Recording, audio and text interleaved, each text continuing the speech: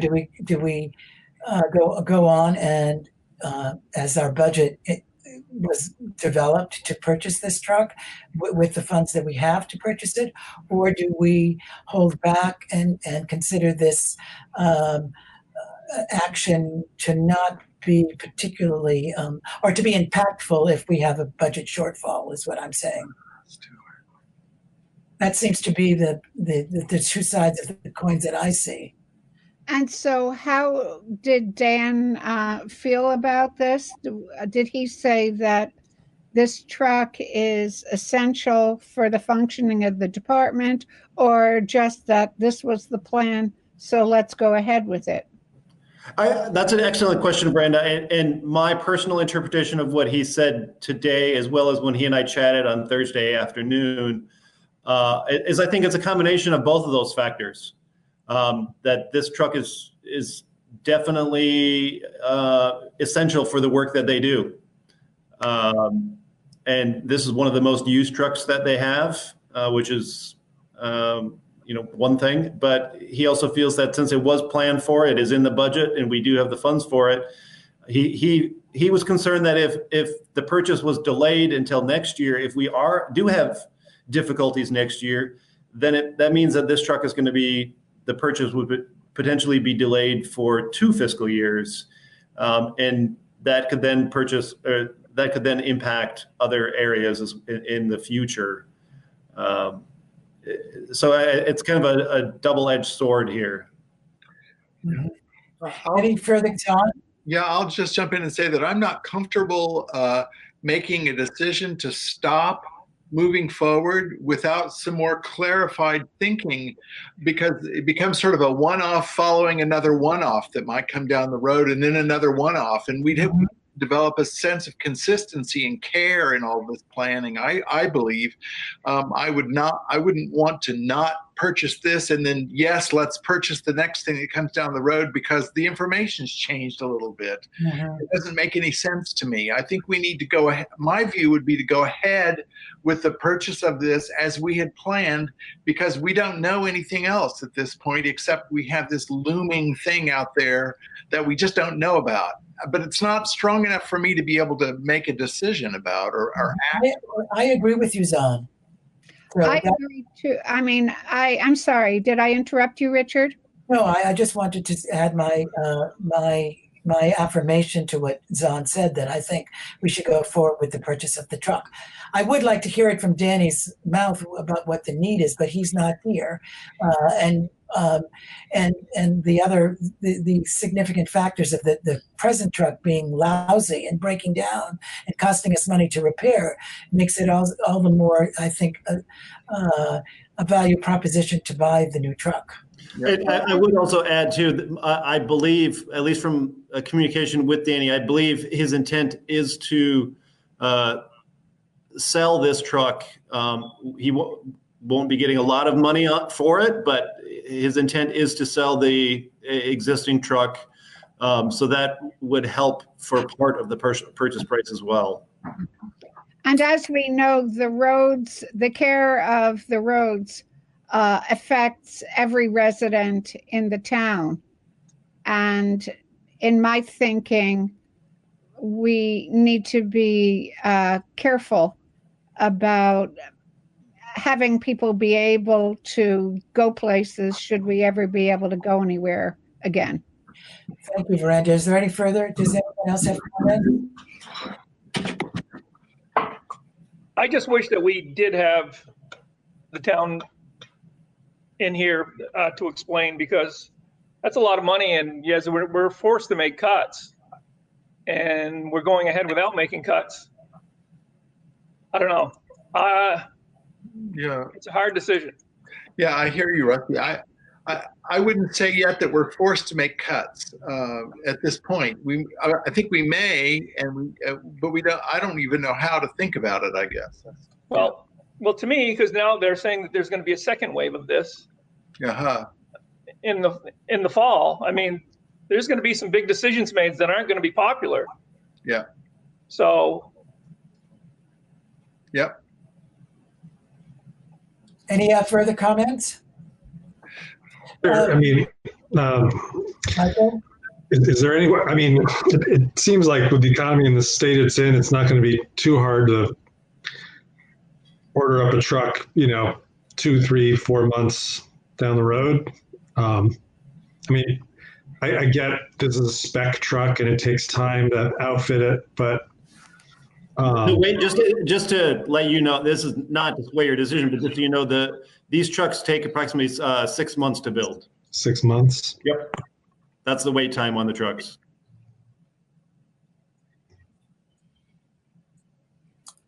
Peter, do we have to vote on this?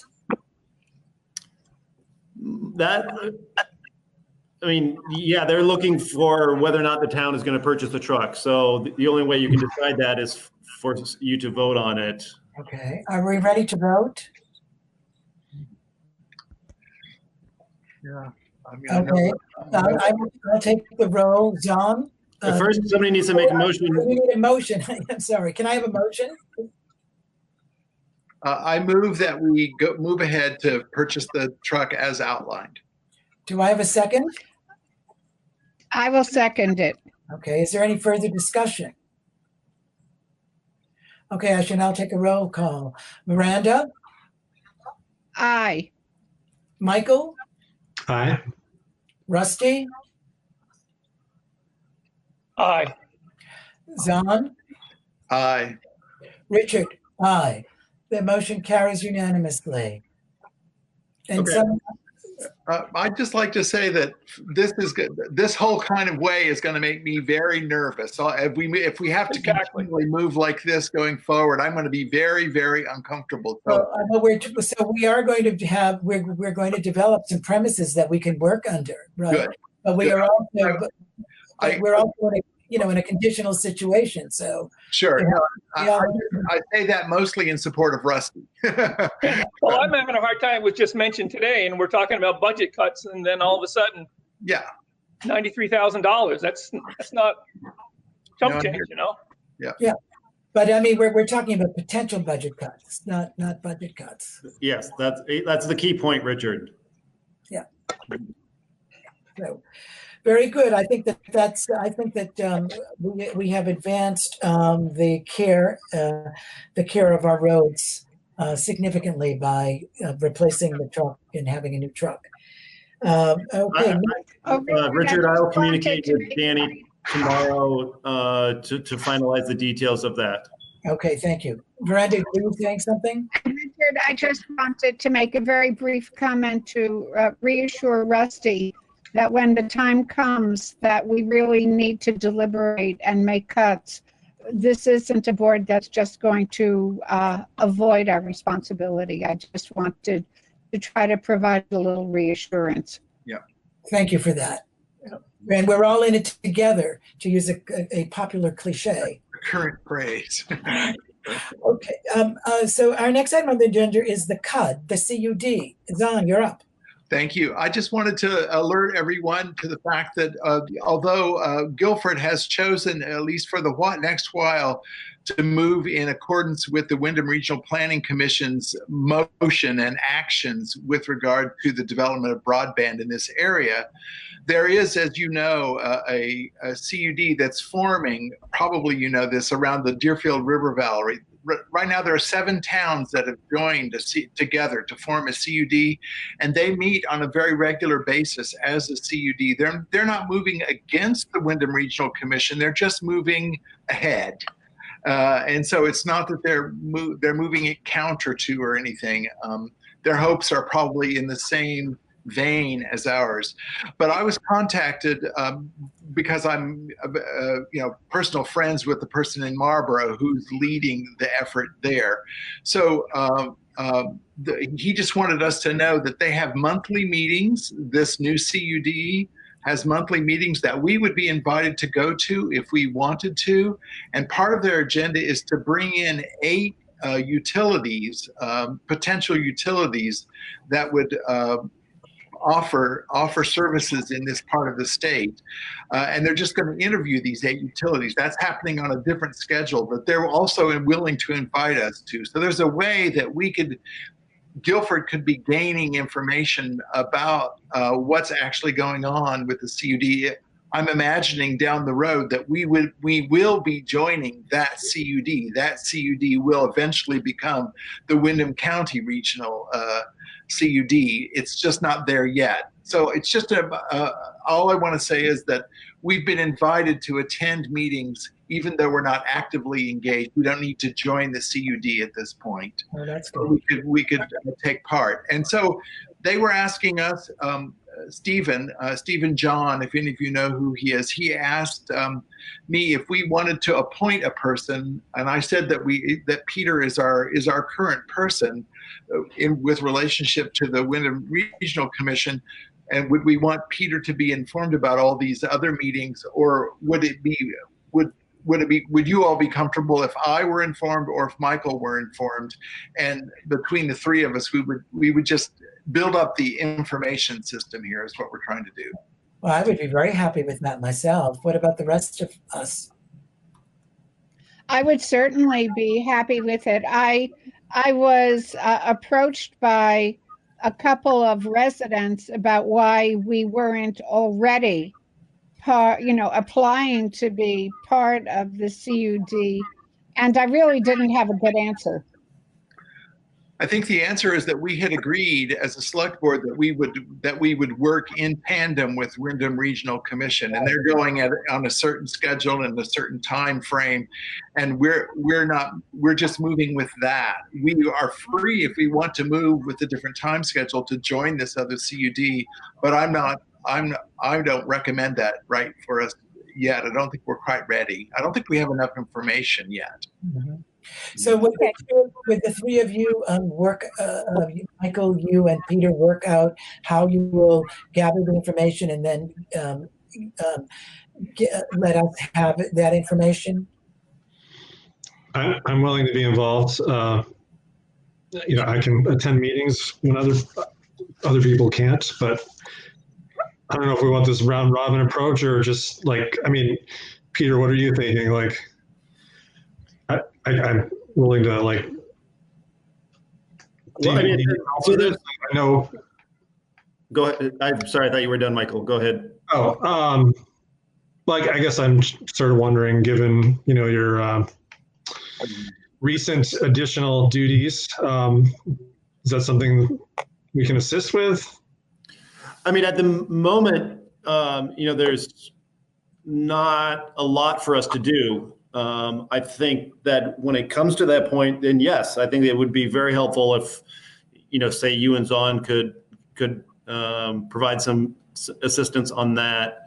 At the moment, I don't have any communication with anyone on the side, from any of the various towns. I've heard, just because of where I live, I've heard some information about the Deerfield Valley, but that's, the CUD there. From a couple other conversations, I think that what they're doing is great, but I think I agree with Zon. I think it's better for us to kind of wait and see what happens and to support Windham Regional in their pursuit of this, and kind of do it as a unified whole, because of the fact that we don't have a county government and they kind of act as an intermediary for us.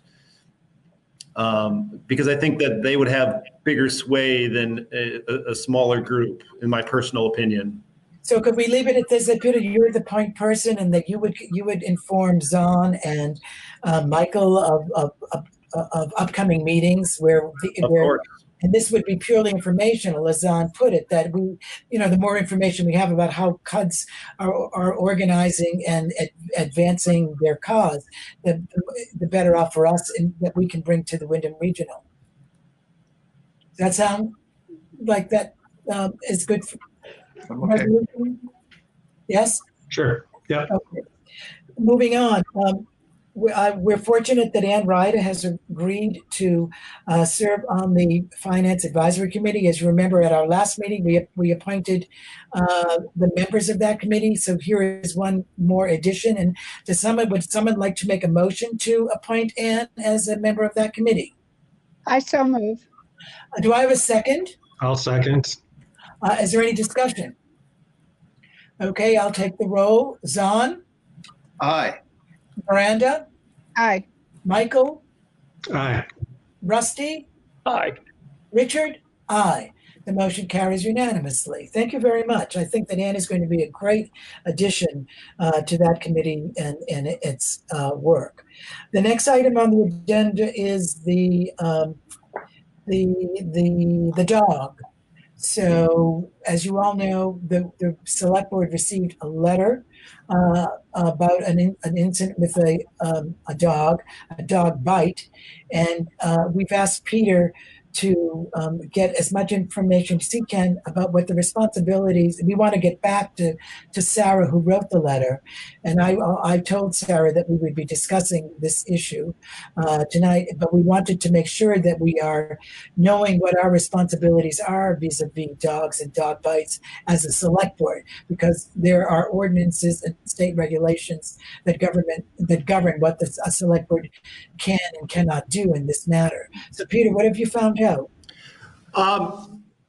Pretty much not a whole lot new or different than what you already know. I did read the state statute. It does not appear that the statute around dogs has been altered in recent years.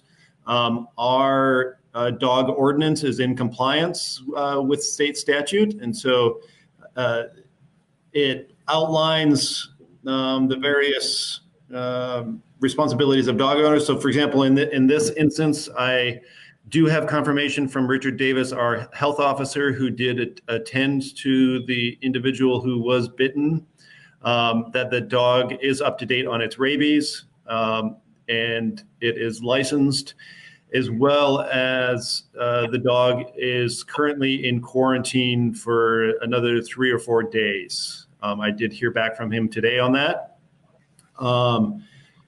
So on a technical level, if we wanted to, the select board could pursue some civil fines towards the dog owner for a number of things. For the specific dog bite incident, it's also considered a vicious dog because of that. So that's another, as well as not having control of their dog and not having their dog on their property. So those are all things that could be pursued from our dog ordinance. Not to dissuade that decision, that is last year, Michael and I were both in a workshop that talked about the various steps that are needed for that. It has to go through the Vermont judiciary system in order for us to assess civil fines on an individual. And it is a rather lengthy and cumbersome process that's going to take several months to come to fruition. And in the end, we don't know if the owner will end up paying up. I think, to be honest, I guess one thing that I kept having go through my head as I've been thinking about this since learning about it at the end of last week is something that Veranda often says is how Guilfordites are known for being neighborly and working together.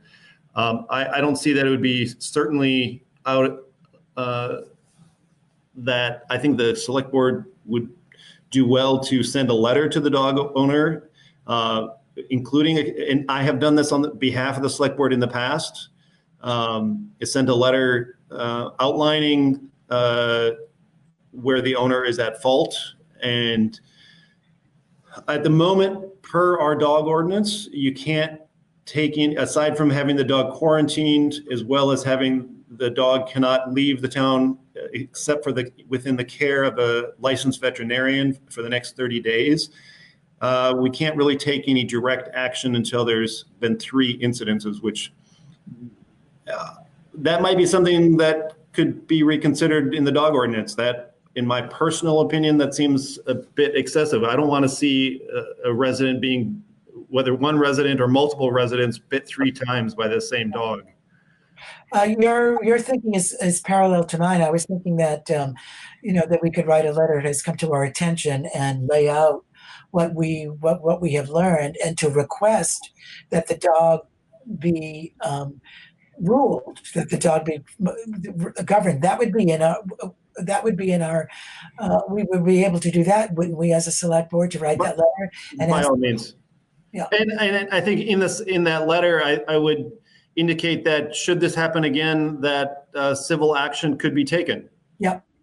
And so I'm curious, Peter, if you wanted to have some support in writing the letter, I'd be happy to collaborate with you. Or, I just feel as if it needs to be friendly and neighborly and firm. And, I was distressed by the indication in the letter that we got that other people had difficulties, had been frightened and harassed by this dog, but had been intimidated in bringing it forward. And so, anyway, I certainly trust that you can write a letter, but if you wanted some. No, I think the collaboration would be wonderful. I appreciate that offer, Veranda. Okay. I just wanted to know whether the select board as a whole agrees with that approach. Is there any, I agree with the approach. that we will write a letter? Peter's written letters like this previously, and I think that the addition of Veranda would be make it certainly eloquent, but it has to be firm. Yes, I agree with all of that. That I think neighborly and firm at the same time is a really great idea.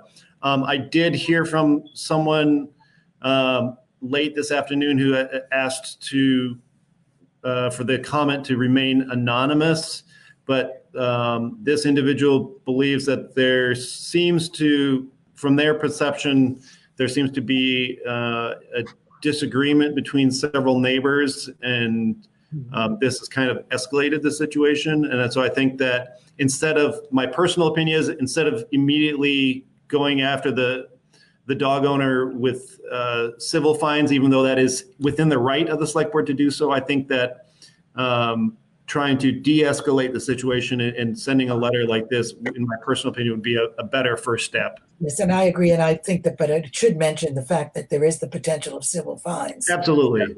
Yeah, I would think that.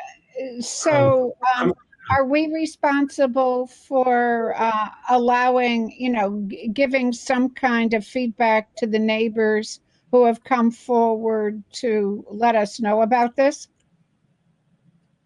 Well, I told the letter writer that we would bring it up, and that I would let her know what we decided, and what we have decided. Does anybody disagree before I say that we've decided with writing a letter that is both firm and neighborly? I agree. Okay, so then that's what I would tell the letter writer to us, that the select board agreed to write a letter about this. So you'll communicate with the neighbor, and Peter will write the letter, correct? Yes. And Veranda, I'll let you wordsmith the letter that I write. Terrific. I'm interested to know, did anyone submit a formal written complaint? Not that I've seen. I'm wondering if the letter that has been received can be considered as a formal complaint. So before the other thing, the thing that I think where I have a conflict, where I do agree with the current ordinance as it stands, is that the select board, I don't think anyone would want to just go out and immediately destroy a dog.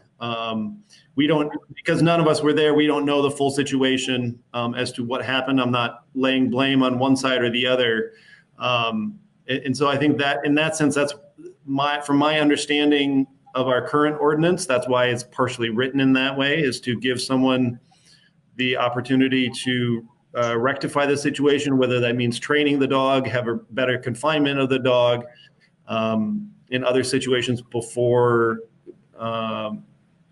the dog is taken from that person. I think that's a very drastic step, and should it be necessary, it's an option that's there for the select board. But okay, well, let's wrap this up. Let's wrap this discussion up. I think we've talked enough about it. And the dog ordinance is on the website, is it not?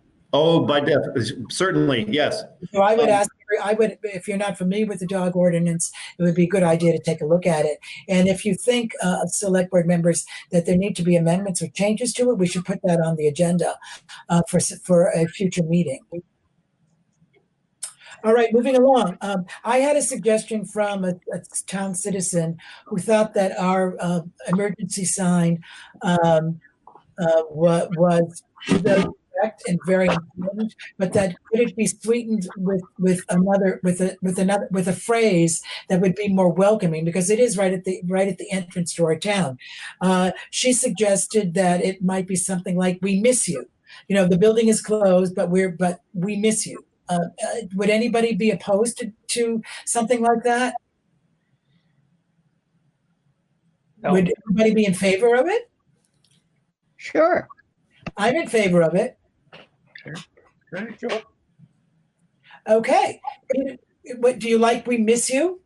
Well, Richard, I had a question of the building is closed, but we're still working. I mean, I don't want it to be real long, but we're still working on your behalf is the thing.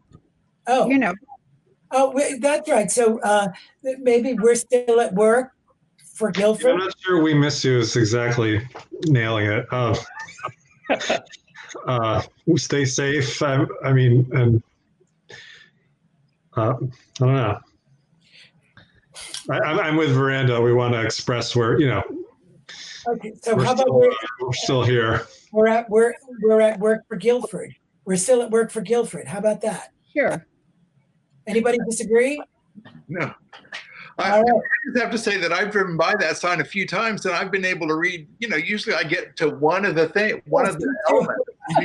You have to sit there and not move for you to get the whole picture. So I think whatever we say is going to be missed. But let's say it anyway, right? Let's say it anyway. Yeah, that's good. We're still at work for Guilford. Okay, Peter? Okay. How about we're here for Guilford? Sure. It's shorter, and then it would probably fit on one screen. Or we're here for you? Work here for you. Yes. We're at work for you. We're at work for you. That's a good one, Zon. Yeah, I like that one the best. Okay. All right, very good. Okay, and then, all right, now on to old business. I think we've done all of our additions. Thank you very much. And we're moving right along. The revised annual goals that were revised by Veranda and Zon, and we all had a draft version. Does anyone have any comments about the goals or suggestions about how they might be further changed? Well, I wondered whether, I think these goals are great. And I didn't know, whether there was a way we wanted to acknowledge the pandemic somewhere in our goals, maybe in a brief introductory statement, and then do these goals. Yeah. Okay. Yeah. These are extraordinary times. Mm-hmm. I think that any context that we have, if we wanted to put it out there, should have a statement about. That's what I mean.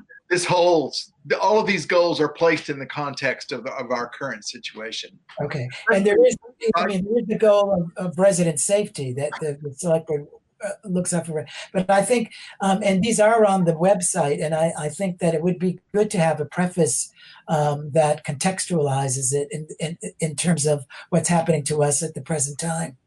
By the way, Richard, we've actually never had the select board goals on the website. Oh, I think it would be a good idea to have them there. We could, by all means. I'm just saying we've never done that. Yep. Well, if you approve them tonight, then I will work with Veranda and Zon to clean them up a little bit and make them presentable, and I'll add them to the website. Okay, and then create a preface. Okay. John and Miranda would like to work at that. Yeah, that's great.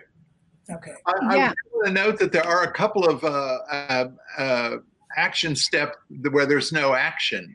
There's nothing stated about what's going to happen, and that's simply because Brendan and I didn't work it through. So if the select board's comfortable, we could adjust that a bit. I think what we need to approve, if we're going to approve anything at all, is the general idea of these, and they need to be freely editable. Well, I just want to remind you that this is a living document. Yeah. So even if you do approve them today, next month we can revise them, and you don't necessarily need a select board full approval in motion to edit them because the situation may change. Right. I've also added a couple of things since we talked based on information I got since we last looked at them or last talked about them. The construction of the new finance advisory committee and the construction of the town meeting advisory committee. We need to make sure we get that up and running. Yes, that's right. The town meeting advisory committee. So that's on there as well. Great. I've added those to it, so it's sitting there now. So that information is there. Terrific. Yeah. So do we want to vote on this now, approve these now, or do we want to further review a revision? What's your pleasure? I think that because it's a living document, if people are comfortable with them as they stand, then I think we ought to vote on them now with the understanding that Zana and I will work on a preface and will continue to respond to changing circumstances. I agree that that's a good approach. Okay. Is there any further discussion about that? Do I have a motion then, Zon? I'd like to move these goals as they are currently stated. Do I have a second? I'll second. Thank you. Is there any further discussion? Michael? I thought that they were great. I'm taking a roll call. Aye. Okay. Miranda? Aye. Rusty? Aye. Zon? Aye. Richard? Aye. The motion carries unanimously. Thank you very much. And we're advancing here. Okay, on to the subject of the administrative assistant. When Peter and I were discussing the agenda for tonight's meeting, this was put on this agenda from last select board's meeting, and Peter and I the administrative assistant would impact Peter significantly, but we thought that it would be in our best interest to hold off on that position at this present time, given the context that we don't know what's going to happen in terms of budget, the impact on the budget. So I would like to propose that we hold off on pursuing getting it together to hire an administrative assistant. And I just would add that I did speak with Penny about this before she left on vacation, and obviously, she clearly acknowledged that this is a fully select board decision, but she wanted to put her support behind delaying of hiring this position due to the unknown factor for the upcoming fiscal year. So I don't think we need to vote on this, but I would like to hear opinions if you have an opinion that is other than the opinion that I expressed, Zon. Mine's not other. It's just that I would like to make sure that we just move it so it moves right into our finance considerations as we go forward. It's one of the things we carry forward. Yeah.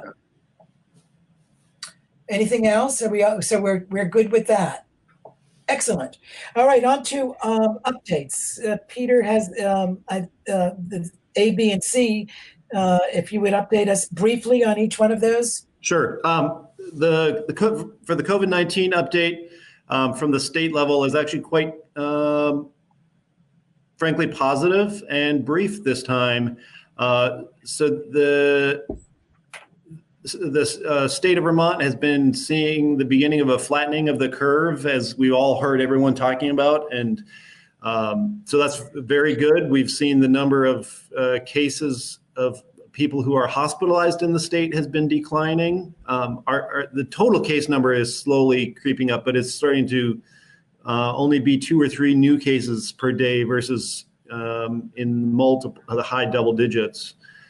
So that's great. And Governor Scott has made multiple different amendments to his executive order over the past 2 weeks.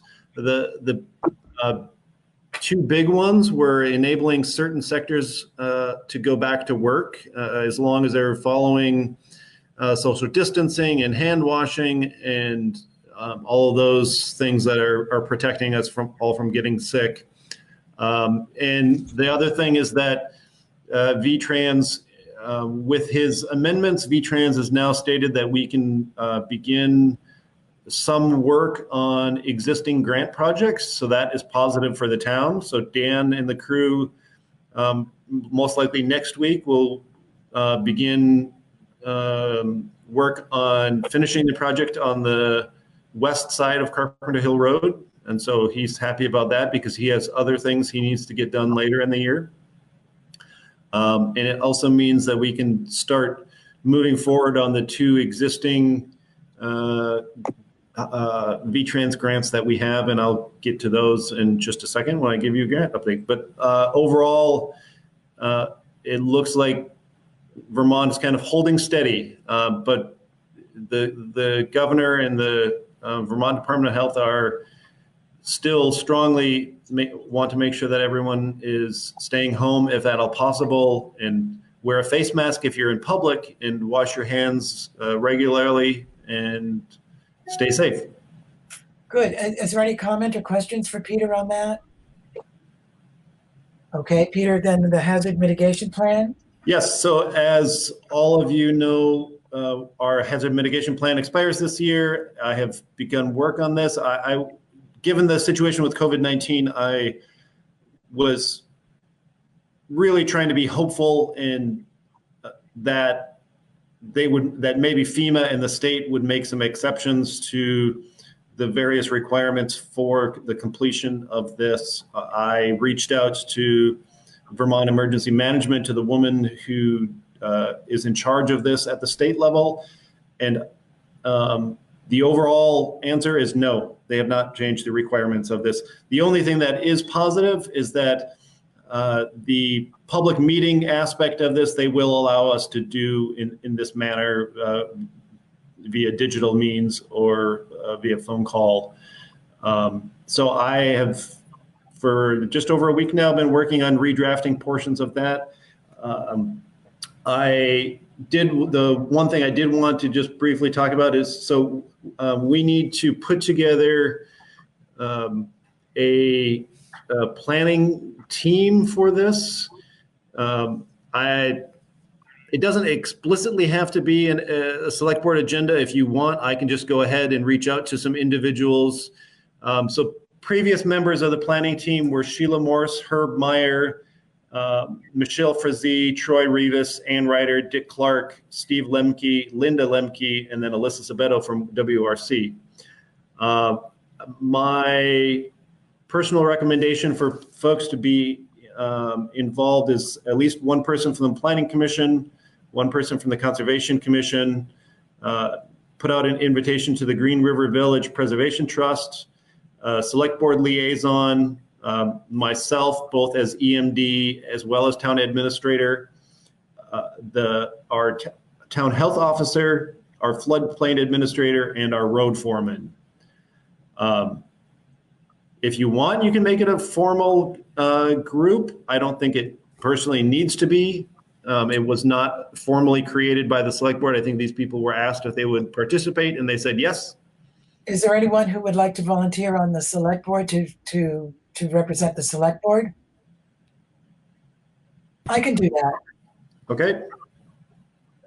So then what would happen is I would coordinate several planning meetings to discuss certain aspects of the hazard mitigation plan, and what you folks see as most important to highlight in that. And I would come to the meeting prepared with talking points for all of you to discuss and to consider. And you would all have forewarned notice of what that would be.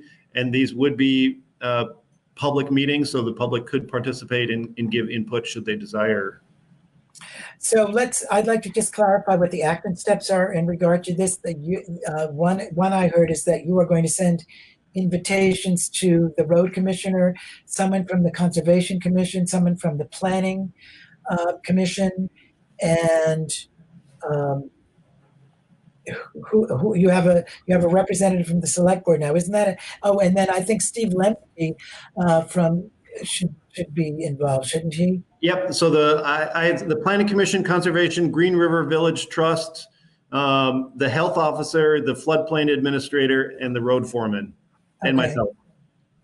Great. Right. And so Linda was representing Linda Lemke was representing the Conservation Commission. She was. Yep. So Linda represented, for previous members, Linda represented the Conservation Commission. Steve at that time represented the Green River Trust. The 3 select board members, Michelle represented the Planning Commission. Herb was the EMD, and Sheila was also a Planning Commission member. When I volunteered, I didn't want to shut out any other select board members. Is there anyone else who would like to join me or replace me as a member? I'm interested. I'm also on the Green River Village Trust. So all right, so we have 2 representatives. Okay, great. Great. Thank you, Michael. Got it. And Peter, it's due in June, is it not? No, it's due in September. Right. Yep. And you did draft a timeline at my request, I believe, right? Well, yep. I did. Do you want me to share that with you guys again? Yes, please. Okay, I'll put that as an action point to share that with you again. So Peter's working on a timeline to get this done, and he's going to share that with us. Okay, status of grants and projects. Yep. So as far as active grant, the primary active, we have 2 active grants at the moment. One is for the highway department, as I stated a few moments ago, for the project over on the west side of Carpenter Hill Road that they began last year. So Dan estimates that there's probably 2 weeks of work to finish, and that is due by the end of May. We have to have that completed. The second active grant that we have is for the Conservation Commission, working on the emerald ash borer inventory. And that we got an extension until the end of August. And that is an activity that folks can be out and maintain social distancing. The Conservation Commission is just waiting for the leaves to pop here. And if it would stop snowing, maybe that could happen. But, and then we were awarded another structures grant to replace a culvert over on Tater Lane. I need to put together an RFP for that. But now that we have received the go-ahead from VTrans that we can begin that type of project, now I can start working on that and we can get that put out there. We did apply for another structures grant and another paving grant. We have not received word on that because I guess the committee reviewing those has not met. So we generally don't hear about responses on those until the end of June anyways. So Peter, we do have a spreadsheet that shows where we are. Are you keeping that updated? Yes, sir, I am. Okay, so then we would be able to access that on in our Google Drive. Google Drive. Yes, that is correct. So, the other thing that Richard and I spoke about when we were planning the agenda, one of the areas of concern, in addition to the 2 grant, so in addition to, for example, the grant for the project on Tater Lane, as well as the 2 grants that we applied for, with this approximately $45 million deficit in the transportation budget for this year due to COVID-19. We do need to consider the fact that one area we haven't been told explicitly yet, so I'm just trying to plan for the future. We may potentially lose grant funding due to COVID-19 because of shortfalls within the state. And so Danny is aware of that. He and I spoke about that both last Thursday and this morning.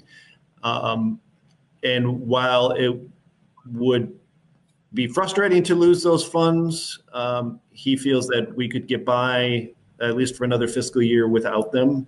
The bigger concern would be the town receives grant funding from VTrans for road maintenance every year, and that is part of our annual fiscal year budget.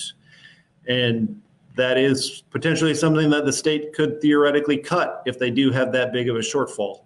And so for us, for this upcoming fiscal year, that grant is just over $153,000 for our highway maintenance. And we would have to find some other source to make up those funds. So it's just something to think about as far as grant revenue that we're anticipating forthcoming.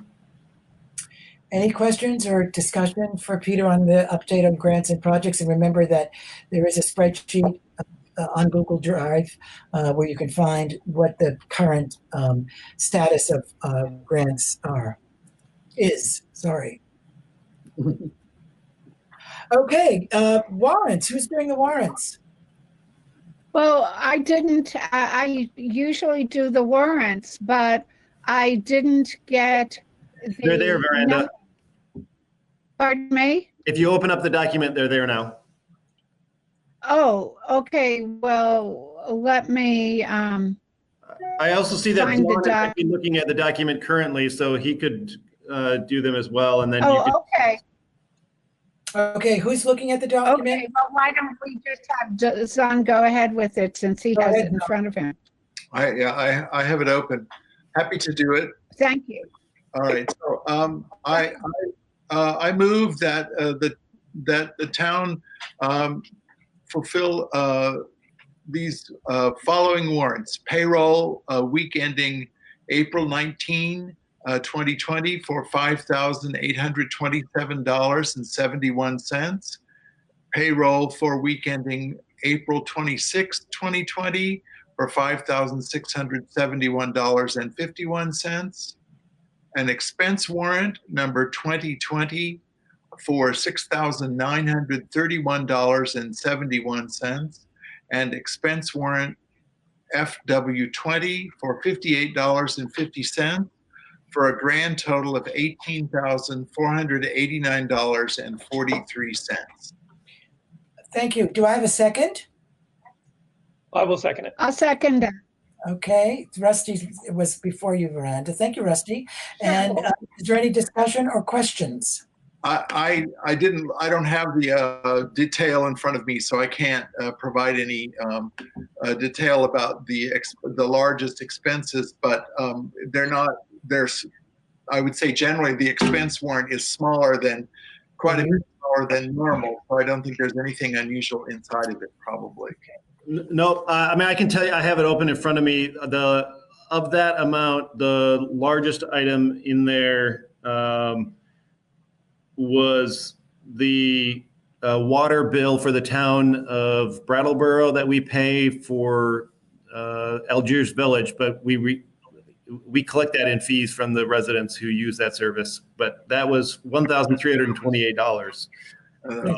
I will just say this is the smallest warrant I have seen in 4 years. Yes. I'm looking for a second. Did I have a second? Yes. Yes, Rusty. That's right.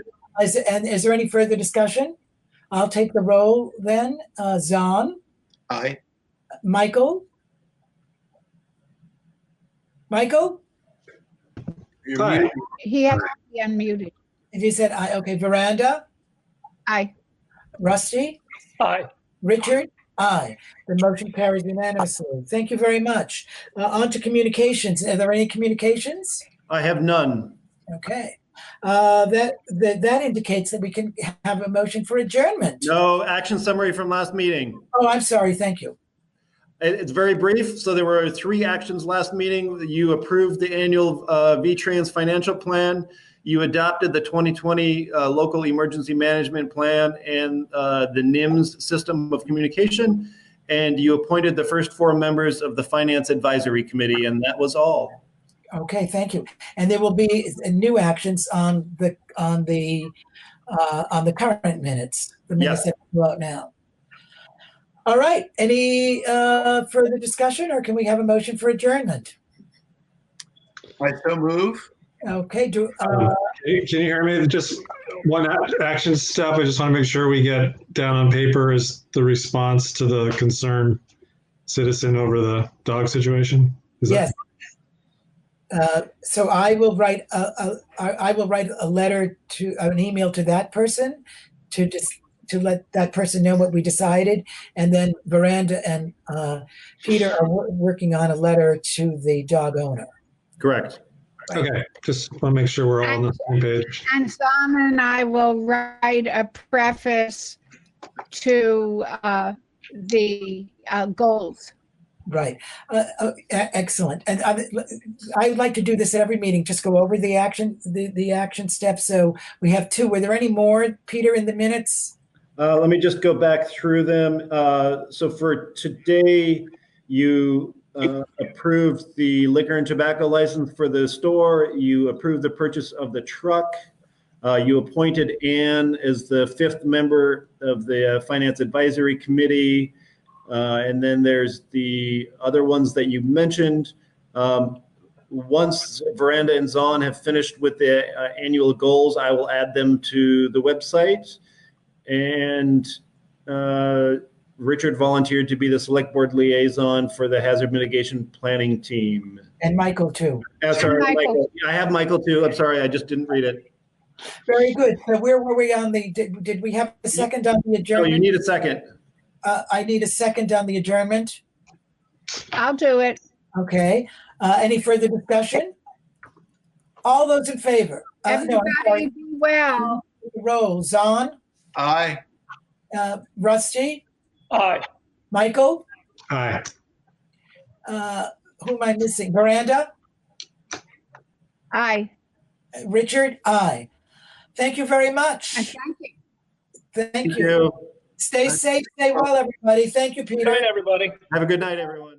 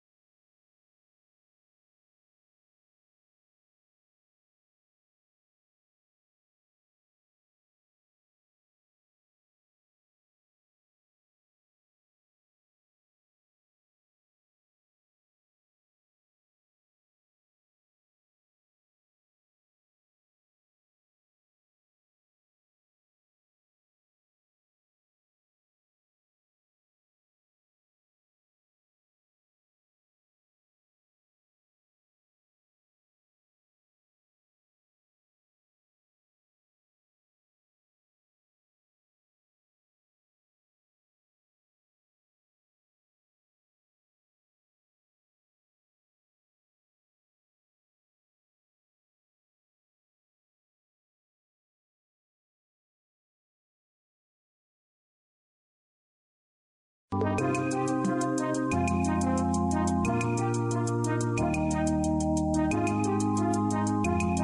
David Pakman Show at davidpakman.com.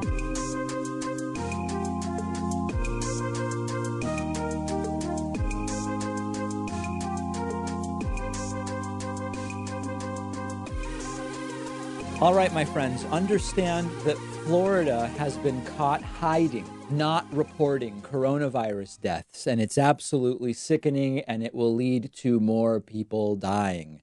For about 10 days now, medical experts have been expecting Florida's coronavirus deaths to spike. Why? Well, because Florida started reopening beaches 10 days ago. They have a totally incompetent Republican governor, Ron DeSantis. He's proven himself to be absolutely clueless. We know Florida has the fifth oldest median age in the country. Their population, the median age is the fifth oldest in the country. And coronavirus, by a large margin, is disproportionately affecting older people. And yet the Florida death numbers, just like they never really got that bad. You look at the case numbers, they're not testing that much. You see about 33,000 cases. Okay, that's a lot. But for a state with more than 21 million people, the case numbers are kind of low. That could just be testing. But then you see the deaths, and somehow the official coronavirus death toll in Florida was, as of the moment where we looked at it, 1,268 deaths. Now, it would be fantastic if that were the case. It didn't make sense. The numbers just didn't pass the sniff test, given the size of Florida and the policies and the number of population, densely populated areas. And now we have the answer. Florida officials have been withholding. They've just been not releasing the data from medical examiners about coronavirus deaths for more than a week now. The Hill reports that Stephen Nelson, the chairman of the State Medical Examiners Commission, said to the Tampa Bay Times, the state health department intervened, and they told me they are going to remove the causes of death and case descriptions for mortality data, which will hold down the official death toll from coronavirus in Florida. Now, many Republicans want to argue it's fine to reopen, shutdowns aren't necessary. They support it by saying, look, we don't have that many deaths here in Florida. And yet they're lying about the deaths. They are hiding the deaths, according to this report.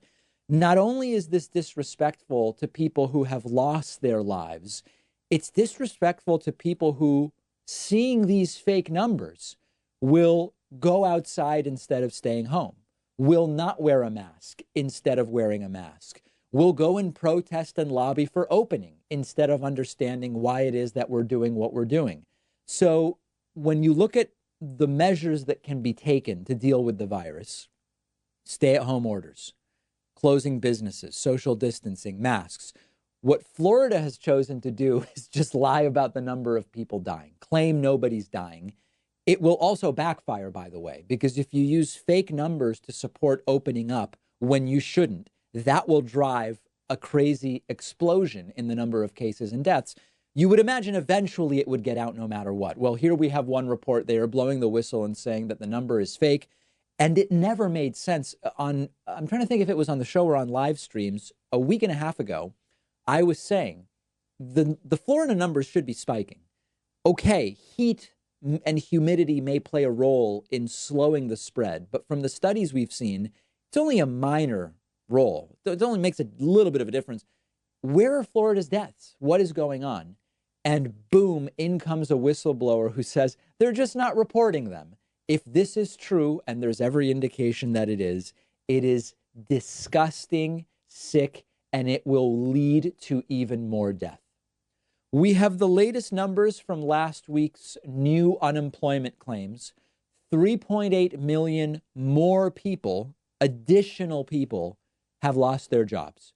We've been tracking this weekly since the start of coronavirus. I mean, we always track it weekly, but we've been looking at numbers this bad since the start of the virus. Some weeks, the numbers have been as high as 6.8 million in 1 week losing their jobs. This is now a reduction in new claims. 3.8 million more people lost their jobs last week. So in total, this is the terrible news, 30 million people have now lost their jobs due to coronavirus. To give you a little context for that number, before this started, the workforce was believed to be 158 million in the United States, 158 million. 30 million is about 19%. 19% of all working people have lost their jobs in the United States in the last 6 or 7 weeks. This is nightmarish. These are numbers that are so outrageous that 8 weeks ago, they would have been unimaginable numbers. The slightly okay news, if we're looking for trends, right? Like if we want to find something, the slightly okay news is it's not 6 million every week. It's been diminishing. We had 6.6 million people lost their job. Well, you had 6.8, then 6.6, 5.2, then 4.4, and now 3.8. So hopefully over the next 4 to 6 weeks, we'll see the numbers of new claims continue to diminish.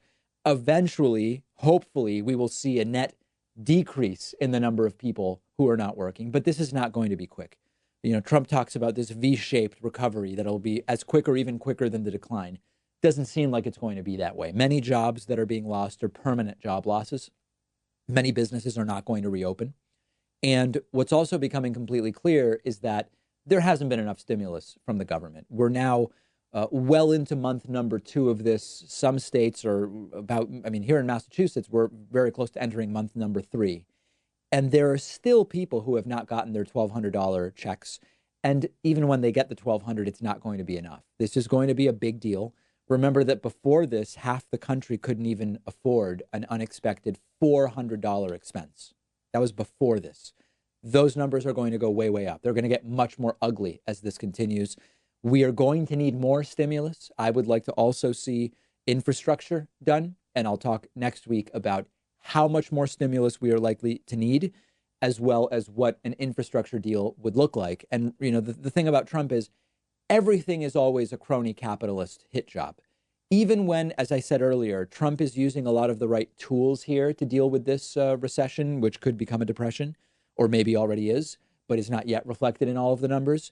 Trump is often using the right tools, but it's always done in the wrong way. It's always done in a corrupt way, eliminating oversight for the stimulus money. The PPP program, which saw huge swaths of the funding go directly to big businesses and organizations that don't really need it, even organizations with large endowments, and a lot of small businesses getting zero, getting absolutely zero. So next week, we'll talk about what would infrastructure look like, how much more stimulus are we likely to need depending on how this goes, and related topics. My question to you, you can get back to me on Twitter at dpacman, is where do you think unemployment will top out? There are people saying 40 million. We're at 30 million now. Some people say 40 million. Others are saying it's going to be a full 50, 55 million, like a third of the workforce if this extends for another 6 to 8 weeks to this degree. Let me know where you see that tragic number. I'm on Twitter at dpacman. We've got a tremendously good program for you today. The David Pakman Show at davidpakman.com.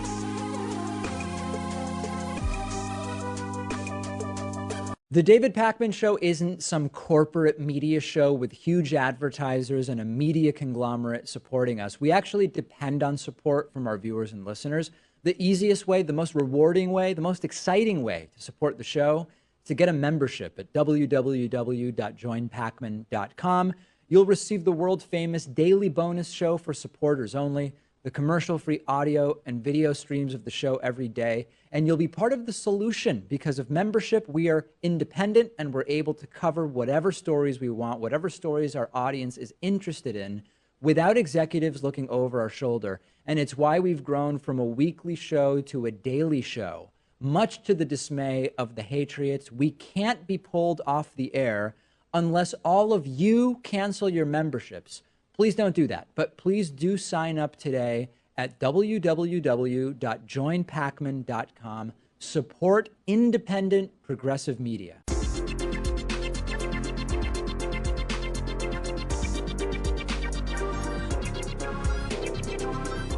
The David Pakman Show at davidpakman.com.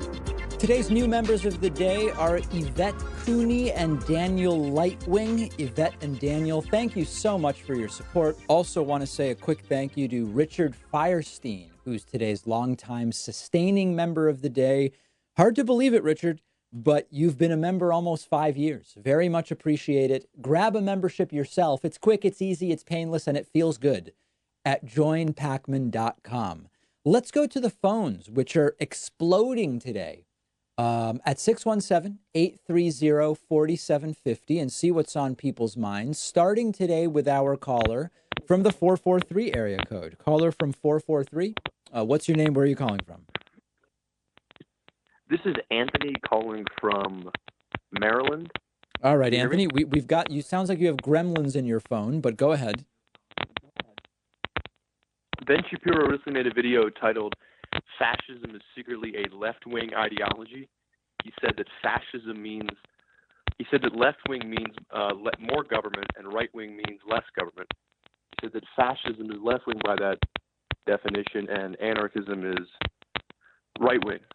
Would you agree with that, sort of that description of the political compass? No, I wouldn't. More versus less government is very different than saying more or less libertarian, for example. What matters is what government is doing. What matters is how is government interacting with people, and government doing things is not fascism. But Anthony, I'm going to let you go because your connection is so bad. It's just a very, very strange noise that's there. And hopefully it's not another one of those embarrassing instances where the problem is on our end. We'll find out with our next caller. Let's go to our caller from the 707 area code. Caller from 707, what's your name and where are you calling from?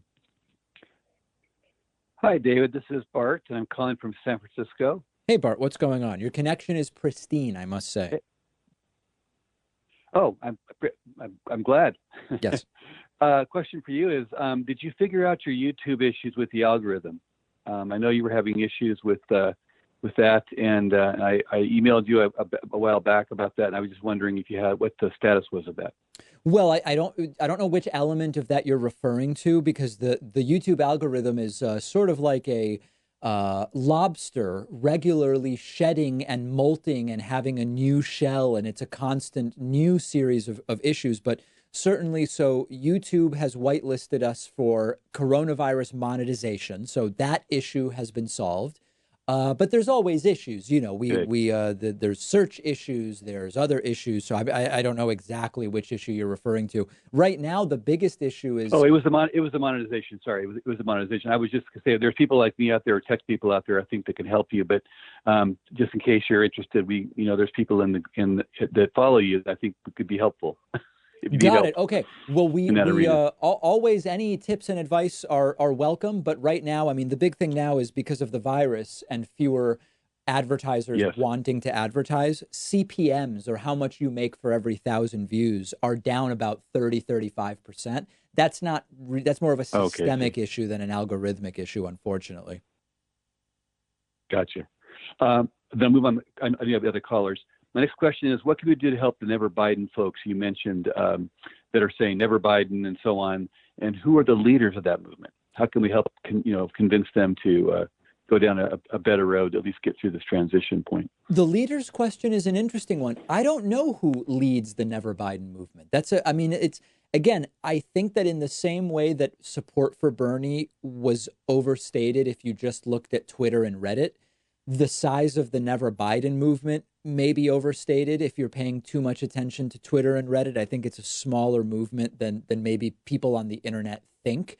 But I don't know that there are necessarily leaders to convince. I'm not sure. I don't know if are there prominent Never Biden people? I'm asking genuinely. I don't know.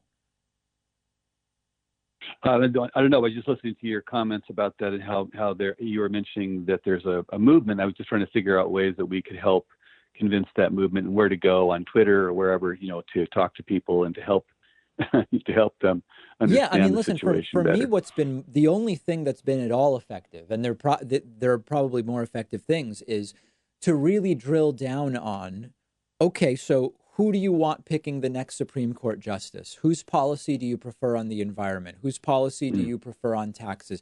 And usually with most of them, I mean, listen, if they actually prefer Trump's policies, then they should be voting for Trump, and there's not much to argue about. But usually people will realize, I prefer Biden's policy on everything. Why would I do anything that helps Trump get reelected? It's counterintuitive, doesn't make sense. Yeah, it makes sense.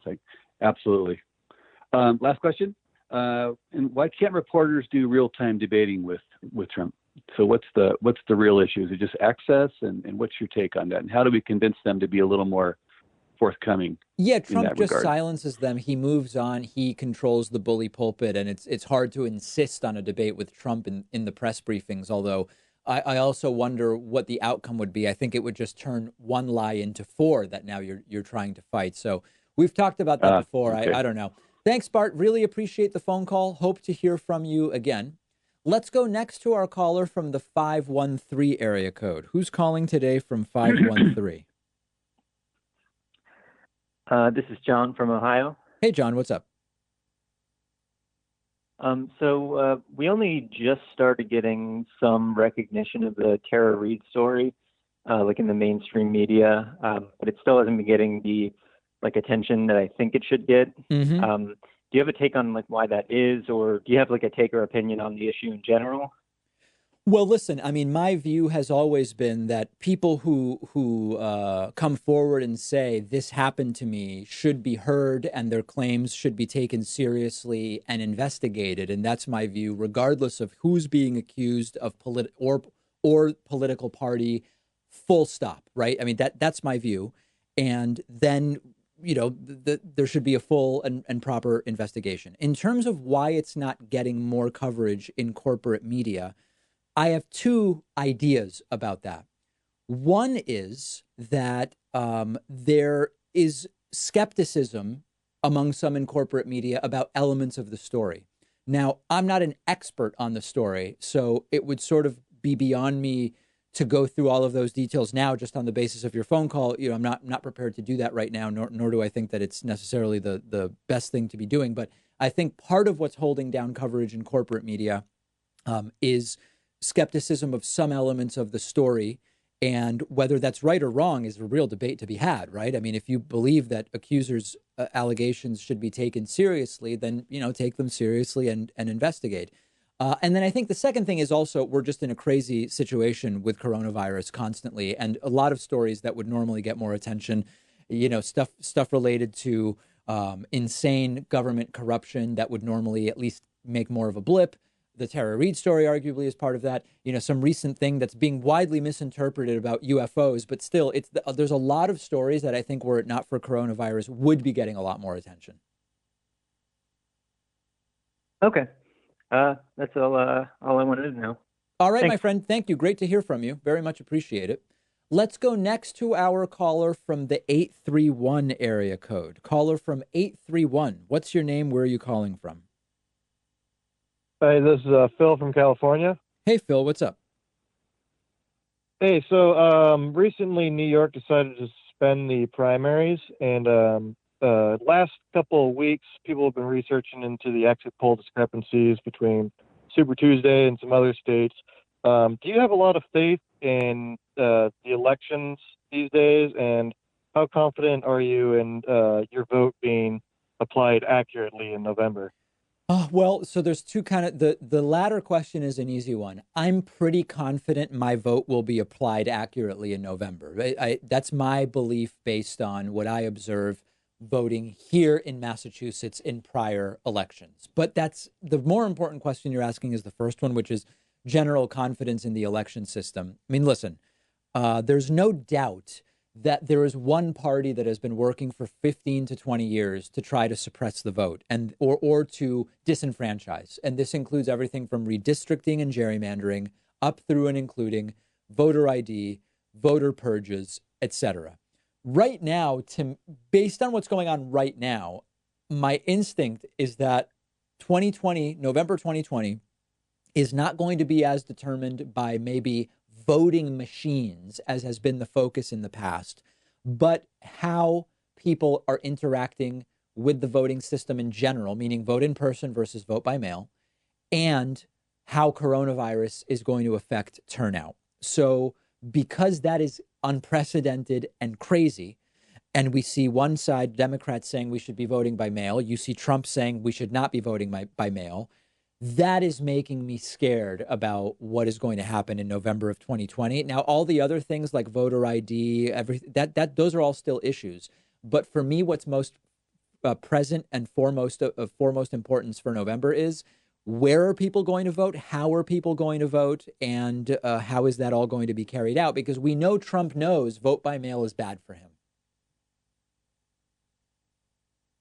Yeah, true. And I was also, I have a lot of Bernie friends that, the earlier caller was talking about the Never Biden thing, and Yep. they've discussed it. I think most people are going to actually vote for Biden because they kind of are going to do the math, and if they're going to 2 + 2 is going to equal 4 for them, and they're going to vote Most for Biden. people are. Most people. I mean, remember, I can listen. see a lot of in just real quick, in 2016, I think you had about 10% of Bernie supporters ended up voting for Hillary. And that's, sorry, ended up voting for Trump. 10% of Bernie supporters voted for Trump. That's roughly in line with what we see in terms of abandonment in prior elections. Like, there was not a crazy number of amount of that in 2016. Yeah, well, and Hillary's supporters voted for McCain more than Bernie's supporters voted for Trump. Yep. But I just think it's one of those things where the Democratic Party had a real chance to ignite a base, and they may have just created more independents and more people that just don't feel, like the party represents them anymore. Because, frankly, the whole campaign just felt like a smear. Everything on the media, it was just so negative. So I think a lot of people just have a bad taste in their mouth, and voting for Biden is not going to help them. We will see where it all shakes out. I think that there's a universe where you are correct, but Biden still wins, right? I mean, the number, you could be right and Biden still could get the votes he needs to become president. We've got 6 months to go, and a lot can happen between now and then. Yeah, we can put a lot of pressure on Biden to make our things happen if we want him to. So that's a better way to do it than try to deal with Trump. Yeah, exactly. I agree with you. Thank you, David. Thank you. Appreciate the call. Thank you so much. Let's go today to our caller from the 707 area code. Who is calling today from 707? Yes, my name's Gabe. I'm calling from Humboldt County. Hey, Gabe, what's up? Okay, sorry, I was making sure you could hear me. Oh, I can hear you. Yeah, so I'll be real brief. I really appreciate you taking me on. I live in a rural part of California, and one of our major crops here is marijuana. Yes, I've been up there. In fact, I was up there once for a conference, and the conference was in. Oh yeah. It was near Ukiah. Arcata, exactly. I was up in. Oh, Arcata, that's in Mendocino. Yeah. And it was just like weed country. Weed country. It was crazy. Yeah. Oh yeah. Yeah. Well, I live in a more rural part of California, and I'll try to be. I'll try to be brief in my questions. So, first of all, Joe Biden does not have a pro-legalization stance. Now, my father was a grower. I'm a second-generation American, and my family still deals with immigration issues. So on that, I am extremely anti-Trump. But on that, I'm also anti-Biden because he not only doesn't support the main cash crop from my county, but he also was in power when I've had family members being deported. So I'm more so wondering why I should vote for Biden in terms of what's the difference. Because to me, I'm looking at it like you got red version and blue version of the same person.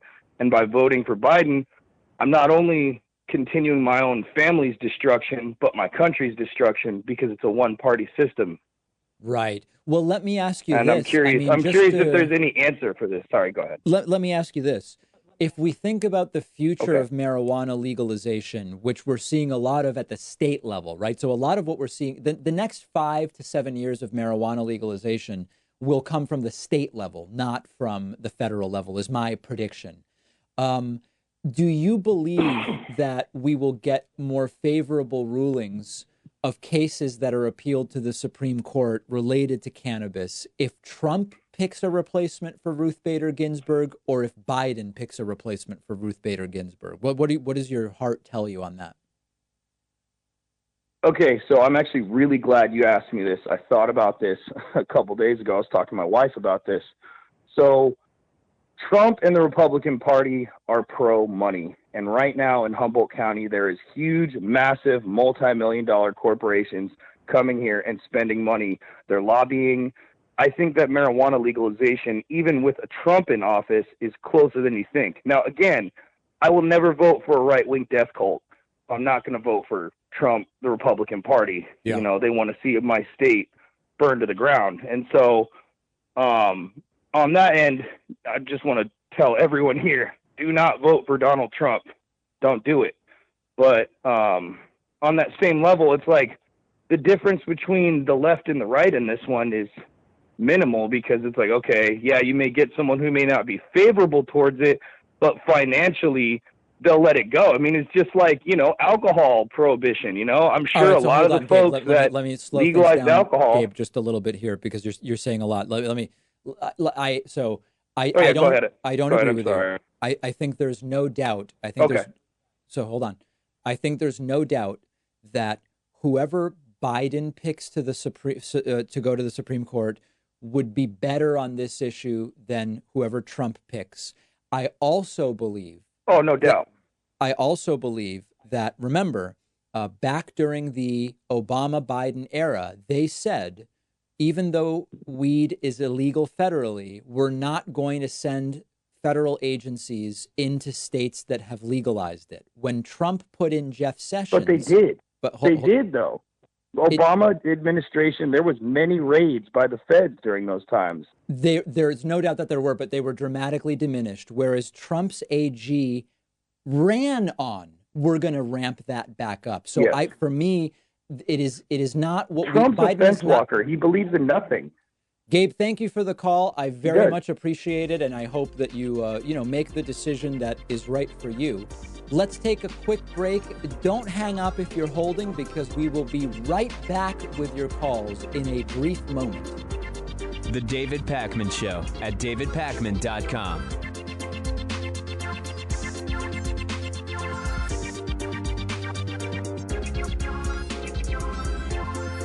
The David Pakman Show is audience-supported media. I really mean that, not just a catchphrase. And much of that support is small contributions on Patreon, contributions as small as $1 per month, meaning just cents for each hour-long episode of the show. Plus, patrons can also get the daily bonus show and the daily commercial-free TV show by pledging at patreon.com/David Pakman Show. We've rolled out great new perks on Patreon, including free bumper stickers, t-shirts, coffee mugs, and more at different giving levels, as well as exclusive content. And it all comes with the pleasure of knowing you're supporting independent progressive media, an alternative to the corporate stuff that is as much a part of the problem as our political system. If you value the show and have as little as $1 to put towards independent media, check out patreon.com/David Pakman Show and make a pledge today. It'll feel good, and I'd really appreciate it. Patreon.com/David Pakman Show.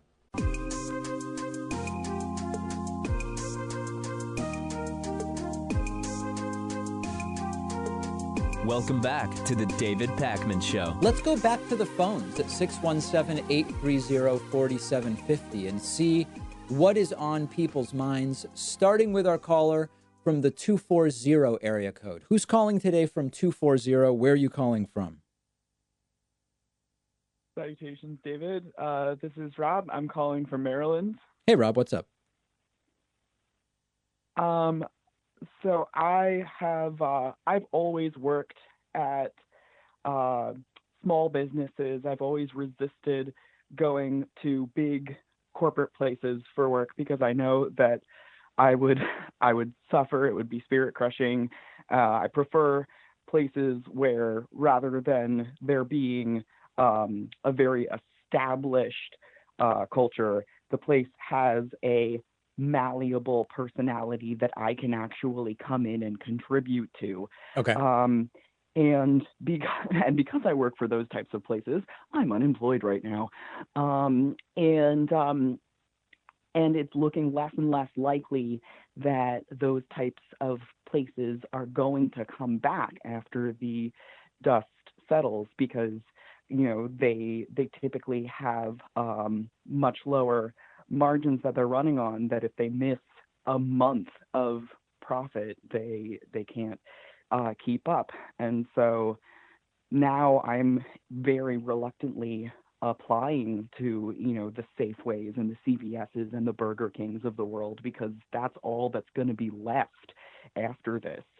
And we're also kind of creating an entire generation of the young people right now who are seeing that they really only have three kind of options as far as career paths if they want their careers to be pandemic proof. They can either go into public service like government, healthcare, or education.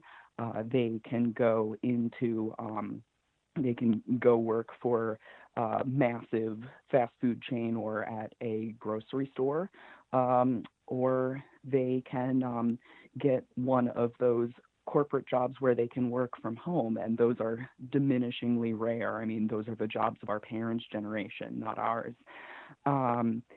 And so we are going to, for a long time, have this shift, I think, that crushes the dreams of a lot of people who may have been better in non-essential fields such as cosmetology or the arts or culinary or being in a research field of academia where you have to actually go somewhere to study something. And I wanted to know just if you had any ideas about how we could incentivize, or if this is even a good thing. Like, should unnecessary jobs just disappear? And if not, how do we incentivize people to still follow their dreams? So there's a lot there, Rob. And so first of all, I don't know that I agree with you about the jobs that are pandemic proof. I mean, what we just learned this week about the nearly 5% GDP reduction in the first quarter. And half of that GDP reduction was in healthcare, which is counterintuitive because with so many coronavirus patients, how could that be? It's because almost all non-emergency healthcare has been shut down, and it certainly has not been pandemic proof for people who work in dermatology offices and the like. So I don't totally agree with the premise, but what I would tell you is just because a job is not essential in a pandemic doesn't mean it's not an essential job. So as an example, transportation is essential to 99.99% of human existence. We're in a pandemic shutdown where people aren't traveling. So everything from cab drivers to airline pilots are suffering right now. But I would not want to disincentivize people from working in those fields because they're so important 99.99% of the time. What we need to do is we need to be more proactive, as I spoke about on the Wednesday show this week, about softening the blow to a lot of these industries. And by that, I mean to the workers, not to like the hedge fund people that are speculating in these businesses. We need to have an economic system that's more proactively protecting them. But the last thing I would say is, hey, during however long this is, if it's 2 months, if it's 9, whatever it is, to say there were jobs that weren't really useful during that time. These are jobs that are absolutely necessary to society 99.99% of the time, and I would not suggest people abandon them. We just need to be better prepared to deal with situations like this. My friend, I'm going to let you go because I have so many people that want to get on, but it's an important question, and I'm glad that you asked it. Let's go next to our caller from the 603 area code. Who's calling today from 603? Hi, my name's Eric, New Hampshire. Hey, Eric, what's up? Not much. I just have a quick question.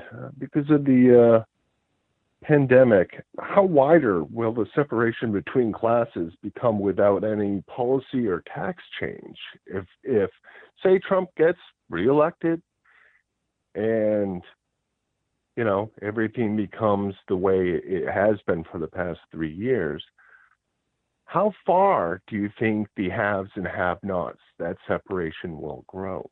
I don't have a mathematical answer, but it's going to grow. And you're asking a really important question, which is we are now seeing, that there's this implicit understanding of blue collar and white collar that exists. The idea sometimes is made very simple by calling it office work versus factory work. The reality is it's much more complex than that right now.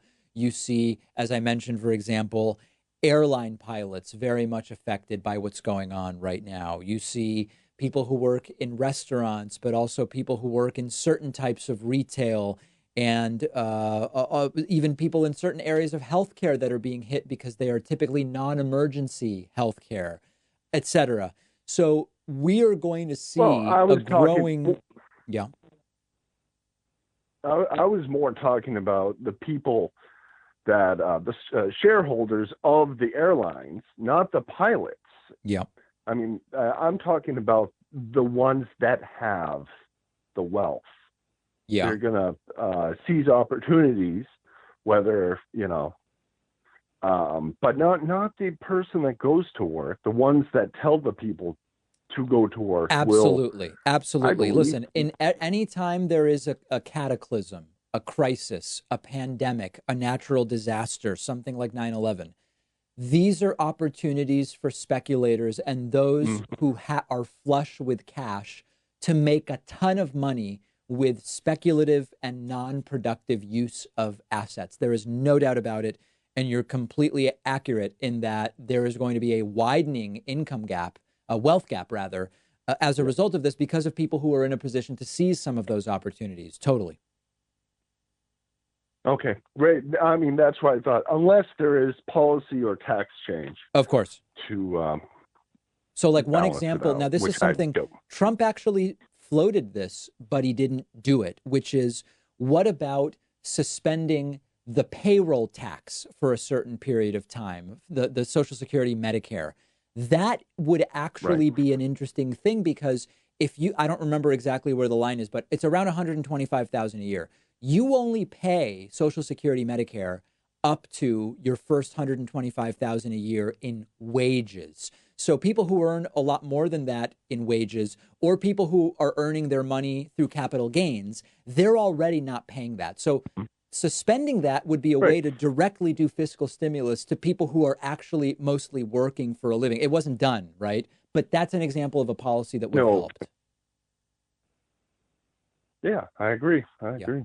All right, But my friend, thank you so do much see for the call. I very much thank you. appreciate it. And it's great to hear from our mostly friendly neighbors to the north in New Hampshire.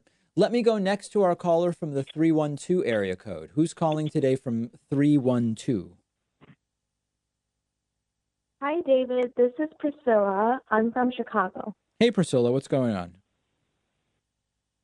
I'm just wondering, what's your take on, there's a lot of Joe Biden sexual assault allegations, and I am not a Trump supporter. I would never vote for him in my life. But I honestly also don't feel comfortable voting for someone who's had so many sexual assault allegations, and I honestly feel like at least some of them are credible. And yeah, I don't know how I feel about that. So I'm aware, we talked earlier about the Tara Reid allegations. Which other allegations are you referring to? I'm not sure of the name specifically, but it's mostly just, am I comfortable voting for someone who even has these allegations against them at all? Because it would be hypocritical of me to be like, oh, I don't want to vote for Donald Trump because he's a rapist or whatever, but then go and vote for someone like Joe Biden who's allegedly done the same thing to other people. But so is there any allegation other than the Tara Reid one that you're aware of? I am not specifically aware of any other names, but I've heard that there are multiple allegations. So maybe I'm just not informed enough. I don't know. Well, I think there's definitely people that are, there's definitely a blending together of like Biden hugged a senator's daughter and it was weird, and the Tara Reid thing. So here's my view, and I've sort of stated it already, but here's how I think it applies to voting.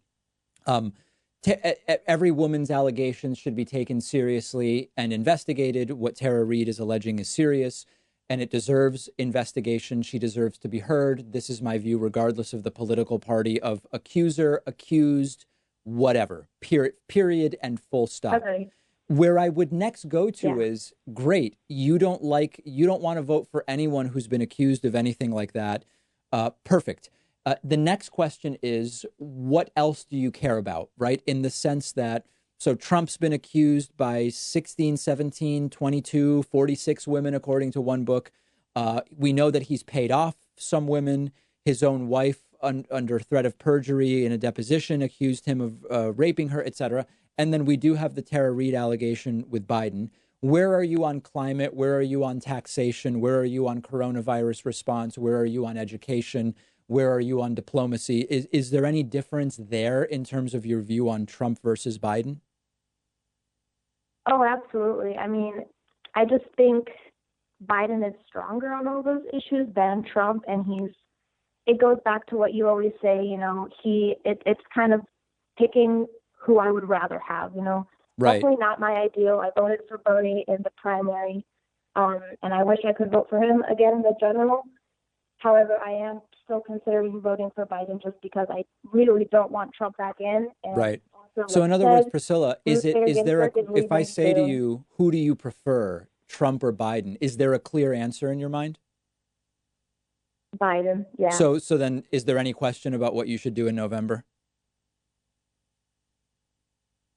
There is still, just because I don't know, like, he's just not the person I want. And it goes back to, you know, do I really want, you know, it's so hard because I am pulled in both directions. Like, yes, I don't want Donald Trump. I also don't want to just give Biden my vote just because, you know, and I feel like that is kind of what the corporate Democrats are expecting. It sounded like you were saying it's not just because. In other words, you said you preferred Biden over Trump. I listed 6 or 7 policy issues and you said Biden's better, right? You said that about a minute ago. Yeah. So it's not really just because. It sounds like you've analyzed their positions on policy and you've decided which one's better. Yeah, I have. I don't know. I feel kind of, I still feel some hesitation, and I'm not sure. I still feel like I will vote for him, but I don't know. And I know a lot of people are in my same boat, that they're just kind of feeling, I don't know. It's like we're in a rock and a hard place. We're forced to vote for someone who we're not completely behind, which I get that's kind of the way it that's works, always the case to different know. degrees. I mean, no, I've never voted for anyone I'm completely behind. It's always, who are you more behind? Right. And it sounds like you're pretty damn clear about that. Yeah, I am. Yeah. I am. I've just been such a Bernie supporter since high school, and now this is going to be my first time voting. Wow. And yeah, it's just not the way I planned, but thank you for your time. Priscilla, I can tell from talking to you that you're going to do the right thing in November. Thank you. All right, Priscilla, take care. Have a good one. All right. I apologize for everybody I was not able to get to. We are out of time today, but we will take calls again. Really appreciate you joining me. Quick break. More after this. The David Pakman Show at davidpakman.com.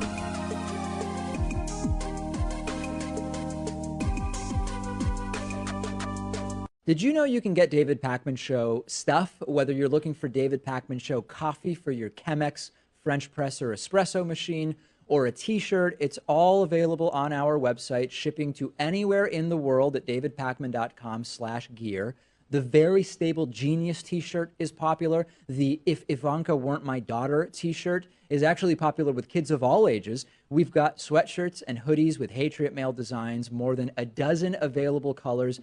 And did I also mention that there's coffee? Oh, and bumper stickers too, plus no bogus supplements. If you're looking for something to give you the strength to lift a school bus over your head or make you live to 200 years of age, you're not going to find it on our store. Check it all out, shipping anywhere in the world at davidpakman.com/gear. If you want a 15% discount, all members and patrons get a 15% discount code. Check out the store at davidpakman.com/gear. The David Pakman Show is now on Instagram as David Pakman Show. Check out behind the scenes pictures, memes, funny stuff, and more. Follow us on Instagram at David Pakman Show.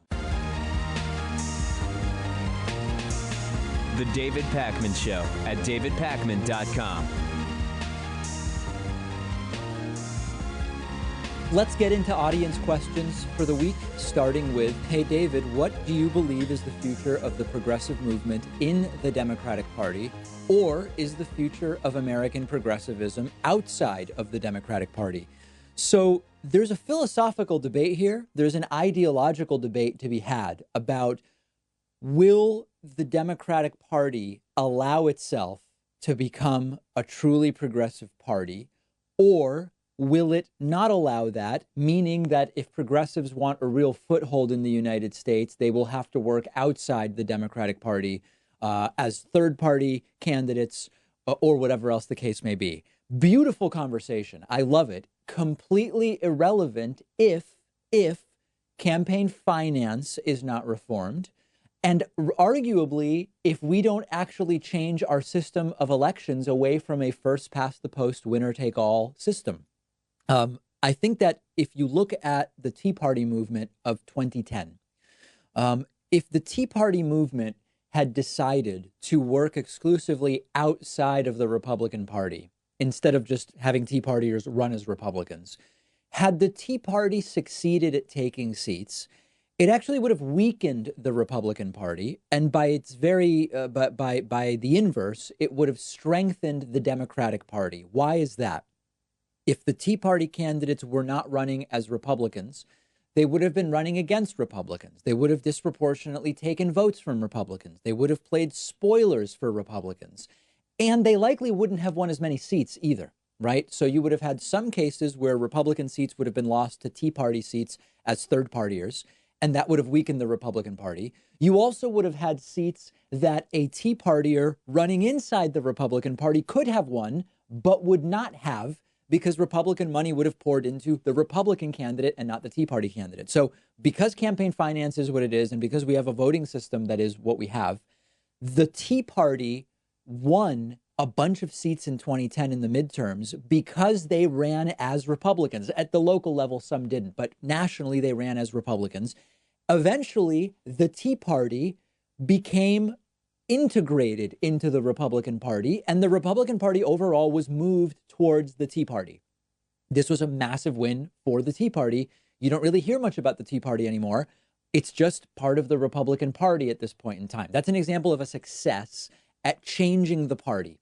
Now, there's an argument to be made that Democrats are not Republicans, that the Democratic Party would not ever be so influenced by a progressive wing like the Tea Party was able to influence the Republican Party, because they're just fundamentally different parties. I completely disagree with this. And the evidence is, look at how the Democratic Party has already moved in the last 5 years, since Bernie Sanders in 2015 started more prominently talking about Medicare for all, free college to a lesser extent then, more in 2020, minimum wage increase. A lot of the stuff that was made prominent by progressives back in 2015, 2016, 2017 is now relatively mainstream in the Democratic Party. Now, there is no question that because the Democratic Party, as much as the Republican Party, are very corporate influenced establishment parties, you still see, a majority of Democratic senators don't support something like Medicare for all right now. But I think the evidence is clear that the progressive wing, progressives, have already influenced the Democratic Party. So my position is, if we don't change campaign finance, move to public funding of elections, limit the duration of a campaign, limit how much money can be spent, eliminate PACs, all that different stuff, I don't believe progressives have a serious chance outside of the Democratic Party. It pains me to say it. There's actually also a backfire risk. If progressives outside of the Democratic Party did a good job of taking some seats away from Democrats, running independent third party, in the short and even medium term, it probably helps Republicans by strengthening them in comparison to the Democratic Party. The progressive wing, these progressive independents, would be too small to really get very much done. In the long term, it's a question mark, and we don't know. So right now, if progressives were to break off and form their own party, it could very much damage the Democratic Party. If you're an accelerationist, right, if you prefer Trump over Biden, if it can't be Bernie, then maybe you like that. Maybe you want to see the Democratic Party destroyed in order to, at some point in the future, build it back up. That's a philosophical discussion. In practice, I don't see any way that if we don't reform public campaign finance, and if we don't reform how our election systems work, I don't see any way that progressives succeed at the national level. Local is different, by working outside the Democratic Party. Go bigger than the Democratic Party, of course. But in terms of electoral politics, you've got to fix campaign finance and how we do elections first if you want progressives to have a shot outside the Democratic Party at really making an influence.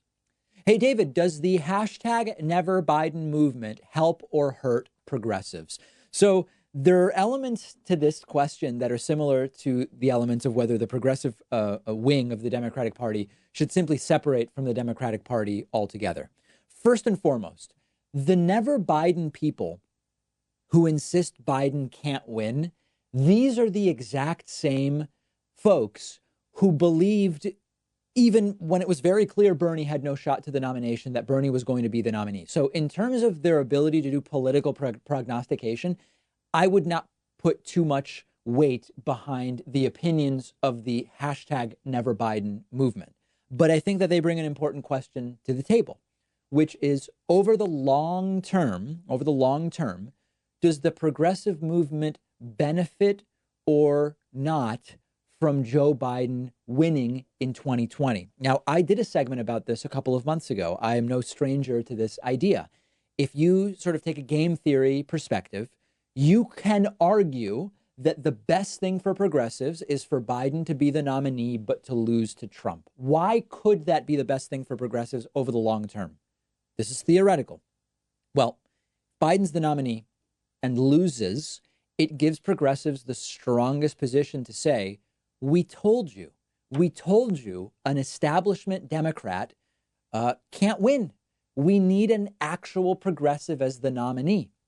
And it would potentially position a real progressive for 2024 to potentially become the next president of the United States after Donald Trump's second term, right? That's the game theory question. Now, in practical terms, how much damage is done for decades if Donald Trump gets to pick one or two more Supreme Court justices during his second term? Well, that's not trivial. How much damage is done to the environment if we get 4 years of Trump versus 4 years of Biden, who supports the Green New Deal as a framework, if not fully, admittedly?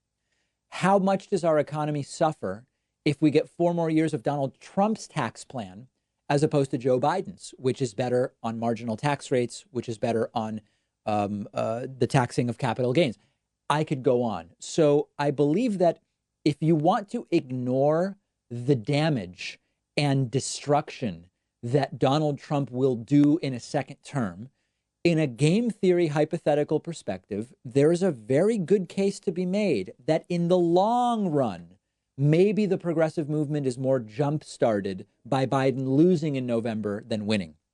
In practical terms, as a person who gets one vote and has the decision to make, do I take an action that reinstalls Trump or do I take an action that removes him? I have to vote for Joe Biden. That's my moral compass. I can't take an action that would make it more likely Trump gets 4 more years. And this gets us to incrementalism versus accelerationism. When I look at history, and I've done this before, I won't bore people by doing it again.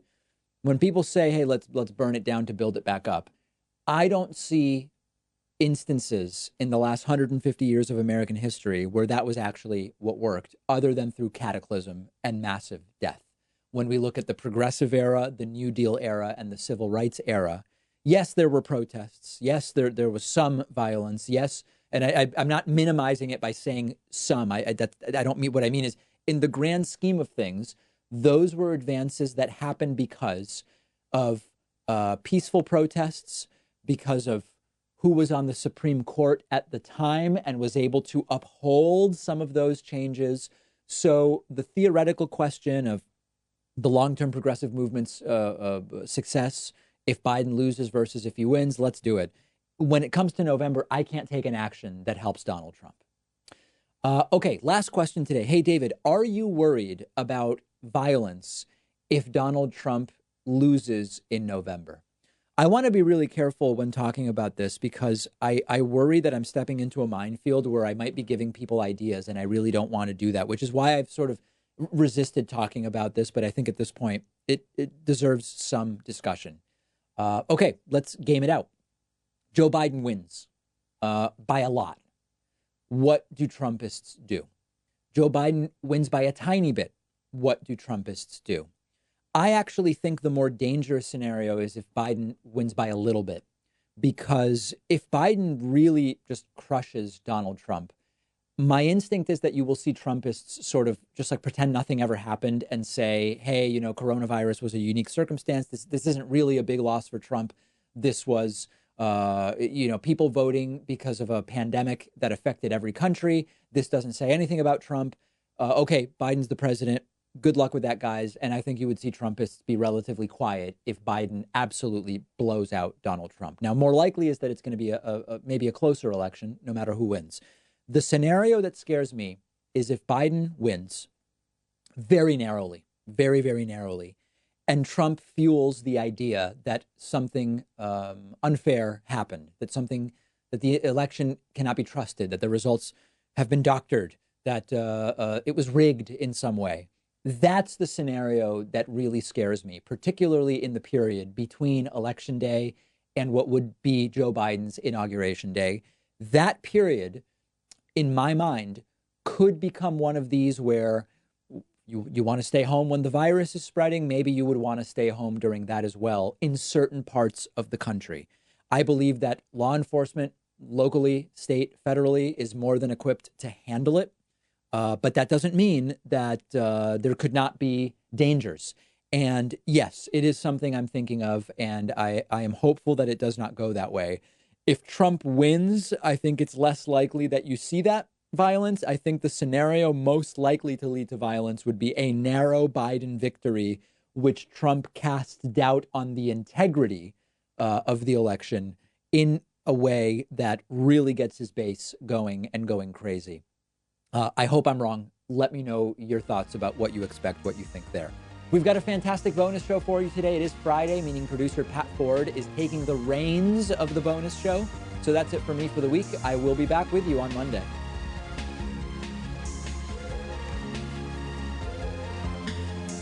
The David Pakman Show at davidpakman.com.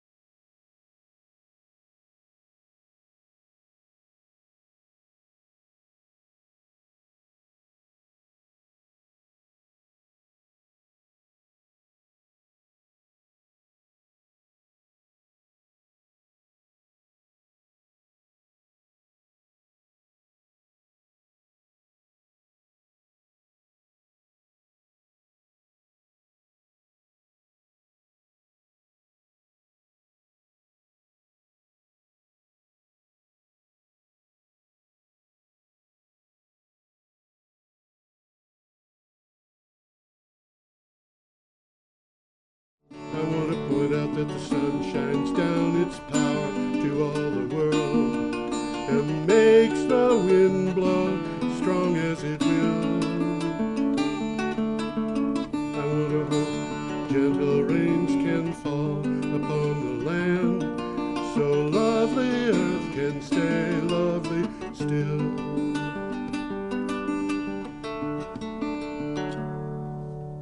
Hello, everybody. Welcome to the 369th edition of Energy Week with George Harvey, the not particularly amazing me, and the amazing Tom Fennell.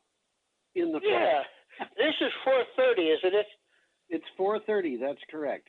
And we're talking today about Thursday, April 23rd, which is a week ago. That's correct. Amazing how that works. Well, the Energy Week is made up from entries from my blog, geoharvey.com, geoharvey.com. And if you want to read some of these articles, you can go to that and click on the date, which we will try to keep you updated on, or you can go to the file that's attached to the show when it's uploaded at BCTV and YouTube, or you can go to I guess the link to that is up on BCTV and YouTube. So look for the links there, and you'll be able to find basically the script for the show. Well, some of them are well worth looking at. Every once in a while, there's a must see. Yeah, there is. And I want to start off today by mentioning that today, which means we will not be talking about it today, we're going to be talking about things that lead to it.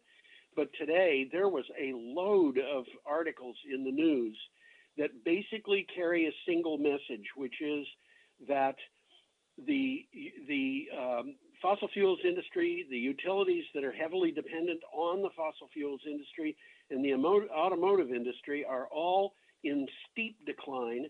There is a consensus among some of the analysts that the fossil fuels industry might never recover from that.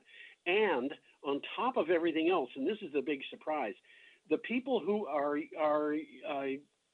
utilities with heavy investment in renewable energy and car companies like Tesla have actually seen increases in their profits in the first 3 months of this year. Well, we'll be sort of touching base on that today on a couple of items. Yeah, but we're going to be getting into it big time next week. So it's very newsworthy. Yeah, it is. Okay, our first item here starts with a picture of a battery project, and it's at a wind farm. At a wind farm, that's right. And this is from Green Tech Media. Did you have anything else to say leading into this? Not really. We're just about to talk about the item, the article. Well, let's do it. Next, I'll give you a clue. Next Era Energy looks to spend $1 billion on energy storage in 2021. That's $1 billion by one company in 1 year. Renewable developer Next Era reported its financial results in the first quarter, saying its renewable development unit had been unaffected by the COVID-19 pandemic. It has plans for massive investments in the near future, including spending $1 billion on battery projects. Well, from the article, it says no company has ever spent $1 billion on battery projects in a single year. But batteries are now more economic than gas-fired peakers, and they have been for a while. Yes, they have been. It's like, I don't know, it reminds me of all those, movies like this is the revenge of the batteries. Or the revenge of the renewables or something. Well, batteries are not a bad idea at all. I mean, distributed batteries is going to change the nature of the grid. Yeah, it is indeed. It's going to change. The batteries and renewable energy are going to change everything. But people who talk about energy very often don't realize, they say we need baseload power. They don't realize that baseload power needs to be backed up. And I forget that. Yeah, and the backup is going to be load-following plants, which are generally speaking powered by gas, and gas peaker plants. And the cost of energy from these gas peaker plants is just outrageous. It's enormous, yeah. It's like 20 25 cents, 27 cents per kilowatt hour. That's cheap. They're 2 or 3 times that sometimes. Yeah, and then what happens is you come in with these batteries, and they're providing power for like 2 cents per kilowatt hour. This is a game that the tables have been turned. And as we've spoken, there's progress made in batteries. Oh yeah. Oh yeah. Batteries are hot. Batteries are hot. That's right. Yep. Let's move along here. We got a wonderful picture of a pump jack. Isn't this great that we can talk about wonderful pictures of pump jacks? That is what's called also. Pump jack is probably the biggest thing that we put on our pictures. Probably more pump jacks than anything else. Either that or wind turbines, but pump jacks, yeah. They're also called nodding donkeys. Yeah, something like that. We have an item here from Inside Climate News. That we do. Super polluting methane emissions are twice federal estimates in the Permian Basin. And I'll just mention quickly what the Permian Basin is. It's West Texas, East New Mexico. Okay. It's just a geographic part of the U.S. Right. Methane emissions from the Permian Basin, one of the largest oil-producing regions in the world, are more than 2 times higher than federal estimates, according to a study recently published in the journal Science Advances. Well, there's a little takeaway here. A byproduct of fracking for oil, methane is often emitted into the atmosphere instead of being captured for use as fuel, which is kind of foolish, really. It is approximately 84 times more potent as a greenhouse gas than carbon dioxide. Yeah, I should mention, by the way, that you hear a bunch of different figures on how much more powerful it is. Well, yeah, and how long it lasts and all of that, but it's still worse.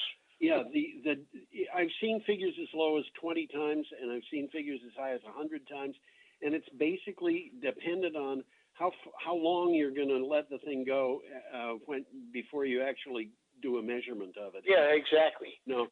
Well, in any case, the gas vented for the Permian makes nearly the same contribution to global warming as carbon dioxide emissions from all U.S. residences.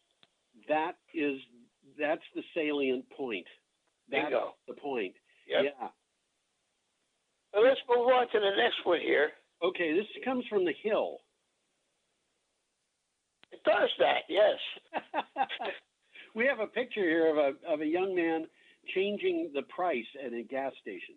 Which is happening frequently these days. It is. So how the coronavirus has impacted the oil industry, which we were ready to mention, and the future of the climate crisis. I want to mention here that Tom and I are talking on this show, each of us from his own digs at home, and that's because of the coronavirus. We're not going out much.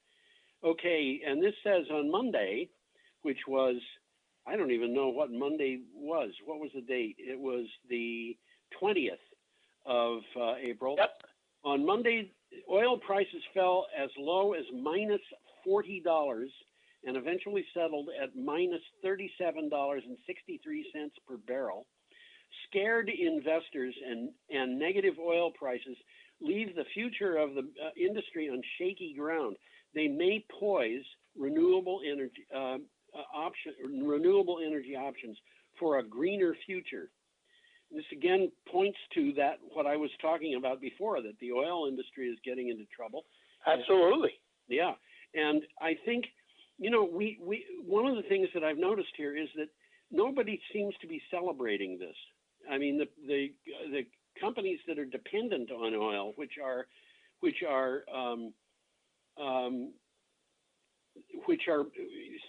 in some cases getting it practically for free, or for even hate to take it. Yeah, they are not celebrating, and the reason is because it just shows you how completely out of whack everything is.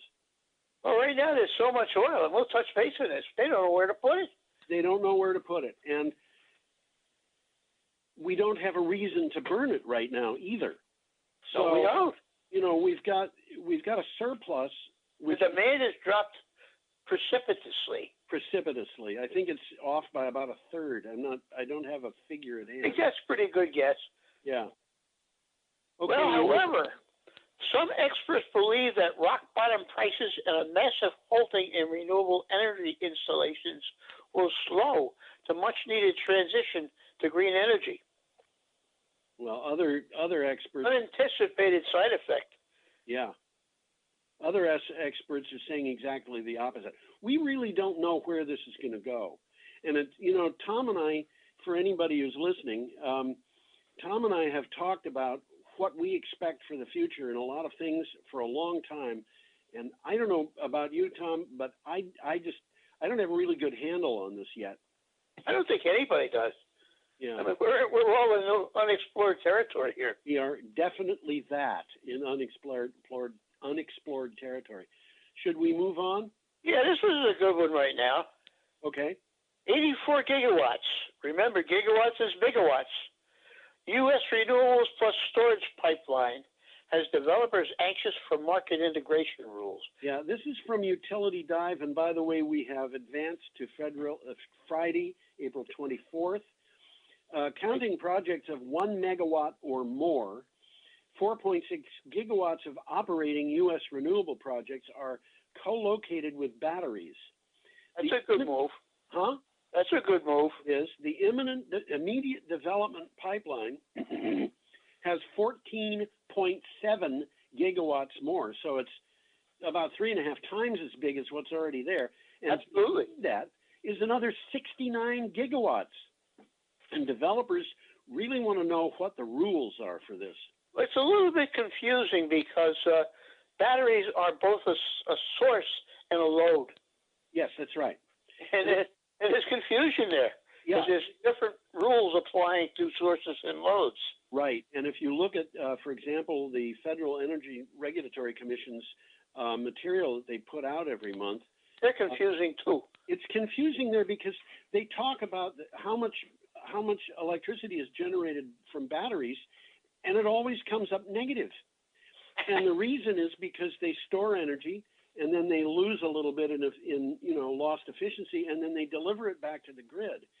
So the figure that's there is explicable in terms of how they got it, but it really doesn't give you a very good idea of what the benefits and costs of this are. Well, let me give you a quick sentence here that I got from the source here. Renewable hybrids' ability to provide low-cost dispatchable energy make them extremely desirable. Yeah. Developers face obstacles relating to the rules for participation in wholesale markets. This is what I just said. Batteries are load when being charged and generation when it is discharging. Yes, that's right. And interestingly enough, there are times when the cost of electricity becomes negative, and that's been going on for years. And when that happens, the person who has the battery can actually, if he's tapping in at the wholesale level, can actually make money charging the battery. That's interesting. Well, let's move on to the next one here. Okay. JBIC, which you will tell us shortly what it stands for. Yeah. It becomes the third Japanese bank in a month to signal a move away from coal. Yeah. You know what? I don't think we mentioned that previous picture was a wind turbine. I don't think we did, and there's solar panels there too. Yeah, and poor Brian, who has to sort these pictures out with the text, is gonna have to rewind to get it in. Okay, we have a picture now of polluting power plant. Yeah, it looks like it's probably a coal burning power plant. Oh, definitely. And you read the title from this already, JBIC? I did. The governor of the Japan Bank for International Cooperation. That's JBIC. That's it. Said the bank will no longer accept loan applications for new coal power projects. Oh, that's prudent. The statement comes as more Asian firms ditch coal with a capital flight from fossil fuels accelerating. This is from Echo Business. Oh, look at that and say, hey, look, we're not going to make any money. We're going to stop lending to these guys. Every time they lend money, they lose. They go bankrupt. They're assuming a liability if that company goes bankrupt. And it's more and more like coal is not a good way to do things. And if you put money into a coal burning plant that is being built today, I don't think you're necessarily going to make that money back ever. I think you're right. You know, we saw, I don't even remember how many years ago it was, but several years ago, we saw a coal burning power plant, I think in Belgium, closed down when it was only 18 months old because it couldn't make money. Yeah, we talked about that. Yeah. So that is, it's a bad bet for the banks, and they've got, you know, social reasons, moral reasons. There's a quick takeaway here. Yeah. Government-run JBIC is the third Japanese financial institution to shift away from coal. Yeah. So this is a trend. This is definitely a trend. Major Japanese lenders have been the biggest coal financiers traditionally, globally. Yes. In the last 5 years since the Paris Accord was signed, they have poured $282 billion into fossil fuels. Well, that's changing, guys. It's changing, and you know, I think they may be losing money on some of that too. I think you're right. Yeah. Okay, should we go on? Yeah, we got a really nice picture here. Yes, a picture of wind turbines. But it's a nice sunset or sunrise picture. Yeah. Okay. Well, Ofgem backs Shetland subsea power cable prices. Ofgem backs Shetland subsea power cable plans, and Ofgem is the UK's independent service system operator. Yeah, and the Shetland Islands are pretty far north of Scotland. Yeah, they're to the north of Scotland, offshore. Way offshore. Energy regulator Ofgem, I don't know how they pronounce that. You said Ofgem, you might be right. Approved plans for a subsea power cable which would take energy from Shetland to the Scottish mainland. That's 160 miles. 160 miles. The Scottish and Southern Electricity Networks plan for a 600 megawatt transmission link to export renewable electricity from Shetland to the rest of Britain.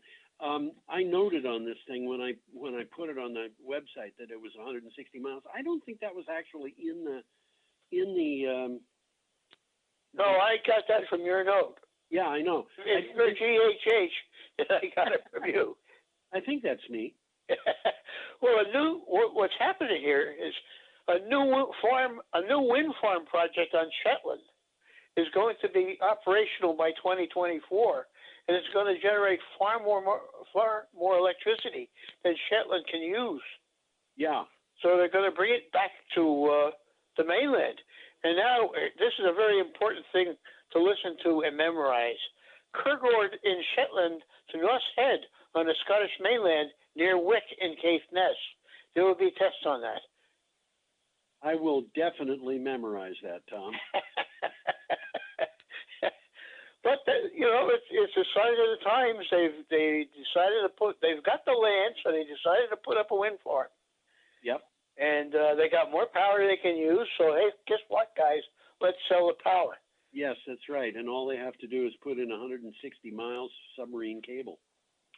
Which used to be significant. Now it's a drop in the bucket. They're putting submarine cables in all over the place. All over. I mean, we're talking about submarine cables going from Iceland to Scotland and from the Northern Territories of Australia to Singapore. Yeah. They're getting serious about this. This is a thing that's going to go for thousands of miles in some. There's a whole bunch of them going on off of the coast of Denmark. Yes, a huge amount of that stuff. Although it's not generally as long as the others. Oh, it's a kind of a network. Yeah, that's a good way of putting it. Okay, should we move on, Tom? Yeah, we got a nice picture of U.S. aquifers coming up. Interesting picture. Take a look at it. Take a little while to look at it. Yeah, you know, one of the things that struck me about, I should mention, we're at Saturday, April 25th.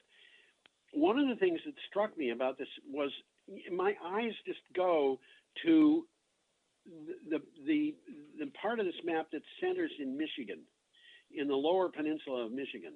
Okay. And the reason is because there's a kind of a circular area, which is... I saw that. It looks like a hurricane.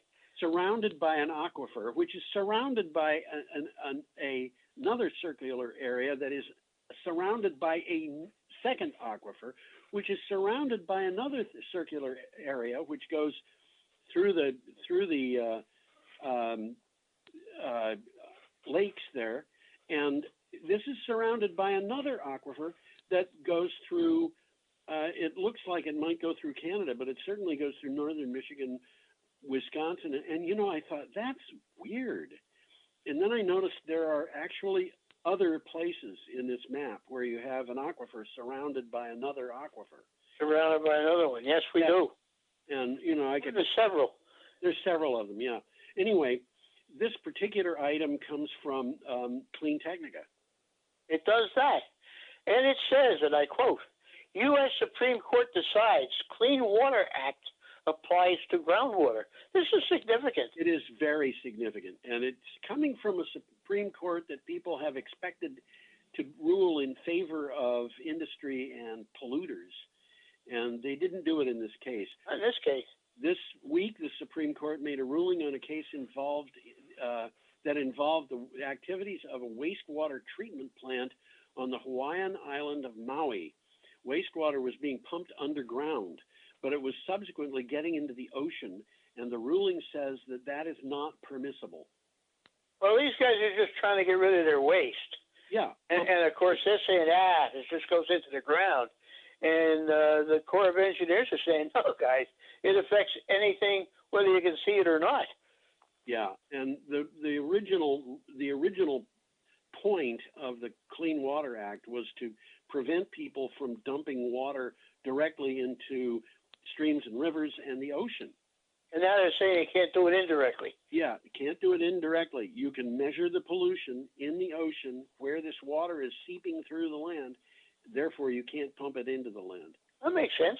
It does. A lot of people who are watching this might be young enough that they have no idea what things were like before the Clean Water Act was passed. And my recollection is could not look. You couldn't even look at the Connecticut River. Yeah, the Ashwillet River had soap suds on it because the laundromats were just dumping their wastewater into the river, and it was soapy. And there were, what was it, in Pittsburgh, they had fires, and also Saginaw Bay. They would have the water. The river going on fire. The river or the lake would catch on fire because of all the pollution that was floating on the top of it. But you certainly couldn't swim in the Connecticut River. No, you couldn't. And Lake Erie, they said, was dead and would take 2,000 years to recover. And I recall that fairly quickly, like 5 years, they discovered that was wrong. It actually recovered very quickly. And the Hudson River was supposedly... That was terrible, too. It was supposedly dead. And after the Clean Water Act, fishermen started fishing in the river again, and they put out nets, and the nets were being broken, and they didn't know how. And then they found out it was sturgeon. I was just going to say, it was probably sturgeon. They're pretty big. They're pretty big, but they thought the sturgeon were extinct in the Hudson Valley. Yeah, that's correct. They had just gone farther upstream. So anyway, you want to go on? Yeah, we got a nice picture of an airplane. Airplane from By Aerospace and an article from Clean Technica. Now, we've talked about this several times, and I never thought I'd ever see an electric airplane. Well, what do you got for a title? Electric air taxi service set to launch in California by 2021.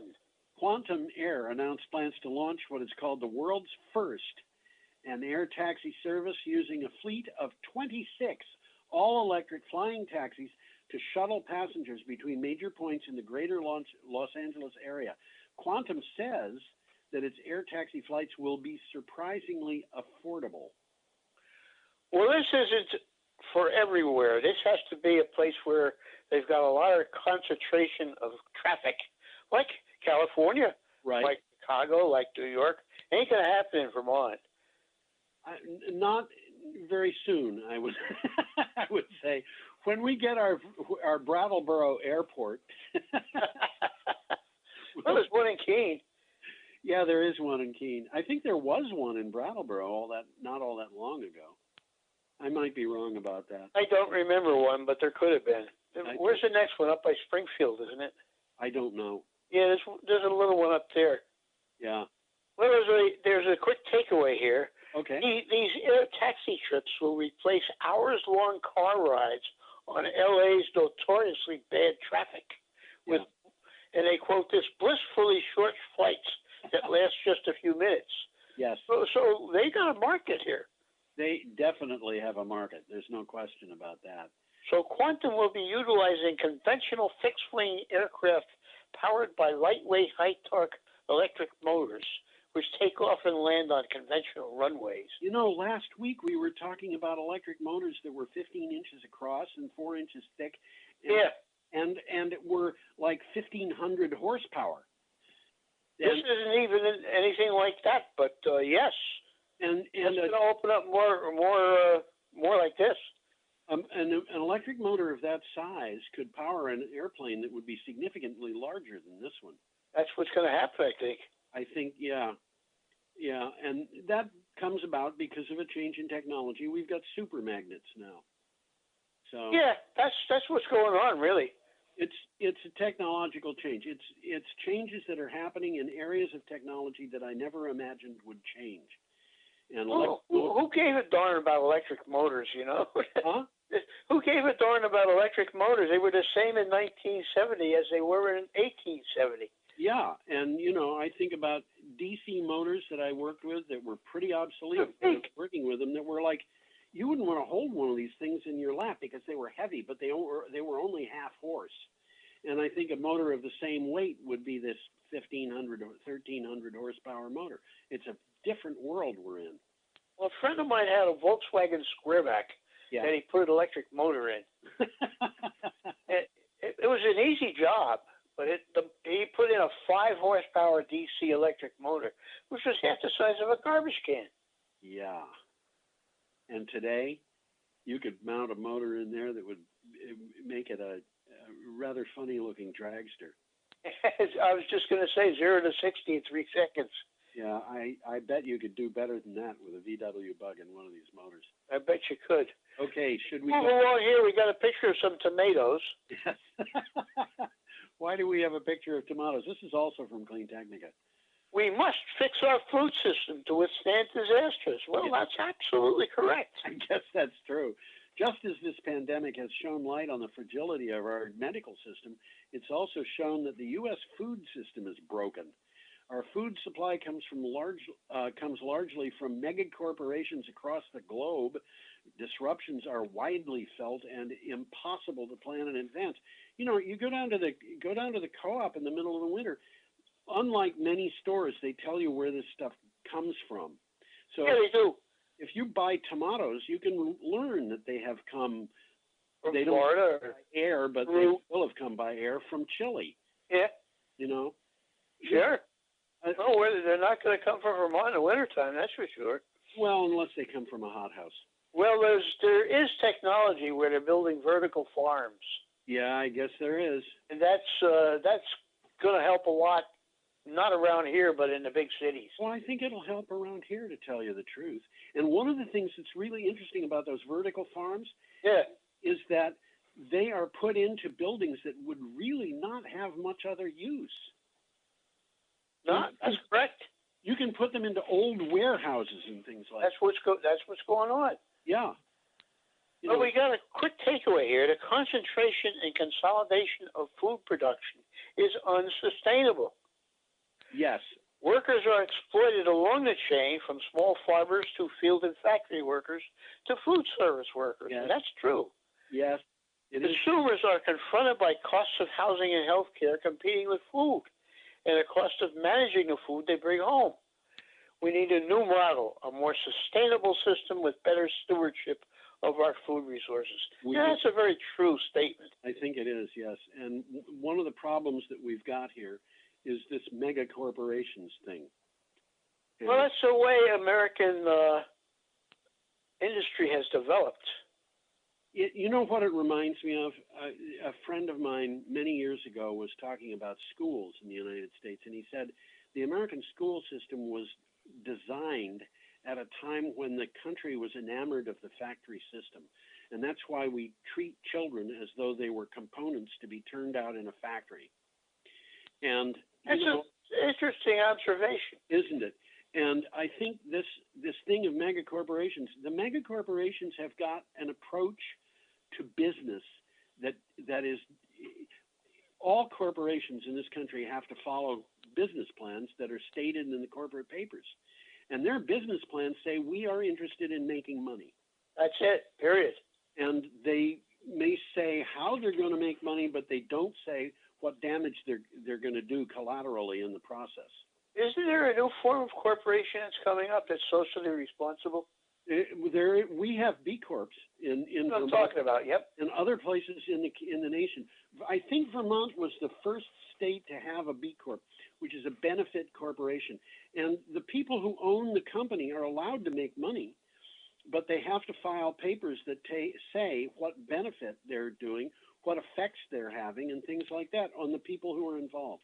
And that includes the customers, but it also includes the employees and their neighbors. So that's good trend. Yep.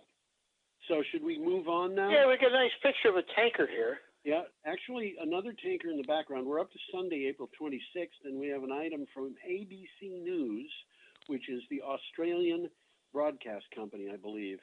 I think it is, yes, not American broadcast. Oh, this is not America. This is Australia. Well, it starts off giving you a clue. Australian government's $94 million crude oil purchase offers a simple economics lesson. And by the way, I should mention that this $94 million is 94 million Australian dollars. And an Australian dollar, as I recall, is about 75 cents US. Yeah, they're smaller. They're less than ours, right? Yeah. So this would be probably $70 million. Something like that. It's still significant. It's still significant, yes. Interesting picture there of the tanker. You notice something about it? I noticed there's something funny about the bow. Well, the tanker's empty. Well, yeah, I noticed that too. You can tell that pretty easily by the orange.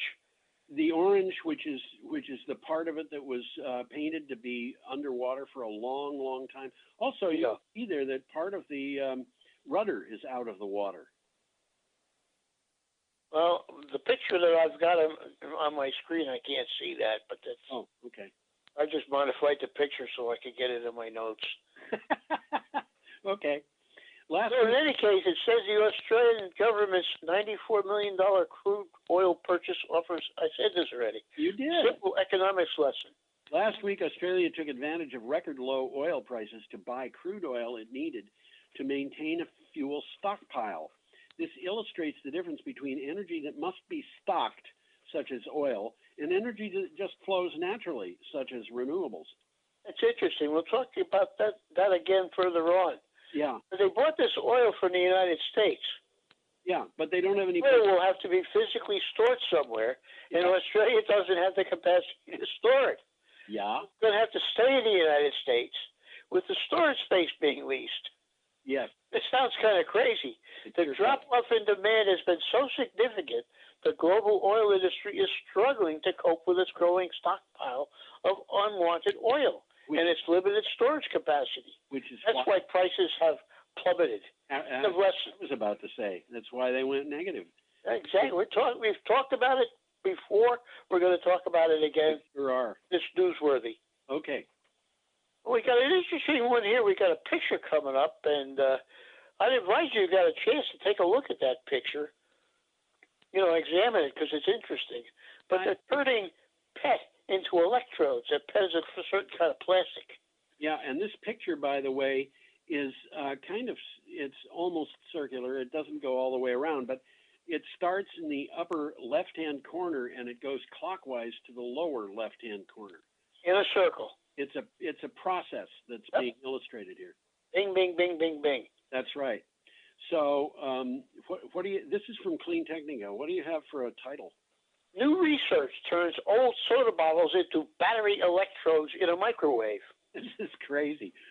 Researchers at Purdue University have devised a way to use microwaves to convert plastic waste into battery electrode material. The process applies to PET, PET, which is polyethylene terephthalate, the most commonly used plastic for single-use water and soda bottles. Well, this is the same plastic that they use to make, they call Mylar. Okay. It's just in a different form, but it's the same plastic. I didn't know that. This, one of the things, Tom, that I thought about when I read this article is, they're talking about a way to use plastic refuse, and oh yeah, absolutely. But the amount of plastic they're going to use here is not going to make any dent in the amount of waste we've got. Unfortunately. Yeah. It's a step in the right direction, but it doesn't solve the problem. It doesn't even come close to solving the problem of plastic, but it does do one thing which is kind of nice, and that is it gives them a source material that doesn't have to be mined, and it doesn't have to be, it's actually kind of free for the taking, literally. They'll almost pay you to take it away. They would pay you to take it away. Well, the researchers used ultra-fast microwave irradiation to convert these PET flakes into disodium terephthalate in around 2 minutes using typical household microwave setup. This is not rocket science. No, this is not. And I was confused and I couldn't figure it out reading the article. They talked about it being super fast, and they also talked about it happening in a typical microwave setup, and I'm not sure what that combination tells us. Is the typical microwave setup that you have in your kitchen super fast according to their definition, or are they using a setup that looks like that but has a difference that the microwave is faster? I don't know. I think it would have to look like that, but it would be set up differently. Yeah. Yeah. I mean, they gotta feed that stuff into this microwave oven, and you figure they do it, through pipes and stuff like that, rather than through an open door. I don't know. I don't know either. You can't really tell from the picture. No, you can't tell from the picture, and obviously, I would think that if they're going to do this, if they're going to convert this into an industrial scale operation, they'd probably have to do it the way you just described, by feeding it in through. Yeah, it would have to be automated. It would have to be automated. It's interesting though, because people are thinking outside of the box to do stuff like this.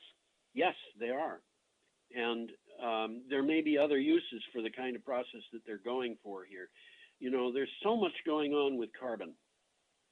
We have graphenes and different. We've discovered different new forms of carbon. Oh yeah. In the last few years, that really kind of boggle the mind. They have buckyballs and all kinds of stuff. It's so different from what we think of as carbon. That's right. Graphene is one of the best conductors of heat and electricity we know. And we've only known about graphene for what, 10 years? Something like that. I was surprised when I first heard about graphene. I wanted to learn about it. And I was surprised to learn at that time that one of the best conductors of heat in the world is diamonds. That's interesting. Isn't it? Diamonds conduct heat better than copper. They conduct heat better than silver. This is really kind of amazing. But, what they're doing with this, it's hard to guess where this thing of basically creating carbon in a microwave from plastic. It's hard to imagine where that's going to go.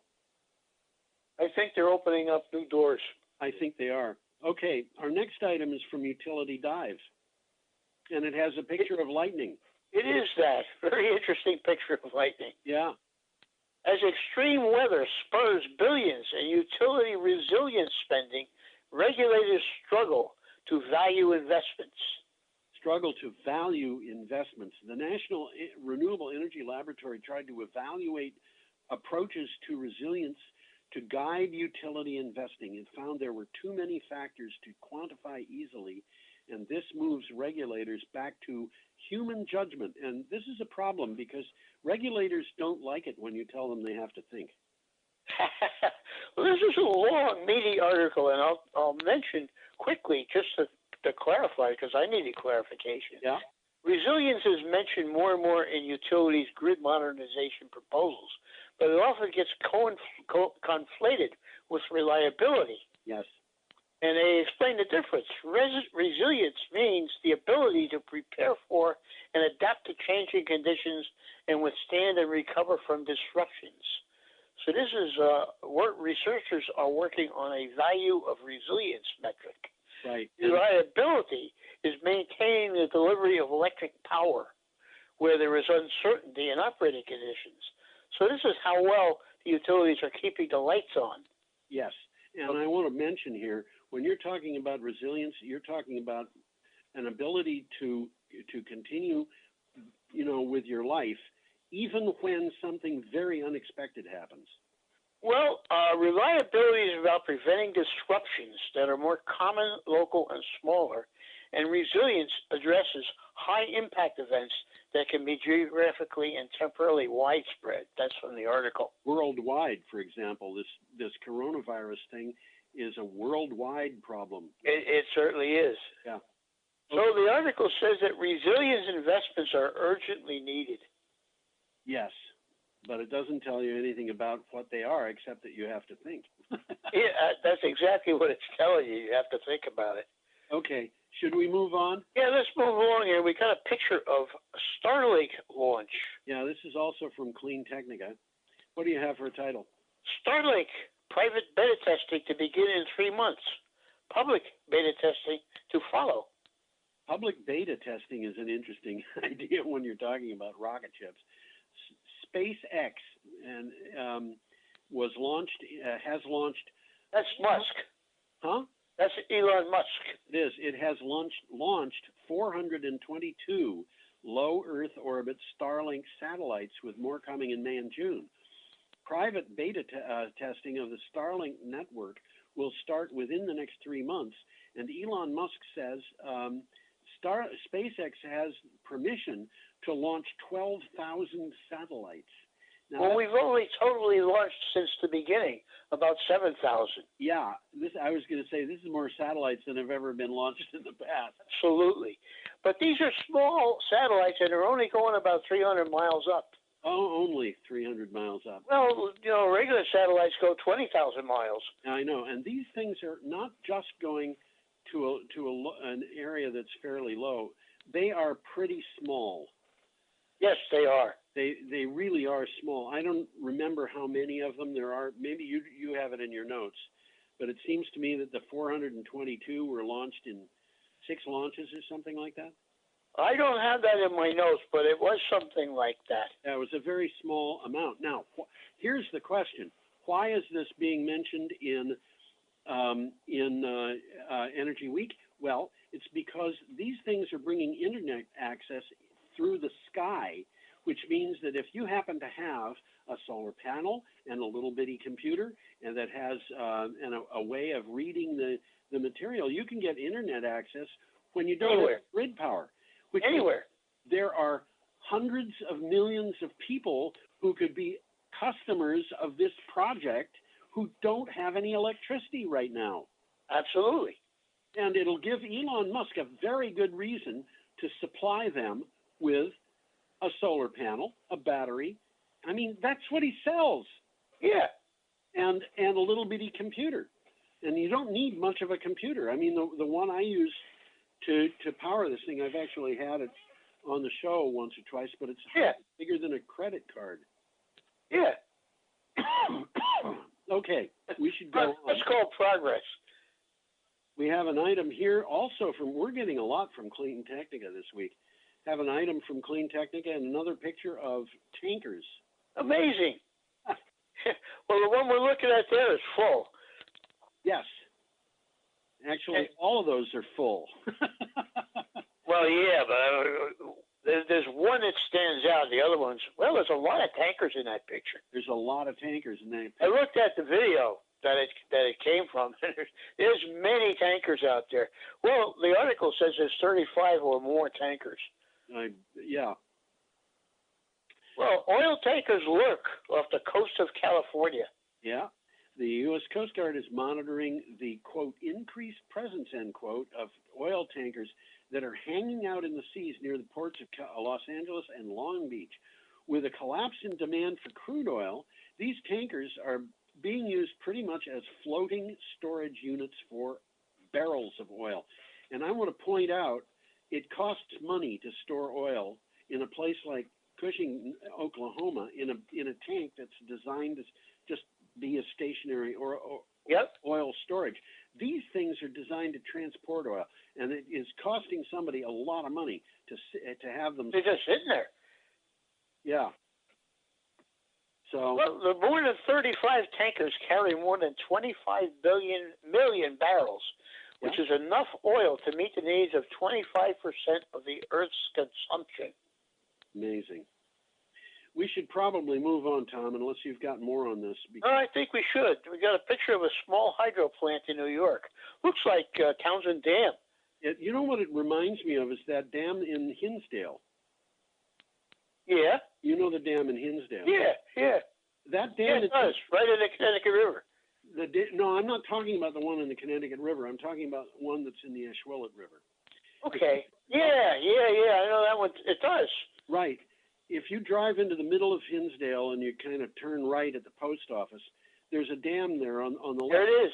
Looks a bit like this, and it's actually used as a power dam.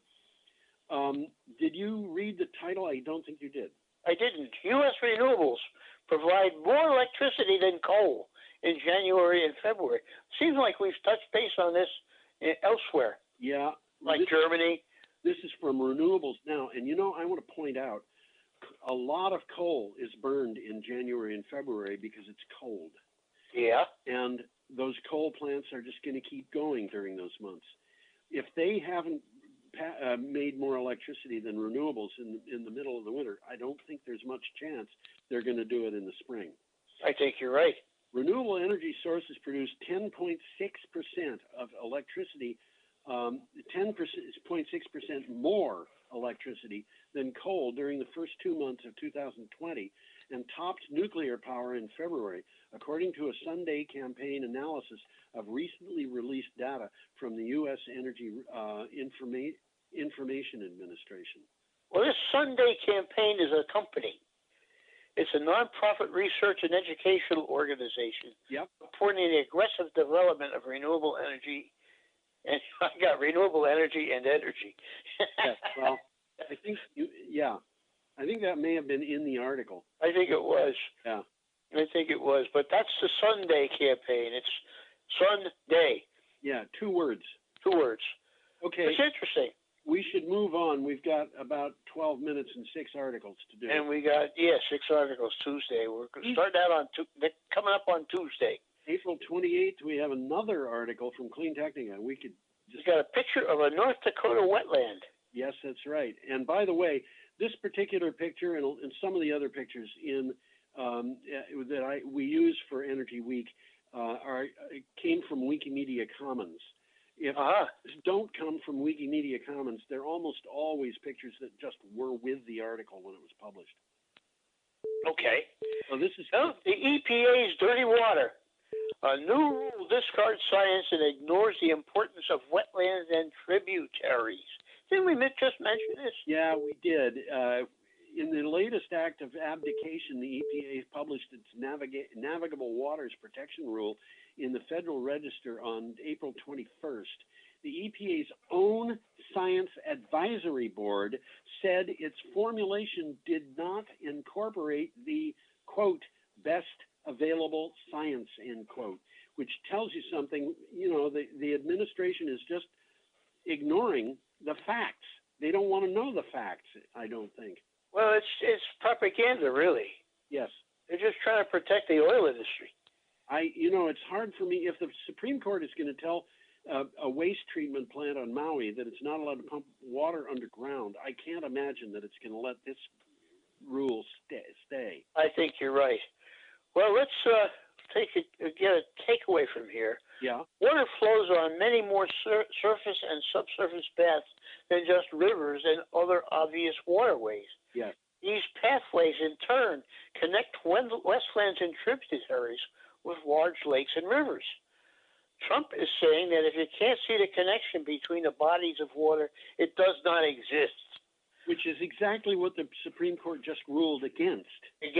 On that basis, the administration has removed environmental protections from half of the nation's wetlands and a fifth of the streams and tributary headwaters. That makes them available for unregulated pollution. It isn't going to stay. Yeah. I think the Supreme Court's going to get in there and say you can't do that. I suspect they will, yes. Okay, we've got an item here from NJ Spotlight and a picture of a solar farm. Pretty big solar farm. Yeah, it might be in New Jersey. It looks like it could be. It very well could be. Probably is. Yeah. Well, the NJ, which is New Jersey, goes to court to fight federal order on renewable energy sources. This is interesting. New Jersey appealed a federal order that would raise the cost of energy from renewables, saying the measure exceeds federal authority and would slow down the switch to clean energy. Advocacy groups in Delaware, Maryland, and the District of Columbia joined in the action. We've actually talked about this ruling before on a number of occasions. Doesn't make sense. Well, basically what they're saying is if the state is going to subsidize or incentivize renewable energy in any way, the federal government is going to make a ruling that as a source of energy has to bid on the market at a rate which is comparable to what would the same energy would cost from coal or natural gas. We can't count on the subsidies. Yeah. They're just saying we got to throw those subsidies. As far as we're concerned, we're throwing those subsidies out. They don't count. That's what they want to do. Now, what happens if you have a solar farm and you bid 4 cents per kilowatt hour because you know the natural gas plant is going to bid 4 cents per kilowatt hour, what happens to the extra money? Does that mean the wind farm can make a ton of money? I don't know. I don't know either. Okay. Do you have more on that? We have to keep. Well, FERC's plan is just another form of subsidy to the fossil fuel industry. Right, and one of the FERC commissioners said this is exceeding the authority of our commission. So these people are acting for political reasons and not because they want. Absolutely. Okay, you want to move on, Tom? Yeah, I think we should. Environmental. Picture of a nuclear plant in Connecticut. Yes, Millstone, and this is the Environmental Working Group. As pandemic rages, federal nuclear regulators put keeping reactors running ahead of public health and safety. How is the NRC responding to a coronavirus pandemic? Question. Well, the answer is by letting nuclear plants cut back workforces for social distancing, creating 84-hour work weeks, and by having NRC inspectors work from home. Doesn't make sense. Have you ever worked an 84-hour work week? I don't think I ever did, but they're allowing these to happen back to back. Yeah, and I have worked 84-hour work weeks, and I can tell you. That's 12 hours a day. It's not very efficient or observant after 84 hours of work. Well, that's exactly what they're saying. They're talking about 3 Mile Island. Yeah. Attributed to mechanical failure worsened by operator fatigue. Yeah. Okay, we have to go on, Tom. I think we do. We got a picture of Michael Moore here. Yep, we're at Wednesday, April 29th. It's kind of a controversial article here. Well, what do you have for a title? Michael Moore's latest film is riddled with errors and millions are watching. Yeah. Planet of the Humans, produced by Michael Moore and Jeff Gibbs, is ostensibly about climate change, but Gibbs spends most of the so-called documentary railing against the problems of renewable energy and spinning out conspiracy theories. Now, Tom, I want to tell you, I have watched this movie twice. The first time I just watched it, and I was prepared to believe that it would be okay. The second time I took notes, and I found a major error or major problem with every single scene that had substance in it. Interesting. They just to give you an example, they showed a thing about the unveiling of the Chevy Volt. They just said it was the unveiling of the Volt. They didn't say a lot more about it than that, aside from the stuff that they wanted to say. They didn't say when it happened, for example, which was 2008. after that, they went to a place where there was a certain amount of renewable energy being produced from a solar farm that was nearby. Read that. Yep. This was 2008 now. Yeah, and one of the things that they mentioned is that the solar panels at the solar farm are flexible. Okay. They also cost very little money compared to the amount that it would cost to get the good ones, which the guy who was talking about it said, and I have to say this was facetiously, about $1 million per square inch. It was a fairly large solar farm which powered 10 houses and operated at 8% efficiency, which is 40% of what you would expect to get out of good panels. And the panels were expected to last for 10 years before they'd have to be replaced. They didn't tell you in the film that this is old technology, that you don't buy this stuff on the market when you have solar panels installed at your house, and it really is not just obsolete but irrelevant. Well, this guy had an axe to grind. Yeah. It wasn't Michael Moore that wrote this. It was his buddy there, Gibbs. Michael Moore didn't even write this article. Jeff Gibbs did. But in any case, Gibbs seems to have had a axe to grind. He had an axe to grind. Yeah. This is worth watching, but worth watching with a critical eye. I will repeat, every single substantive scene had a major problem.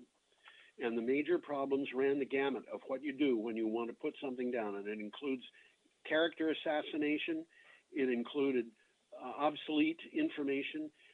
It included interviews that were several years old at least. Yeah, like I say, the guy had an agenda.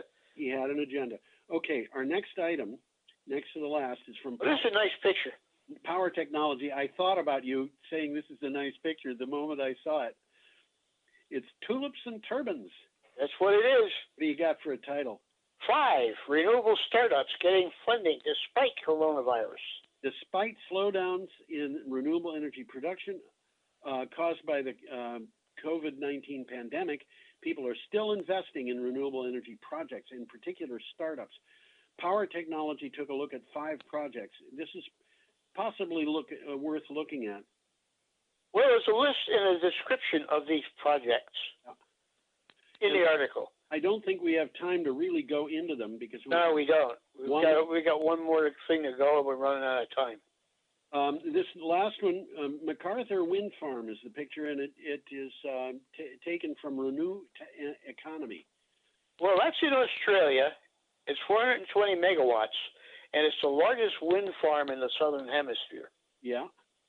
What do you have for a title? Recipe for cheaper electricity? Try 90% renewables by 2040. A report from energy market analysts Reputex finds that faster shift to a power market dominated by renewable energy and a more aggressive action on climate change, the greater the downward pressure on wholesale electricity prices in the future. Well, that makes sense. It does. Okay, we have come, I think, to the end of our hour. I think we may have a few seconds if you have a takeaway on that. Well, they talked about this being inexplicable, and it's an ideological war to preserve the monopolies against renewable energy. Yes. And it's been a threat of runaway electricity prices, edging out Australia's coal plants too quickly. This is what it says, edging out Australia's coal plants too quickly and with too much cheap wind and power would drive up the price of electricity and make the whole system far less affordable. Nonsense. Yeah. Exact opposite is true. It's the exact opposite. And that's the message that the people who own those plants and operate those plants want you to believe. Exactly. Okay. But, they don't even mention the effect of electric cars, and they're coming. Yeah, I guess they are. Well, Tesla had its sales go up in the first 3 months despite COVID-19. What does that tell you? It tells you that electric cars are coming. Yeah, it sure does. Okay, I guess we're at the end of we're finished. We're at the end of our show, so I'm going to invite everybody to come back next time. Sounds like a plan. Okay, thank you, Tom. Adios. Have a nice week. You too. Bye.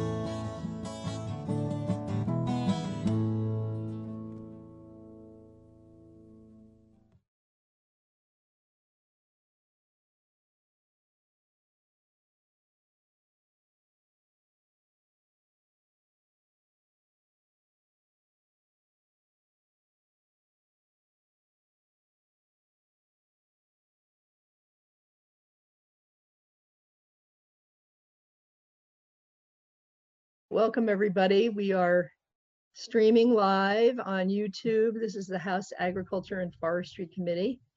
We are meeting today. Of course, we're going to follow the same pattern we have since the beginning of our Zoom experience, and that is to focus on COVID-19 related issues.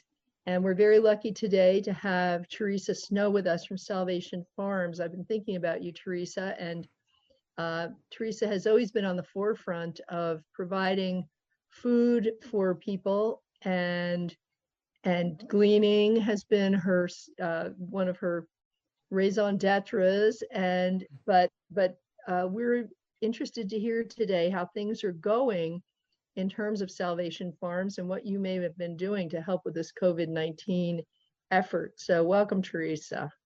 Great. Thank you. It's an honor to be invited and to join you. So, thanks. Good.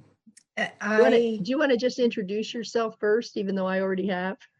Absolutely. I'm Teresa Snow. I'm the Executive Director of Salvation Farms. I also founded the organization. So, yeah, you're welcome.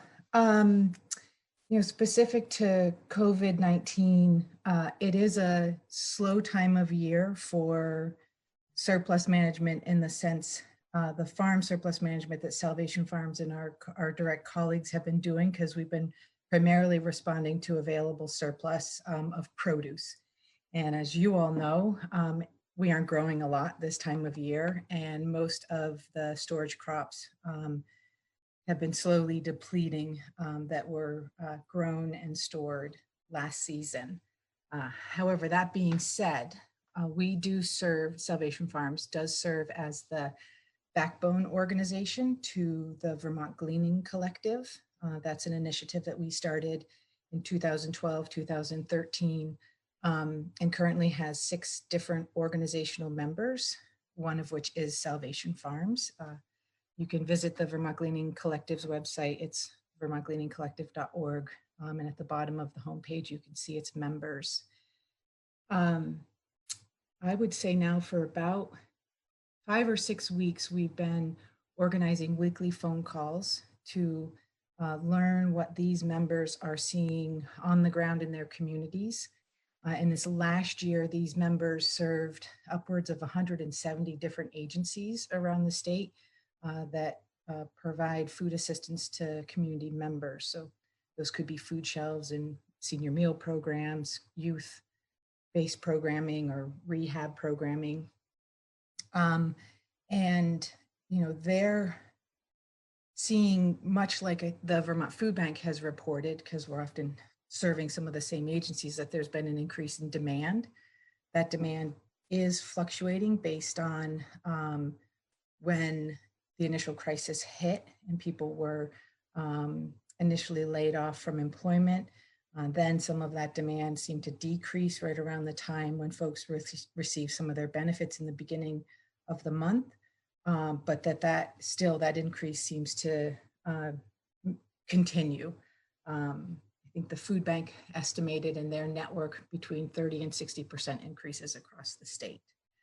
The agencies served by the Vermont Gleaning Collective, some have closed, some have seen a decrease in their available volunteer force because they're a part of that vulnerable population. Many of our food shelves are volunteer run, or meal programs are run by senior populations. Some of these agencies have also adapted to curbside pickups. So these organizations, the members of the Gleaning Collective, can see firsthand what the week-to-week changes are in these agencies, as well as what kind of considerations need to be made for safety, both in produce handling, serving farms, and volunteer engagement. This collective has put out a baseline of safety measures in relation to COVID and how they will protect their volunteers, their employees, the farms they're accessing, and how they're serving the agencies. Lamoille Valley Gleaning, which is a program of Salvation Farms, it is our original gleaning program. that serves the greater Lamoille Valley, which is the county of Lamoille, in addition to some of Caledonia and Orleans. We continue to collect food on a weekly basis and distribute that within our region, also taking into consideration these additional safety measures. And we are preparing for an increase of activity this year. While right now the volume of produce we're handling and moving is not as significant as it will be in the growing and harvesting and post-harvest season within this calendar year. I think as you've heard from possible other testimonies, our farmers have seen some silver lining in this crisis, where initially there was some challenge because they were selling into wholesale markets. They are seeing an increased demand from direct to consumer outlets. So whether that's increased CSA shares, increased purchasing from their farm stands, and now this doesn't apply to every farm necessarily, but several large farms are reporting this. We are under the suspicion and are projecting that our farmers are going to likely increase production this year to meet potentially those institutional and restaurant markets coming back online, but also this increased consumer demand. And when farmers grow food, regardless of if it's the regular amount or more, they will generate surplus. So we're preparing for a season with high demand for gleaning services and preparing to, both in our support of the Gleaning Collective, but really with our program of, how can we have the right volunteers, the right level of professionalism and safety to respond to this increased need, both from farmers and from our communities. I'm not sure if the committee is aware that we closed our surplus crop food hub that we were running in Winooski. The timing is really ironic. That facility was the culmination of 7 or 6 different pilots from minimal processing at Greenmount College and Harlow Farm in Westminster, to some minimal processing with the Center for Agricultural Economies and some minimal processing with our local Meals on Wheels programs, to a big project at the Southeast State Correctional Facility. All of that led into us renting this facility in Winooski, where we were aggregating large volumes of surplus, cleaning and packing it, also making some frozen product, but also offering a job training program for individuals who are unemployed or underemployed or with barriers to employment. We closed that facility at the end of, or I should say we moved out of that facility at the end of February. And what we've heard from some of our regional and national conversations is that there is certainly an increased demand for that such work, especially as food banks and food shelves are needing things cleaned and packed for kind of more of a retail package, much like you're seeing in other market channels. So I think that is going to be an issue that Vermont will have to attend to soon. Whether we can, Salvation Farms, work in collaboration with others, potentially revisiting the conversations with the Department of Corrections, but also with some of our nonprofit colleagues that are in this area of work. There is going to be this need for increased cleaning, packing, and processing. I'm trying to think of what else to share.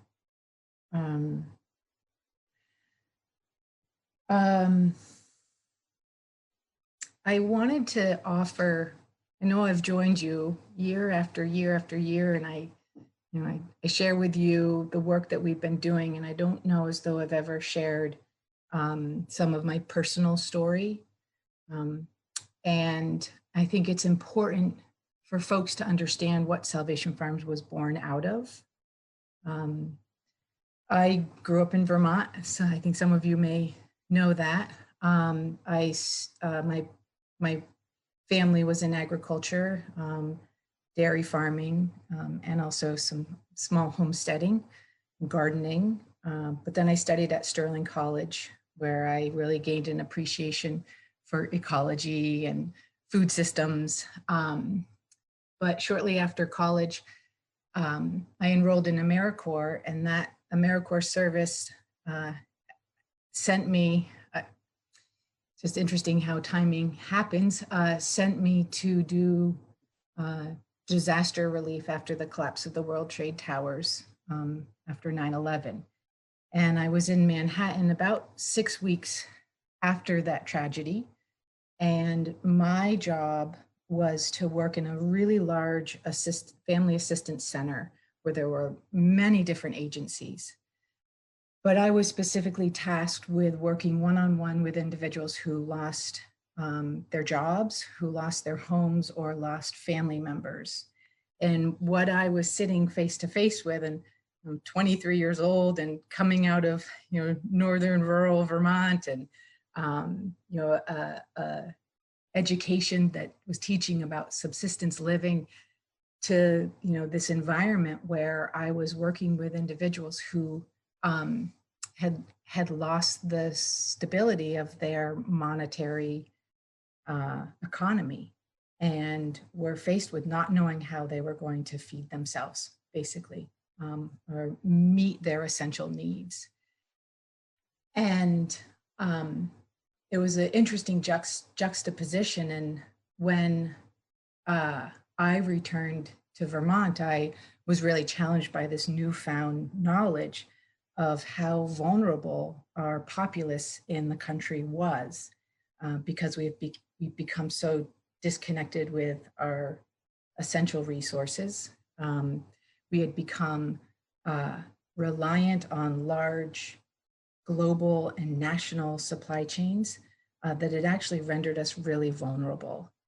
And I've recently started to say that Salvation Farms was born out of crisis, and was really tasked with how do we help a populace in Vermont or regionally in New England understand the importance and value of farms, and how do we help more people understand what is regionally, seasonally grown, and comfortable with that food, so that when the time comes, we have to rely on and feed ourselves with more regionally grown foods, we're actually prepared to do so. So COVID for me it came too soon, because I feel like the work Salvation Farms was really born out of and inspired to do, we hadn't quite helped mobilize and inspire happening in Vermont. What we have seen, though, is the Farm to Plate Network has done some amazing work in connecting entities of the last 10 years, created some great collaboration, but I felt that a lot of that work was looking at some export markets, specialty items, as opposed to fully thinking about what does the supply chain look like in Vermont or regionally. And it really can resonate with Ellen Kaler's testimony 2 weeks ago, where she spoke of the New England Food Solutions work, the New England Food Vision, and in support drafting some of the recent Farm to Plate briefs, particularly on the food access and farm viability brief. I really said, I think, and Carolyn, Representative Partridge, you've mentioned that you call me Carolyn. I know. Thanks. It is like, and what New England Food Solutions through the Food Vision have advocated is really looking at the land base. And I think that that's incredibly important as we start to think about what can we produce, what is our land best suited to produce, what does that mean in yields, what is our region capable of consuming, and really starting to be informed by that. So I find this is one of those moments where there's a lot of reaction to the increased need, but it's also an opportunity for us to be reflective and think long-term about how we can better serve our region through looking at this supply chain. And I think there was one other thing I wanted to say on that point, but I'd be happy to take some questions at this point.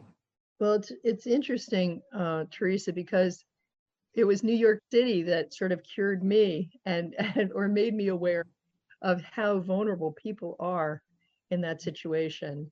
When I was in college in the Bronx, and just realized that if truckloads of food didn't come into that city, people were going to starve. Right. And there's not a lot of opportunity to grow your own food there. There are some really cool little pocket gardens around the city. One of my kind of dreams when I got older was to go down there and turn some of these vacant lots into productive vegetable producing ground, but that hasn't happened yet. So I guess I'm not too old yet. Anyway, I think that I got so excited when we had the testimony from Ellen. The weeks run into themselves, so I guess it was 2 weeks ago. To hear the work that's being done, I want to learn more about it, and I think that I'd love to be a part of that, whatever shape it takes. So I'm just really curious about the whole gleaning. Part of the gleaning, I think I've told you, when I worked at Harlow Farms in the fields, a long time ago, 40 years ago.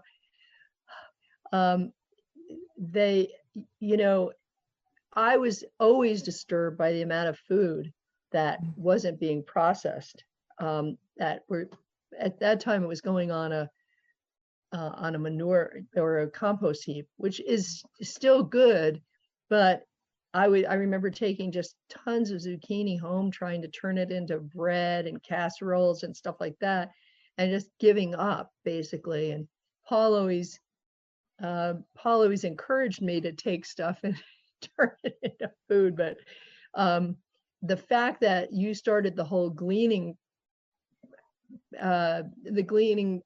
program was really fantastic and inspirational. So I really appreciate what you've done. Great, thank you. I think that. Oh, no, you go ahead and finish, and then Vicky has her hand up. So you go ahead and say what you're going to say. Salvation Farms truly started as a gleaning organization with this effort to engage the community, to help inspire and inform them about the importance of local farms.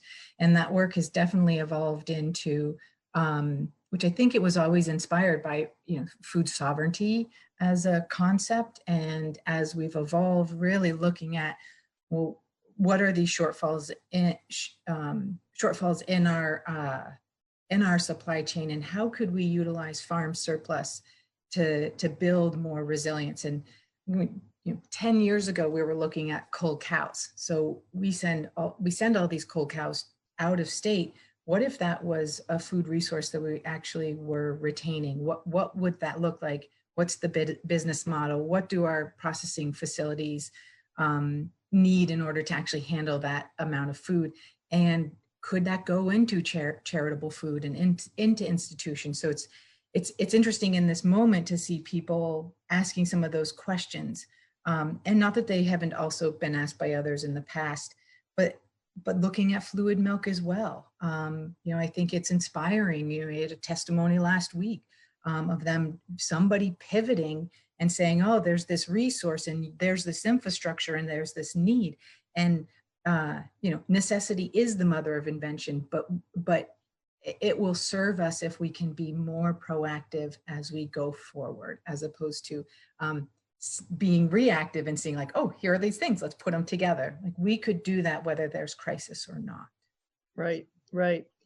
Vicky, and then Sharon has her hand up as well. Vicky?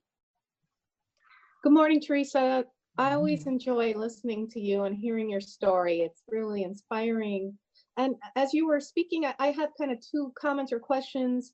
One is the evolution of your particular, I'm going to call it a ministry in a way, and how wonderful it is, but how it's evolved, but also farming has evolved in Vermont in the sense of high tunnels and more greenhouse things. I mean, Pete's Greens is providing us with carrots right now that they've stored all winter and grown. They grow so much all winter long now. And that's a huge change since, like, in the old days when I went to Sterling, we just plunked stuff in the ground and hope for the best. So that's a huge change in terms of how much more we can grow using more of those techniques. And I'm sure you're mulling that over a lot. But so that comment there, and then also just, I'm not sure if you explained why your facility actually closed. Did you let us know that? I'm just curious, is there hopes to reopen, or was that COVID related? Didn't sound like it was. So I just wondered if you'd comment about that. Yeah, those are great questions. First on the evolution of Salvation Farms work, and I think that the philosophies that we have always existed. I think it was just the gleaning was a really great entry point, and it was opportunistic. I actually was an employee at Pete's Greens, and he recognized that I was kind of struggling, and had said, I have extra greens, can you do something with them? And I said, how about gleaning?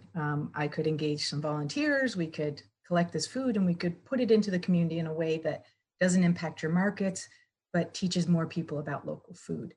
So I think we'd always been inspired by this idea of regional food system strength.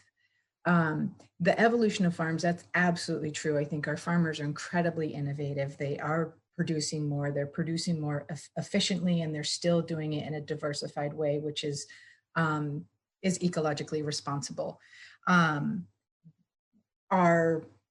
We glean year round actually at Pete's Greens. There's no kind of end of our season, start of our season, because of farms like that. And I do think that regardless of the cycles of production, extension, and storage, there will always be this surplus. The volume is just going to be representative of the increase in production. We did a study a number of years ago to try to obtain an estimate for how much produce loss there is on Vermont farms. And it represents about 15% vegetables and berries. We didn't get any orchards to respond, so we don't know what the number is there. But it's 15% of all edible produce remains on farms. So whether you're growing 1 acre or 100 acres, we can make the estimate that it's around 15% that will stay in the field or be picked but not sold. So I believe that there will always be a need for gleaning for charitable purposes, but also streamline aggregation and processing that then could either provide some payments to farms or or then go to institutions or in a broader sense into the charitable food system. I'm not sure if that fully answered that question, so I'm happy to offer more clarification. And then on the closure of our Vermont commodity program in Winooski, we had made a decision to close that program and move out of that facility probably in the middle of last year. So it was not COVID related. We couldn't have anticipated. And right now we question, well, if we had that operation, that could be offering a lot of benefit. We could be cleaning and packing even product that is coming in from out of state if we had that infrastructure. The reason we chose to close the facility or the program there was it was never our intent to run that work by ourselves. We had initially, or I would say, our initial vision was for that to be run in some collaborative fashion with the Department of Corrections. Hence the workforce development component. We've always been inspired by leveraging existing resources to make things happen. And this commodity program we'd envisioned is having some state investment, some charitable work, engaging the private sector, so a hauler like Black River Produce or one of our other potential food hubs, with distribution into both the charitable and the institutional feeding programs like prisons and schools and hospitals. So when we opened in Winooski, it was after we had raised for us a considerable amount of money to make an investment in a building renovation at the Windsor facility, correctional facility.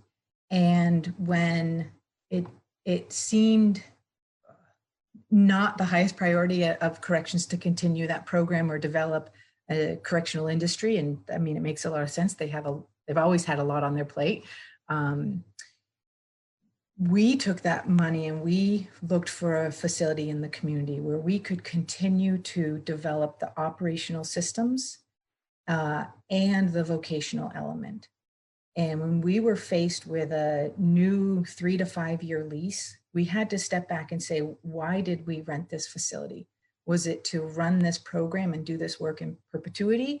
Or was it to further vet the feasibility of this concept?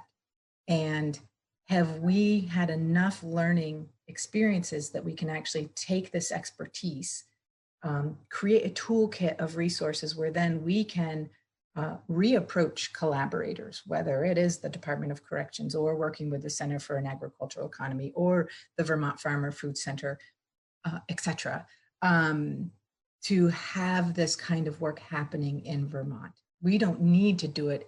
It should be happening in Vermont. So who can we partner with as a means to strengthen the supply chain? So we're looking at pulling all of that information again together into a resource toolkit. We've started that work, and we're really looking for collaborations or arrangements where we can be a consultant and offer technical assistance. Teresa, it sounds to me like the 3 to 5 year lease really made you go through a thought process with the folks you work with as to whether you saw the investment being made by, let's say, the Department of Corrections or someone else, and that it just wasn't there. And so that's potentially why you backed away from that facility. Yeah, I think it was a lot for an organization to undertake, particularly with such a strong component of social service where it's related to workforce development. We were engaging really dynamic populations on a relatively tight budget, covering operational costs, having to staff the facility. We had great and deep collaborators, from farmers to haulers to charitable sites that were ordering food through us, not just in Vermont, but in New England. And we had a huge network of social service partners, as well as guest presenters and trainers. And that's a lot for one organization to undertake. And, I think it's resource responsible for any organization and any vision to be thinking about who is most appropriate in what roles. And there's a lot of resources out there that could be leveraged in the collaboration to making a vision like that real for the state. Mm-hmm. So Sharon has her hand up, and then I have a follow-up, but we can go after, I can go after Sharon. Sharon? Yes, thank you, Teresa. I'm wondering, is Salvation Farms receiving any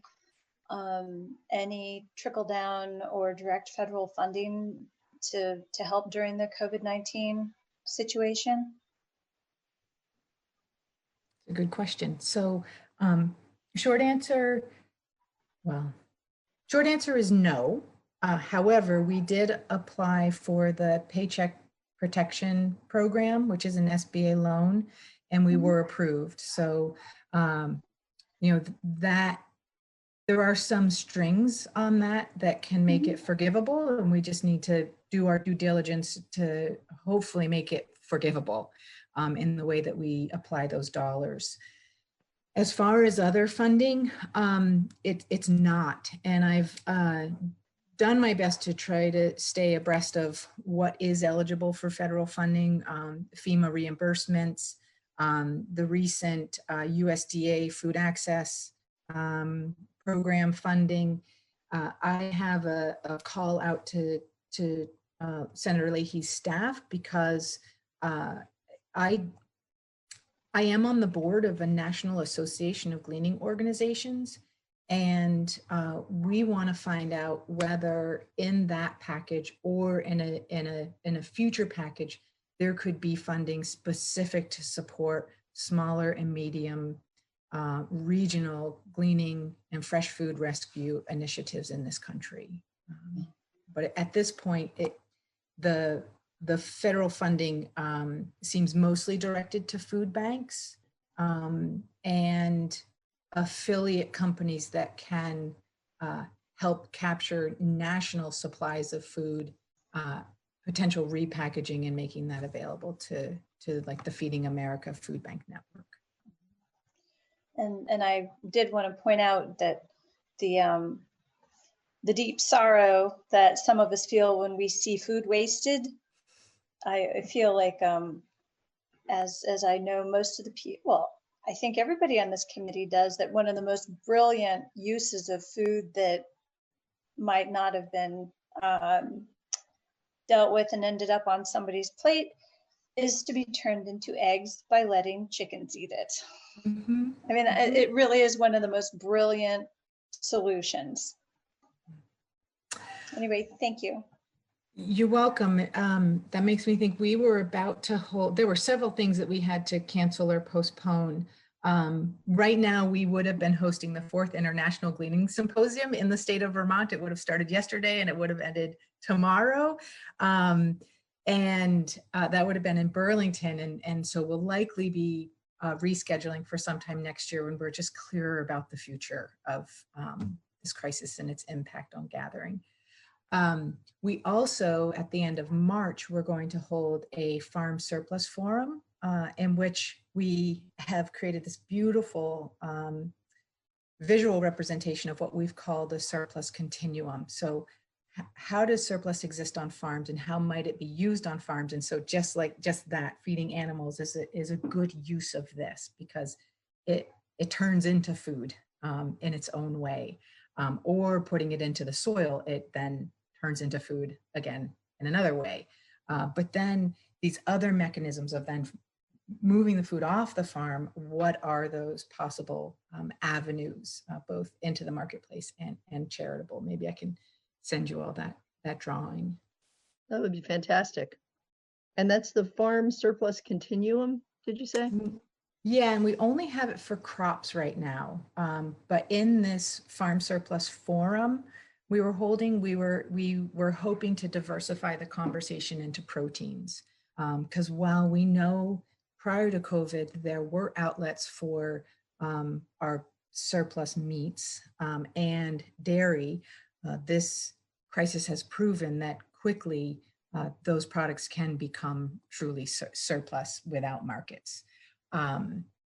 Proteins being cold dairy, and not just cattle, but sheep, goats, and then of course our fluid milk.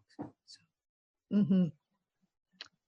All right, what I was going to ask you about was, I think the last time you testified, you mentioned potentially working with Rutland and the farmers center there.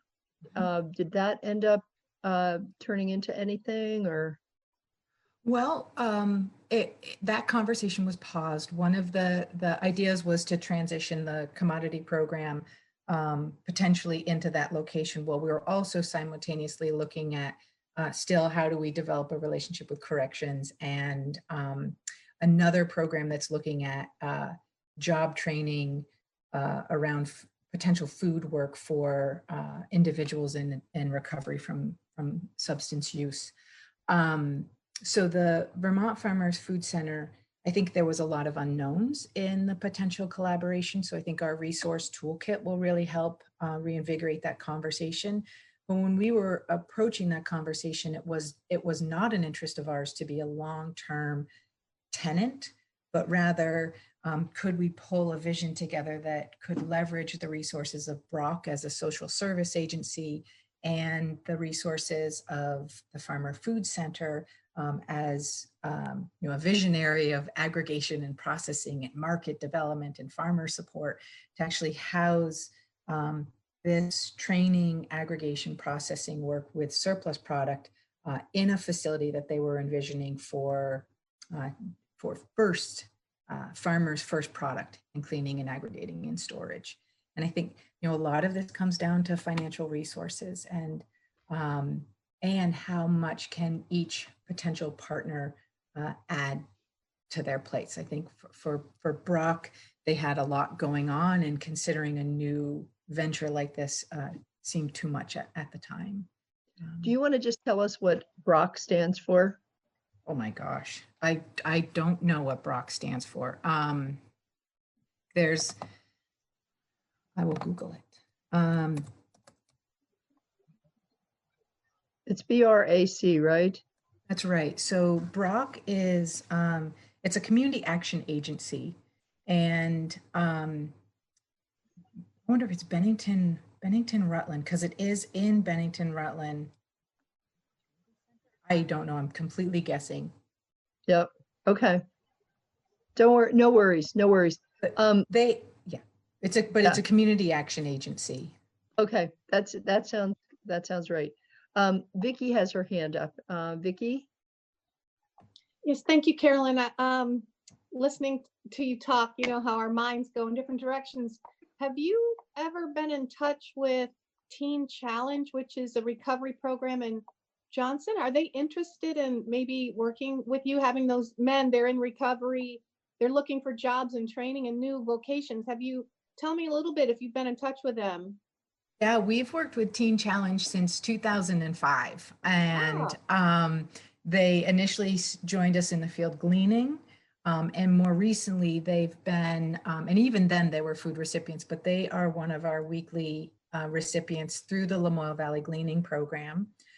They also have helped do distribution for us. So we often engage volunteers in doing weekly distribution routes to different agencies. They cover, I believe, our Johnson Cambridge region agency. They've also done some processing. So one piece of our vision is, again, how do we help locals consume more locally produced foods? And it's been inspiring those agencies that we serve with kitchens to take a little bit more than what they are going to eat fresh and actually process that food and put it into their freezers. So Meals on Wheels has been doing this, and Teen Challenge has been doing this. I do think that there's some great potential for working with them and diversifying our relationship. That's great. Yeah. Thanks. Did you say they're located? They're in Johnson, right? Johnson. Okay. Yeah. And it's a Teen Challenge New England. I'm not sure if it's a national organization, but they have regional facilities that serve different populations. There's a women's facility in Hardwick now as well. I didn't know that. Mm-hmm. It's good to know. My right. team that does the gleaning my team that does the gleaning likely knows that there's a new women's facility, but I wasn't aware of that. Mm-hmm. Thanks. John O'Brien has his hand up. John. Thank you, Teresa. I wondered, similar to Farm to Plate, if looking at that 15% food left in the field or not sold, if you had targets to say, is it possible in Vermont to reduce that to 10% or 5%? And if you could even do that, right, then you have the challenges of distribution and finding consumers for it. And just if you could speak to that. Yeah, that's great. We don't have a goal, but our team is, we're going through some deep strategic plan implementation, and we just launched an RBA process. I think some of that goal setting will be part of that, particularly where we're looking at like the population level results. So in our work with the Vermont Gleaning Collective, we created a website that on the front end allows volunteers to register for gleaning wherever they want in the state of Vermont. But on the back end, it allows the organizations who are part of the Vermont Gleaning Collective to announce gleans. So that goes out to the volunteers who registered. It also allows them to track all of their volunteer hours, but then to aggregate all of their data. And so some of our vision with this data aggregation was to help us understand more about annual and seasonal trends and how that was happening year to year. And I think we have 4 members that are actually aggregating their data all in the same way. And then that could inform more of creating projections just like that. We know our capacity right now is around 400 to 500,000 pounds. But if we knew more of the trends, we could even be more prepared to respond when that food is available, particularly if we had places to send it where it could be cleaned and processed. I might actually send you some slides as well from our first surplus forum, which just looked at crops. And I have one slide that is aggregated from the Gleaning Collective that shows overwhelmingly, 3 or 4 crops that were available post harvest, meaning that they didn't need to be gleaned.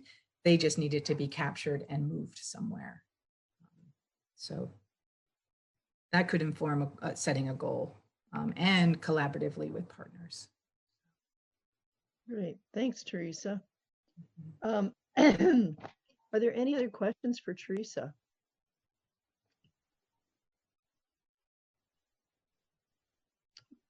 I don't see any. So I'm wondering what you're what you're looking at for the near future. Is the work of gleaning continuing on for Salvation Farms? Are you still donating the food to daycare centers and senior housing, that sort of thing? Yes, our gleaning has continued just straight from the end of December 2019 to the beginning of January 2020. I think we've been serving about 24 different agencies, if not weekly, then bi-weekly. We do anticipate that really ramping up. Last year, we served about 45 different agencies. There's a new element of our gleaning program where we're working with the Community Health Services of Lamoille Valley and UVM's extension, the FNEP program, where last year we piloted shares, like a CSA share, but of gleaned produce. And that went direct to identified patient families through the health service network of the Lamoille Valley. And this year, we're going to increase that. I think my staff said it's to 46 different shares over the course of the summer, fall, in addition to serving these 40-something agencies with distribution. Last year, we also expanded into the Northeast Kingdom to serve the Council on Aging and their senior meal programs with home delivered meals. And so we'll continue doing that work, maybe increasing the number of agencies that we serve there. We'll continue to support the Vermont Gleaning Collective. We did pull together the first combined fundraising request that we submitted to the Community Foundation, the COVID Response Fund. And I think that that's a great putting the collective members all on the same page together so that we can have that to try to secure other sources of funding collaboratively.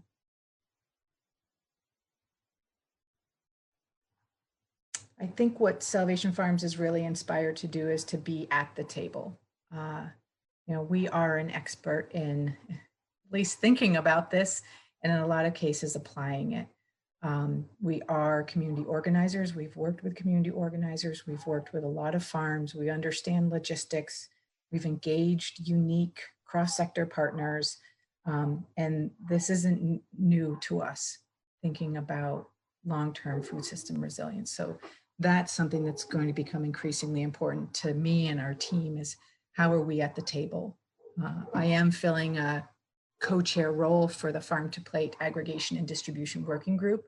So that's a great way to be in those conversations in a increased capacity. But, I think looking at the farm viability briefs that Salvation Farms, or that I was a contributing author to, which was the food access and farm viability, as well as the lightly processed vegetables, I would really love to engage with the legislature around some of the recommendations, and how does Salvation Farms fit into those recommendations, and how can we help you all move those forward? Mm-hmm. That was an amazing piece of work. Yeah. The Farm to Plate team, they got quite a task, and they really met that task. That's impressive. Yeah, it really sets a roadmap for definitely. I think one of the things that I have been, I guess I shouldn't have been surprised, but, and this is not so much to do with Vermont, although, I'm seeing it happen, food distribution going on. There's one in Grafton today. We have a family in town that has been quarantined. I don't know what their status still is, but I was thinking of driving over there and getting some stuff for them.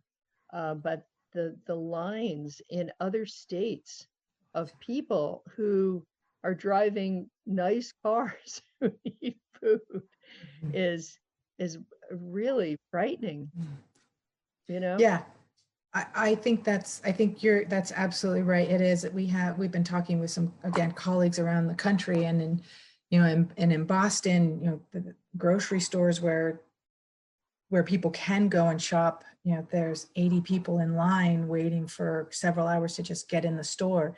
And then that line continues all the way through the store. And yeah, our food banks and food shelves are experiencing the same thing. Yeah. I think people are very much realizing the importance of food and how little we thought about it before as a populace. I think this issue of labor, we've done some talking with Farm to Plate, a couple IT developers, and you're thinking about how do we pair existing and growing labor needs with the recently unemployed, particularly those with food service experience. Because I think, if food banks are short on volunteers because they were mostly seniors, or like, that could be a great opportunity for some of the unemployed to get involved. But also, if our farmers are needing laborers right now, I would love to see a way that we can help connect those recently unemployed that have some food experience with some of these increased needs, whether it is on farms or doing some extra processing of animals or dairy, or any of the other manufacturing that may be seeing some increase. So yeah, I think one of the most distressing sights for me was to see what was happening in Florida and Georgia, I'm sure other southern states, plowing in 40 acres of tomatoes and things like that. Why, like, it's like,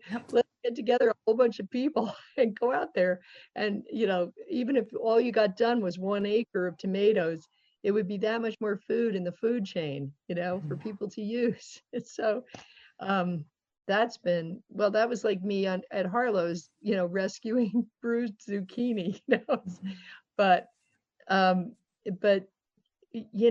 heck, they didn't get their workers from Guatemala. Get a crew out there. And, it very, very distressing for me to see that.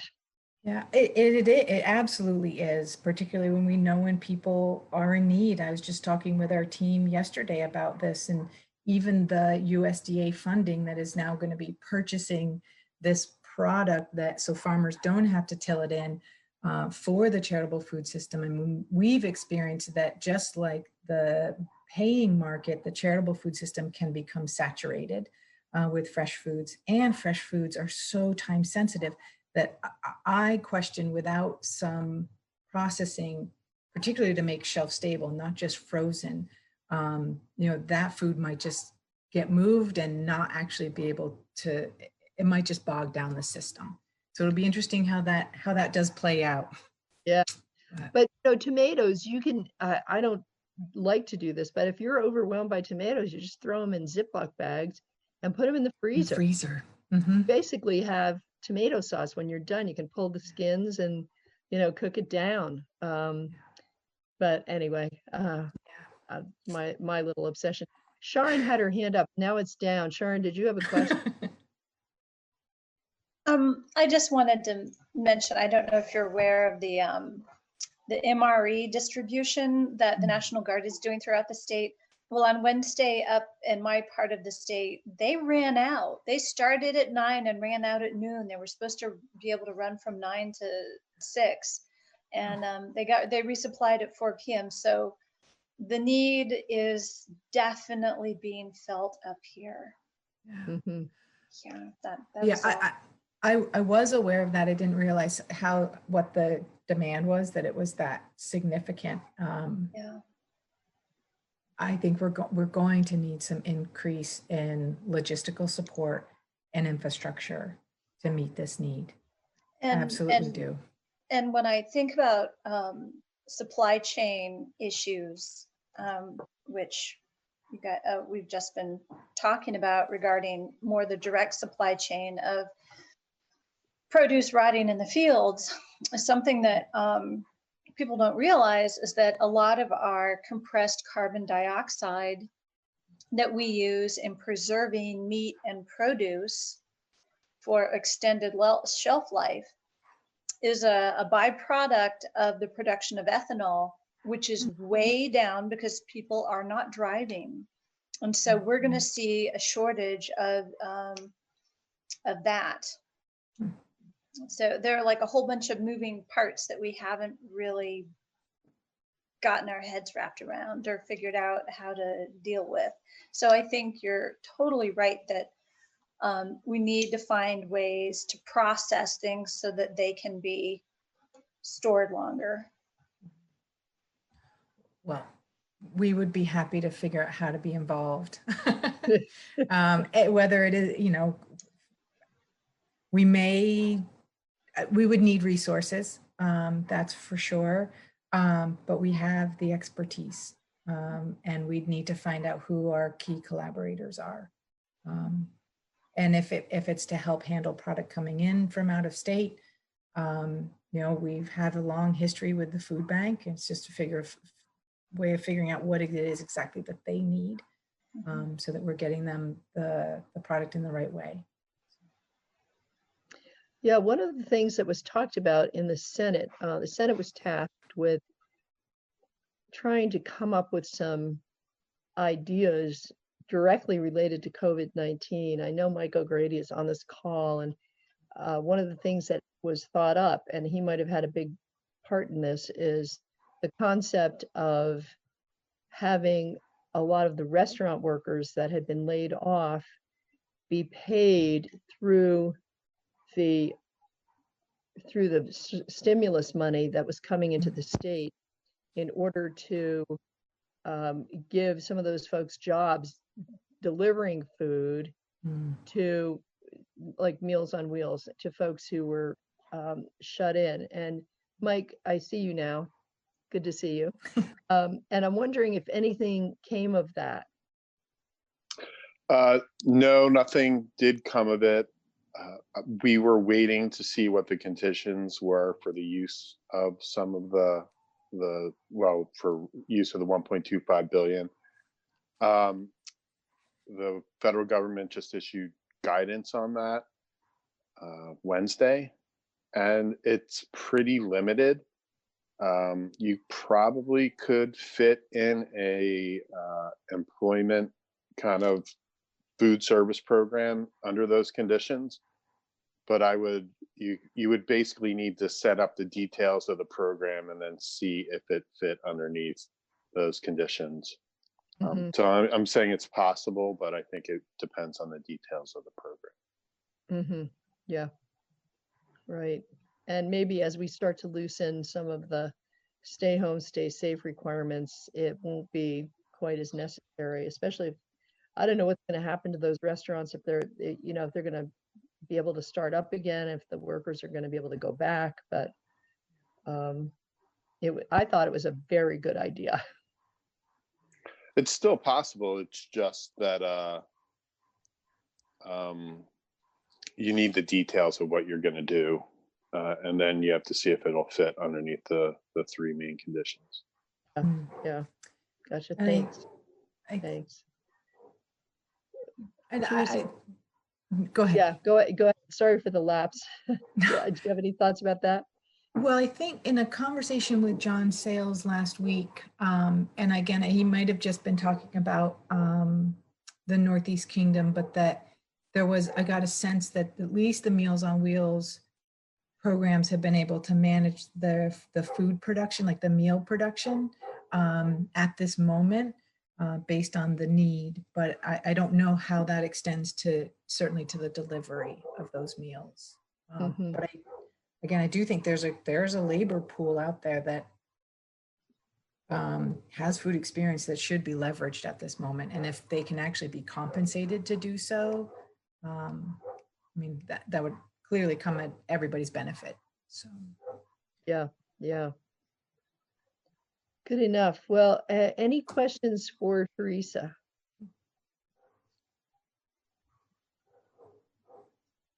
All right.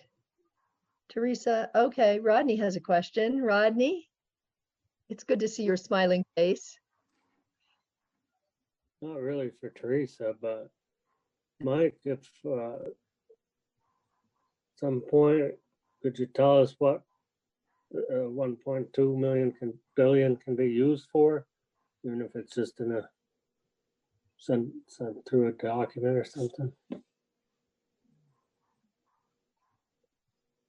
Mike, you have to unmute yourself.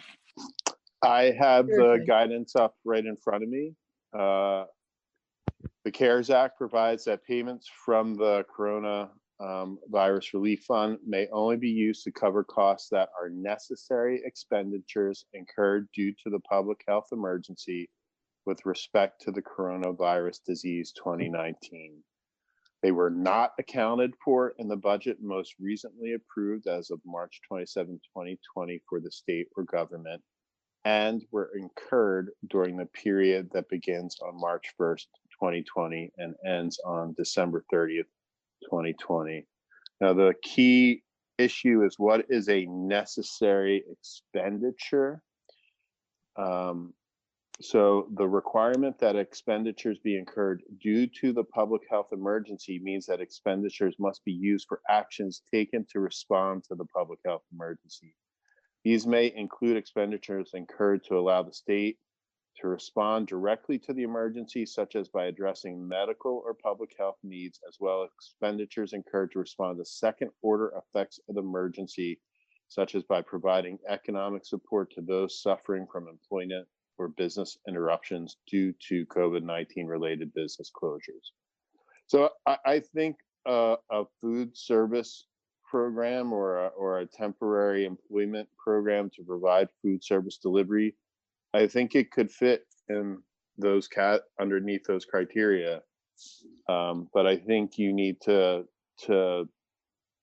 develop what it is before you say it qualifies. That's really kind of my point. But it sort of seems like meal delivery because you've got people who are at risk, not wanting to deliver meals. That it seems to me that would fit.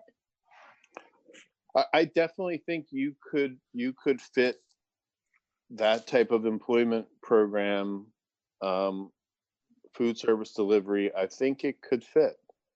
Yeah. But I again, you kind of need the details to see if it's a necessary expenditure. And I think you could definitely develop a program that qualified. Yeah, you also need to you also need to organize the program and get the people lined up and all of that. Right. Who would do that? Right. That's, who do you have $1.25 billion. who do you appropriate that money to do this? Who do you issue a grant to run the program? How do you coordinate it? How, you're going to need to build in some oversight and conditional requirements. We probably would just use the state existing grant criteria for that. But that requires a lot of, that requires insurance and certifications, and yes, it's possible. Yes, you could do it, but there's a lot of questions to be answered before you could implement it. Right. Yeah. So Rodney, your hand is still up. Did you have another follow-up or? Okay, your hand is now down. Okay, thanks. John O'Brien, your hand is up. Yeah, I just wanted to throw out something while Teresa was still here. So we're getting the hot lunch meals at the end of the road in a cooler.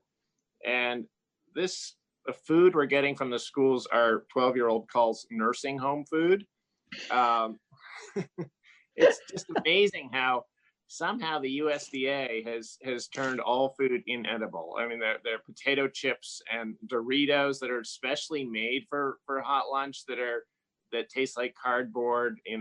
Most kids aren't going to eat 3-bean salad. There's 1% milk. And so I had a general question about, nutrition and taste. And it seems like the USDA is turning a whole generation or two, or they'll connect nutritional food with something that's inedible. And it's probably the best thing ever for the fast food industry because of this food. And there must be incredible waste from it too. Like nobody wants to eat this food. I mean, the parents end up eating it, sort of holding their noses and eating it, and the kids don't. So if anybody has anything to say about that. I don't know if they're Doritos that taste like cardboard, maybe it will instill some better health, but you're right. Like, oh my God, it's like with the way my mother used to cook Brussels sprouts. It tastes like sticky balls of ick. Anyway, Salvation, Teresa, do you have any perspective on this from Salvation Farms? I like to feed it to the chickens comment. I think that we have options. I think it's just a matter of rearranging some of our assets and priorities. When we started to explore maybe this can be done fast. I'm not quite sure. But when we started exploring the commodity program and the collaboration with the Department of Corrections back in 2012, we were having conversations with the Department of Education, the Farms Institution folks of if the state was investing in surplus from farms, moving it through a correctional industry vocational program to create packaged and processed foods, how do we get that into the school system? Like the DoD Fresh, and while those conversations were had, they were really surface conversations, not like really digging into like, oh, how do we do this? But I think that if the state, and we also did some research to find out how much federal dollars are we actually leveraging into the state through reimbursement on meals, both for seniors and for youth. That was early on, and we'd need some deep thinkers to like pick this apart, both logistics and economically, to know the cost benefit analysis of if the state makes this kind of investment, what does that mean around our health and around our food viability and around our food sector employment, et cetera? Can we, if we're doing this also with corrections, does it have recidivism reduction? Can there be transitional stepping stones into food sector employment for people when they're released? Can some of this food go into correction so that their meal budget is actually being applied to not just this program, but to using this food to feed the inmates? So, we've advocated for really creative thought and exploration to see how can we use these levers. So does that change the meals that are going to be delivered next week? No. But I think that this is a moment when we're having a lot of realizations around how the food system works and how it's not working for us, and what opportunities we might have to change it. John, I have a question for you. Do you think that these meals that are being delivered in coolers are just, well, I get the Doritos that taste like cardboard, but do you think that they're just, it's a struggle because between the time they're being prepared and when they're actually delivered, things are getting overcooked and stuff like that? No, it's not the cooking. I mean, our lunch lady is a fantastic cook. I think it's just what she has to work with. And, a lot of the packaged stuff is clearly specifically made because of nutritional guidelines, probably because 10 years ago, there was a big push against the obesity crisis in this country. Just, for example, the 1% milk, why aren't we getting 2% or whole milk, into schools? And so nobody wants to drink 1% milk. All kids would rather drink soda or Red Bull or whatever. Red Bull. Sometime I'll tell you my Red Bull story. Right after the Captain Morgan story. Yeah, yeah. Oh gosh, I was awake for 3 days. But anyway. Yeah. Just that whole conversation about, right, if whether it's zucchinis or gillflower, turnips, if they're extras of those, how do you make them really taste good so that you meet that demand or increase demand for those sort of foods? Right. And I think that the farm to school folks have always been, when Abby Nelson came in with Betsy and Megan and all the folks that are doing those farm to school programs and Junior Iron Chef, those things were very tasty. They were coming up with tasty ideas for daikon radishes and what have you, and getting the kids to try these slaws made out of radishes and cabbages and other stuff that was tasty. So I don't know what's going on. Maybe it's just having to use a processed food to get out to these lunches that are not particularly good. Are you forced to take these lunches, John? We're not forced to take them, but you just hope that the food's more edible. I mean, it really is like what you imagine in nursing homes or prisons. And kids, they would rather eat anything than this food. Yeah. When my mother was briefly in a convalescent center in Rutland, it was in the fall, and all she wanted was a fresh apple. And I asked the staff if they had any fresh apples, and he said, "Oh, we've got apples. They're the canned ones." I said, "What? This is Vermont." Exactly. Yeah. I ran downtown and bought her some apples. But anyway, yeah, it's sad. Sharon has her hand up. Sharon. I know that not every school is sending out the same food. I know I've seen that, for instance, the Randolph system is distributing Pop-Tarts for the breakfast, and that is not happening up here. And my chickens have been the happy benefactors of all the romaine lettuce and the apples that have gone by, the Macintosh and strawberries this week, and fresh, the tops off of bell peppers that have been cut up. So I don't know what, what determines which school is accessing what food. I know the commodity programs are pretty absurd. I have taken like 20 or 30 pound bags of powdered milk from that school before. Here we are in Franklin County, like the biggest producer of dairy in New England, and our school is made to take powdered milk. I turned it into yogurt and fed it to my chickens, but yeah. So what has happened to the concept? I mean, I know we were pushing to get to at least 2%, if not 4% milk in the schools. I mean, has that have we been able to prevail at all with that? It has to be done at the federal level. Right. Yeah. You know, Yeah. I mean, I wish we could just tell them if there was ever a reason to, like, you know, the feds, it would Yeah. be over making sure our kids get good milk, Yeah. you know, Yeah. something they want to consume that's really good for them. And somehow I don't think it's the 4% milk that's making kids fat. No, it's the Mountain Dew. Yeah. It's not the milk. Milk fills you up. Yeah. High Yeah. fructose corn syrup is the devil's left hand. Yeah, devil's lettuce, right? Um, we are just about out of time. We were booked in here until 11:15. I just wonder if there are any last questions for Teresa. I want to thank you, Teresa, for spending some time with us. We really appreciate all the work you've done, and especially getting the whole gleaning program going, basically statewide.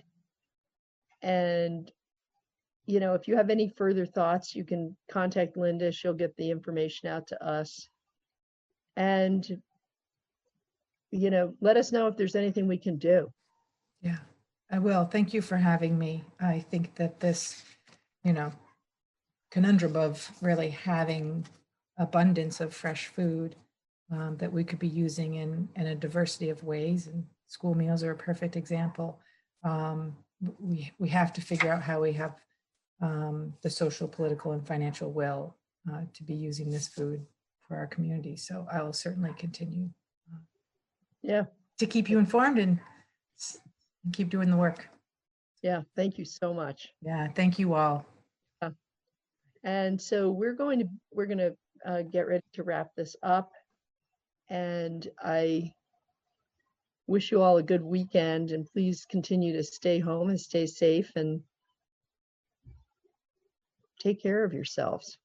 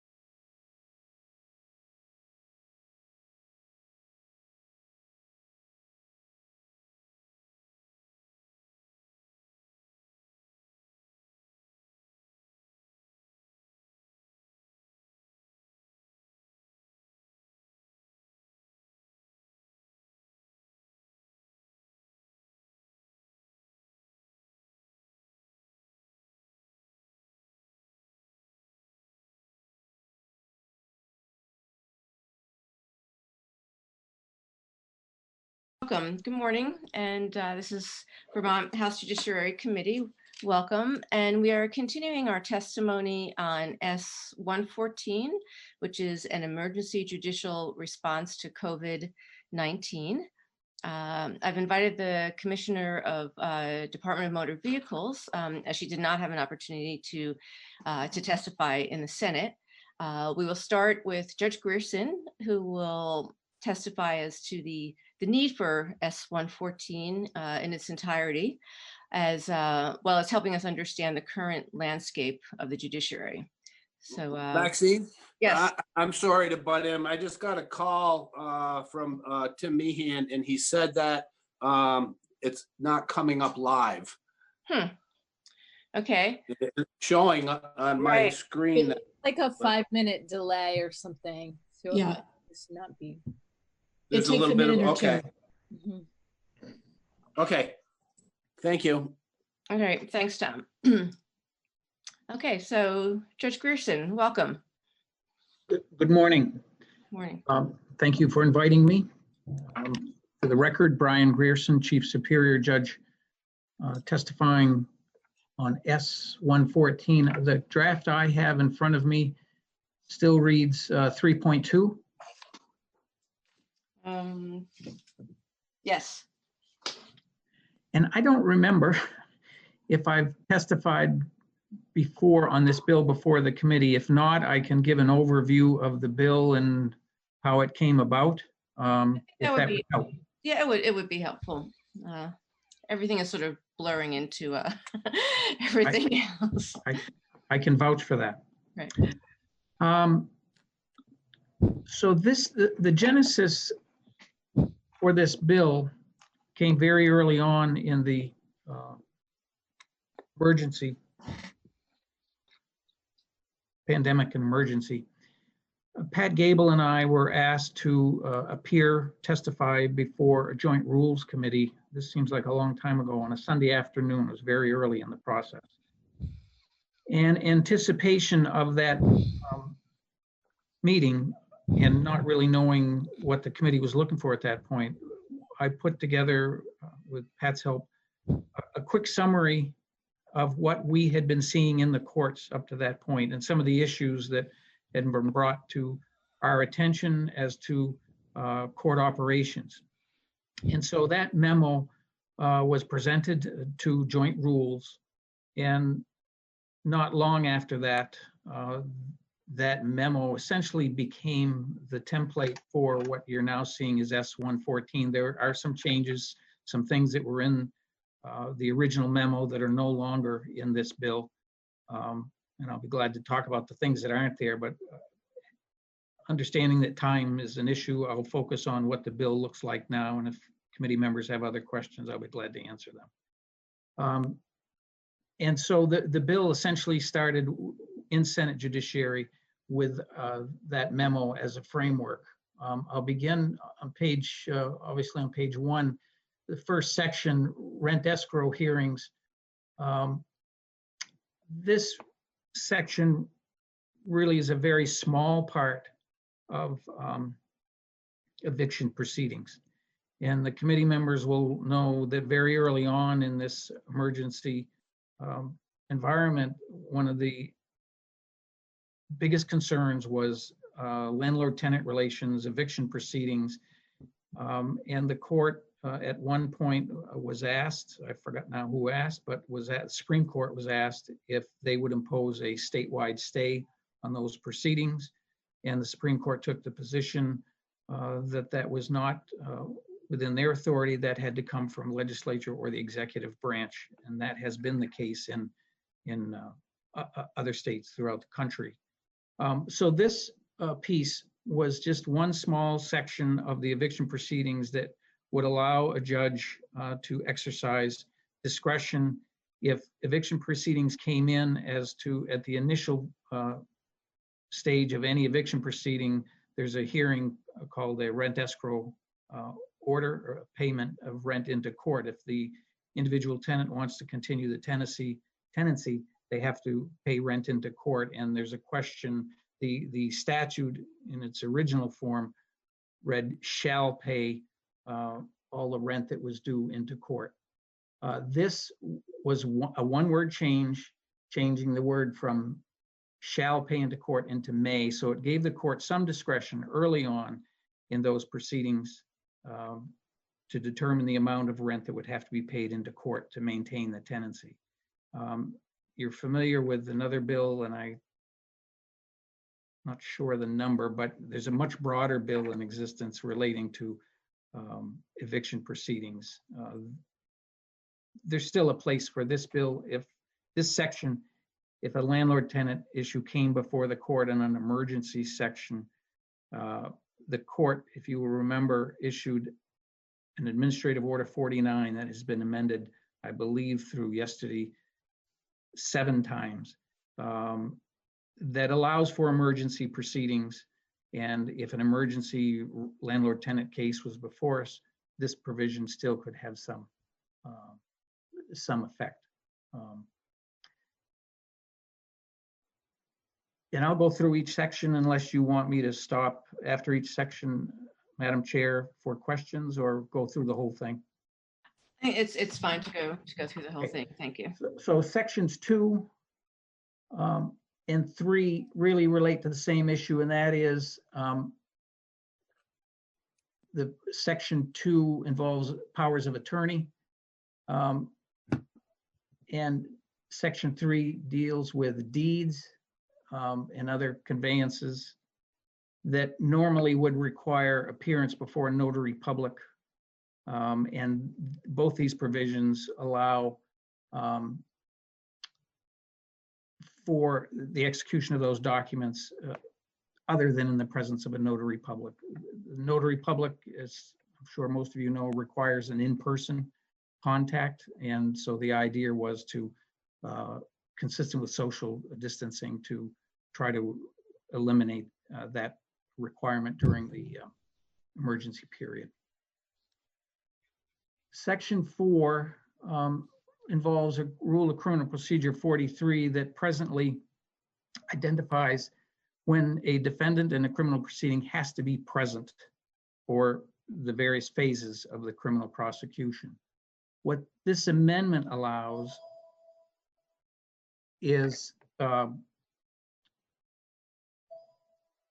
that personal presence can be through video or audio appearances.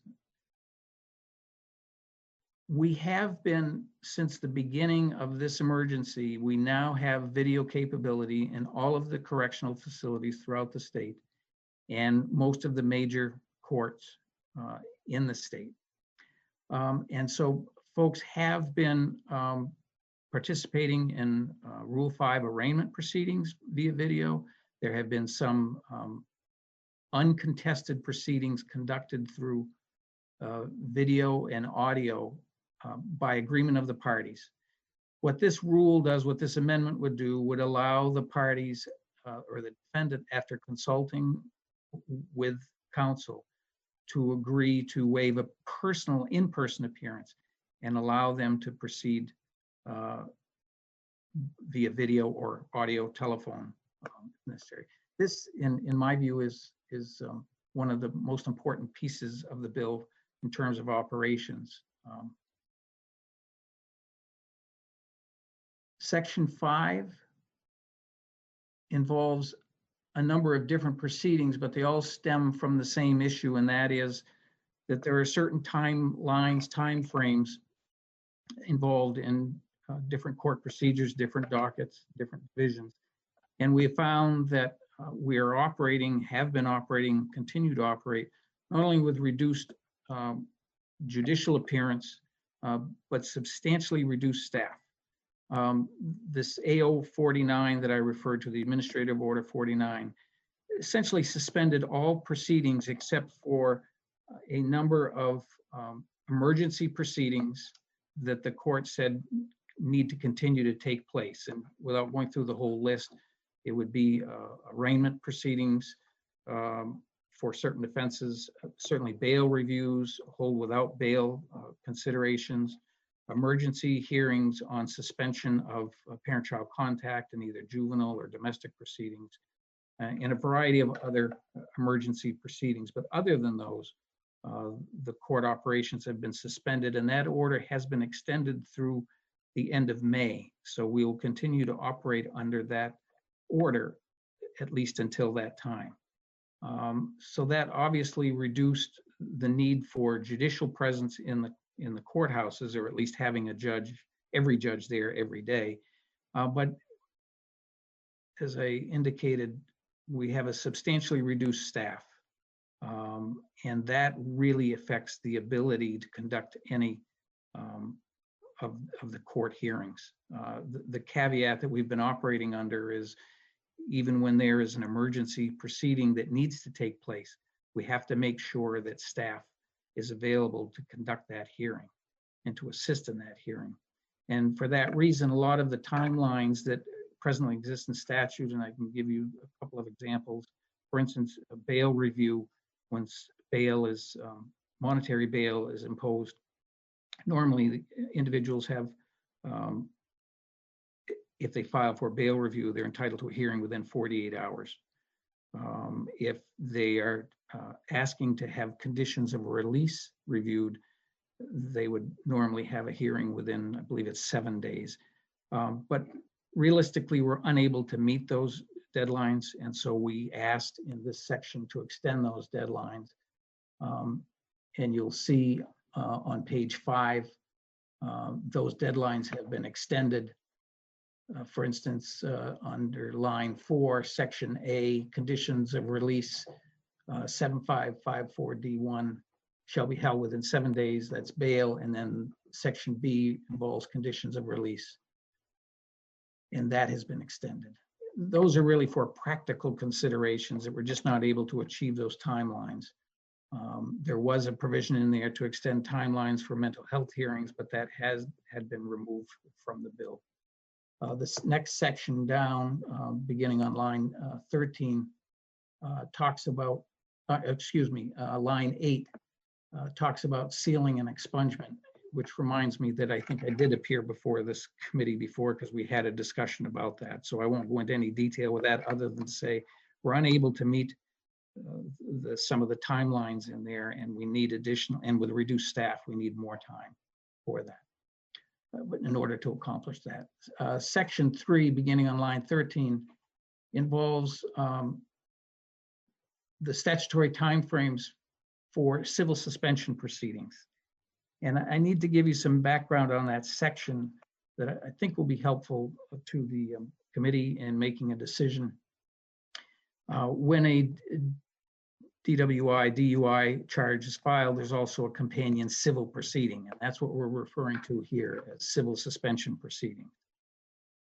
Those hearings are held separate and apart from the criminal proceeding, and they have certain timelines that have to be met. The preliminary hearing must be held within 21 days of the offense or at their first appearance in court, and a final hearing is 42 days from the offense. You're all aware that there are first offense DUIs and then subsequent offenses, second offenses, third and fourth. Those timeframes, the 21 days and 42-day timeframes, are not considered jurisdictional or mandatory for the first offense. They are not critical to the timing of those offenses, but when you get into the subsequent offenses, they are mandatory, meaning if we're unable to meet those timelines to have those hearings, then there is a possibility of the case, the suspension proceeding either being dismissed or a judgment entered for the defendant. So as you get into the subsequent offenses, and obviously the more serious offenses, the timelines and the ability to meet those timelines becomes critical. The original, and I should go back for a minute. I've been talking about Administrative Order 49. Administrative Order 49 from the Supreme Court did not identify civil suspension proceedings as an emergency proceeding that needed to be heard. When the original memo that I presented to Joint Rules, and I believe in the initial draft of S114, the judiciary was not focusing on the suspension consequences of these proceedings. Our focus was on the timeliness of the hearings. And so my original memorandum, which I believe is on file with your committee, and in the initial draft of this bill, if you look at the language beginning on line 13 through 16,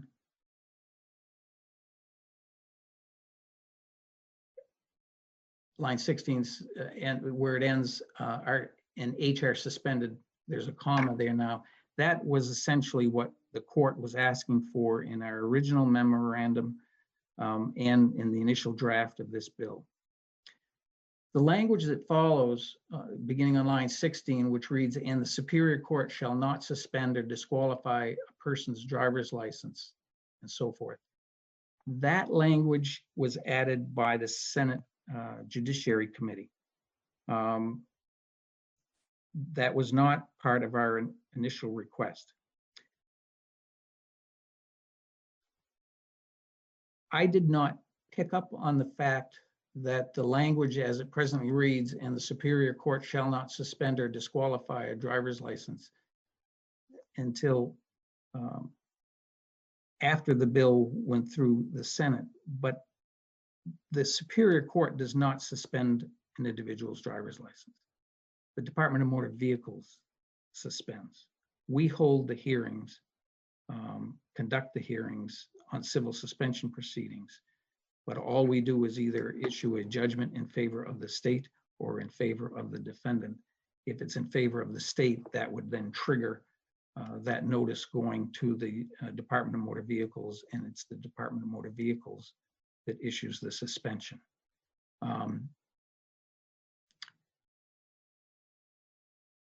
That is the history of how that language appears now in S-114.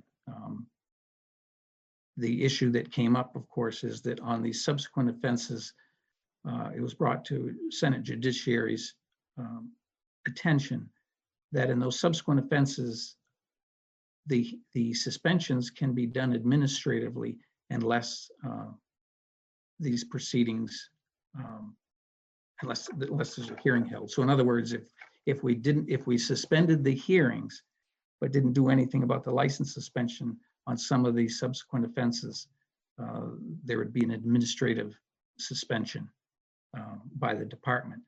So my sense is, and it's only my sense, is that the Senate Judiciary intended to, by the addition of that language, to eliminate any license suspensions until we could conduct these hearings. But the reality is the Superior Court, and I think the committee needs to be aware of that as they're looking at this language, the Superior Court does not suspend the licenses themselves. The next section, section 6, suspension of statute of limitations, that involves civil proceedings. Lawsuits have to be brought within a certain time frame. The most common one is the 3 years from the time, for instance, an injury is incurred, and this would allow individuals to have a tolling of the statute, a deferring of the statute of limitations until after the emergency period has passed. The simple explanation is that if an attorney, for instance, is handling a case for a client and is affected by the COVID-19 virus and may not be able to process the paperwork. So there are any number of reasons why there would be a good reason to toll the statute, but that's to give additional time for the filing of claims. The last piece is section 7. And this is, again, I think one of the major pieces of the bill from the judiciary's perspective, because so many of the documents that are processed as part of whether it's criminal proceedings or civil proceedings, family court, require, again, appearances before notary publics.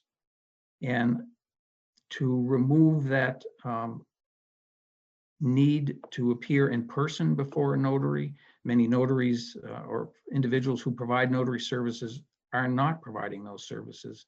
So for a combination of reasons, social distancing and the lack of access to notaries, this would allow a person to make a sworn declaration that the document they're signing is truthful. And that would, in effect, be a substitute on an emergency basis for a notary, appearance before a notary. All these provisions are intended to be applicable only during the emergency period, although some of them extend beyond that, but their time, these amendments would expire. That's a quick summary, Madam Chair, and I'm glad to answer any questions that the committee members may have on any sections. Great, thank you. Thank you very much. I am looking for hands now. Representative Lalonde, and then Representative Rachelson. Thank you, Judge Gerson. If you could go back to the provision regarding civil suspension, I have a couple questions about that provision in particular. One question is, because of perhaps the confusion of who actually does the suspending, do you think the language still accomplishes that as far as there won't be any suspensions until there is a hearing? Even though it seems a little ambiguous, do you think that the language as it is now accomplishes that intent, which is my understanding that that was what the Senate intended? Well, I think you've hit the you've hit the magic word, the ambiguity. Because the Superior Court is not responsible or authorized to suspend licenses, this could be subject to interpretation that the hearing, clearly the hearings, the civil suspension hearings will be suspended. Since we're not authorized to suspend licenses and don't send out any notice of authorizing, the ambiguity is whether or not the department, in looking at this language, would feel that they can continue to suspend administratively. So the only way I can answer your question is to agree with you that it is ambiguous. And I agree with your conclusion that the intent of the Senate clearly was to stop suspensions. And that's why, as I said, I did not pick up on that until after the fact. Okay. So it is also my understanding, though, that to fix that here would, because of the delays really we have in trying to get these things through with the way we're doing this remotely, that would delay this bill and the other very important provisions as well. And that's something that we want, or certainly that you want to avoid, is what I've heard. I do.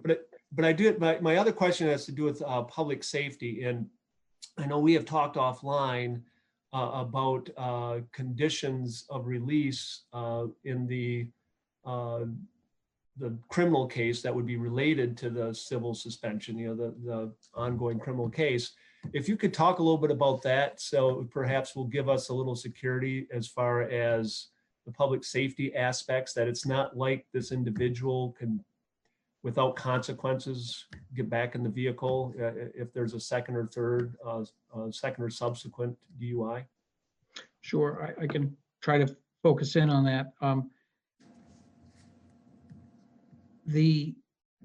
Keep in mind that when a stop is made, an arrest is made for DUI, whether it's first, second, third, or fourth, it's ultimately the police in the field that are issuing the citation date or the appearance date. Obviously, if the case is serious enough that it involves a possibility of monetary bail, then the police would still be calling the judges for imposition of bail and conditions of release. And I would expect that in many respects with subsequent offenses, more serious offenses, third and fourth, that the calls are being made to the judges for conditions of release. And to the extent that those contacts are made with the court, either at after hours, or if they are cited into court for an immediate appearance, and by immediate in our current environment, that could be the next day, within 48 hours, or within a week. But once a contact is made with the court, we can impose conditions of release in these cases. And certainly when we're dealing with subsequent offenses, a condition of release that a person not drive is, I want to say it's almost standard in these subsequent offenses. And in some judges, even for first offense, but let's focus in on the more serious offenses, third and fourth offense. This is where the administrative suspensions can come into play. When the courts are called, whether it's a late hours or whether it's an appearance on a citation, the courts routinely, judges routinely impose a condition of no operation. This is a difficult population anytime you're dealing with third and fourth offenses. This is obviously repeat violations. And many of these folks are probably driving without licenses, certainly not all of them.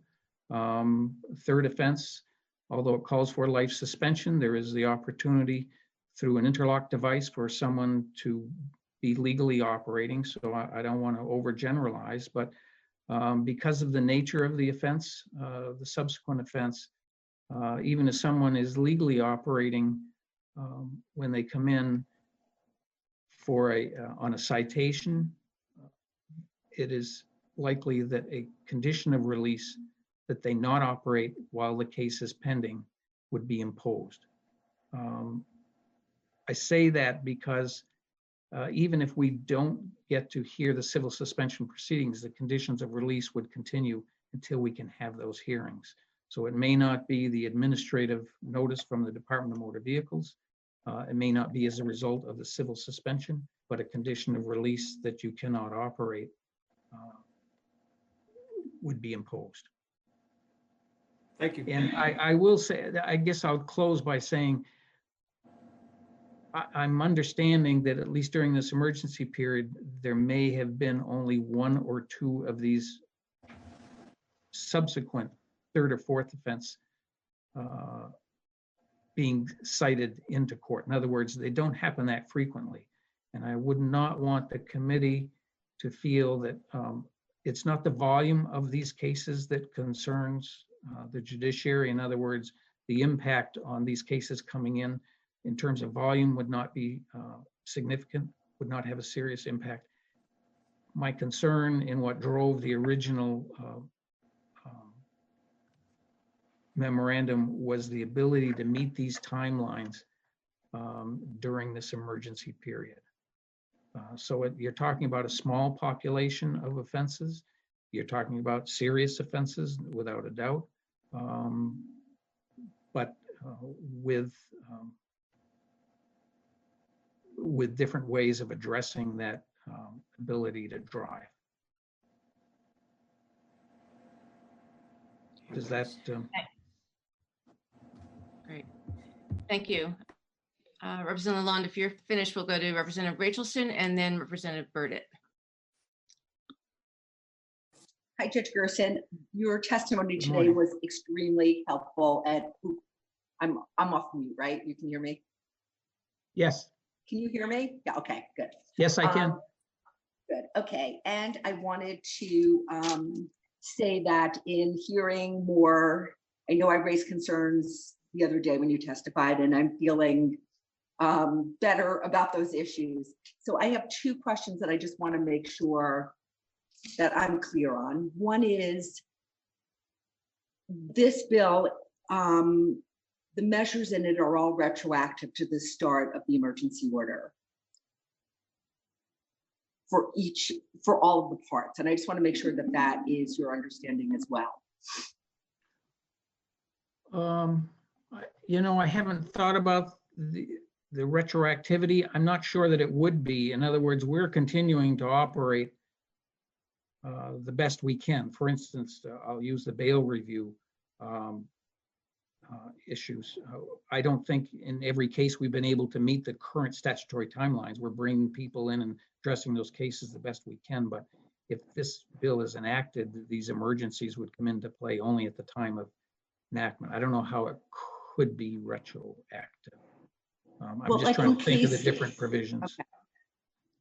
Okay, because I wondered, I thought you had said in one of the earlier hearings, or somebody had said that in reality, they can't always happen on time. And so I guess I just want to make sure if people think that us working on this legislation is covering them, and so they're proceeding in that way before this passes both houses and gets signed into law, that we're not sort of leaving people hanging out there, just given, I was just thinking how long we've been in this emergency order so far. And I know we're going as quickly as possible setting these systems up, but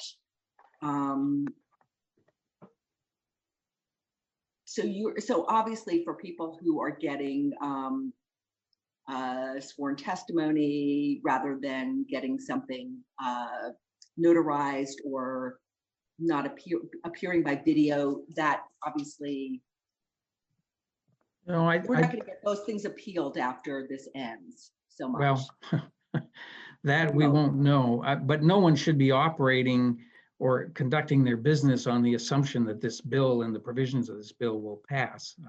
Obviously, we hope it does, but for instance, the notary public, at this point, you either have to obtain the services of notary public or not. And if you can't, it may prohibit you from taking whatever action you're trying to do. In other words, if you're trying to execute a power of attorney or a deed and you can't find someone to notarize your deed, there's nothing that is going to substitute for that until this bill is passed. So no one should be operating or making decisions based on the assumption that this bill and all of its provisions will pass. And so I don't really see where it could be viewed retroactively. It's changing procedures, and until the bill is enacted, the existing procedures remain in effect. Statute of limitations is another example. If there's a timeline that's running, I would not think that any attorney would be relying on the possible passage enactment of this bill for a statute of limitations filing. I thought that I had heard the other day that the ABA groups working on this were under the impression that this was going to be retroactive. I know that came up as a question. So that's something I will follow up with after. My other end of that question was, as the governor is slowly unpeeling the emergency order and having certain businesses start up, does it feel clear to you when it would interrupt what we're asking for in this legislation? Is it when the entire emergency order goes away, or yeah, I don't know, or what, but I'm just wondering as things change going forward. Well, let me give you an example. For instance, the administrative order I've been referring to, even if the governor opens up the economy and businesses more than have been recently, the administrative order at this point extends until May 31st, meaning that we would not be resuming normal court operations, certainly a normal schedule throughout the month of May. What happens after that is going to be dependent on a lot of factors. Again, I'll start with staff and the ability of staff to return full time. And we're already, and when I say we, I'm referring to the court, we already are working on devising a plan for resumption of services whenever we are able to. And by that, I mean, we're going through division by division in the court process to prioritize cases within each division and then within each court. It's a little difficult at this point to say what normal operations will look like even after, either after the governor's order expires and when the court's AO 49 expires. In other words, there still may be a period of time in which we're operating under other than a normal schedule. That's why some of the provisions of this bill you'll see extend beyond the time that the orders remain in effect. Thank you. Thank you. Okay, Representative Bratt and then Representative Christie. Excuse me. Thank you, Maxine. Good morning. I guess it's afternoon now. Good afternoon, Judge. Good afternoon. Section 1, little b, where it was changed from shall to may. Yes. Does that really change things that much? No. I didn't. Yeah, to me, it's not a significant change, but at the time, again, this predates any of those bills that you've seen or have been discussed about a much broader moratorium on evictions. This was just a very small step to give the court some discretion where they didn't otherwise have it. So it's entirely possible that if with a complete stay and if no cases come into the court, this provision would never be used. Right. It's only if an extremely rare case, an emergency comes in. Right, because the only thing that I can see that stayed on shall order a full or partial payment. I mean, with may, to me, it says you don't even have to order a payment. And with a shall, I mean, you could make the partial payment so low that it would be almost nothing anyway, so. It's not a significant change. No, okay. Thank you. You're welcome. Okay, Representative Christie, and then we'll move to DMV. Thank you. Thanks, Judge Grierson. Good to see you. Good to see you, Coach. Thanks, Maxine.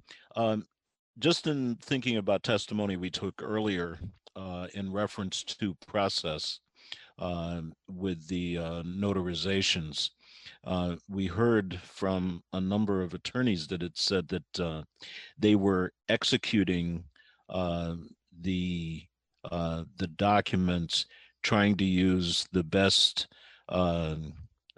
distancing, safe distancing, and personal direct attention, on porches, people's porches, things of that sort. They were very specific.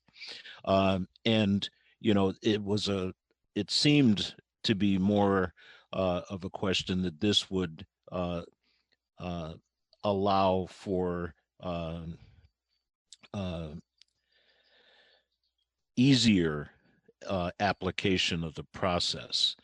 Because if you were doing a will execution, for example, from one of the examples that were given to us, if somebody's hospitalized at that time and getting access, it becomes really more difficult. So I can understand going to Barbara's point, about retroactivity, but it sounded like in those emergency situations, things were happening. They were just finding a way to do it as safely as possible. Right. That would be my sense that, they're still trying to do what they can in this current environment. Yeah, yeah. Which is difficult for all of us. Just a quick side note, talking to our town treasurer, and he's been a state representative as well, and he was on GovOps, and part of his concern was the possibility of this whole access to records piece, especially around deeds. Uh, for property sales, renovation, whatever it might be. We've got to work on that part of the system too. So anyways, thank you very much, Judge Grierson. Thank you. Actually, I do see another hand.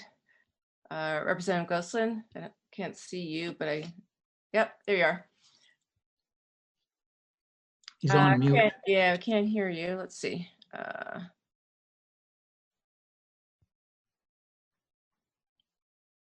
There Better? he is. Yeah. Sorry about that. Okay. Good afternoon, everybody. Judge, isn't well, what the governor did yesterday with loosening up with the attorneys, won't this make life a lot easier with a lot of this bill?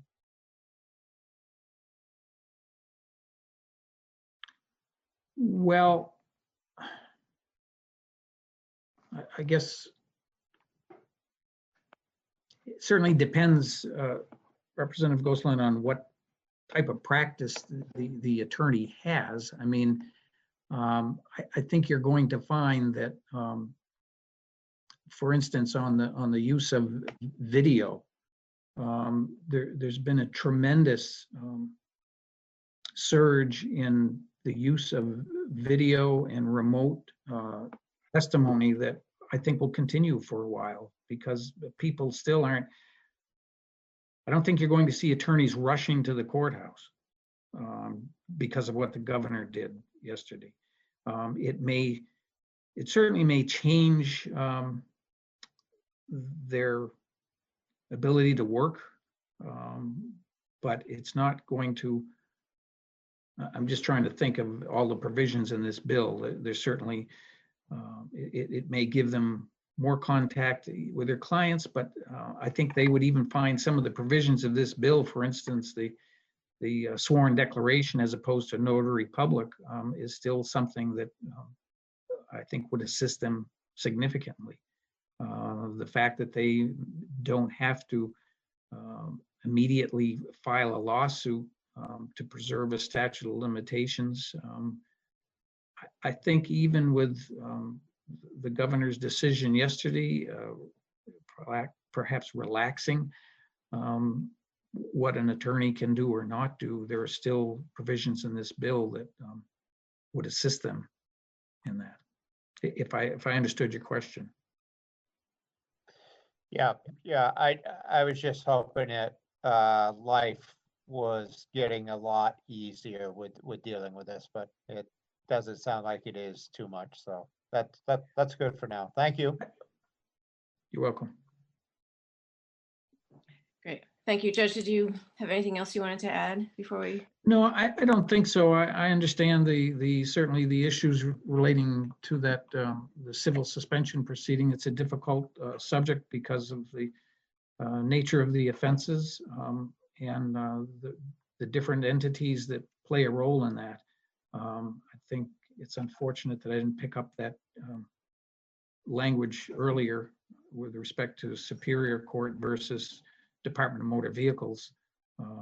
That's essentially what the word, if that read Department of Motor Vehicles cannot suspend, then we wouldn't even be talking about that issue. You'd be talking about whether or not you should have those hearings for certain offenses, but that's where we are at this point. So great, thank you. I will stay on in the event you need me to answer questions later on. Okay, thank you very much. I appreciate your time.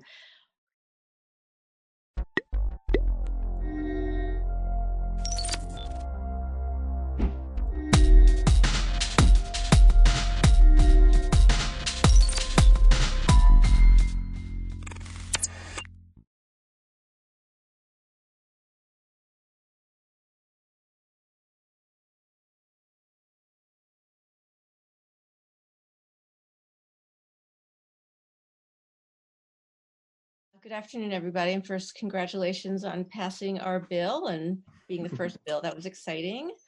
Okay, so we are here on S114, even though we have discussed it quite a bit. We did not have it formally, but it has been referred to us today. And since we last met as a committee, I think Tuesday, right? Me, Martin, Tom, we've been working with House Transportation and Ledge Council because there's been quite a concern about the DUI section. Martin, can I turn it over to you to give us an update, please, as to where we are? We've also been working Speaker in the Senate because we know this is a very important bill. There are a lot of sections in the bill, and we do want it to get passed as soon as possible. However, we do also want to make sure that highway safety is being preserved. So thank you, Martin. Yeah, so I will spare you the details of the many various ideas that have been kicking around, which included a letter of intent, included a concurrent committee bill that fixed things, that amended the section in various ways, etc. But my hero, Bryn, had a conversation with Judge Grierson while we were having our roll call, I think, today, to talk about one of the latest ideas that has been floated, and that is just striking the section in its entirety. The DUI section, subsection 3 of section 5 of the bill. And from what Judge Grierson, actually, Bryn, if you want to, so it's not like third hand, if you could tell us what Judge Grierson, his reply to that was. I could read the email from you, but it makes sense that you go ahead and explain. Oh, I'm happy to talk about it. So for the record, Bryn Hare from Legislative Council. I had a conversation with Judge Grierson this morning about the various options for how to deal with this particular section and also move S114 as quickly as possible because of the remaining sections of the bill that are so important for the judiciary to get passed. And he indicated that he was understood the implication of striking section 5, subdivision 3, the DUI portion, may add some additional time to when the legislature can get a provision passed that deals with these suspension hearings. But he was okay with that. He said that they're dealing with those requests for hearings as they come up, and they're just doing the best they can, and they'll continue to do the best they can to deal with those as they arise until the legislature can pass a provision that suspends those timelines.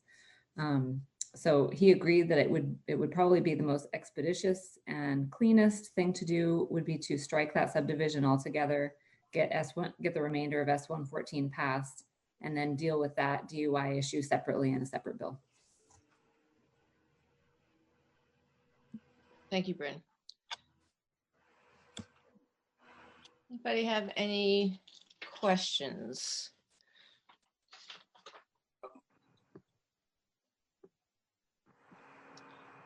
Actually, sorry. Tom. Yeah, not a question. I just wanted to say I think that's a great idea to strike it and move forward. Thank you. Barbara. Thanks. I support that idea, and I think we should get more roll call votes and have Bryn work out more issues for us moving forward. But I'm wondering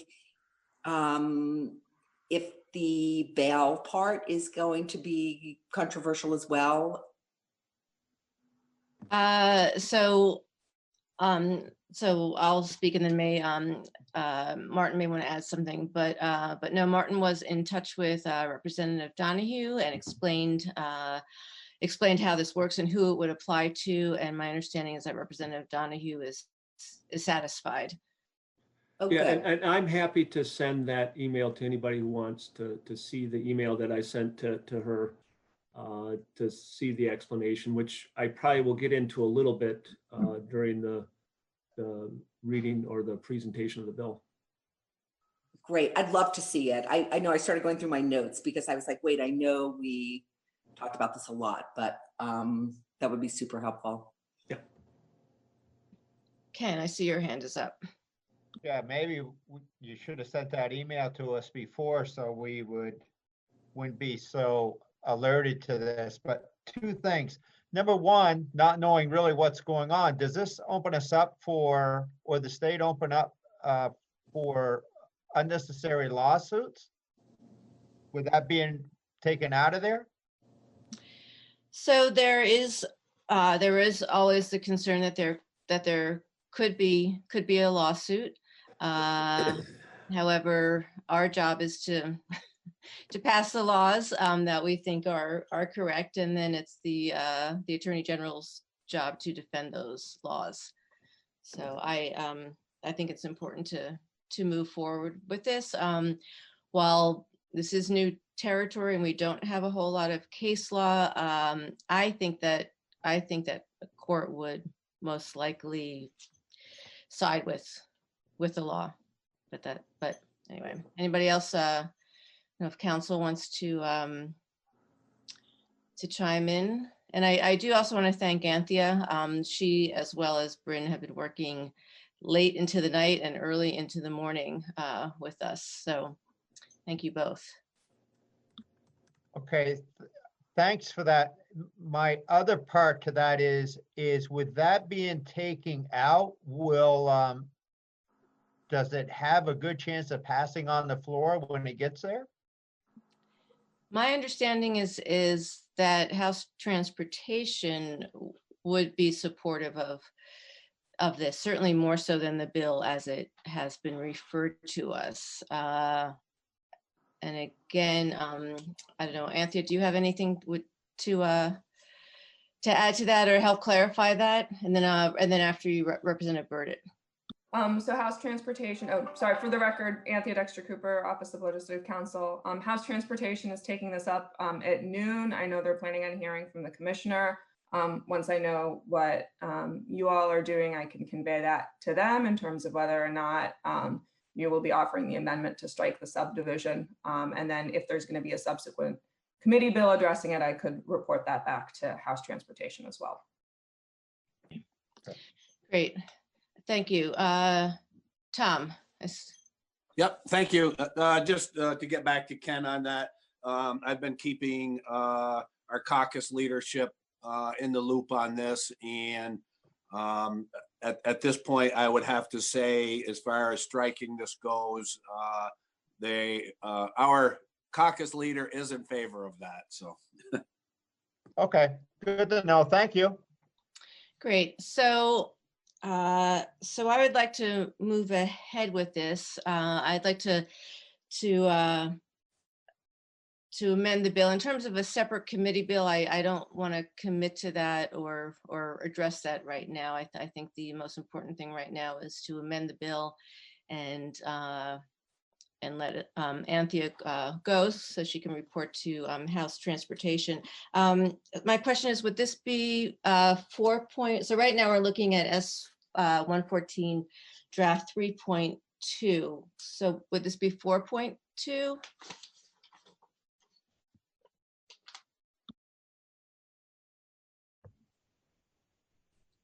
That's for council. Yeah. I was emailing Mike to post an amendment. So since this is passed the Senate, it would be an amendment that Mike will hopefully get posted. Okay. And so the amendment is a strike all and no? It's just striking that one subdivision. Okay. So can you email that to the Judiciary Committee, just so we get it more quickly so we can see what we're voting on? And actually, if Mike were to enable me to share my screen, I could put it up as well.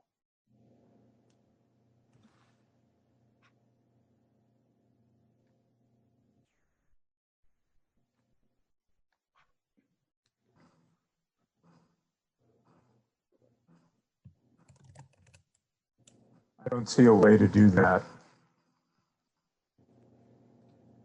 Can you do it on your own? It told me that you had disabled it. I think if you make me a co-host, I can share my screen, but I just Okay. emailed it to the committee members. All right. Yep, I did just get it. And folks, I just want to let you know that I did check in because I didn't see Coach, and he is at a Human Rights Commission meeting, so he is all good. Nodder is not here, but he was on the floor, I think, right? There's climate caucus, which is. Got it. Oh, yeah. Right. So I guess I'm just a little confused. Why wouldn't this just be a new version of the whole bill with that part deleted? So because it hasn't gone to a notice calendar or anything like that, would it be cleaner if it was just the full bill S-114 with that one deletion in it, since, like I say, it hasn't hit the notice calendar? We could do that. So Martin, you mean a strike all? Well, it's not really a strike all No, because we don't have to, I mean, we get the bill from the Senate, and if we change it, we just send it out as Okay. as changed. No? Am I missing something? I don't know. I have no idea. I just want to make. That would be a strike all amendment. And typically if you're doing something sort of discrete like that, then you would concur with an instance of amendment, and that's how Anthea's drafted it. Okay, so this gets that done. Just with this is that we concur with this, and then I have the separate amendment, which I would offer after talking about the whole bill. Then I offer this amendment, which strikes that other component. Okay. Thank you. Okay, so is that clear to folks? So I think we need to have then two votes, one for S-114 and then one for the amendment, correct? Or don't we do the amendment first and then we vote on S-114 as amended? Oh, I don't, that's Tom, somebody. To me, Which way did we do it? seemed like we would have to accept the bill first. Don't we have to have a bill to be able to amend it? Or if we don't vote on the bill, So we have a bill. Brynner or Anthea, do you know which way?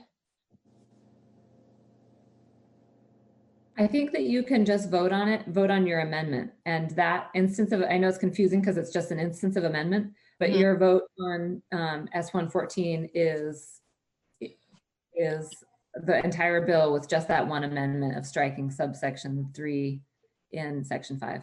So we're voting to concur with instance of amendment. Right.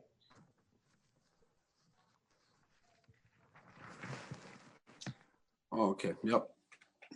So the question would be, so that would be the question, vote to, because I'm also looking at draft 3.1 for S-114, and what was referred to us was draft 3.2.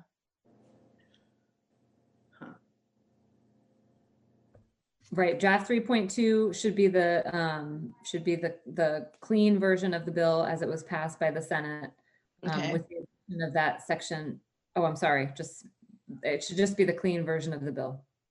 Right. And so draft 3.1, I'm looking at the amendment.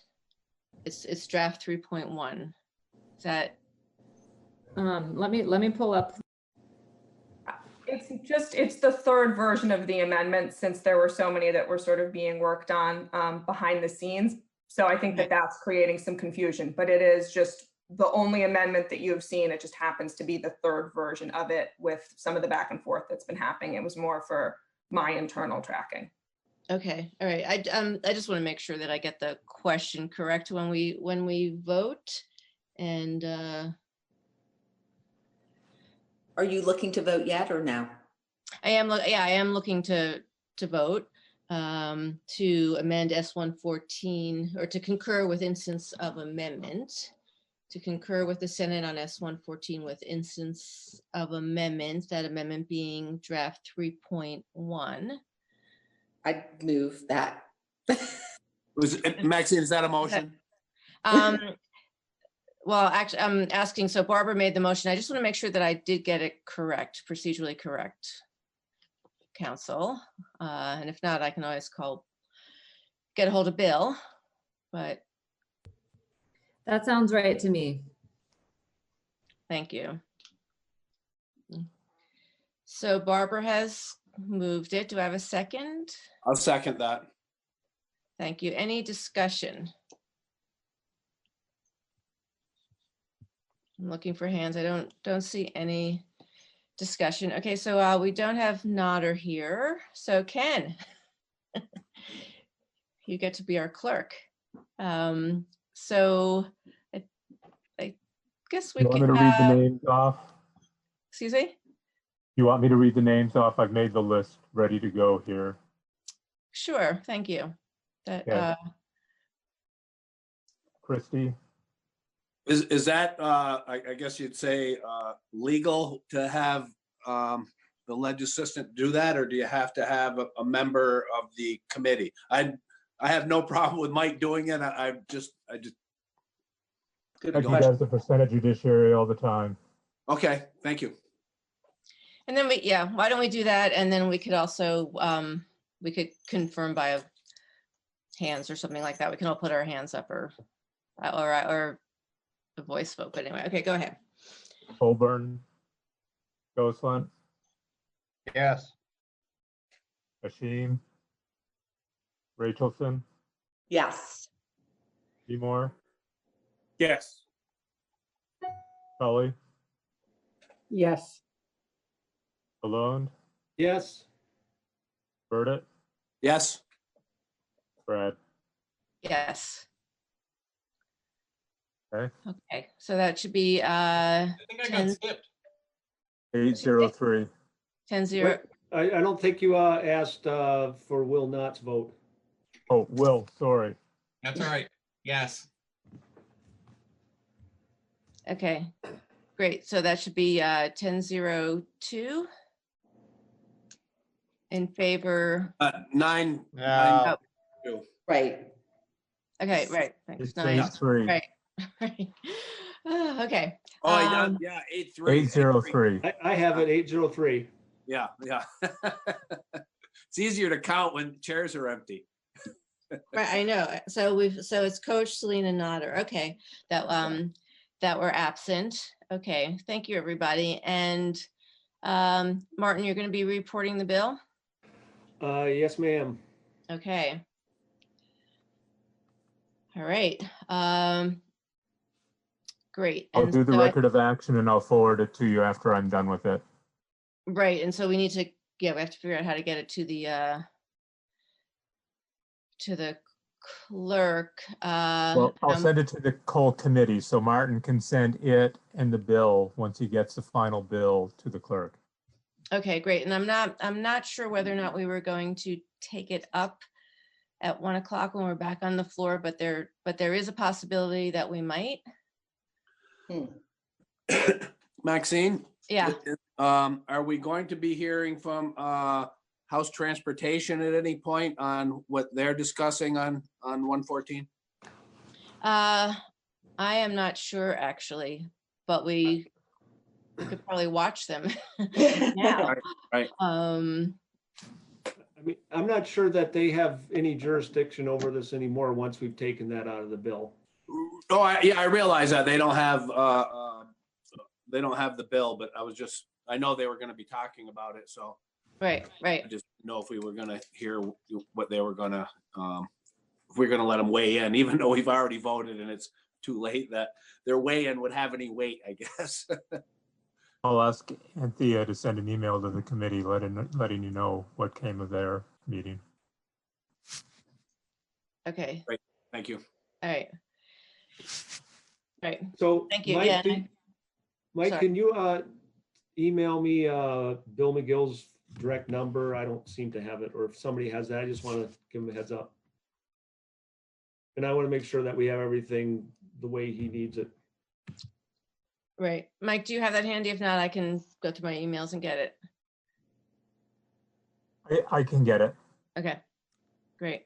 I'll send it to you when we get off, Martin. All right, thank you.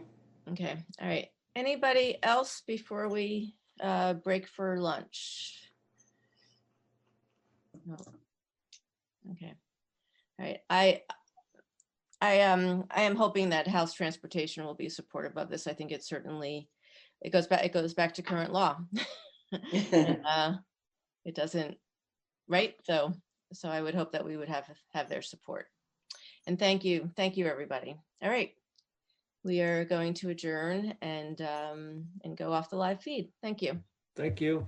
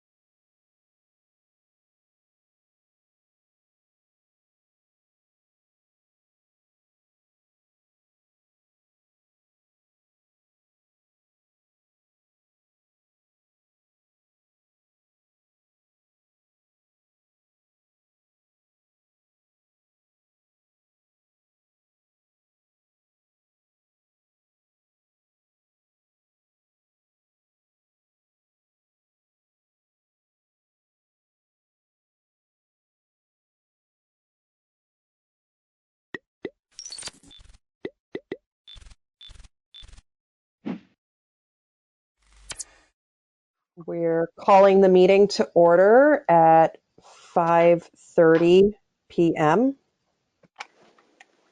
And actually, we're calling to order the Sewer and Water Commissioners at 5:30 p.m. Correct. Correct. Okay. So first, we're talking about the next stage reallocation of sewer water rate. And there should be an email in everyone's packet from Pip Bannister. Are we talking about the co-op first or next stage? Oh, I'm sorry. Yeah. No, we're talking about next stage first. I went Okay. out of order. That's okay. Oh. So it's a letter from next stage. They've been closely tracking their water usage. Yep. So do you want a little history? Yeah, please, Karen. Thank you. All right. So back in January, I got a request to change or look at the allocation because they feel like they're being overcharged because right now they're paying a flat rate and they're actually not using a whole lot of water. And they've been kind of tracking it too. Now, they have metered water and sewer is at a flat rate. So I had a conversation with Chris Hayes, he's with Simon's Operations, and he had spoken to Cynthia a few years back, and Josh, you might recall this. And anyone who has metered water should also have metered sewer because water in, water out, and that is based on actual usage, not how many like ERUs, okay? Let me look. Bear with me for a moment and see how many ERUs they have. So right now, for sewer flat rate, they're getting charged 4 units at $164.10 each, okay? They have 4 water bonds, and then they have 1 meter. So what would happen is the sewer flat rate would change from 4 and go to 1. And it would be based on their water usage. Chris Hayes also said that anyone with water, metered water, should have the sewer meter as well. It just makes more sense. I thought we couldn't meter sewers. Am I confused on that? No, it would go through that same water meter. Oh, you are okay. correct. You are correct that we cannot put a meter on the actual sewer, but Okay. it goes through that water meter. So somebody who has the same number. Somebody who has a well, Laura, you could put a meter on the well to track the usage of sewer, the amount of sewer usage. Okay. So one of the things that people, can you remind me, what did Chris say the conversation with Cynthia was related to this? So he said back then he had spoken to her about putting, getting everyone consistent. So anybody with flat rate sewer with metered water, it should be a metered rate. Now he also explained too, and I don't know how this is going to work, but at some point in the future, the select board and I will have to sit down and revisit our policy. Chris explained too that if you have someone like Landmark College, right? So they're all on a flat rate right now. If they were on a metered rate, they would probably be paying more because of the amount of usage up there. So any commercial or multi that has metered water, it would most likely be more money at a lesser rate. So, but the rate, I think we got to relook at the rate too, Josh, and calculate how that would look. Now, I started the process of investigating it, so I cannot tell you right now how many people have metered water and are on a flat rate basis. So until we figure all that out, it's too early to tell. There's two things that come to mind for me that I think are important related to this. One, I believe our commercial and our residential rates are the same. And you may have already mentioned that, Karen, and I don't know that they should be. Because if somebody has I understand Next Stage is a nonprofit. Obviously, we want to be favorable to them, but at the same time, the system has to be paid for. So, when both of these organizations, Next Stage and the co-op, did their most recent renovations, for Next Stage, that was several years ago, for the co-op, that was more recently, they had to get state permitting based on their size. And so that's what the allocations were based on. Correct. So if the state is telling us that's how much they need to have for an allocation, I think that we could choose to or not choose to allow them to go to a metered rate otherwise. And they may well have a legal argument to say, you have to let us be on a metered rate. But as far as the bond is concerned, if the state is telling us this is their minimum requirement, my personal feeling would be perhaps that bond payment route stays the same, but I don't know. That's something I think we need to explore also. The other thing that's important, and I explained this to Pip, for these entities to remember, is that that bond payment is, and the number of ERUs they're based on, is, for all practical purposes, a reservation of that amount of quantity of water allowable to them through our system. Right. Right now, we have sufficient water, so that's not a problem. But if we get, more affordable housing moving in down at Putney or at Putney Gateways, and we get 12 more residences built in town over the next X number of years, if they come back and say, hey, you know what, it turns out we really need those 9 ERUs and we don't have them, that's their problem, not ours.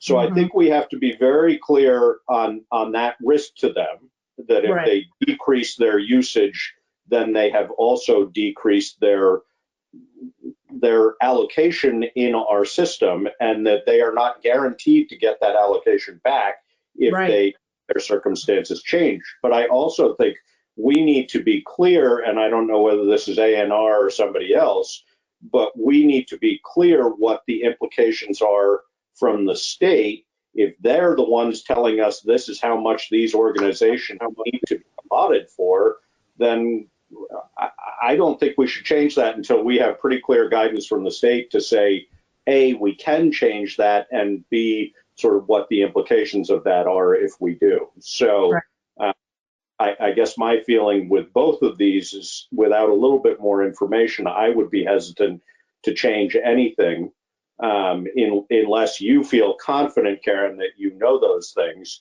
And also that we probably should notify these organizations in writing that information that I just said about it, that then they lose their reservation of that much volume of water should they ever need it. I mean, Next Stage, for example, if they were to go to having shows twice as often, their usage may jump significantly. And if we don't have the water when that happens, we don't have the water. So Right. that's part of what the bond payment is paying for that reservation. So we just have to, I think we need to be clear on that, and we need to be clear with them before we make any changes. And I'm not adverse to making changes, but I also do know that, I mean, the co-op being the more, it wasn't clear to me in the next stage letter, and maybe I just missed it. I went through it fairly quickly, what their actual usage is versus what their, I mean, I know they're allocated for ERUs, but was it clear on what their actual usage is? And I worry that if we're, chopping people's bills down, by very significant amounts based on their usage, where does that financial pressure end up? It ends up on all the other users as well. And again, if these are commercial entities, again, nonprofit might be a different category, but if they're for-profit businesses, then somebody's got to pay those bills. So I think I just think we need to have more information before we make a decision. But okay, let me make a comment. I agree with you, and I'm not prepared to make any changes without looking at this further. If we start changing ERUs, equivalent residential units, so like this one's 4, right? So we drop it down to 1, so that gives us 3 units, right? So we're going to end up with all these ERUs. It drops, like you said, it potentially can drop the amount that we're going to collect. Somebody's going to have to make it up in the end. And I think eventually what's going to happen, Josh, is we're going to have to raise that rate to cover the loan payment. Yeah. No. To run. I think there's no question about that. I think that it's a question also partially, well, again, for the state to help us with guidance on that, but also it's partially a discussion amongst us. I mean, we have always tried when we're making decisions like this to be fair, and I'm happy to be fair. That's our job, but they need to be fair to us too. And just because they're using a fraction of the water that they thought they were going to use doesn't necessarily mean that we should allow them to just pay for a fraction of the water. I mean, maybe, for example, with next stage, maybe we drop it to 2 ERUs and call that good. Or, I don't know how we do that, but I think until this is something that when the policy was designed, I'm not sure it was foreseen, this potential loss of revenue that then increases the cost for everybody else. So Right. So I think if an organization like Landmark were to switch over to metered, there's a potential, from what you're telling me, there's a potential for them to be paying a considerable amount more into the system. It seems like this is not a really great system. It's not really well balanced. If somebody like Landmark is paying less than what they're actually using, and next stage is, and the co-op are paying more than what they're actually using. Well, the ERU system is based on an average, essentially, it's average of maximum amount. So many people don't use the amount of water, and especially as toilets get more efficient, so on and so forth. I don't think the state has caught up with that quite yet, but it's a maximum amount. One of the reasons that they do ERUs for municipal systems is because it's actually quite expensive to install a meter. So, I mean, like the meter, I don't know what the meter for Landmark would cost, but it wouldn't be cheap. Next Stage and the co-op put those meters in probably when they did their renovations. But the idea with ERUs is that you're taking that burden of the added expense off of a meter on the assumption that they're going to use about an average amount. it's clear that that doesn't necessarily happen going in both directions, as you're pointing out. But I don't know what it would cost for Landmark to meter, but I'll bet it would be a chunk of change. Right. Okay. So it sounds like we're nowhere near making a decision on this tonight. We have Tom here, who I am guessing has had a very, very busy day and a really full agenda. Can we close this out? Can we table this and close this out and discuss this when we have more information? Yeah, I mean, if you want to, I'm happy to talk with you, Karen, if you want me to help you think through what the exact information we might want to have is before we revisit it. But if you're comfortable, that's fine too. But I'm happy to. Yeah, so if we table it, it may be tabled for a while. So Is there a need to come to, I mean, it sounds like we have to table it because we don't have the information we need. Historically, what we've done in a situation like this is, as of the time that these requests were put in, we will, if we change it, when we change it, we will retroactively adjust the bill accordingly. So if you record these as having been a discussion that started at this time and the request was placed now, even if it ends up being 2 months from now that we make a decision, we will retroactively adjust that financial burden. Or that's what we've done in the past. Not that we have to. That fits well with me. What do you think of that, David? Oh, David's muted. You're muted. organizer. Oh, I thought you were. How do I can't get him unmuted. Hang Hello? on. There you are. Here he is. Okay. Oh, I see how I do it. You're with us now, David. Go for it. Thank you. I would like to know what it means financially to these people, the difference between 4 ERUs and 1 ERU. Is it $100 a month or $1,000 a month? I mean, it seems like the smart thing to do is to keep the system, the whole system, as inexpensive as possible for everybody. How do we do that fairly? I don't know. What's the difference between a nonprofit and a school and a for-profit business? Was any of that thought about when we put the system in place? How do you come up with fair? I don't know the answers to any of those things. I need to know the answers to those things before we decided about it. Yeah, I agree. I think we need to devote a lot more time to this. Yeah. So, and do a thorough review of the existing policy, to see whether add those. I mean, I've certainly looked at it in the past, but it's been a number of years, to see how it, the policy when it was created was relatively loose, and I believe we updated it, I don't know, 8 years ago or something. I don't remember exactly, but it was pretty loose when it was created because it wasn't 100% clear how it was going to work out. So I think that's, again, in my saying we try to be fair, it's sort of looking at the big picture and the time frame that we're in and seeing what we can do. But I think we should look at that policy, decide whether it's appropriate, and decide whether we agree with it, and then go from there. Okay. I agree. Well, can I ask do one we more? want? Yeah, go for it, David.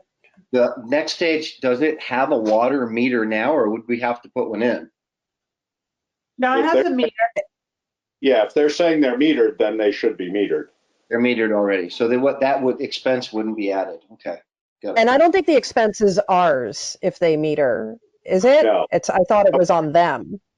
Yes, that's correct. Okay.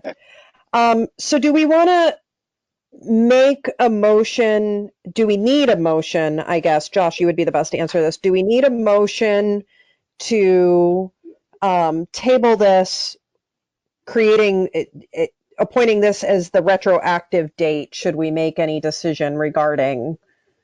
I think it'll be in the minutes. I don't know, Karen. I don't know whether you have a feeling about that. I mean, I'll make a motion to table it if you want. Okay. Yeah. Okay, and I second that. Okay, it's been moved and seconded to table this. All in favor? Any discussion? Hearing no discussion. All in favor? Aye. Aye. Aye. Okay. So Is there a motion to adjourn the sewer water commissioners meeting? So moved. Seconded. Been moved and seconded to adjourn the sewer water commissioners meeting. Any discussion? Hearing no discussion, so moved.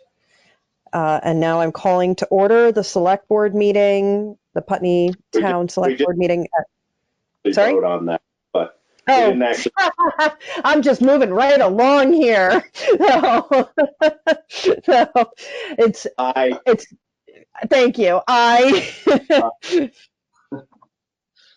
Okay, so it has been moved. Now we're calling to order the select board meeting at 5:51 p.m. Are there any adjustments to the agenda? No. Okay. The approval of minutes for April 8th and April 15th. Approve the minutes of April 8th and 15th. Yep. And I second that. It's been moved and seconded. Is there any discussion? All in favor? Aye. Aye. Okay. I was going to share some notes. Oh, we do have a caller on the line. Okay. So I was just going to share how we do this again. We'll start every meeting with introductions of the select board and participating staff. I am Laura Chapman. Oh, sorry, Karen. Go, you're waving. No, I was going to ask who the caller was, but I guess we'll get to that person in a minute, right? Okay. Yeah. So I'm Laura Chapman, the select board chair. Josh Laughlin, Select Board Vice Chair. David Babbitt, Select Board Clerk. Karen Astley, Town Manager.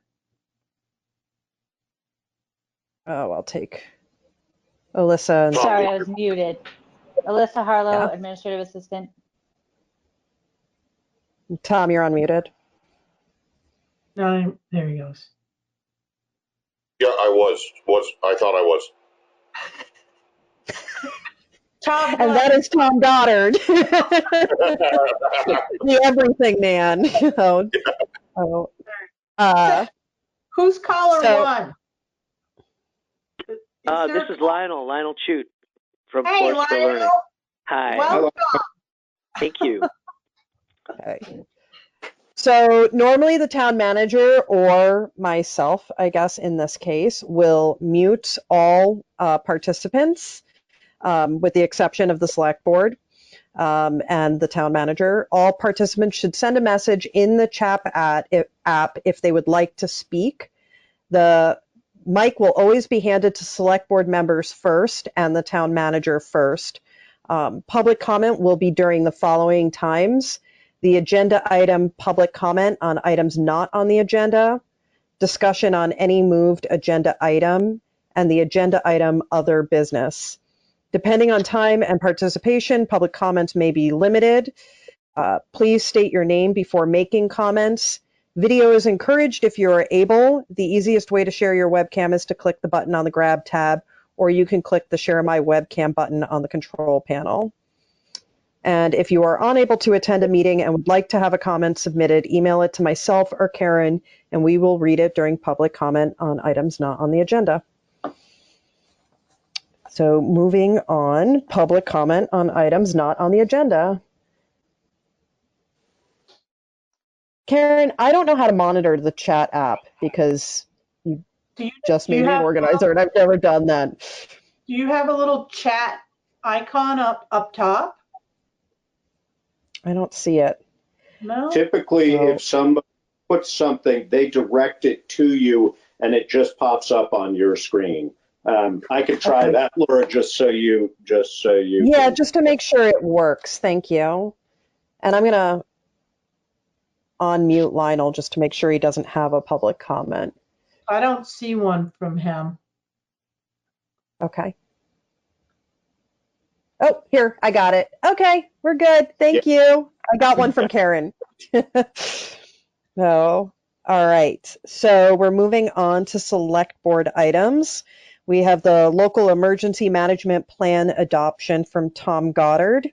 and everybody should have received this from Karen in many, many, many links. Yeah. How come I can't unmute Tom. Tom, can you unmute yourself? Let me try. How's that? Oh, there he is. That's good. It's weird. I just can't unmute people. I can mute them, but. Huh. So, the document that each of you received is in fact what is our draft 2020 LEMP. By May 1st, we have to have that submitted to the Wyndham Regional Commission, who then forwards it to the state of Vermont Emergency Management, and then it's recorded officially. As long as they approve it, it's recorded officially for FEMA. So not only does that, again, just to review, not only does that plan certainly provide us with some framework and guidance during a large scale event or a long duration event, but it also, as long as it's fully approved by the state and submitted to FEMA, it keeps us in line with the ability to receive federal funds from FEMA should that come about.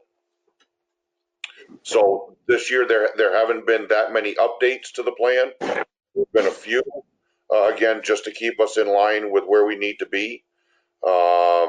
So I'm asking that you folks approve the document as it stands for submittal, and then Laura will have to sign it, as well as Karen, and then we'll get things submitted. So moved. All right. Okay. Second. So it's been moved and seconded. Any discussion? I have a few questions. They're really quick questions, I promise. So looking at the available equipment, computers, I'm just curious how old your computers are. Like, when was the last time they were serviced, updated? How? They range from literally brand new, a couple weeks old, to 3 years old. Okay. And your printer, copier, faxer, does it have wireless function? It does It says not. that it's hardwired. It's all that's hardwired. Okay. And then looking at the Emergency Operations Center, and obviously I have a few new questions based on current circumstances. The operations section, planning section, logistics section, finance admin, I believe the finance admin's already been outlined in here, but and the safety and awareness coordinator, do you have people in mind for these already? Have these positions been filled under our current circumstances, or do you have someone waiting in the wings should circumstances get worse and you need to? Yeah, those will be filled should we need to. Okay. Do you have people, but do you already have people in mind for that, and do they know who they are? Yes. Okay. And it's not a requirement, Tom, to have those spots filled until they're necessary. No, it's not. It's not. Yeah. Only if we find we would need to, and that would be based upon volume of work being done. Excuse me. Under hazard analysis, this is more of a comment than anything. In the infectious disease emergency, the economic impacts and the environmental impacts are put down as a 1, and I found that really interesting, and not fully understanding the scale, how it's utilized. I guess I can't make a whole lot of judgment, but it seems like the economic impacts that we are likely going to be facing from COVID probably weren't more than a 1. Well, you're absolutely right. That was always I hate to use the word, but a generic, if you will, over the years, because honestly, because it had never happened, we'd never experienced it. Yeah. So now we are experiencing it, and that will be modified. It'll be adjusted, and the environmental impacts are probably going the other way. Exactly. Depending on how you look at it, I guess. Right. And then in the Putney Emergency Management Event Matrix, which I have to say, this document is amazing. Every year that I've looked at it, I've been more like in awe of the work that you do. In this checklist, where are you? Have you been using this checklist? I imagine you're using this checklist actively. Where do you feel like you're at in it? Honestly, after the first couple weeks, we haven't used that because everything's just naturally been in place. Okay. At this point, we're still in the response section, in the response mode, and obviously approaching the recovery mode. But no, that checklist, if you will, that matrix is more of a. It certainly is applicable in a situation like this, but that's more geared toward an event that's coming about very, very quickly, or without any warning at all. Yeah. Just to make sure that we don't forget anything. Yeah. I had marked off the continuity of government plan. There were a few, the lack of predetermined successors to key municipal leadership and governor positions could create a significant degree of confusion and seriously affect the ability of municipal governors to make timely decisions when such decisions would be most necessary. It made me really think about, like, what does it look like if something were to happen to everybody on the select board? How do we, and I'm guessing, Josh, you would probably have more input on this, but it's really just an appointment process. And I mean, we certainly could talk about that and talk about specific individuals that we would invite to do that if necessary. But I think, not having had to do that before, the odds of something happening to all three of us at once, I would think, are pretty low. But thinking about some sort of succession in the event of an emergency would not be a bad idea. I mean, I think that, historically, how we've sort of thought about it and looked at it is that, there are those members of the community who clearly are better informed, more involved in things as it is, and they are the likely people we would approach if it were necessary. We can certainly talk more about that. It probably wouldn't be a bad idea to at least touch base with some people. I think that previous select board members often come up on a list. Just, to be able to jump in and not have a big learning curve is helpful. But certainly there are other, and Karen might have input on that as well, but certainly certain community members are just, I think it would be a process of decision in the moment. Wait, what do we need and why? Okay, who's the best person for that? And there is a list developed that's going to be brought to you soon. And in reality, it would be much nicer to be able to, if we can, at whatever point we transition back to actual meetings in the same room, it would be nice to go over it then. But like Josh said, that list includes former select board members, former listers, some citizens who have worked in town hall in the past, or certainly could transition into town hall roles very, very easily. So, but we'll talk about those more. Yeah. All right. I appreciate that. And then I'm curious, there's a section missing from this. Yes. Enclosure 8. Yep. And that's because that's protected information. What's in that portion of the document is all protected information. It's not public. Okay. Is that something that could be shared with us during an executive session, or can you elaborate on that in any way? Yep. Okay. If it's not appropriate, that's fine. Yeah, as Laura said, can you elaborate on that in any way? Absolutely. It's our vulnerable population. Okay. Yeah. Okay. All right. Well, is there any other discussion? I just have some there's some minor typos, Tom. Okay, So, and some are right on the signature page. okay.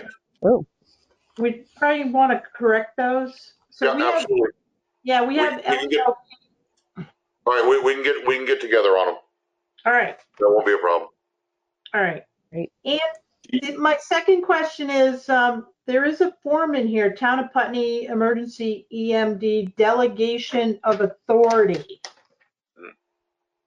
So signature of Chief Executive Officer or Chief Elected Official, is that something the Select Board signs off on? No, that's within the document. Correct. It's this Or one that's right. within the plan. I don't know if you can see it. No. No, that would be for use during an actual incident. Okay. During an event. And the answer is yes, the select board, the most senior select board member would sign that. Okay, just stays in the document. That's right. Okay.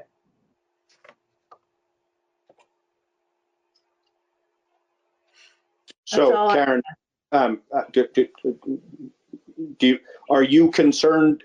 Can we go ahead and vote to approve this with the necessary typos corrected, or are they egregious enough so you're concerned we need to correct them before we vote on it?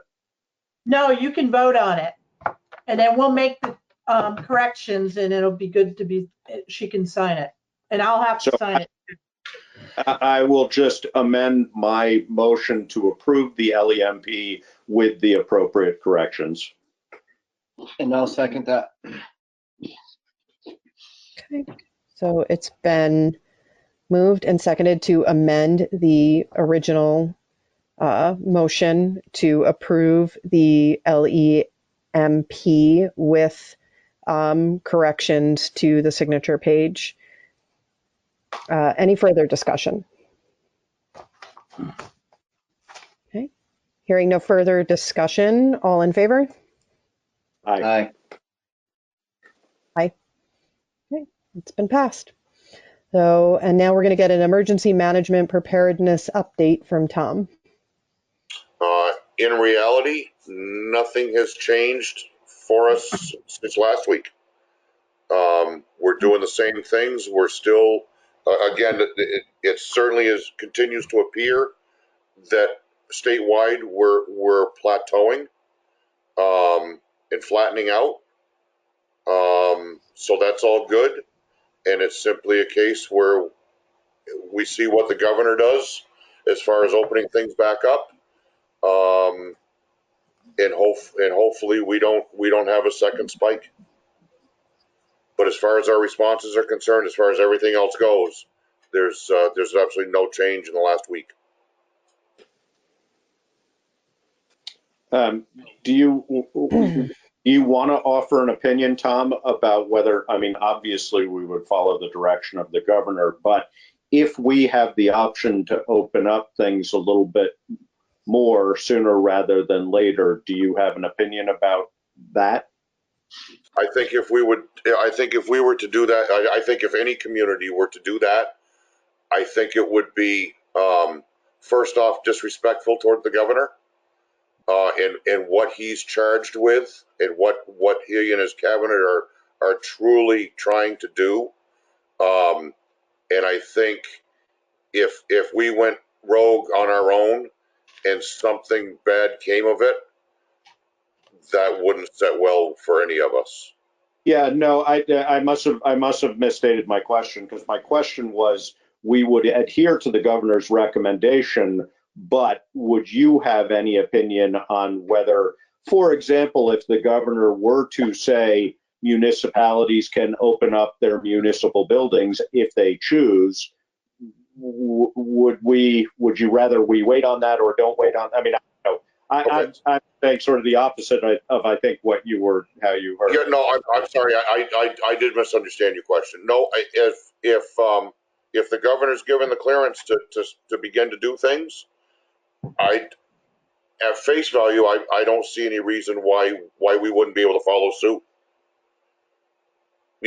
obviously we'd have to take a look at things and make, and if something was there that said we might not want to do this right now, then certainly we have a discussion about it.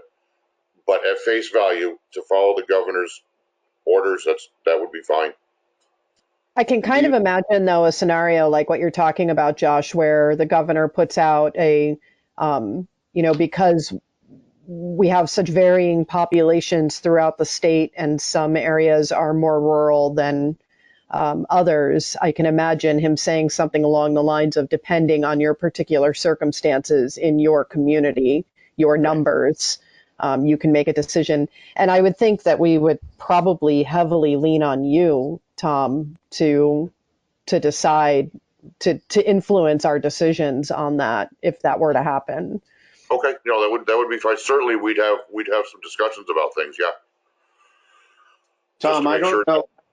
I haven't heard the governor's. I haven't heard the last couple statements from the governor.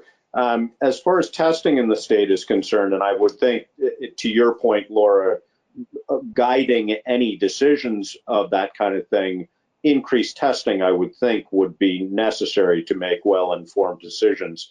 Do you have a sense, Tom, of where that's headed for the state and or for localities? I don't. I know it's being talked about. I don't know where it's headed. And one thing that people are also talking about is, yes, we can, or any state, any state in the country can increase testing. A big issue that would come about would be you could test person A today, right, and it would be negative. Tomorrow they're positive. Right. So it's like just how much testing is going to be done, and I don't know the answers to that. Again, I know, just like everyone else, more testing is being looked at. Widespread testing is being looked at. I don't know the logistics of it. I don't know operationally how it would be done. If as we get more information on that, or more information is put across to us on that, then certainly we'll keep everybody updated. I know they've started some strategic testing too, like Thompson House is being tested, the whole facility.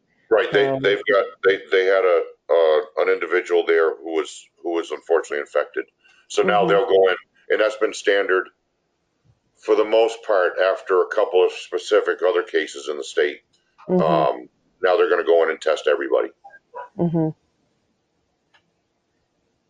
Is there any talk about test for the antigen and not for COVID-19? The information that would give us to see who has already had it? Is there any? I know the question has been posed to the health department. There wasn't a clear answer given to that because there's still so much that's unknown. Yeah. Yeah, my understanding is accuracy in those is a real issue because of the, and I don't fully understand the science behind it, but from what I heard last time I heard something about this on VPR, it has to do with the actual population of people that have already had it. So we don't have the numbers to like compare to, and therefore it lowers the accuracy rate of the antigen testing. Yeah, it's just not a large enough body of data to be able to accurately assess the accuracy of it. The other thing that comes into that is that they're not 100% sure yet, or not. I'm not even sure they're any percent sure that having the antigen necessarily assures any level of actual immunity. And I think they're still working hard on that to figure that out. We may not know that for quite a while for exactly the same reason you're talking about, Laura. It's just there's not enough data until you see a whole bunch of people get sick a second time, or you see that nobody is getting sick a second time. But in order to have enough data to make that accurate, that's a ways off. Yeah. Okay. Do we have any other questions for Tom? How you feeling? Yeah. Tired, but holding my own. Everything's good. So Tom, do you want to announce you made a shift in your department or? Not a shift. Yeah, I can. In order to improve things across the board, we've held vacant a captain's position, which was an individual in charge of the EMS division of the department. We recently filled that position. So Chris Pennell he's an advanced EMT with the department, considerable amount of experience, knowledge base. So he was actually promoted to fill that position. So that'll be very good for us moving forward. Chris who? Chris Fennell. Oh, good. Yeah. Congratulations to Chris. Yes. And to our town. Hey, anything else for Tom? No. Thank you. Yeah, thank you, folks. All right. Thank you very much, Tom. You too. All right. All right. All right, so we are moving on to the Forest for Learning property transfer, and I'm assuming that's why Lionel is with us. But yes, that's true. So, so this is ready to go, according to Larry Slyson. So we need to have a date for a closing. Okay. So basically, for everyone to know, it's the 4.11 acres that was adjacent to the pool, plus the school forest that we had a purchase and sale for. What was it, 2 years ago, Lionel? Yes, that's right. Yeah. So both are going to be transferred to Forest for Learning. The survey has been recorded with the town of Putney, so we're all set there. There is no property transfer tax value because it's property owned by the town and transferring to Forest for Learning.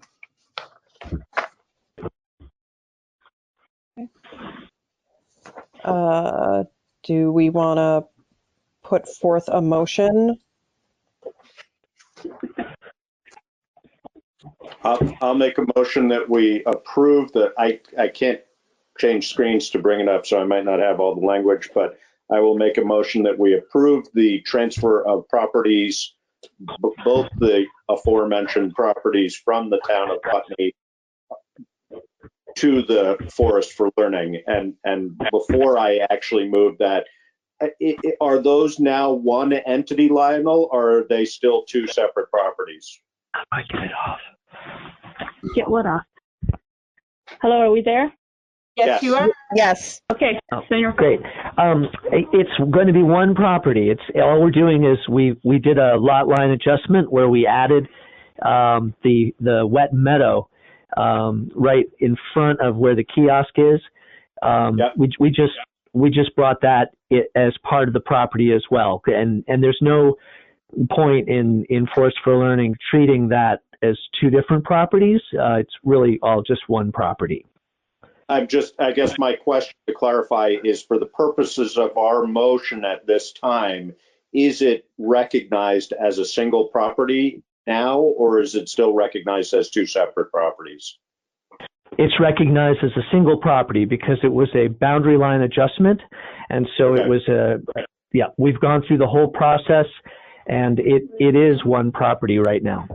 Okay, so I will restate my motion to say I would like to move that we approve the transfer of the property belonging to the town of Putney that we've been holding for the last 2 years to the Forest for Learning. And I'll second that. Is that sufficient, Karen? Yeah, I just want to mention that the forest is a total of 167 4.7 acres. That was breaking up. Lionel, you got quite a bit of noise coming through on your. I'm trying to. I'm sorry. Is it any better? We're trying to drive to Brattleboro. I just muted Lionel. So, Josh, I want to clarify that the forest property is 167.7 acres, and then the pool property is 4.11. So right now it's two properties merging together as one in the Right. But that's what I was just asking Lionel to clarify, is that has already occurred. And in this quitclaim deed, it says it's 163.6 acre forest land and a 4.11 acre parcel for the adjacent town pool lot. So it'd be a total of 167.7 acres. Yeah. Okay. Thanks for the clarification, Laura. I was looking for that, and it's like, it's got to be buried in here somewhere. But So do you want to just unmute Lionel for a moment to make sure he agrees with that? sure. Yeah. I think I did it. Okay. Can you hear me? Yes. Yeah. Yes, that's correct. The quitclaim deed takes into account the additional 4.11 acres. So I believe the total amount, and also the boundary line adjustment, the DRB's ruling over the boundary line adjustment also references that total number as well. So as far as I know, I think it is 167 point something. I'm sorry, I'm not in front of my computer. 167.7. Correct. And I have to agree with that statement. Okay. And so I think the Schedule A does, I'm sorry, Josh, the Schedule A does actually say containing 167.7. So I think we're all on the same page. Yes. Right. Yeah.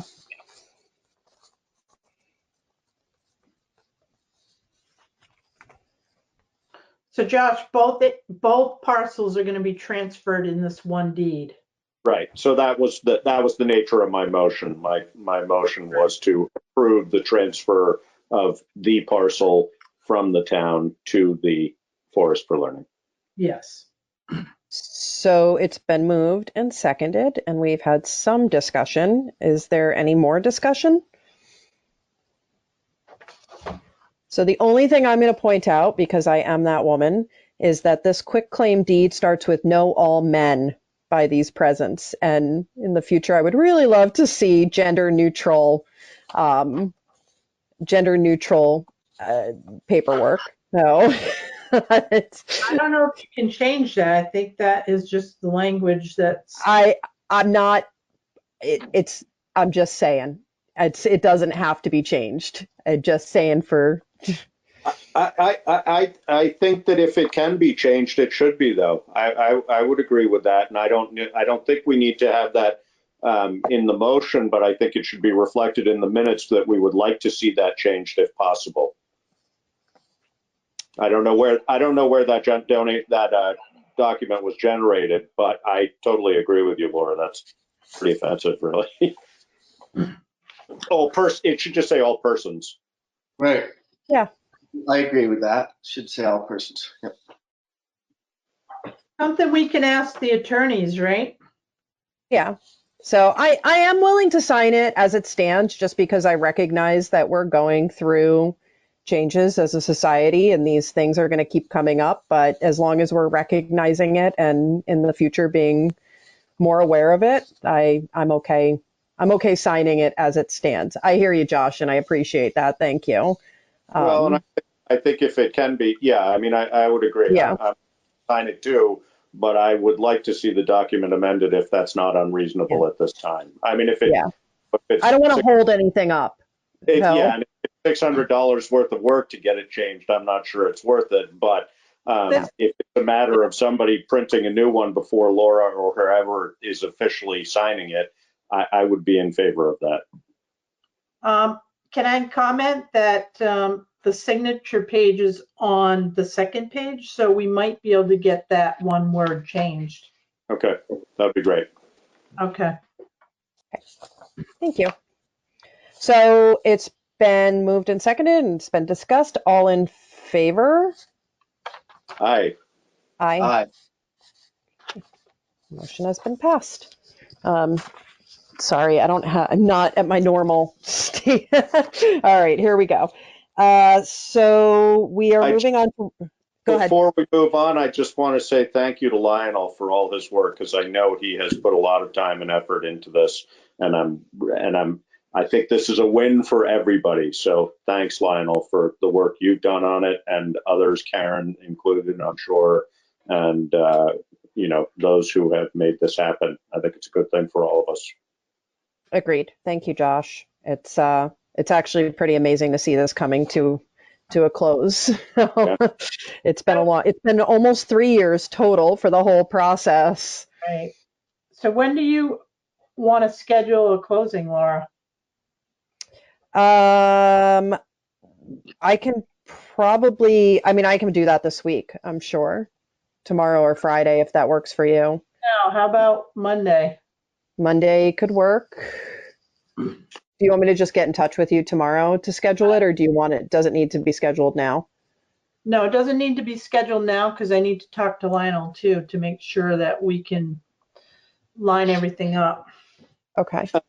Karen, was it inherent in the motion that we approved that Laura would sign it, or do we need a motion to approve her for that? I think it's in the document. Okay, that's fine. All right. Yeah, Monday's pretty good for me. Oh, we should probably have that changed too, Laura. What's that? On the signature page, it says chairman. I didn't even notice that one. I get. I'll accept a friendly amendment. So I'll work with Larry on getting a couple things revised. Okay. Thank and you. let's shoot for next week for a closing. You and I and Lionel can coordinate together. Sounds good. All right. Thank you. Okay. So we are moving on to rules of procedure, policy, paper of record, and attorney of record approval. And this is some housekeeping that we normally would have done. Yes. It's weeks ago, but just because of circumstance, it's been delayed. So in your packets, there should have been a rules of procedure for Putney Select Board. And this came from something that I checked into after you pointed something out to me, Josh, was how strictly are we supposed to be adhering to Robert's rules? And I went into our handbook and actually found that the Vermont League of Cities and Towns recommends that we don't use Robert's rules as our rules and procedure for our meetings. That's their recommendation to select boards and committees, that they adopt this standard that they've put out. So Karen updated it for us, and I've reviewed it. The only thing I'm going to say again, Karen, is that there's a lot of gendered language in this, and I would love to see, instead of his and hers, or he and she, their and them, just to reflect the possibility that not everybody serving on this board at any time may identify as any gender. All right, I can make those changes.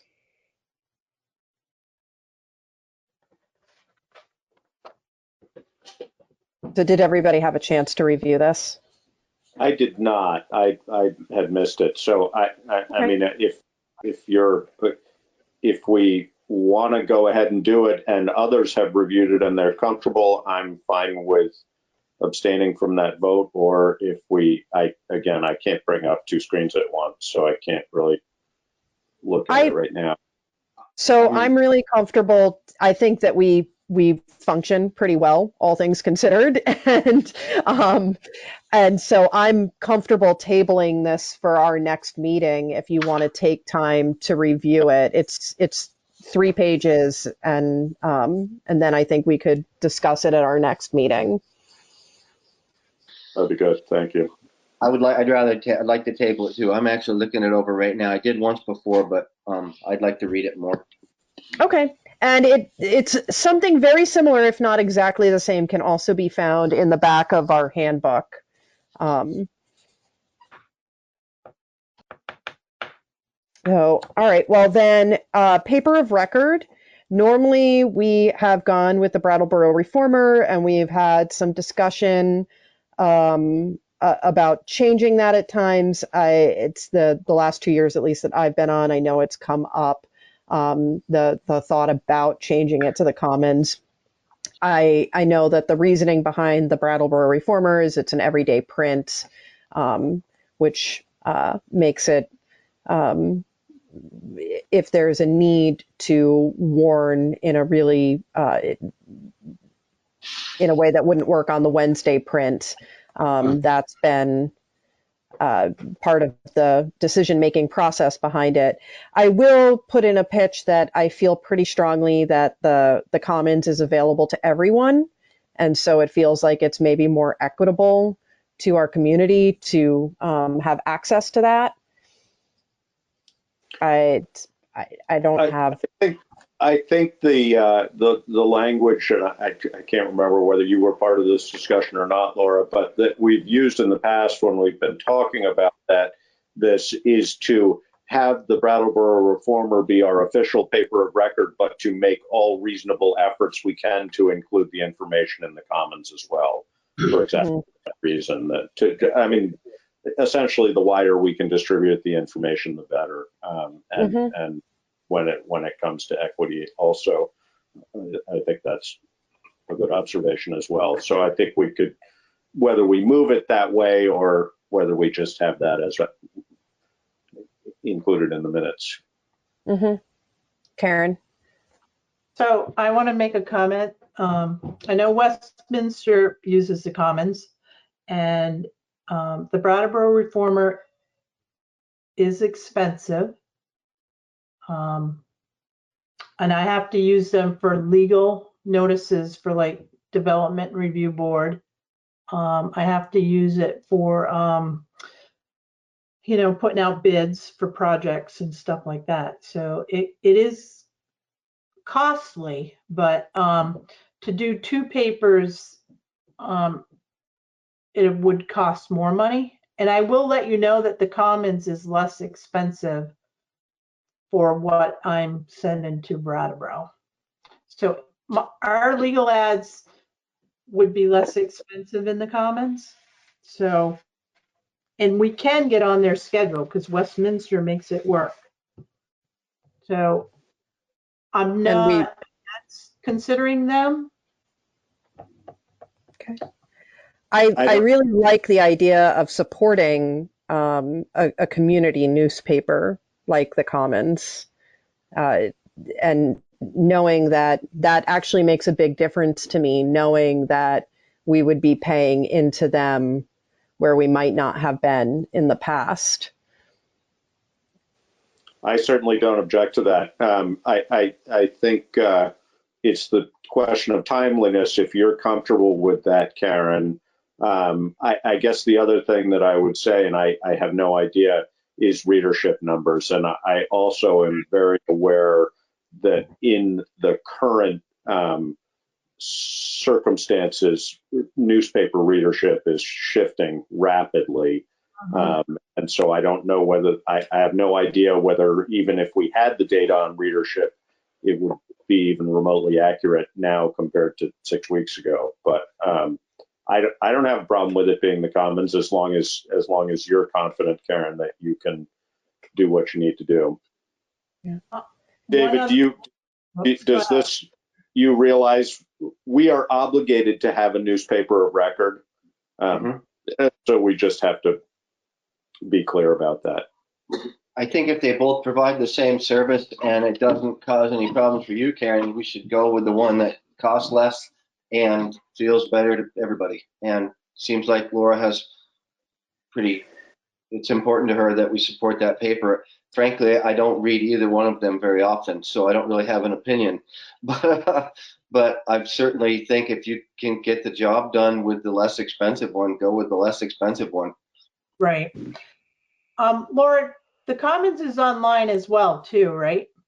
It is, and I want to point out that the Commons actually distributed in the first week of the COVID crisis, they sent their paper out through the mail to every post. If I'm remembering this correctly, it was every post box in Windham County, but it could have been a smaller area than that.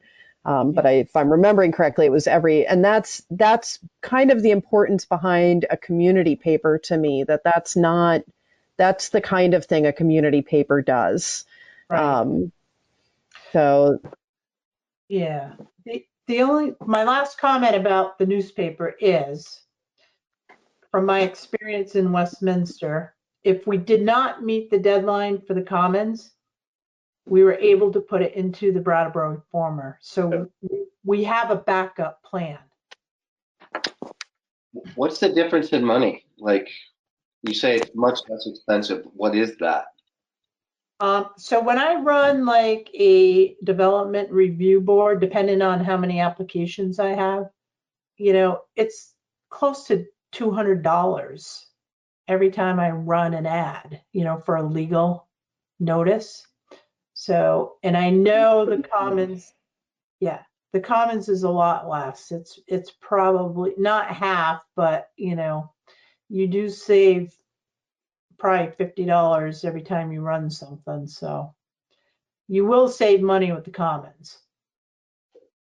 And on average, how many ads do you run, say, in a year? Just I can do as many as 12, and then if I have to add select board legal notices, we're over budget right now on our advertising in the newspapers.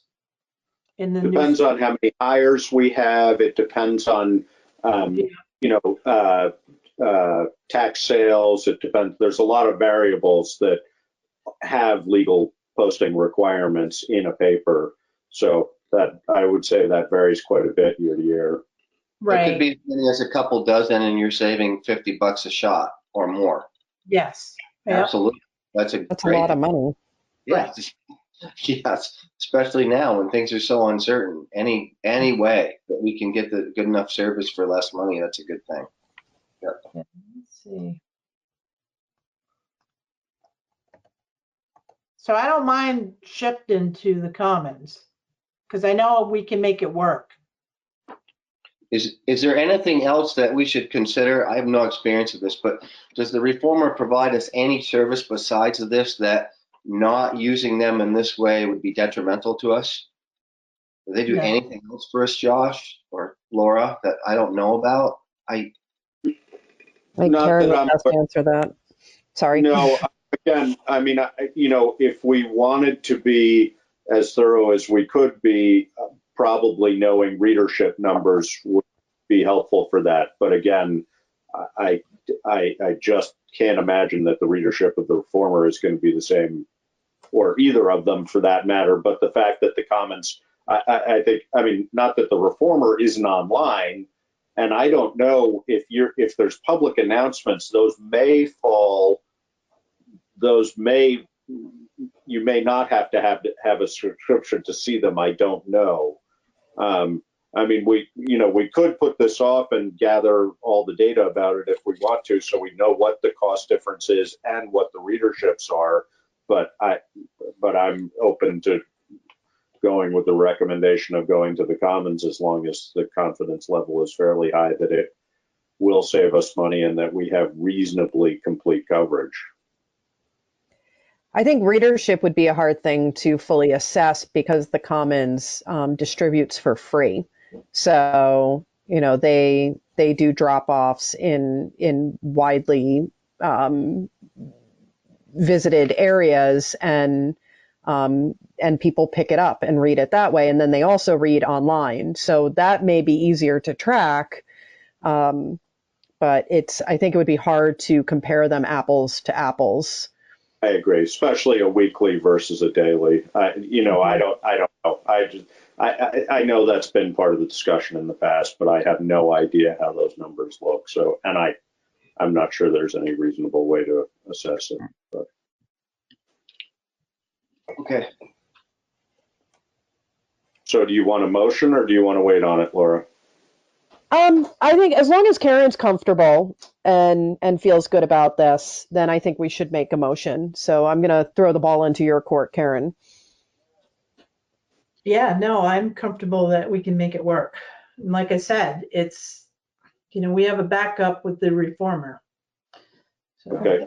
I can't remember. There was one other part on the agenda, the list. It was approval of paper of record and attorney of record. Oh, okay. So that's separate. So, okay. So I'll make a motion that we approve the Commons as our newspaper of record. And I'll second that. Okay. It's been moved and seconded. Is there any further discussion? No? All right.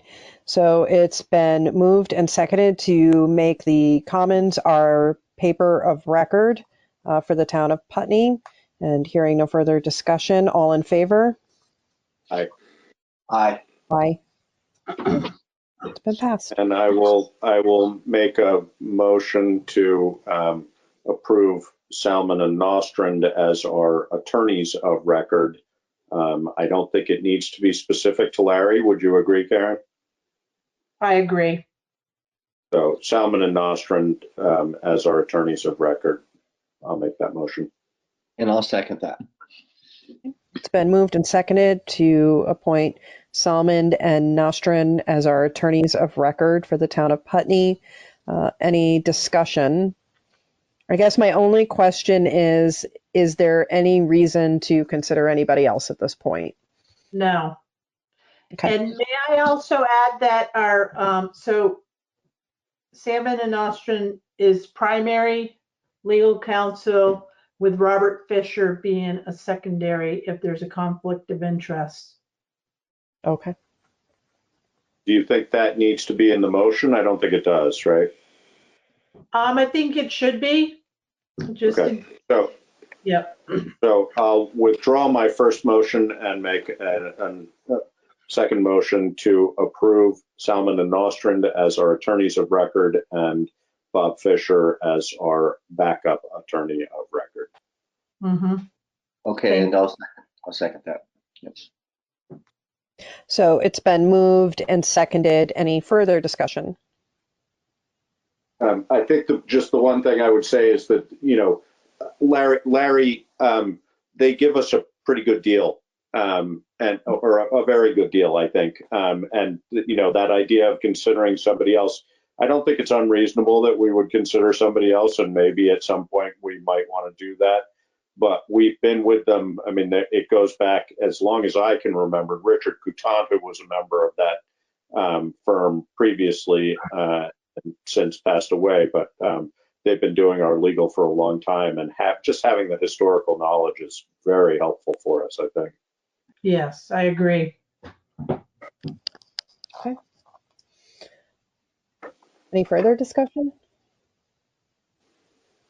So it's been moved and seconded for Salmon and Nostrand to be our attorney of record and Bob Fisher to be our alternate should there be any conflict of interest. All in favor? Aye. Aye. Aye. Passed. Thank you. Thank you. All right, yard sales. This came up to me from a couple of concerned residents that have noted that they're already hearing discussion from people regarding potential yard sales coming up quite soon, from what I understand. And I was asked if I could bring it up to the board that maybe we should consider a yard sale ban this summer, or at least for the time being as a town. So new territory for me. I don't even, it's I looked for a policy or ordinance on yard sales, and I wasn't able to find anything. Yeah, I'm not aware of one. I would have to guess that I don't know whether you looked in any information from the governor's office, Karen, because I would imagine that if they haven't addressed that yet, they probably will pretty soon. But Right. I don't I don't know whether I don't know what our legal rights are as far as that's concerned. I guess my feeling would be we probably should check with VLCT before we make that decision. Okay. I'm certainly not opposed to it, but I would be interested to see what VLCT had to say and/or the governor's office. I mean, I'd be amazed if they aren't, or the Secretary of Commerce office. I'm not sure. I'd be amazed if they aren't thinking about this, but it may be premature and it'll hit the radar pretty soon. I don't know. But maybe by us bringing up the question, it'll hit the radar. Yeah. No, and you know, my only concern is that in these challenging times, taking any way for somebody to generate income away from them is unfortunate, but I understand the logic behind it. So I guess it would be my preference to let somebody at a higher level make that decision if we could encourage them to. But I think we'll find out what we can find out and then decide from there. Yeah. So, Laura, are you just talking about during the COVID crisis, or? Yes, not permanently, but yes, just during this crisis, there is a concern that people are going to go ahead and do it, and that we as a town should make some kind of statement on that. And I'm not Josh, as you said, I really don't know. It's never been on my radar. It's not something I've thought about before, but I do think it's something that we should bring up and explore further.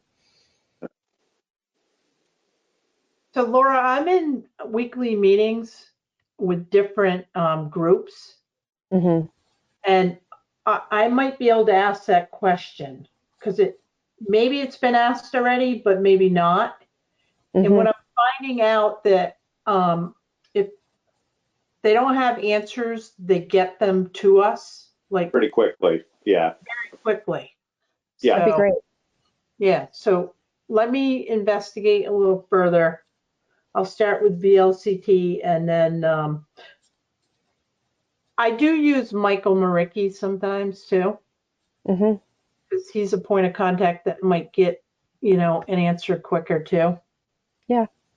I just pulled up Vermont yard sale law during COVID, and I've got nothing specific here. I got conflicting information from two different places. One saying that it's legal to have them as long as you observe social distancing, and another one saying it's not legal to have them during COVID. So I don't know. Anyway. So. Well, I mean, I think you'd have to be able to assure that you don't have a gathering, that goes outside of the governor's mandate, and how can you assure that during how can we rely on private citizens to make sure that they're assuring that every time? So it's also, I would have a hard time imagining that it would be considered an essential function, but I again, if it generates income, I don't know. So yeah, we should find out. And given that we're meeting again in a week, I think, maybe there will be a spate of them this weekend, but I sort of doubt it. And if so, then we find out the following week. Yeah. And I'll just take a moment to encourage folks that have the accessibility to use online mediums to sell their goods and do that in a safe way that has no contact, rather than bringing people to their home, which could be dangerous for them and for those people. I was wondering, it makes me think about the farmers market rules that they're working on still. And I'm wondering if this isn't falling under that category too, if they're thinking about that kind of stuff.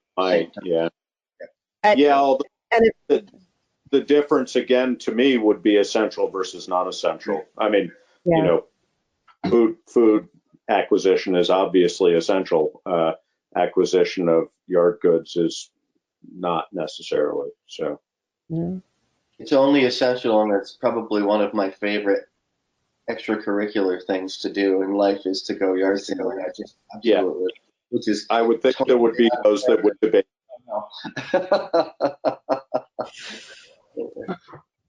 Well, and actually, I mean, the other point that it raises for me is, you know, I don't know. For example, there's that property up on 5 just south of the Putney-Westminster border, and I don't know whether that's technically a business or technically a yard sale.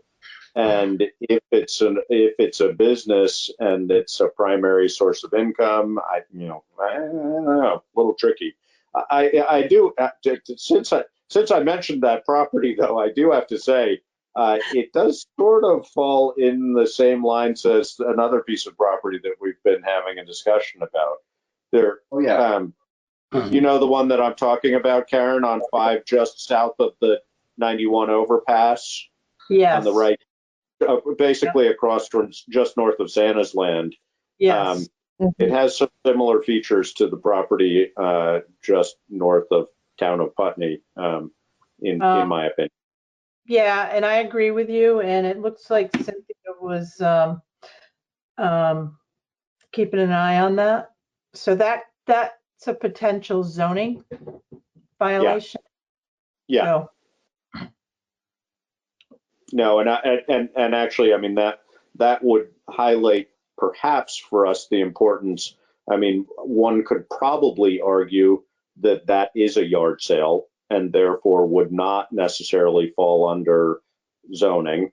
But if without an ordinance to clarify what a yard sale looks like and its duration and things like that, it would be hard for us to argue the opposite. So that's something we might want to explore. And in fact, if you're gonna call VLCT, see whether they have a yard sale ordinance document that they recommend. We could at least have a look at it. Yeah. Okay. All right. Good discussion. So I feel comfortable moving on. Does everyone else? Yeah. Great. Yes. Putney public pool discussion. All right, so I wanted to put this on there thinking about the future and trying to be optimistic, after May 15th, hopefully. So Alyssa and I met with Katie and Beverly. So Katie does the swim lessons and Bev, gets all the lifeguards in the pool pulled together. At this time, we're usually doing swim lesson registration. And because there's no school until, June, and that's when the pool opens up, usually right after the kids get out of school. My intent is to be optimistic and plan to open the pool, but I have a question to Michael Maricki, who is going to go to the governor's office regarding what is the criteria for public pools. Now, if we sit on this and wait, and then the governor says, yep, so restrictions have been lifted, we can have general swim, you can have your swim lessons, the camps are open. See, that's the thing. So summer camps are not open right now. We're limited to small groups, possibly of maybe 10. So when you have swim lessons, you have parents, you have other children. General swim is going to be out of the question if you can only have a small group. I want to prepare the pool, but there's a possibility that we may not be able to open it. So I'm curious what everyone's thinking about the pool. I personally think the steps that you're taking are the right steps. There's no way for us to really know how this is going to play out. My guess is based on the approach that he's taken thus far. We may not have a pool this summer, and I'm really grateful to you for doing the prep work in case there's a possibility of us having a pool this summer. Okay. Go ahead, David.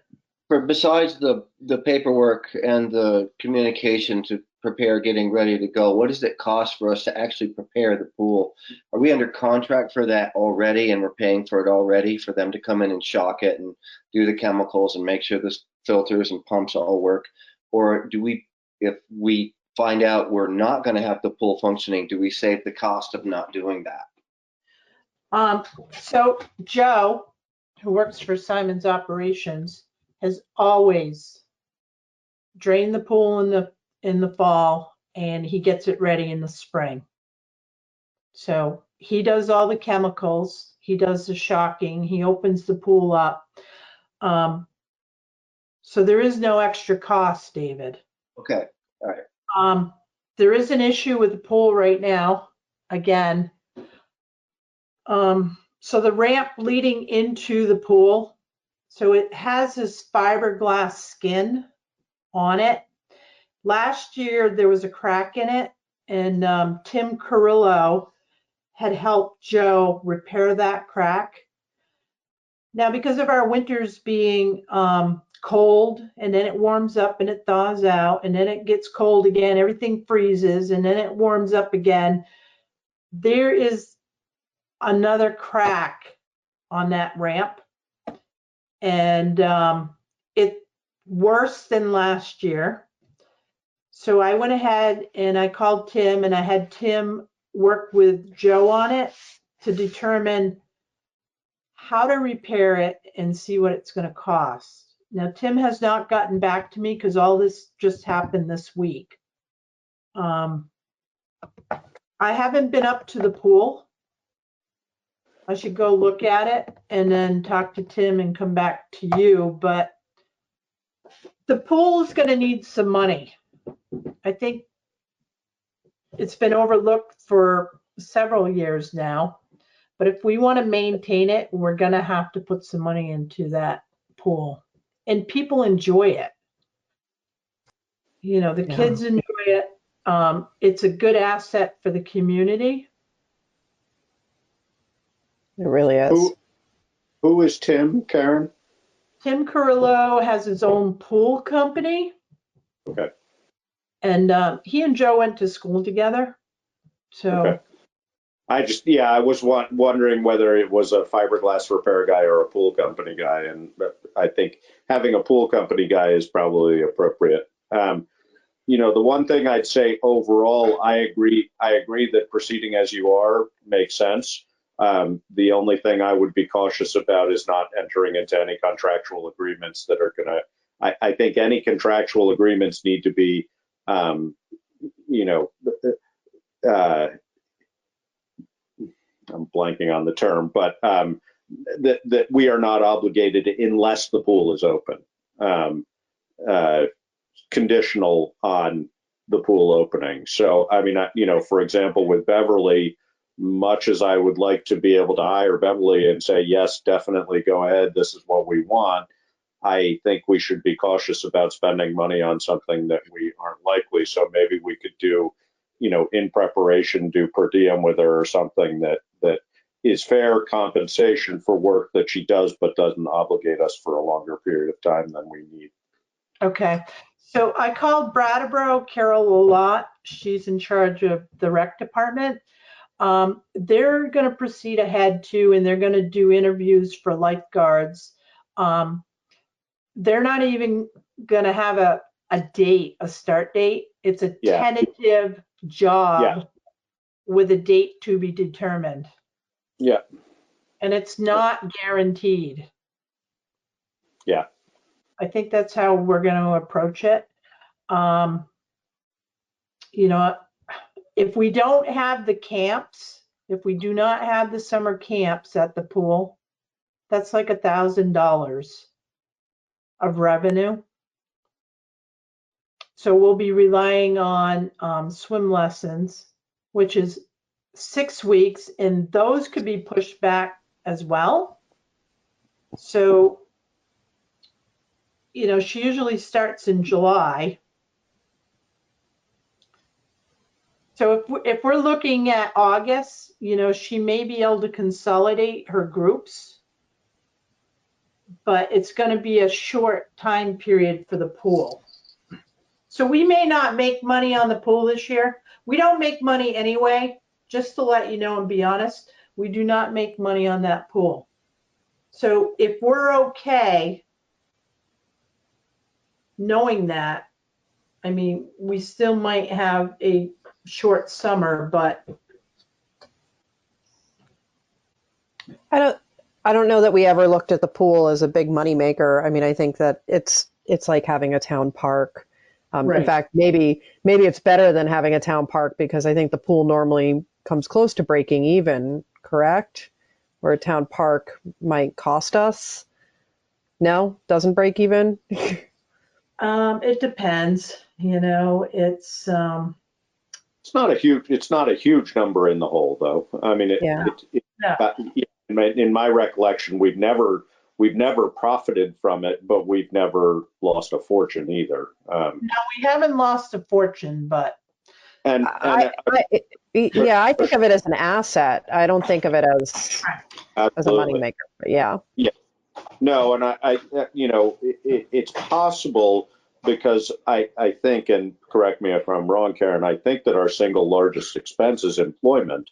Correct. It's possible that a short season might actually work in our favor in that sense. And you know, not that we're looking for it to work in our favor, but it might prevent us from losing more than might otherwise. So. Right. So, I mean, again, I want to move forward opening the pool, and we'll see what happens. Yeah. I am hopeful. I did see some really controversial information coming out of New York with their pools closing. The concern about kiddos and families using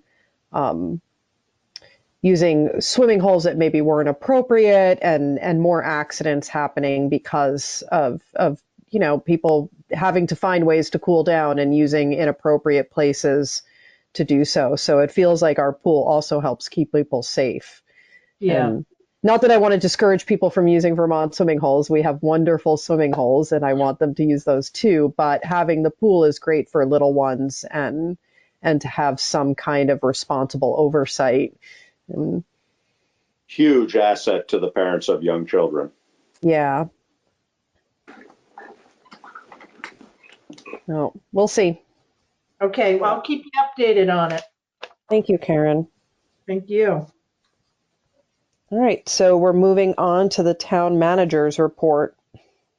Okay, so moving along. Sandglass Theater grant request update. Just to let you know, so we know the history. You know, they came to us in February. I tried to work with them to get the application packet together. I finally received it at 3:30 in the afternoon on April 8th. The grant, Josh, was due April 15th. Right. So I was not able to accommodate that deadline. And, you know, before I knew it, it was Wednesday, and they had sent me an email and asked if I was going to be able to complete it. And unfortunately, it didn't happen.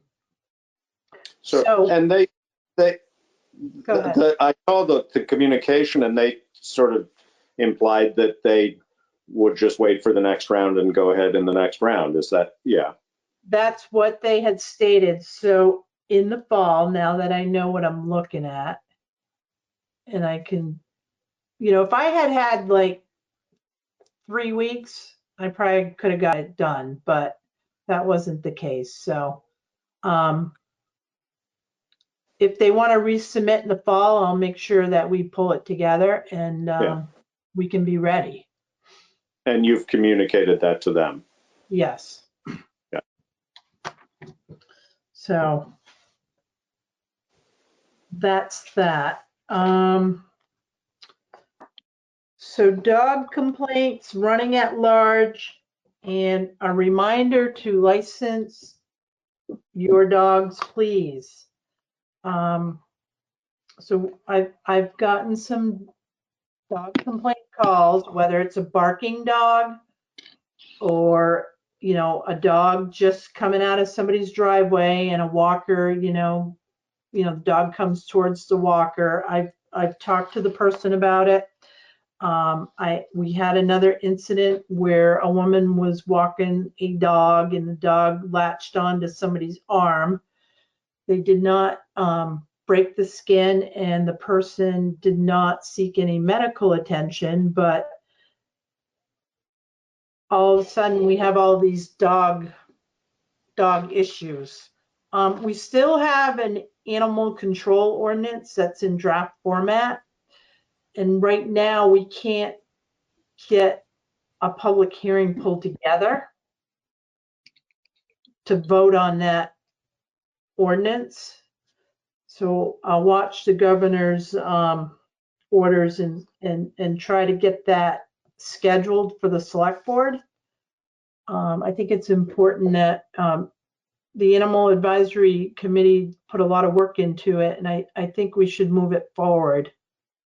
Agreed.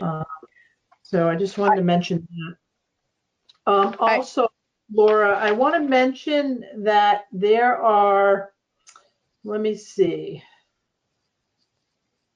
168 dogs that have been licensed. And then we have 121 that are unlicensed at this point. Oy. Yes. Is that how different is that from other years in the past? John seems to think that it's there's more this year, and he's done his due diligence. He's sent out 2 letters now, and I just want people to know that if I get a complaint on a dog and it's on the unlicensed list, I will be coming. I'm going to call you. So last year we had Jonathan. I had Jonathan send out certified letters. Mm-hmm. And people came in and they licensed their dogs. So that's a lot of certified letters, though. Please do the right thing and license your dog, because we don't know if your dog's not licensed, we don't know if it's up to date on its rabies certificate. Mm-hmm. If a dog bites somebody, especially a child, there's going to be bigger ramifications than paying like a $12 license fee. Yes. So please get your dog's license. And just remind us, Karen, that can be done by phone and or by online, or just by phone, or? You can call the town clerk's office. He's at extension 13. You can email Jonathan at clerk@putneyvt.org. Yeah, and all the reminders went out to everybody. So everyone on this 121 unlicensed dogs list has a notification, or 2, or maybe 3 at this time. It seems like, go ahead. Go ahead, Josh. No, go. All right. I just wanted to say that from my small picture of the window of the world here, there's at least 4 or 5 times as many people with dogs walking as there normally are. My loop here, the Black Locust Road, Hickory Ridge Road loop, is a really popular loop. And there are so many people out walking with their dogs, and they need to be more responsible than ever, because there's so many, the possibility of encountering people and other dogs is so much higher now that people have the time on their hands and are walking. Right. So I've seen many near incidents from my driveway alone where dogs came together. They didn't know each other on unfamiliar territory. Yeah. And so hopefully people will do the thing. What are the penalties for not licensing your dog? All right, so back to having no enforcement. Okay, and that's part of the new draft ordinance, Laura. Mm-hmm. So without an animal control officer, which like a retired person would be really good, and we could issue tickets for fines. Okay. Mm-hmm. I have the books in my office, the tickets, but whoever writes a ticket, they're the one that has to go to court to defend that ticket. And you have the right to write those tickets, though, don't you, Karen? I do. Okay. Not that you want to be running to court regularly, but. No, but what is the fine for an unlicensed dog? Yeah. I think the first offense is like $50. Yeah. And then it goes up, I think the highest it could be like $100. And remind me what the licensing fee is. My husband takes care of this, so I don't remember. I don't know if I know, because if you have one dog and males, it's $14. There you go. So 14 versus 50 and headaches. Maybe it ought to be more than 50. Maybe it ought to be enough so if you have to go to court, it covers some of your time. Maybe it ought to be enough so if someone does it once, they never do it again. I mean, that's a good point, David. Because really, maybe it ought to be $250. Maybe it ought to be a bunch so people take it seriously. Yeah. Well, that will be but when we if we don't have enforcement, and if we don't have any way to back that up, it doesn't matter what it is. And we also, if people don't know that fine exists, then it has no relevance in their life either. I think helping people to understand the importance of I hear what you're saying, David, and I tend to think that helping people to understand the importance of licensing their dog is probably the better route. But I hear what you're saying too. Well, my biggest fear too is if a dog attacks a child, that's a big concern. And it's like, just do the right thing, be a responsible animal owner, and it only takes 2 seconds. It's, you can mail your payment in, call Jonathan, he'll tell you what you owe. It's a pretty simple, responsibility. It doesn't have to be difficult. And correct me if I'm wrong, but the state has given us the right to forgive penalties for late licensure at this point, haven't they? Correct. Due to COVID? Yes. So even more incentive. Am I remembering correctly that we did have that on the sandwich board for a period of time?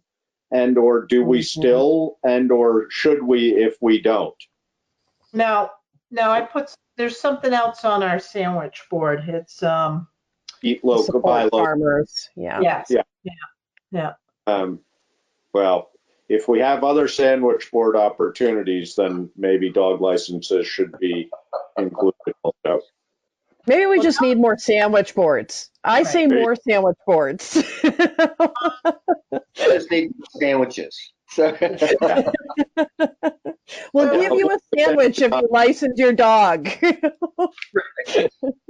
want to say I believe that the honor system and believing in people doing the right thing is basically how I think we should function. But I also think that there's going to be a certain percentage of the people who don't do the right thing, even though we put the information out there. And if there's going to be a consequence, it ought to be enough so that it covers any expense we have, Karen's time, and it's a fine big enough that people don't think, oh, well, what the hell, who cares? It's just $50. It ought to be enough so that it teaches a lesson, and then they run their mouth to all their friends, and then all their friends get their dogs licensed because it costs them some money. But you know, I would be supportive of that. The question I have for that is there an opportunity for a hardship appeal?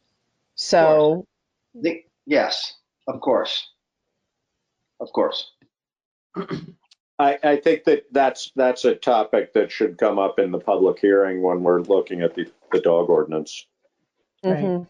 So Laura, just so you know too, so licensing your dog is an annual responsibility.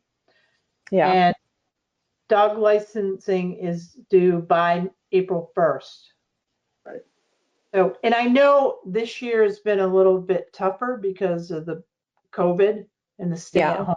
I understand that, but there's still ways to get your dog licensed. Yeah. And as we said, the governor has given us the right to forgive penalties. So just mail in the $14 and the paperwork and get it done. Yeah, call Jonathan. He'll give you the fee and you just mail it in. It's pretty simple.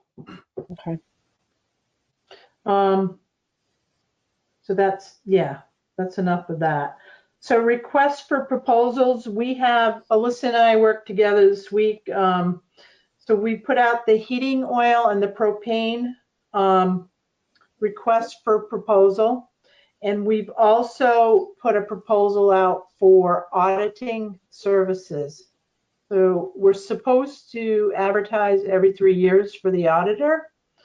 So that went out this year. We're working on mowing and landscaping. So mowing of all public spaces and cemeteries. Okay.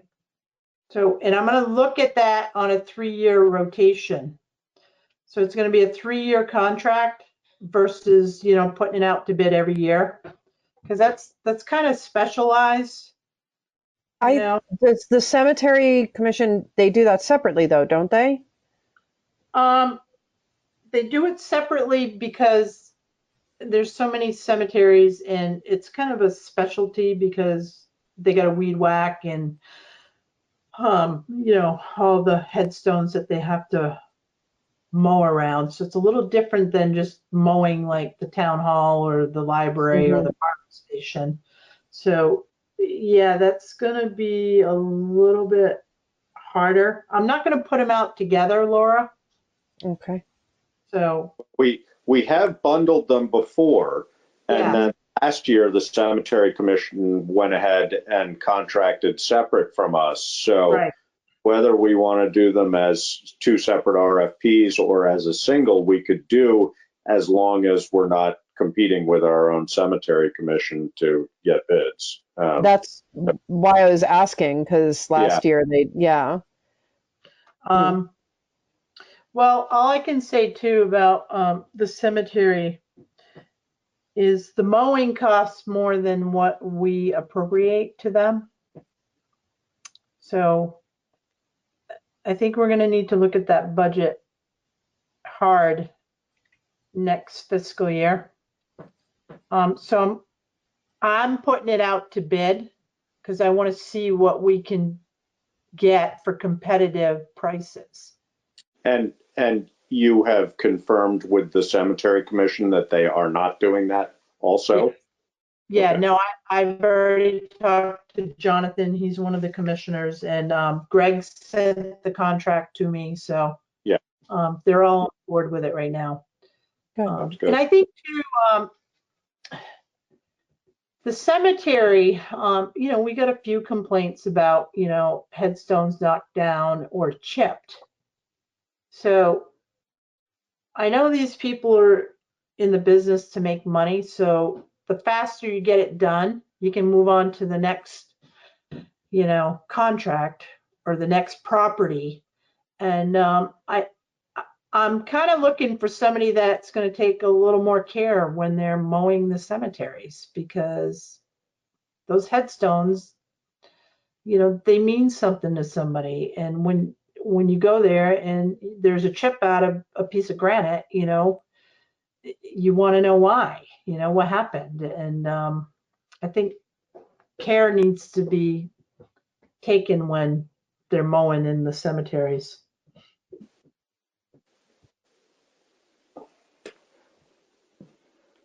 So I will keep you up to date on that. Of course, with landscape services and mowing, we got to get that out soon and get bids back. So you might see them in like probably a couple weeks, maybe. Alyssa, did we put a date on that?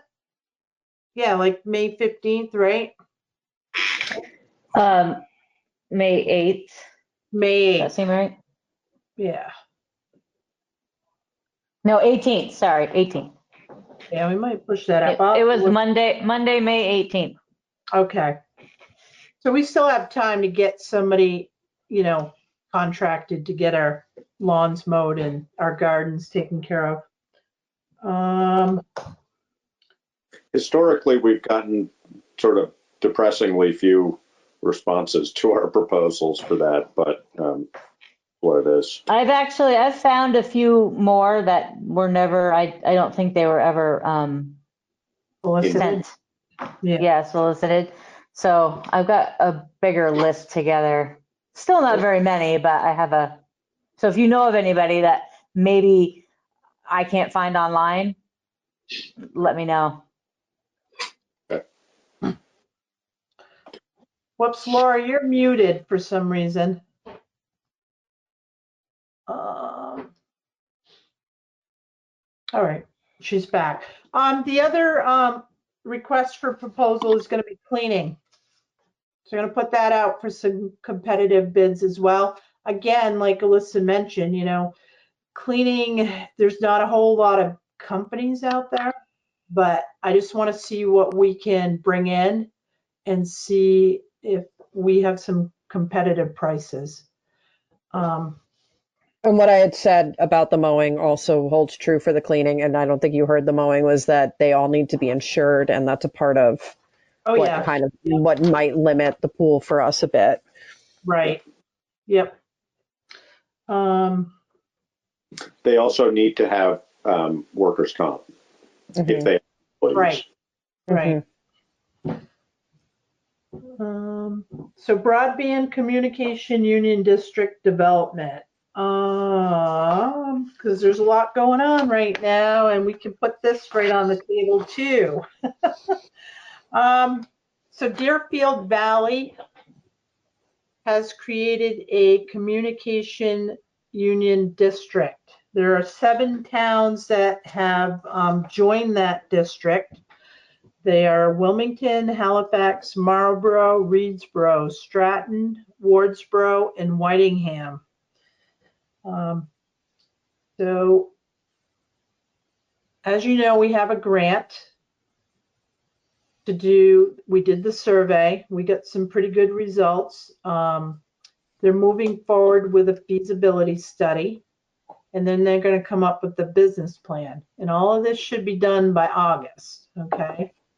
At this point, I want to let the select board know that any town right now can join any communication union district at this point. And,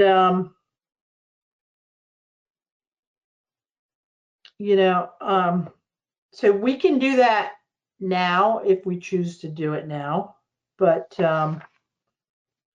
my recommendation is that we allow Wyndham Regional to continue getting data and then deciding on what to do. Is there any advantage to us joining now versus later? Is there any penalty to joining later? I mean, why are people joining now, I guess, is my question. There is no penalty, Laura. So what has to happen after the business plan is in place and I don't know how far Deerfield Valley has gotten. They're having meetings, and I have not been privy to them because I just learned all of this. This is all brand new, okay? Mm-hmm. So I don't know where they're at in the process. So once you've created that district, so you have to put a RFP out for providers, to come in and give you the service. Okay, so that's like laying the fiber and then providing the service on, the particular plans that people buy into. Mm-hmm. Okay. So I'm not quite sure about that end of things because we're still in the front part of this process. So I just can't answer too many questions because it's still all new and it's still evolving. Karen, Yes. You said the 7 towns. Can you name them again? I didn't type fast enough. Oh, sorry. Wilmington, Halifax, Marlborough, Reedsboro, Stratton, Wardsboro, and Whitingham. Okay, thank you. You're welcome. So once the RFP is out, Laura, and then the costs come in, Mm-hmm. then the district decides, who that service provider will be. So right now we know that it's $18,000 per mile, through EC Fiber to lay the fiber. Okay. So somebody like maybe Consolidated Communications could lay it for $10,000 per mile. Mm-hmm. So that's part of this whole process. Mm-hmm. But again, you can have more than one communication union district too.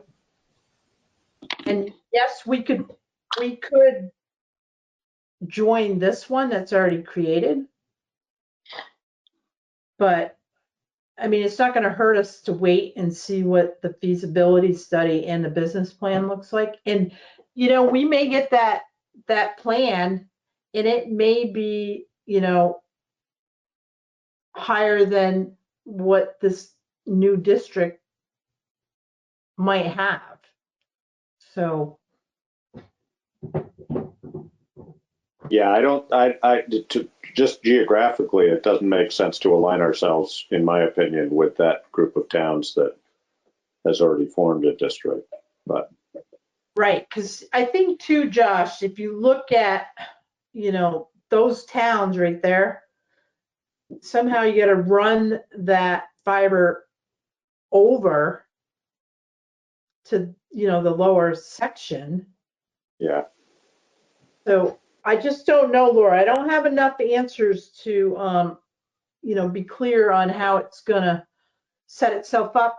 They're Wyndham Regional Commission is trying to set up a meeting for May. It's probably going to be a virtual meeting, and they're going to update us, okay? So they're my lead with this whole communication union district.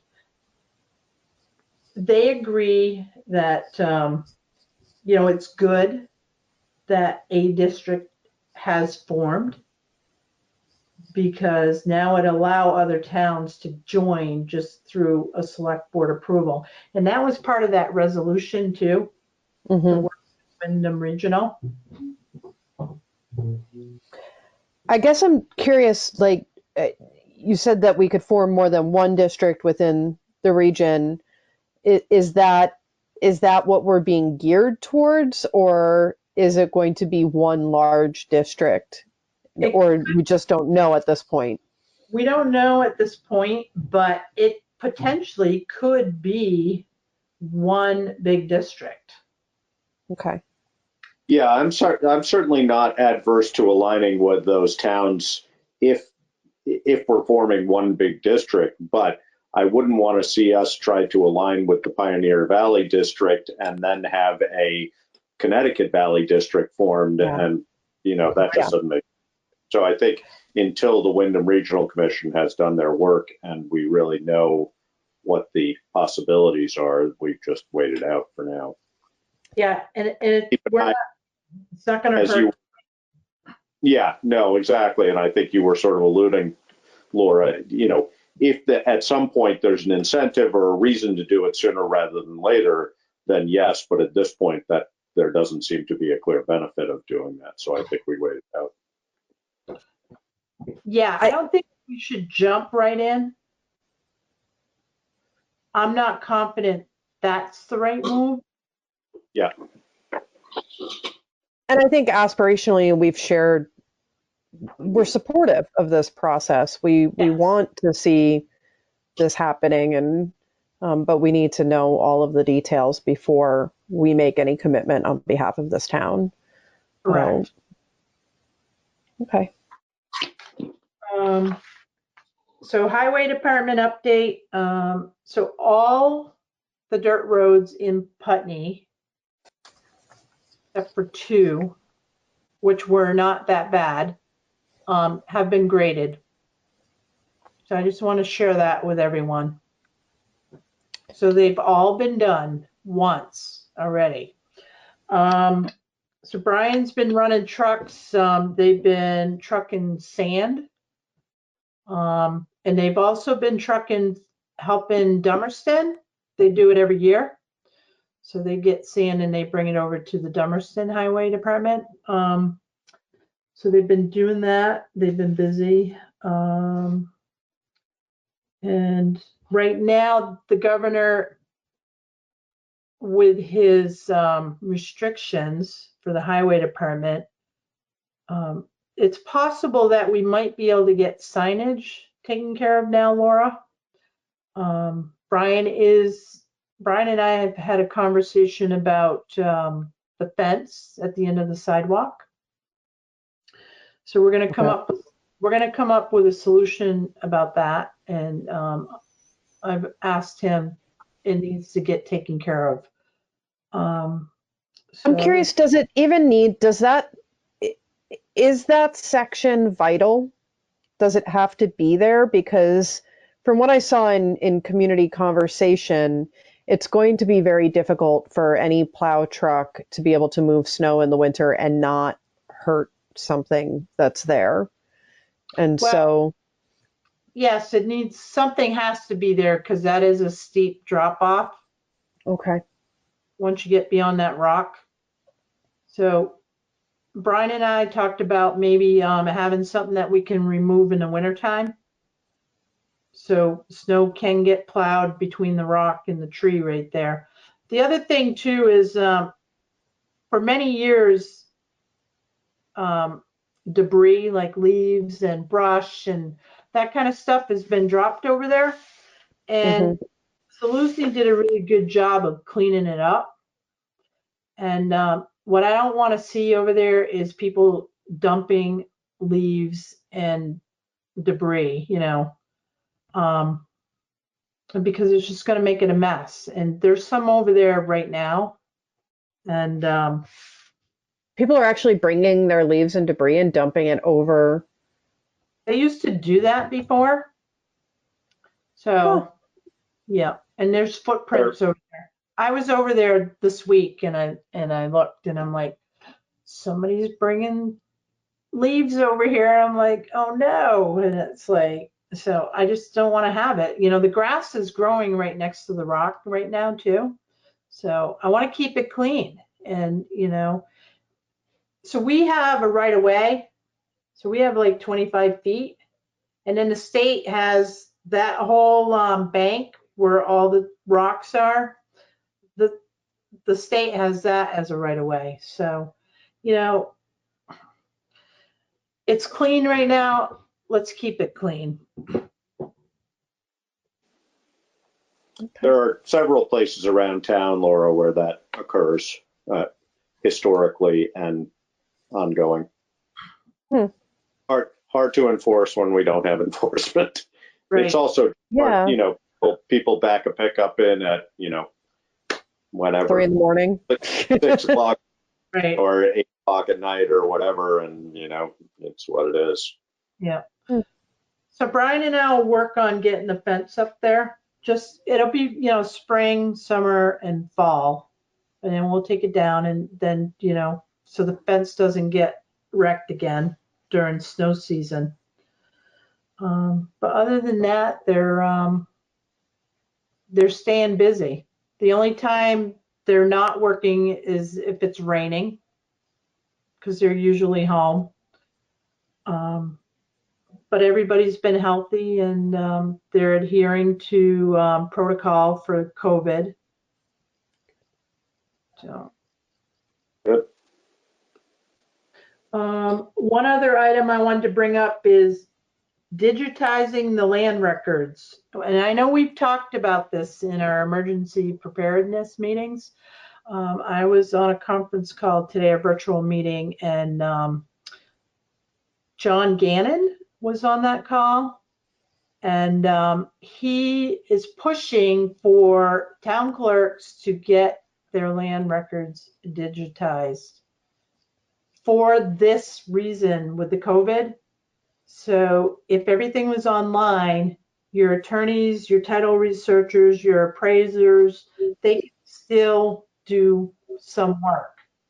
You know, the fact that no one can go into, you know, the town clerk's office, and right now the governor has lifted some restrictions with the town clerk. So appraisers and attorneys and title researchers now can start going to the town office and doing some work. It will be a case-by-case basis in Putney. People will have to come in, sign in, wash their hands, first wash their hands, sign in, sign out. They will have to have a mask, and they will have to have their own gloves. So hopefully, most of the time, people will come in and they'll get a grand tour and a grantee list, and they know what they're looking for right off. So they can usually print it from the computer to the copier, but anyone touching anything in the office, it'll have to be washed right after as well. So we are lacking disinfecting wipes, but Alyssa scored today with Staples. So we have some of those come in. We have sanitizer in the office. And anyone coming into the office, it's going to be limited because it'll be the town clerk and one other person. So Tuesday and Thursdays is when the town clerk's office is open, or that's when Jonathan is there. I won't say it's open, but the town clerk is physically at town hall on Tuesday and Thursday. Is it by appointment only? It will be by appointment only. Okay. Can I offer just an observation? If you're having folks bring in their own gloves and they're washing their hands and then putting on gloves, if you're not sure that this is a new pair of gloves, they could be using a pair that has been used over and over and over again, and the gloves could actually be more harmful than their bare hands. Okay, so I would suggest either supplying gloves or asking folks to really wash their hands well when they come in, and then disinfecting everything afterwards and ditch the gloves idea altogether. Okay. It's probably not an idea to have them wash their hands and then sanitize them as well. Yeah. Do you have plenty of sanitizer? Yes. Hand sanitizer? Okay. And I know Tom has a lot because he would to get some from Bar Hill, and then he got a 5-gallon drum of it. Yeah. So yeah, that's going to probably be the criteria, and I don't know when that may start. the difficulty, Laura and Josh, is that you can have somebody come in to do research. It might take somebody 15 minutes, but it might take somebody all day. Right. So it's going to be difficult to schedule by appointment. And I think right now it's more of an emergency than it is a convenience. So It's also hard to. Yeah, I'm going to monitor that and figure out what's going to work best. And Jonathan's also pretty confident that he can get most of, you know, what people need to them. Yeah. Good. Wearing a mask all day is hard, especially if you're not used to it and depending on the kind of mask you have. And so it may be something you want to keep a few masks at town hall too, in case somebody shows up without one. Well, if they don't come with one, they're not coming in. Sorry. Yeah. We have limited supply in our office, and I'm not willing to give them out. If you're going to come to Putney Town Hall, you need to be prepared and have, you know, your mask. I'm sorry. And again, like Alyssa said, Jonathan can help people, and, you know, he can get them the information that they request, and then we just invoice them. And at the same time, if people don't have masks, that means that they're out in public without masks. And if we have a way to source them and provide them, the more people we're getting masks onto, the better off we all are. So I don't know if I would just turn people away that didn't have masks. I think I would try and find a way to get masks so that we can give them out. Masks are not easy to come by. I know, Alyssa. They are running about $50 for 25 to 50 of them, depending on where you can find them. I mean, it's ridiculous. I am very, very aware of what the mask situation looks like. And terrible. I will say that there are many people out there that are sewing them and willing to provide them for organizations, including towns, if we were to get ourselves on the list. And I know Josh also was able to acquire some, and maybe it's something that we put in town hall. I feel pretty strongly that we need to make sure that we're getting them onto people's faces. And if these are people we're dealing with regularly and people that are a part of our community, then I think it's really important that we're making the effort, even though it's expensive and hard.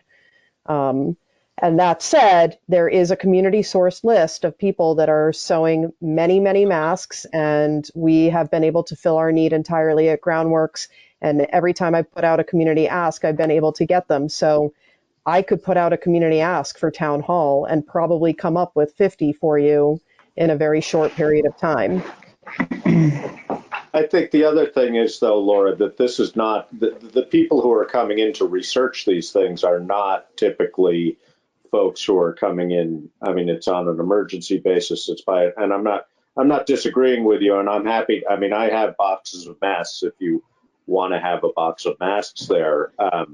But I do think that the clientele who are coming in for the purpose of researching records are more likely than not people who are coming in to do that as a commercial, you know, they're researching real estate things, stuff like that. I don't think that's an unfair burden to place on them. I agree that there are some people who, you know, if you were coming in because you needed to research a death certificate for your spouse or whatever, and you couldn't get a mask, then we should provide them. But I don't think that's the typical ask for why somebody's coming in. And we're not letting anybody else come in for any other reason. Right. Because they can be helped on the phone and be sent what they're needed. Like, we're not going to let people come in to pay their utility bill. They can drop it in the box or mail it. They're not coming in until everything is said and done.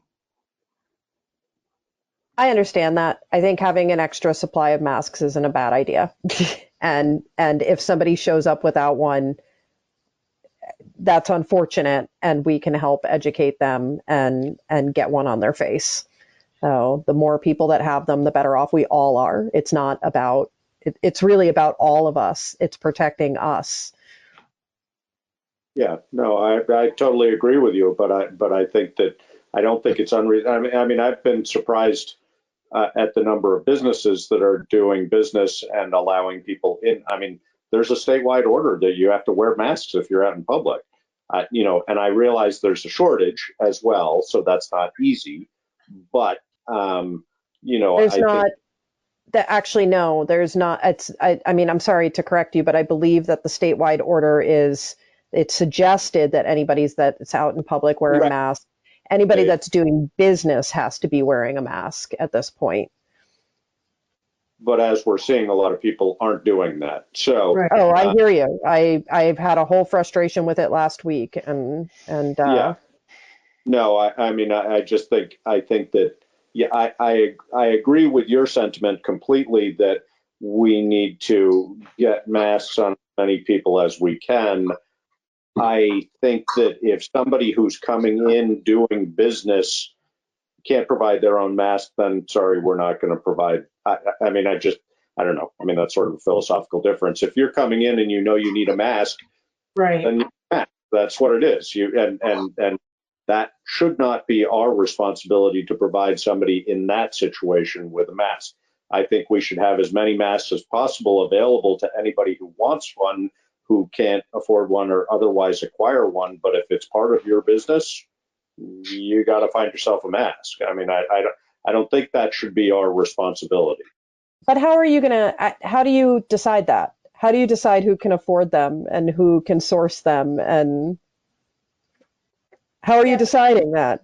No, I think you're right, Josh. I mean, if they're an attorney or a title researcher or an appraiser coming in to the town clerk's office, like anyone else, like us, Laura, you know, they're doing business. They're going into a public building and they should be prepared. We're not talking about, like, you know, a resident coming in, you know. I mean, like Alice Mays, if she had to come down, I'm sure she'd have a mask on. I'm sorry, but you know, it's like these are business people in the public, and so that's what I'm meaning by if they don't have a mask, then they can't enter the building, you know. But we would tell them that too before they came, because it's by appointment only. So, yeah. So I think we all agree with the sentiment that everybody should be wearing masks, but you know, I don't go anywhere without my mask on, and that's because I'm accepting responsibility for that. You know, I realize there are people who can't do that, and but I don't think that's the group of people that we're talking about. I think, and you're right, that's tricky. I don't know. I mean, maybe I don't know. I mean, maybe we have masks there. I would much rather have masks available to the public and through some venue other than town hall, because I don't think that's necessary. I mean, you know, can we provide masks to people? Yes, I dropped 1,000 off at the food shelf the other day. Can they go to Tom to get one? I just don't think we should facilitate that. I don't think that's our responsibility in this context. If somebody's coming to us for the purpose of doing business, it's not our responsibility to provide them a mask. That would be like Shaw's having to give me a mask because I don't have one. I think that there are, I mean, okay. We're not Shaw's, we're the town hall. And I think that we're supposed to hold people a little bit better, but I'm not, that's fine. it's okay, Laura. I understand where you're coming from and I get it. And so it's not like we're going to have like 10 people right off anyway. So we can manage this, okay? Mm-hmm. And so this is what I have to say. I have masks because I'm responsible. And I'm so grateful that you offered me one the other day, Laura. Both things are right. Both things are right.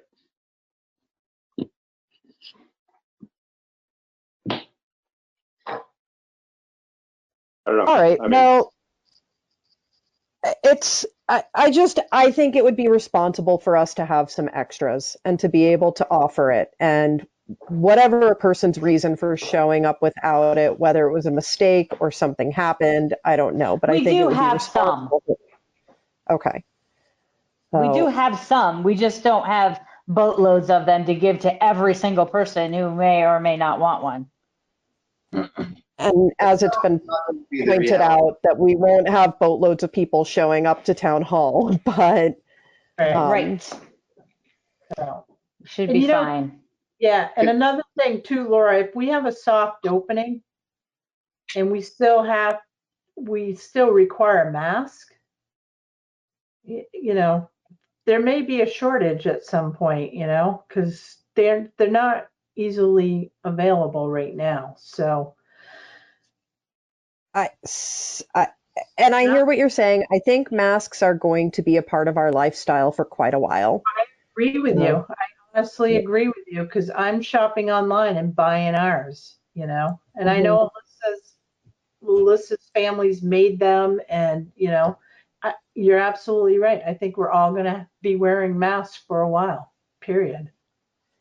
and I think the other thing that sort of, as David was saying, I think that we are happy as a town and as a municipality to provide a mask to somebody who is in need of a mask.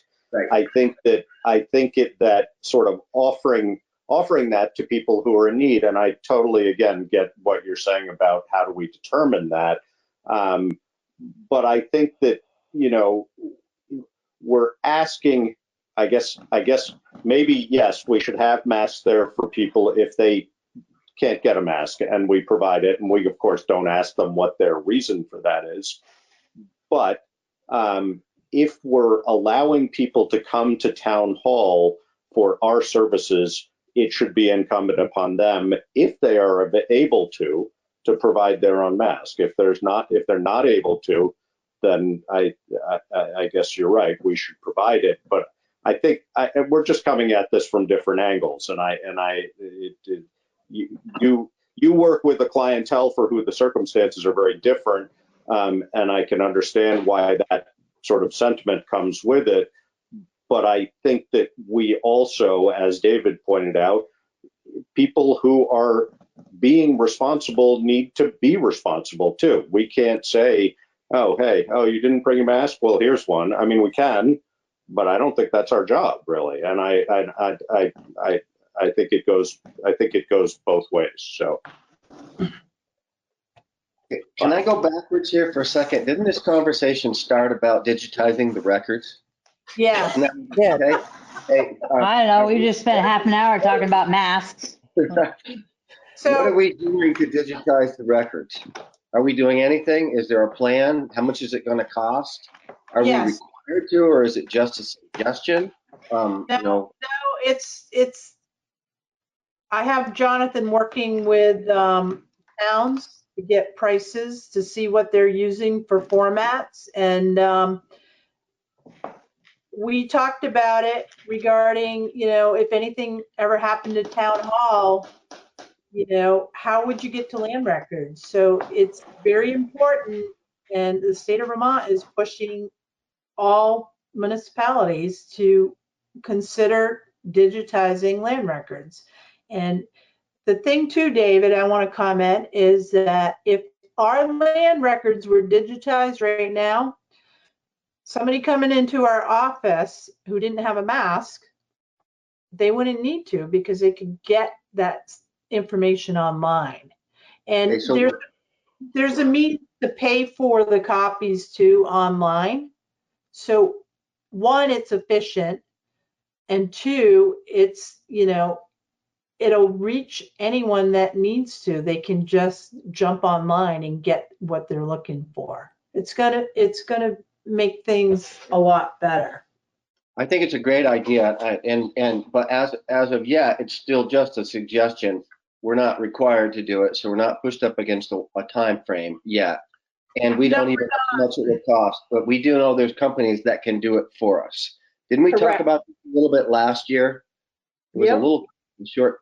I thought we did. Anyway. Yeah, and we have a significant budget for that purpose. Every year, a budget, there is allocation from state money, I believe, towards digitization of records. So we've got 80 some odd thousand bucks, as I recall, for Yeah, this. it's built significantly, but we spent some of it down recently too. Yeah. Not a significant amount, but I can tell you we have $85,010.98 in the Records Restoration Fund. The state increased the recording fees so people could put the money into the restoration fund to do things like digitizing the land records. And do we have any idea what it will cost to do it? I don't have any idea yet. I just had Jonathan start doing this process. What's important for this process to work is that people can pay online, not have our office invoicing people. Got it. So if they want to go online and print records or just even look at them, there has to be a means for them to pay for it. And like Brattleboro has a system, and you pay with a credit card, and then you can print what you need. So it's no different than somebody physically coming into the office. So. Yep. No, I think it's a great idea. I think the sooner we do it, the better. I think the whole broadband study is probably more important now because of COVID than ever. I think there's so many things that need to happen that way. I don't know anything about them. That's why I'm asking all these questions. And so. No, we're looking at it, and I'll keep you posted on that. Okay, thank you. Thank you so much. You're welcome. So that's all I have. okay. Thank you, Karen. You're So we're going to do warrants. I'll make a motion to approve and execute the warrants as presented. And I'll second that. Okay. It's been moved and seconded to approve the warrants as presented. Any discussion? All in favor? Aye. Aye. Aye. Okay. Hang on a minute, because I'm like. There was one thing. I did have a question. So. About the warrants? Yeah. Anyway. Sorry, too late. Go for it. No, go for it. Ask the question. I'm kidding. Who are we giving $51,000 to? That's what I wanted to know. Can we wait till I read the warrant and then I can explain to you? Perfect. That'd be lovely. Yes. All right. So we're going to do payroll warrant dated April 24th, 2020 in the amount of $15,027.85.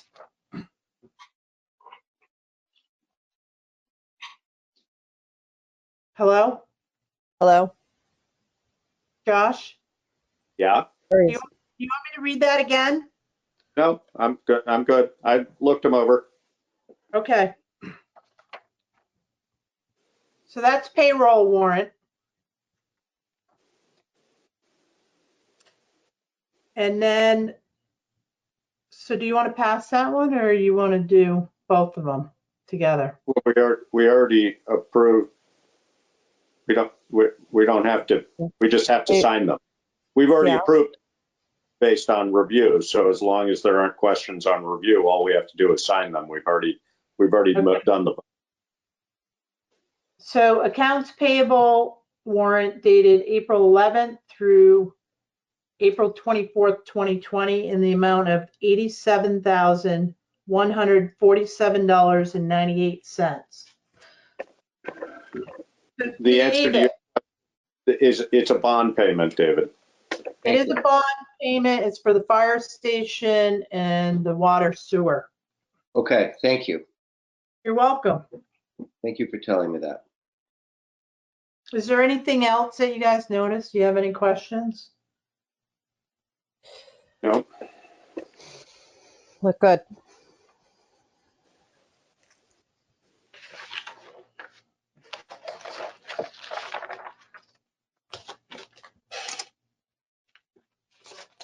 Okay, so Laura, there's a copy of each warrant in your mailbox at the office. Great. So if you want to go ahead and sign that, and then David and Josh stop in at any time and sign them. And Take care of it tomorrow morning. What's the required time frame on that, Karen? Is there a required, I mean, you know, I forgot, as you will maybe recall, last time I forgot to come in and sign them until Monday morning. Does that, Right. that doesn't hold, I mean, as long as they have Laura's signature, they've been authorized to be issued. So it, I mean, obviously I'm not going to ask to come in 2 weeks later, but as long as it's within a few days, that's fine, right? So, yeah, as long as there's one signature. Now, you can vote, make a motion to assign one person to sign We the already, warrant. we already did that too. We did that for the duration of the COVID. Okay. So as long as she comes in and signs them, it should be tomorrow, Laura. I can do it tomorrow morning. Yeah. And then we can release the checks. Okay. Okay.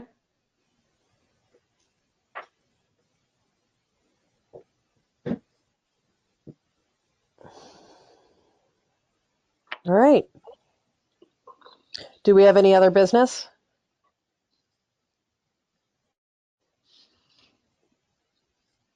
Anybody? I don't. No. Anybody? I will, Laura, I will make sure that I still have some of the masks in my possession. I will make sure that we get some to town hall so that they are available for those who need them. I guess in doing that, and I'm happy to do that, however we can best distribute them as obviously the intent. I also would strongly encourage anybody who's coming to town hall to bring their own mask if they are able to. I totally agree with that sentiment. And I think it's important that we're able to support if there is, for whatever reason, somebody isn't able to. Yeah. Yes. No. I appreciate that. Thank you. We need an executive session, it looks like. Yes. Okay. So do we have a motion to enter executive session under Title I VSA 313(3), the appointment or employment or evaluation of a public officer or employee, providing that the public body shall make a final decision to hire or appoint a public official or employee in an open meeting and shall explain the reason for its final decision during the open meeting? So moved. And seconded. We have to shut off recording now. Great. So we left executive session. No decision was made. We are going to meet again to have further conversations. And our next meeting date is May 6th, 2020. That is our special COVID meeting, and that begins at 5 p.m. Is that correct? No, that's a regular meeting. That's our regular meeting. Okay. Yeah. So our COVID meeting is 29th, I think, right? The 29th at 5 o'clock. And then our regular meeting is May 6th at 5:30. You got it. And is there a motion to adjourn? So moved. And seconded. It's been moved and seconded. Is there any conversation? No. Hearing no conversation. We are adjourned. So, thank you, Austin. Thank you, everyone.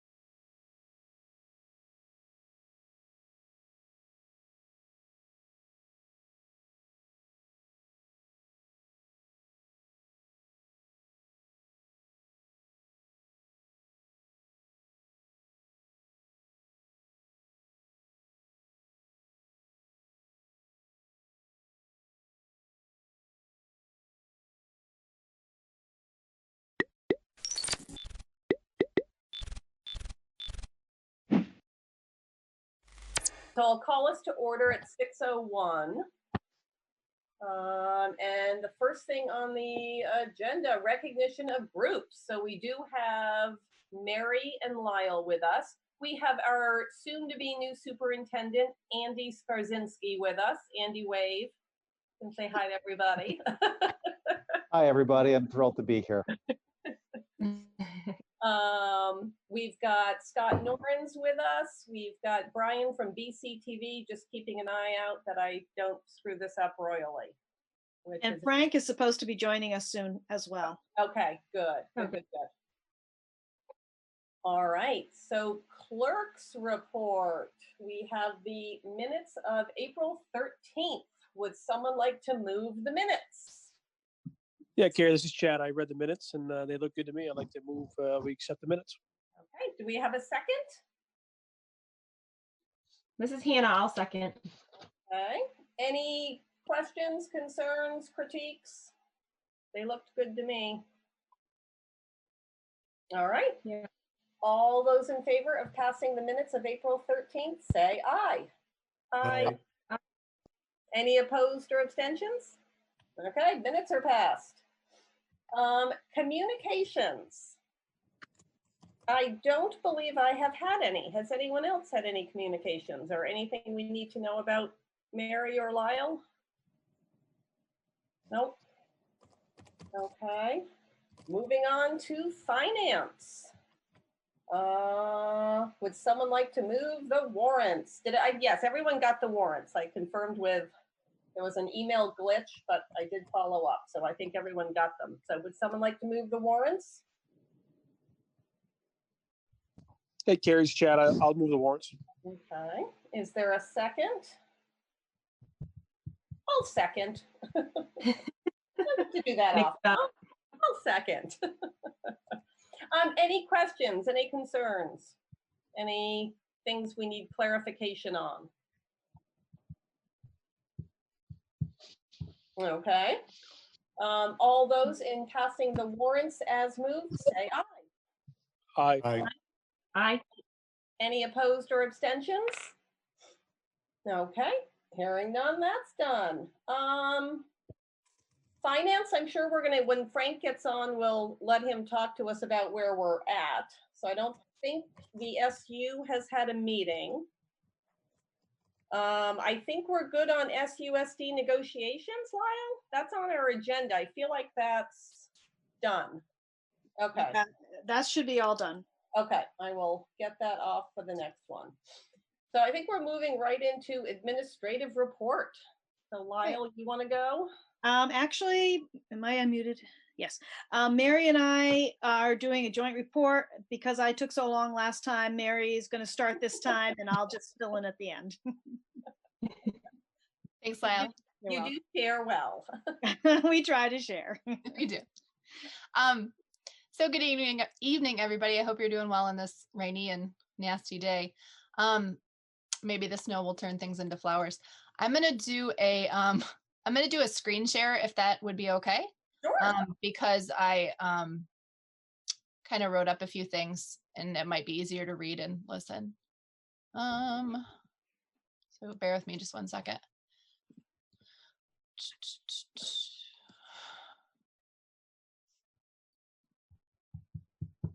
Okay. Okay. So first thing I think I'm gonna kind of go in reverse order. So kind of starting right here. Classroom teachers right now meeting with students via Zoom, meeting with students in full groups and small groups. Some teachers are recording videos for students to watch at a time that's convenient for the families. Meeting with parents, touching base with parents. And in addition to what the classroom teachers are doing, we have private band lessons going. We have an all-school sing happening. Individuals working with guidance counselor, behavior interventionist, PE, art lessons, library resources have been provided for teachers. For example, Audible is doing a free thing right now for students. And Epic is another thing that's doing providing some free resources for students right now. Special education teachers are working with distance learning plans that have been created while we're doing remote learning, tied to IEP goals. They're doing, I participated in an IEP meeting today, and our special education teachers are becoming really facile with making those, I think, as comfortable as possible and as similar to the real thing as possible, which I appreciate their work. Our nurse and our member of our custodial staff are helping out over at Oak Grove School because they're doing childcare right now.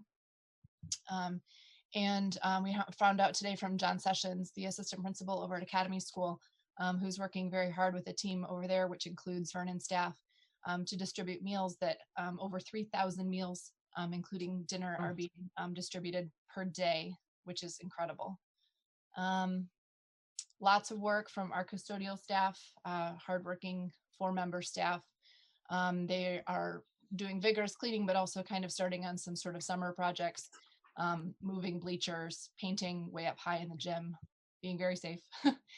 And then going up to the top, wanted to talk to you about attendance a little bit. I think our partner board had asked for some information about, families that we're reaching. So I'm right up here. Right now, out of 357, there are 0 families that we have not heard from or been in touch with at all. No radio silence, so to speak. Last week, there were about 6 students that we've been in touch with, the kids and the families, trying to support families to get children to complete their work. And sort of, there's a story behind each one. But basically, I want you to know as a board that classroom teachers, in some cases, special educators, Jamie Card, our guidance counselor, various other staff members, including myself, are in touch with families saying, what do you need? What support would be helpful? One of the resources that's been nice is Paul Smith and Gary Parzik and Adrian LaPierre, thank you. I've never met Adrian. They put together a helpline, kind of a tech-based hotline for families if the technology is wonky. And I've had some good feedback from, I think, 3 different families that helpline has been really useful for them and met their needs. And so 150 out of 157 are engaging with work regularly, in constant communication and contact with their teachers. So I will be sending out, I've been trying to do kind of a weekly robocall to not overwhelm folks. And one of the things I'm going to send out on the robocall is sort of a new protocol for attendance, that, we want to hear from you. If it's been 3 days or so and no one at the school has heard from you and we've kind of reached out, folks are going to contact Amy Card, our guidance counselor, and say, hey, can you give a call? And if she still doesn't hear, I will try to reach out to one or both of us. Basically, at some point, probably after about 4 days, we may reach out to the Wyndham Sheriff's Office to do a well child, just to, be checking in on families like we can't do when the kids are, we can't do visually like when they come to school. So the intent there is to make sure we're, knowing that kids are safe, not to be intrusive. And the Wyndham County Sheriff's Office is very supportive and kind of knows those calls might be coming. But like I said, we've been in touch with all the families. I don't anticipate that being something that we will go to, but I just want to give families a heads up about that. We'll talk a little bit about budget, I know, when Frank comes, but basically, to kind of name the elephant in the room, our budget has passed. The other schools' budgets haven't passed. And we know that there are going to be folks who are really challenged with paying tax bills with everything going on, and we're aware of that. So I am putting the part-time Spanish position and the permanent sub position on hold for now. And I'm going to kind of communicate to the staff that, we'll probably be looking for ways to trim the 2021 budget, even though it has been approved, so that potentially we can apply that money to the fund balance and use that in the 21-22 in case passing a budget is challenging, in case tax revenues are down. But I hear from staff pretty regularly, have you heard anything about being furloughed or laid off? And I'm letting folks know that, sort of when I know, you'll know, but that I don't anticipate reductions in force at Vernon for next year at this point is kind of what I want to communicate to the faculty on Wednesday when we do our weekly staff meeting. Andrew, nice to meet you. I haven't met you yet, so this is kind of a funny way to meet, but at some point down the road, if you would like to meet with me or hear a little bit about Vernon or attend one of our faculty meetings at some point this year, we'd be happy to have you. So. I would love to do Summer. It's a pleasure to meet you. Great, thanks. That's me. I'll kick it over to you, Lyle. All right, thanks. So just thinking a little. Do you want me to keep sharing? Sorry. It's okay. I know what I had in there. But to follow up with the budget and contracts, though Vernon has passed a budget, we have not sent out contracts to Vernon teachers because they're part of the WSESU negotiated agreement. So no contracts are going to be sent out for probably mid-May earliest until we have a better handle on what we may end up with for a budget. So just so that you know, in case you start to get questions about contracts and where contracts are. The other piece of my report is just around Diversity Day. Normally, Diversity Day would have been this coming Friday. This year, we're doing diversity activities throughout the month of May. The WSESU Diversity Equity Committee meets pretty regularly, and right now they have quite a nice diverse option of activities for students, parents, families. One of those is going to be a panel with hopefully, and Mike Sostak setting this up, hopefully run by students that will include a physician's assistant. They're trying to get a custodian, a teacher, students, and how the virus is affecting them and what their life is like now under the virus. They have, actually they being Michaela Sims, has organized a session. Vanessa, I'm gonna remember her last name, it's in the notes, who is a climate activist. And she's going to be doing a session that students can jump on to. And she actually has her last session, I guess, was with Jane Fonda. So her next session is with us. So we're feeling pretty important. Though, of course, Jane Fonda has some connection to our area. Her daughter lives in Putney, I believe. So the diversity committee is putting together books that will be sent out to students across the SU. Ellen Tumaviscus, the art teacher in Putney, has put together a coloring page for younger students. So that with some crayons will be sent likely through the lunch delivery system. But we're still working out some of the details around that. So instead of a diversity day, it'll be diversity month. So look for opportunities throughout the month. And I think that's it for me. Any questions for Lyle or Mary? Yeah, Carrie, this is Chad. Question for Mary. I mean, this is obviously an incredible inconvenience isn't the word, just where we're sitting. But what can we, is there anything as a board that we can do to help out the situation? Is there opportunities you've seen and presented themselves? You're just thinking of something that we could do? I think I've been kind of thinking with Teacher Appreciation Week coming up in the month of May next month, maybe something in the way of even just like a note or an email, some kind of message from the board that just says, I've been telling teachers that truly everything I'm hearing from families is really positive feedback. And sometimes they say, oh, really? Because they're sort of critical of themselves and wanting to do their very best work. And I'm saying, yes, everything I'm hearing is so overwhelmingly positive. So maybe just some more positive feedback, like if you're a parent right now of a Vernon elementary student, how their kid is feeling, how your kid is feeling, you know what I mean? Because of their teacher, or, just kind of a little, keep up the good work kind of thing, I think would probably be well received. Okay, can do. Thank you. Yeah, Thanks, I Jen. have to say what's strange about this whole thing is the one place I used to connect with people on school board stuff, and it used to drive me crazy, is the grocery store. Yeah. And now you don't have that anymore. Because you can't tell who anybody is because you're all wearing a mask and you're in and out so fast. But I actually miss being You miss it, yeah. I miss being accosted in the grocery store. This is so sad. But that's where I would see people and feel like you had that connection, and we don't have it. So I like that idea. If we could all just email or call a teacher we know and just say thank you. I'm sure it would be well received. And I did hear, I heard from one teacher today. I'll never forget, we had kind of our quick staff meeting after we found out about the governor's order and that it was going to be the entire school year. And I mean, it was just, everybody's in tears and it was awful.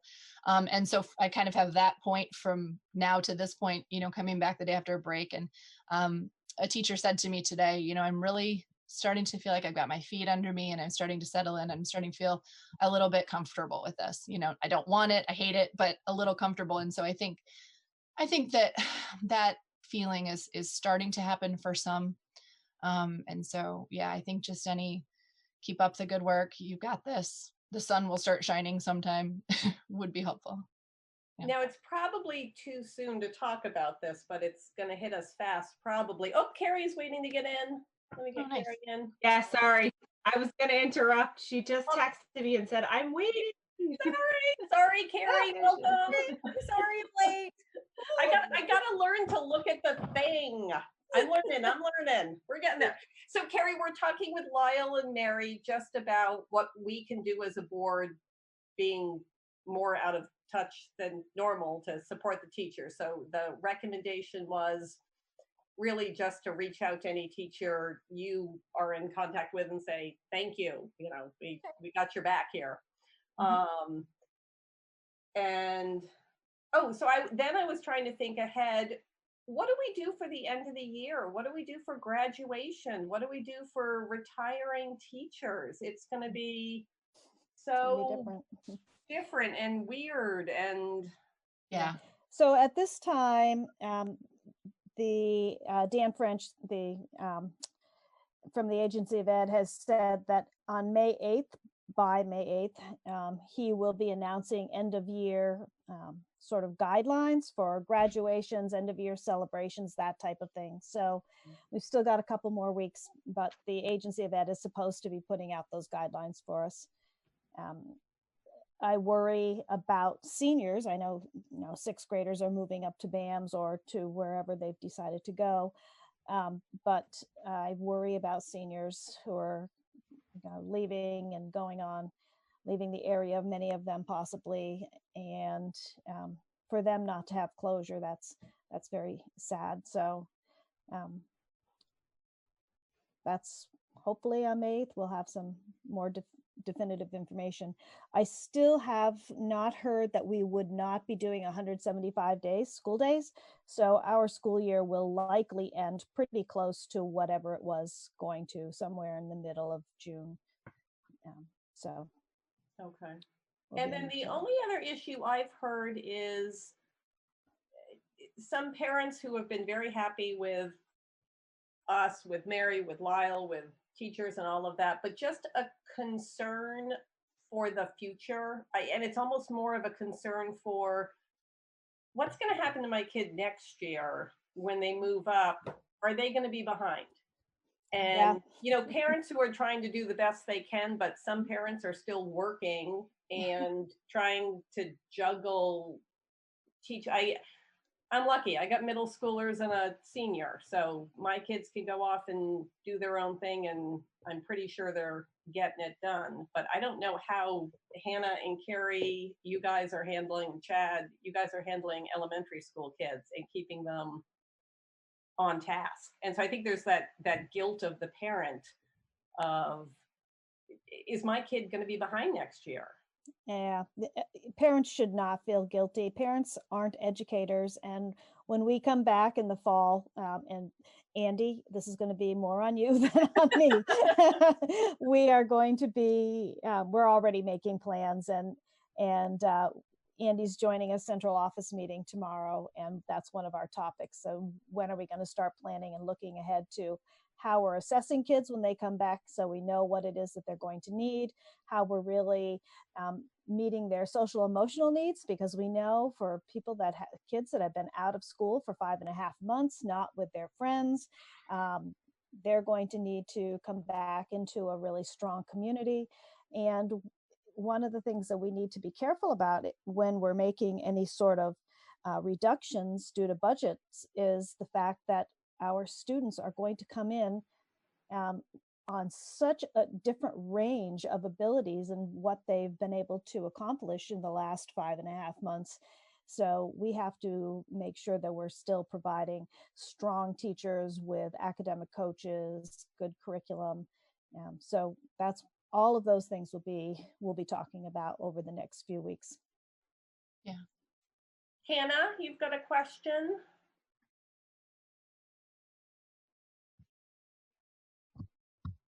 No, that my hand was raised a long time ago to let Carrie in.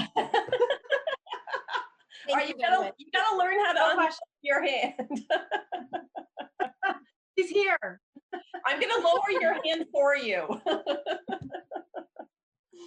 So, other questions before we maybe see if Frank wants to talk budget? And this is gonna be scary. Well, before Frank's scary, I just want to add one more, just reiterate what Frank isn't scary. I just wanted to reiterate one more thing similar to what Lyle said. You know, I probably said it at least 50 times to different parents that like the analogy I use is nobody's going to crack the first page of the 3rd grade textbook and say go. Like our teachers are highly skilled at working together on teams, even if they're a grade level where there's only one of them, and, you know, differentiating work and tapping all the resources that we're lucky to have to meet the needs of kids, because 15 different learners, you know, exist in a classroom. So I think, you know, teachers will be ready for it. And I just encourage parents to not sweat it, like love them up and we'll get them in the fall, you know? Okay. It's a hard conversation to have because they're so well-meaning, and I think they really are taking it on themselves, and it is trying to convince them your kid's going to be okay. Just hang in there. And reach out if there's something the school can do for you as the grown-ups. Yeah. Okay.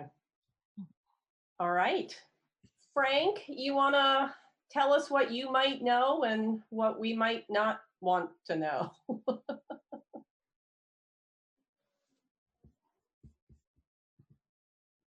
You're muted, Frank.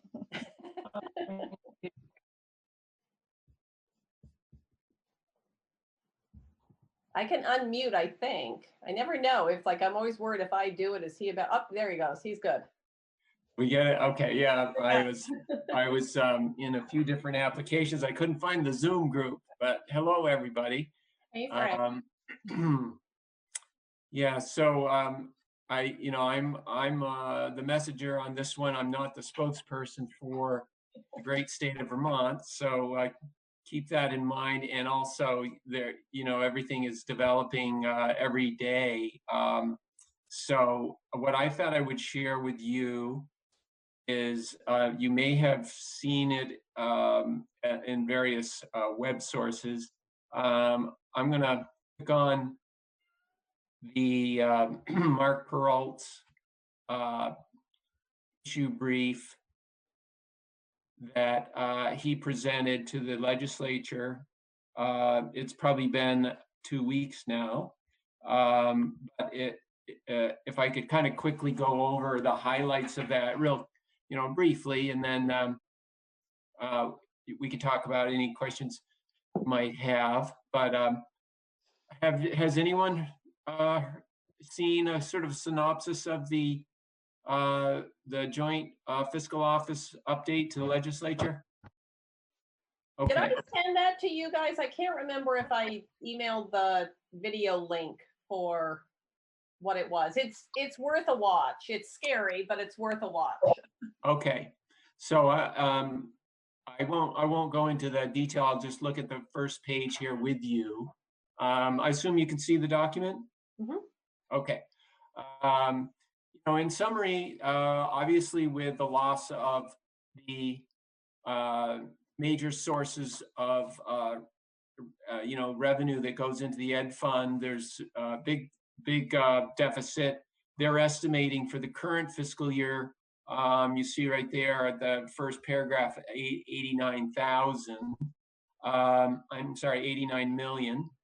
I did hear from Brad James at a business manager meeting a week ago that actually that's been reduced a little bit, actually quite a bit, because there were more revenues in March than originally thought. So it looks like they're looking at more like 69 million, but it's still obviously a very unfavorable development. That's for the revenue shortfall. Fortunately, the state of Vermont has had some reserves in its education fund, much like Vernon School District has in your own education fund. So that's going to carry most of the burden for fiscal year 20. They're still projecting some sort of a education fund shortfall.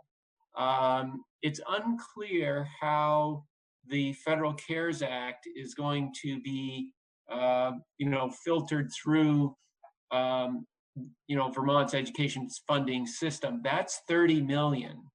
On the surface, what we're being told is that because Vermont is sort of one of a kind in the nation as it relates to school funding, the supervisory union is the LEA, and that's the entity that the funding will go through. So as we learn more about what that means, we can share that with you.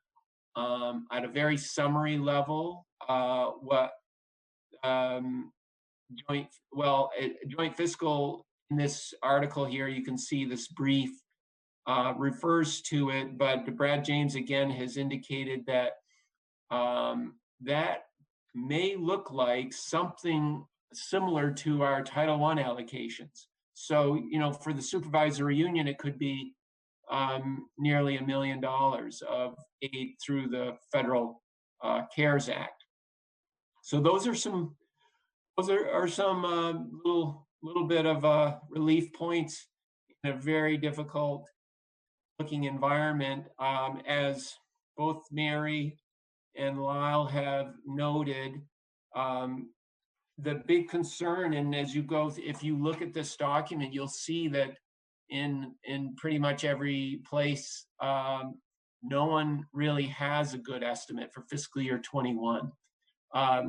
Meaning, to what extent will the rooms and meals tax and the sales tax and the other sort of sources of funds that pay for so much of the ed fund, to what extent will we start to see that activity, economic activity, resume? We just don't know. We don't even have a clear date from the governor as to when when we think it's safe to fully engage. So again, to Mary and Lyle's point about the current fiscal year and then preparing for next fiscal year, you may recall we did schedule 270,000 of our surplus in the FY21 budget as an offset to taxes, and to whatever extent we can mitigate that, not spend it, as Mary's already started to consider, with the new program, the sub position, that's going to be prudent of the school board, of the administration, to be careful about how we utilize resources. We always are, but in this environment, it's going to be until we have a clearer picture of when economic activity starts up again in Vermont, and to what extent will the ed fund come back to a more normal level. We should do everything we can to manage our reserves so that we can sort of smooth out the programs and avoid having our 5th and 6th graders take the worst of maybe a 3-year cycle. We want to try to even out programs as best we can. So here's Mark Peralt's summary. Maybe a couple other things that I didn't mention. Most of the taxes have been paid in the state of Vermont, the school property taxes. Vernon does have a payment due, as residents coming up in just a couple of weeks, or maybe it's next week. The concern there, you may have heard a bunch of speculation about, well, how our town's going to be able to pay when residents are, being laid off and facing these really severe circumstances. The legislature has wrestled with a number of school funding issues, but one of the things that they are not doing that I am aware of is changing the town's obligation to pay the school within the 20 days of school property taxes due. So what that has always meant for probably 100 years is that if a resident of Vernon has not paid their school property taxes by the due date, it's the town's obligation to borrow those funds, pay the school, and address, delinquent property tax issues again through existing statutes. Hopefully, we see some other mechanisms that provide, both the town and the resident some relief from, the really difficult circumstances we're in. But from a cash flow point of view and from a business operations point of view, the Vernon School District should be in a stable financial condition through the end of this fiscal year. And because we do have a very solid fund balance, starting the new fiscal year, we'll be in reasonable shape. But again, we need to wait for the update before we make those commitments, like Lyle was saying, particularly 100% of your employment contracts. That's obviously where most of the money is in terms of spending. So we want to be careful about that. Maybe one last thing I'll mention is typically it's now that the legislature has set the income yield. So that's this last point that you see on the document I'm sharing here. And at this point, they're saying we just don't know what to do in the event of no clarity around revenue. So unfortunately, that might mean that we do see a delay in the property tax bills being issued. It's only a probability. I can't tell you if that's actually going to happen or not. But Mark Peralt from the Joint Fiscal Office is raising that as a likely scenario. And obviously that has more consequences for the town's cash flow, right? If they don't issue property taxes, the folks that can pay aren't going to pay. But again, the school district should be, insulated from that initially, anyways.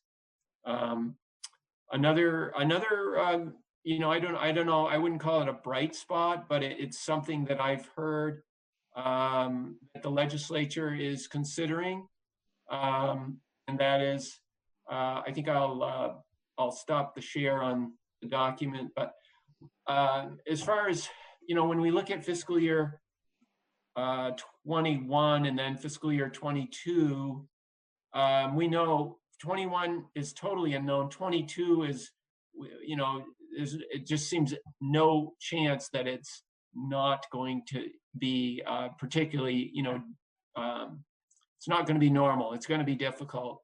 And one thing that's being considered, I don't think it's a bill yet, but you may have heard of it. I would hope that it gets more support. The idea of the state borrowing over a 3 or maybe a 5 year period so that fiscal year 21 and 22 are not just totally hammered in terms of cutting educational programs statewide, but that there's a mechanism, much like when we build buildings and we engage in a bond borrowing. We spread the cost over multiple years.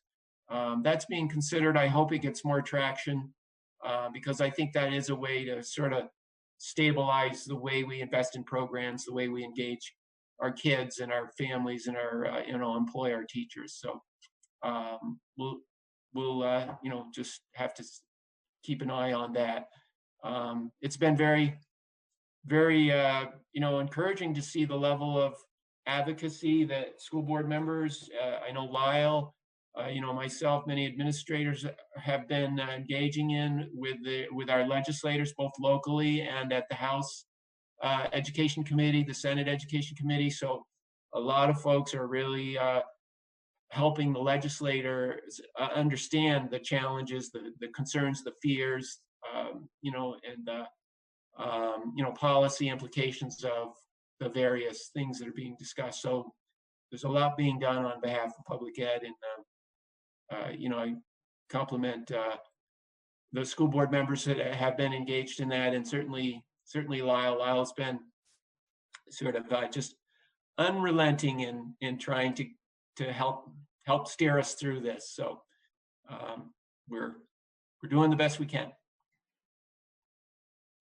So board members, any questions? I mean, I think if I want to summarize, tell me if I got this right. It sounds like we and Vernon are in the lucky position of at least having a budget.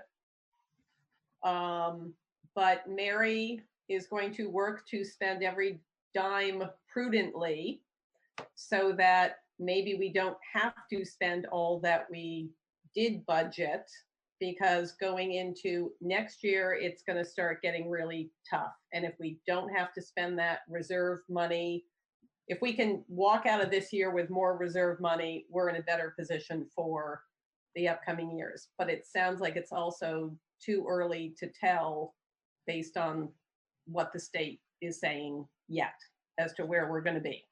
It's a good summary. Maybe to put it into numbers, if you were looking at your annual report, I know you're not now, but you would see in our summary page that we had about 500,000 in projected ending fund balance as we start fiscal year 21. And then we were going to use 270,000 of that. That's the number I had mentioned, which would leave us about 250,000 to go into fiscal year 22. So that's the number that we're all talking about. The more we can retain of the 250,000 as opposed to maybe 300,000 or 400,000, the better will be for sustaining programs. Questions for Frank?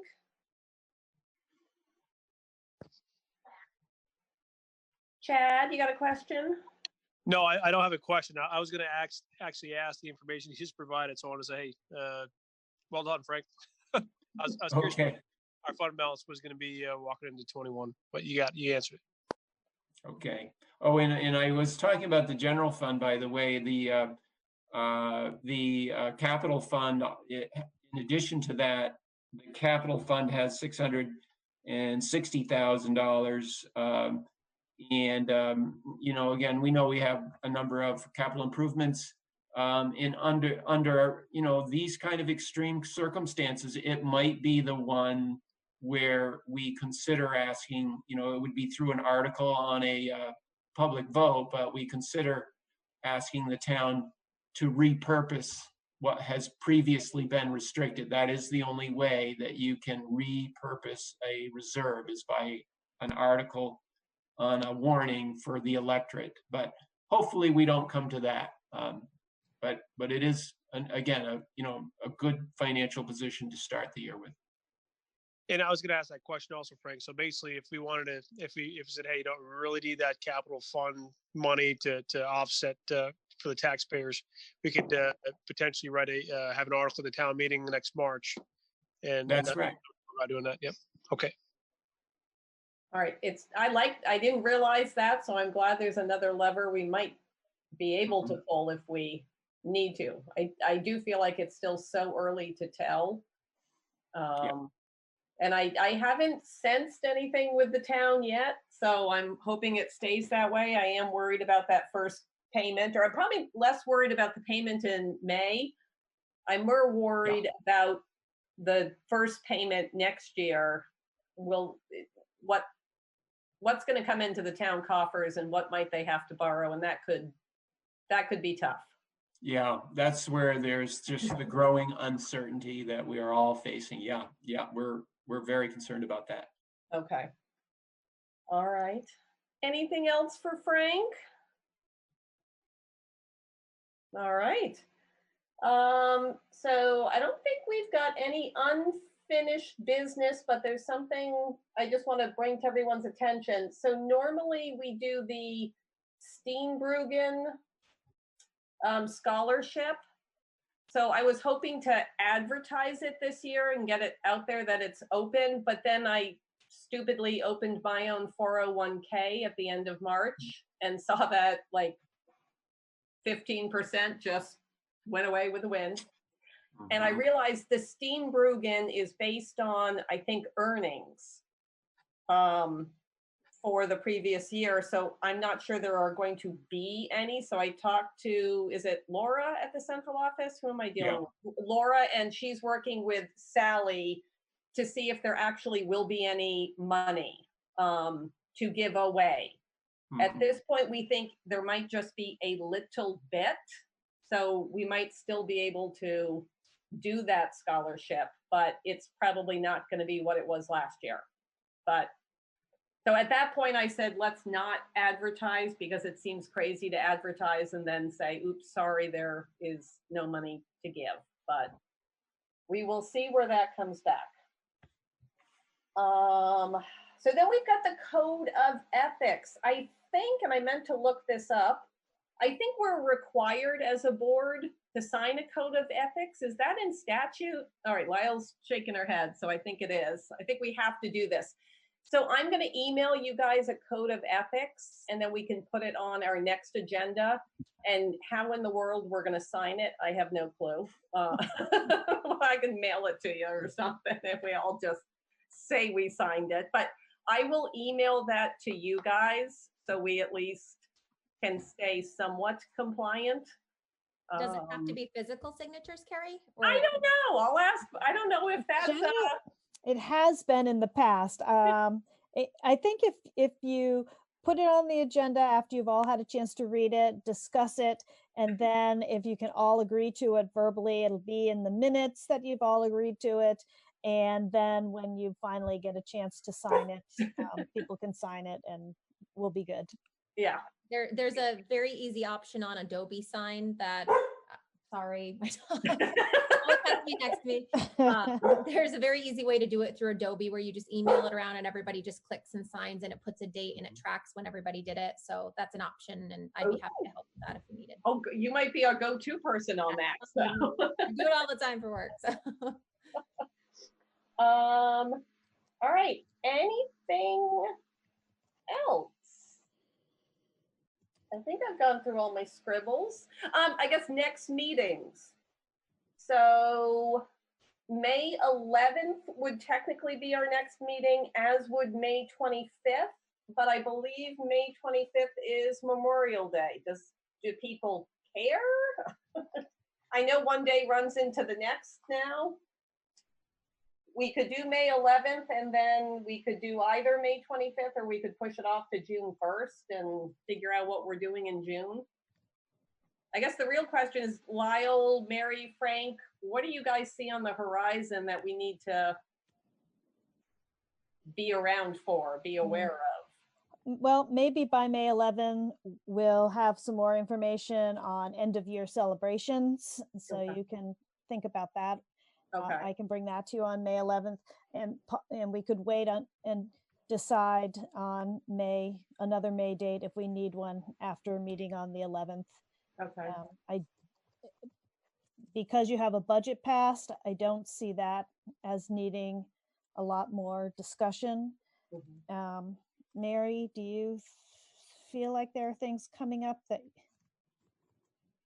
Yeah, I don't have anything that's real urgent on my mind thinking between now and the end of the year. I have a lot of things that are urgently on my mind. I don't think that, I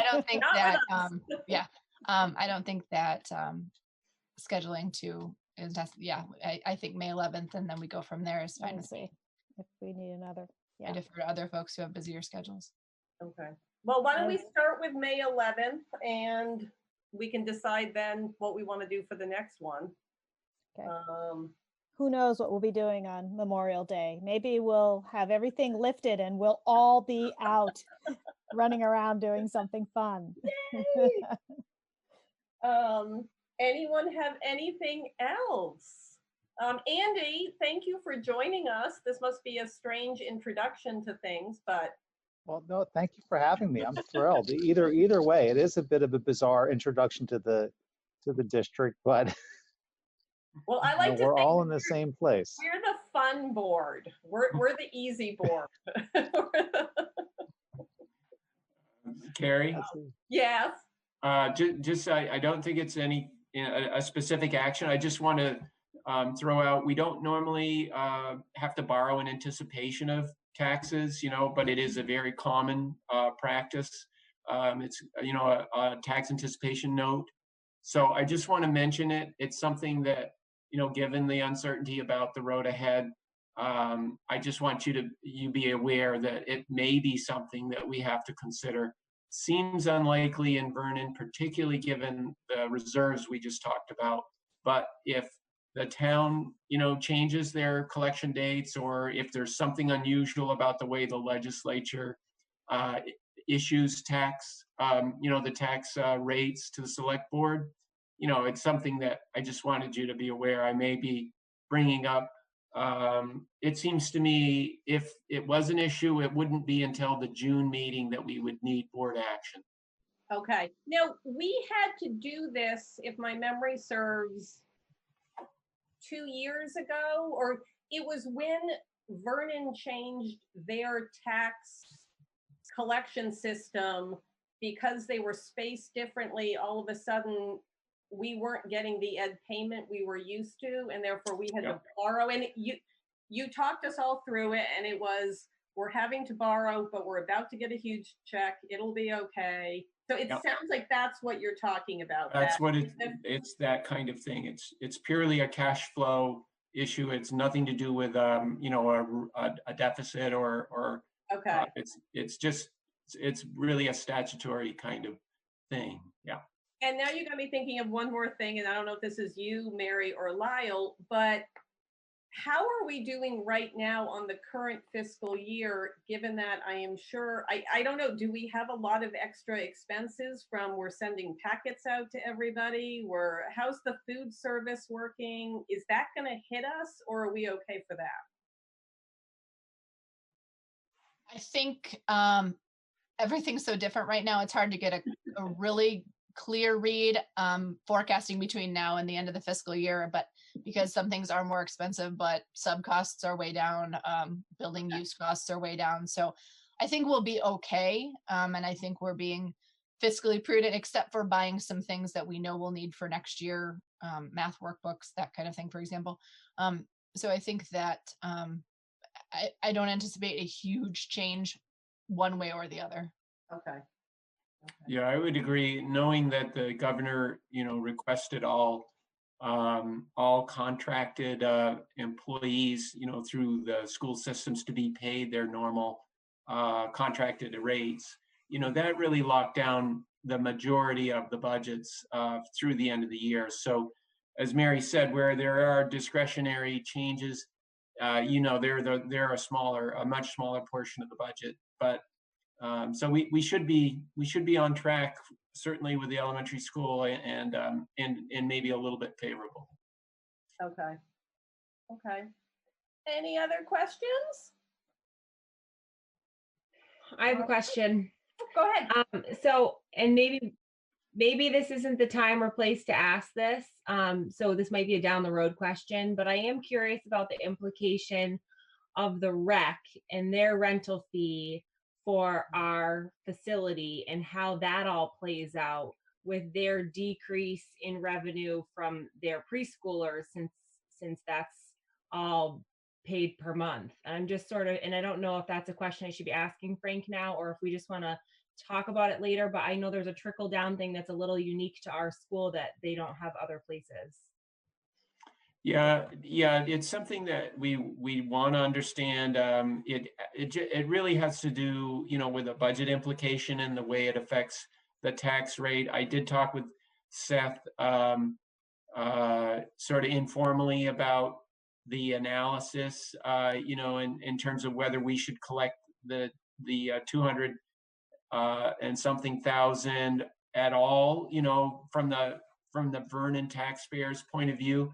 Yeah,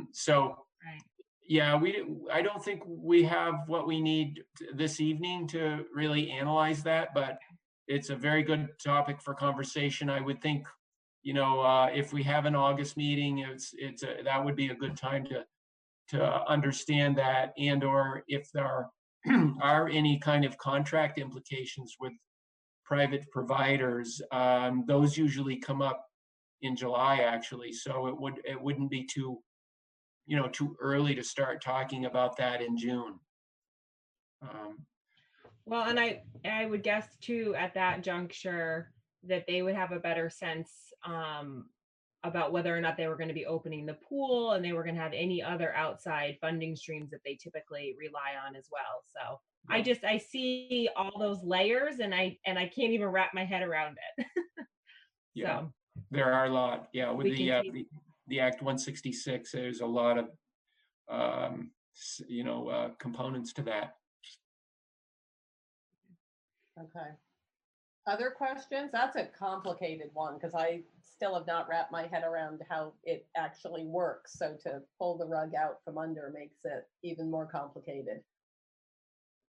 Maybe just a quick, summary on the concept. And Andrew, I don't know to what extent you've read or are familiar at the elementary level with the Act 166, but on a very macro level for Vernon or any district, we know that we start from a place where for every child that accesses the certified program, the school district is obligated to pay, about $3,500 per child, and then you go from there, And when I say go from there, I mean, does the school district employ their own early educator? Does the school district do what Vernon does, which is host a program that's a third party?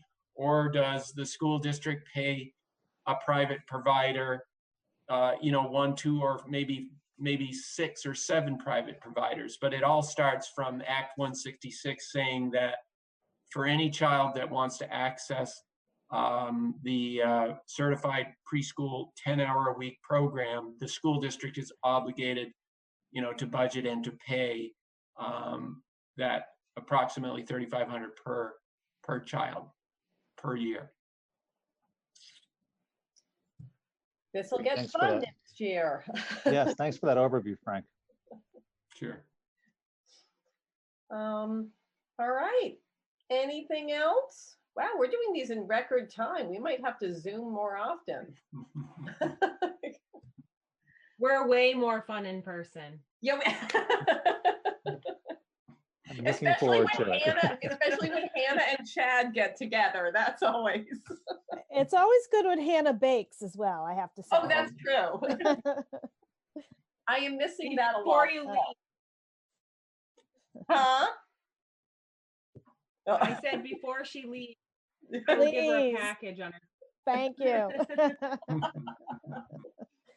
All right. Well, if someone would like to move that we adjourn. This Chad, I'd like to move that. All right. And do we have a second? I'll second. Okay. Hannah. Thank you, Hannah. All right. All those in favor? Aye. Aye.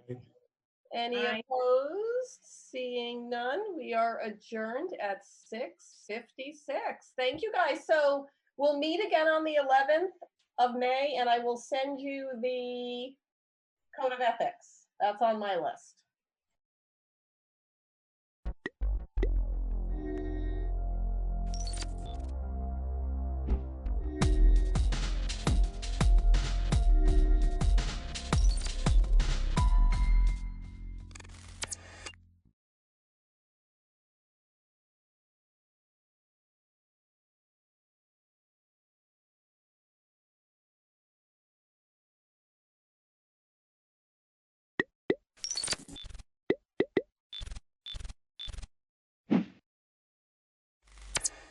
All right, well, we've got 8 of us. It's a couple minutes after 7. Go ahead and call the meeting to order. We do have BCTV recording this, so we're live. Any additions or corrections to the agenda, folks? Nothing? Okay. For board norms, normally I'd say look in front of you, but no, just remember to be respectful, try and stay on task, respect the agenda. You know, these meetings have been working pretty well for me in work life. So let's hope we can get through this one. Oh, just a little bit of housekeeping. There should be on this, I think everybody's in on a computer from what I can see on the panel here. There should be, if you hover over your name, a more, and on that more, you can raise your hand. So just raise your hand and I'll recognize you, and you can unmute yourself and speak when you need to. So that being said, members of the public, if you're here to just observe and speak to something on the agenda, we'd ask that you do it then. If there's something else that you're here for, now's your chance. Anything? And obviously, when you do speak, if you can identify yourself for the listening and viewing audience. Okay. Anyone have any correspondence? I don't have anything. No, I see shaking heads. Okay. All right. We had warned a couple of policies for possible adoption tonight. So Ken, as chair of the policy committee, you want to speak to those and walk us through what needs to be done? Sure. The weapons policy and the school closing policy. We're going to change. This is what do we call it? It's not it's not closing, school closing. It's called it's emergency closings. Emergency closings. Okay. Yes. Because we don't want to go open up a can of worms saying we have a policy on closing schools. Okay. So anyway, so emergency closings, F32, we warned it at our last meeting. We need to adopt it, and we need to also adopt C5, the weapons policy. I will be eventually calling a meeting to resign as chair and take up apparently we're going to be taking up the weapons policy. So I didn't have time to do it before this meeting. So what I'll do is I'll just get in touch with Meg and have it warned, and then I'll set up a Zoom meeting. I just need to make sure I have everybody. I think we have 1 or 2 new members on it now. Yeah, I'd have to go back and check my notes to make sure who's on the policy committee, but I know there were some new members. Okay. I can get it to you. I just don't have it right in front of me. Okay, if somebody can send me an email with them, then I'll set up the meeting. You bet. So we would just need a motion then to adopt policy C5, the weapons policy, and F32, the emergency closing policy. I'll make those motions. I'll second it. Thank you. Oh, gotta let Mike Foley in.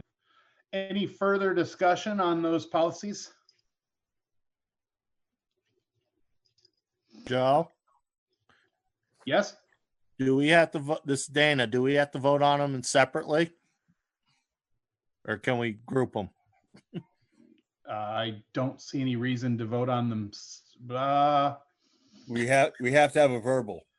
We have to have a verbal aye on each one. So we'll do the motion, I guess, as two parts.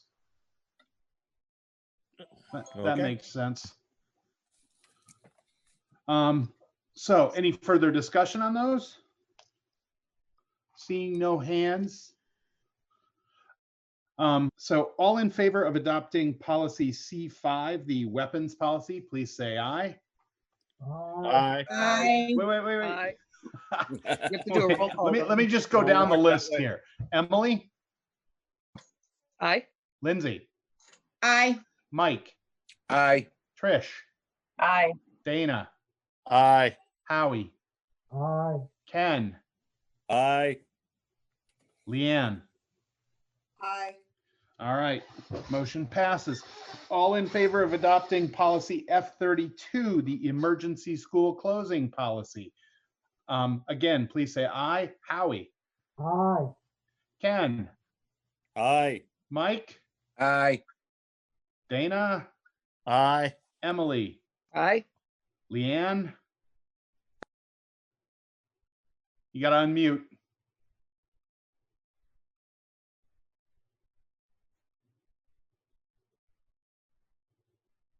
Lindsay? Aye.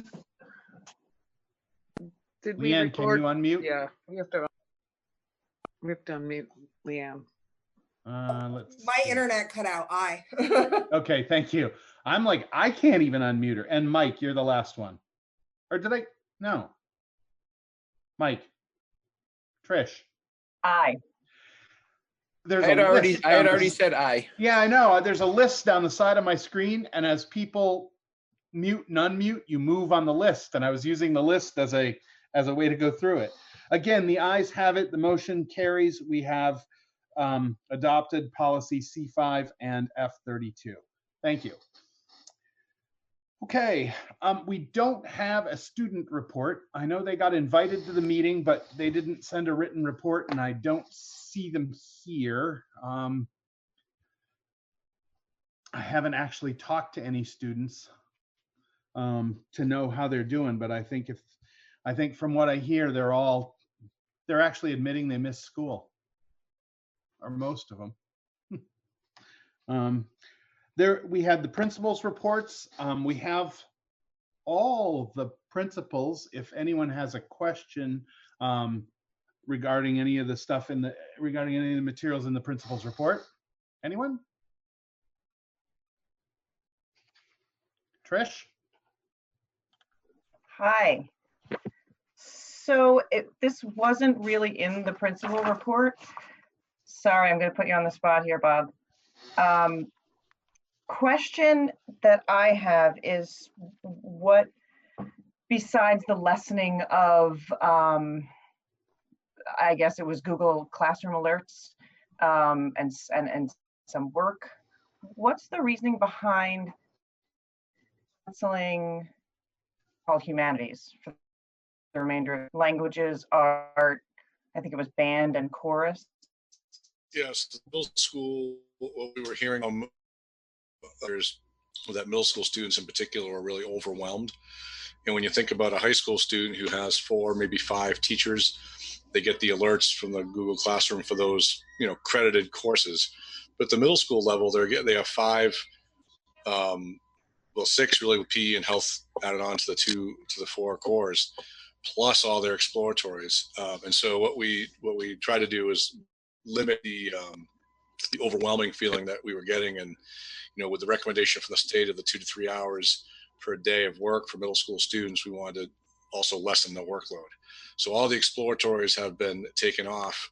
Band is still in the mix, and PE and health are still in the mix, but the others have all been taken off, and they're building a spreadsheet or building a website that families, much modeled after Newbrook's, actually, nice work there, Scotty, that people can go in and use. You do it as enrichment exercises and things like that instead, if kids are needing more work to do. But that way it takes that onus the additional burden on kids, and not to mention the additional emailing of the alerts that parents are being inundated with. So that was the idea. I don't know if that helps clarify.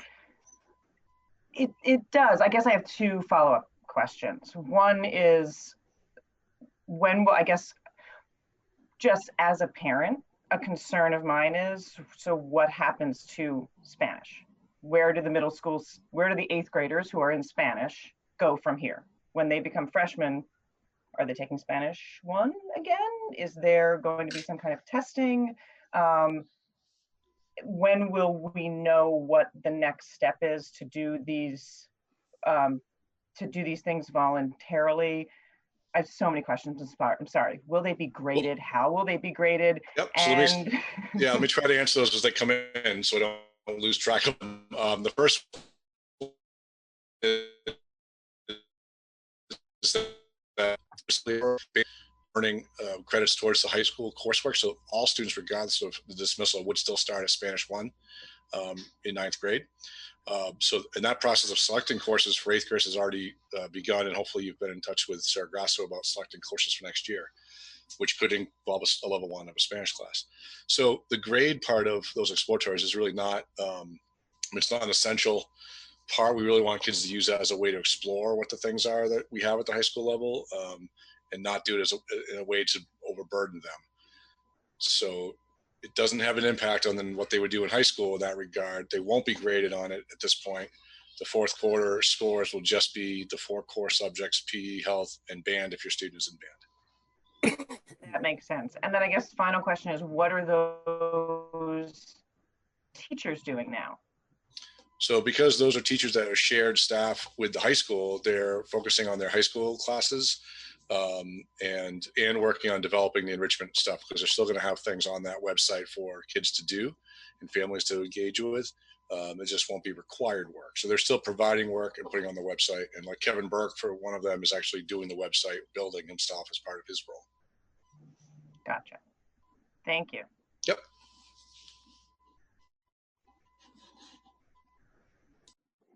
Hey, anybody else have a question for one of the principals? Moving on to the superintendent's report. Any questions from there?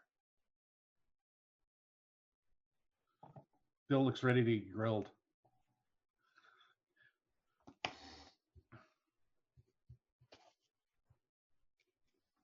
Ken.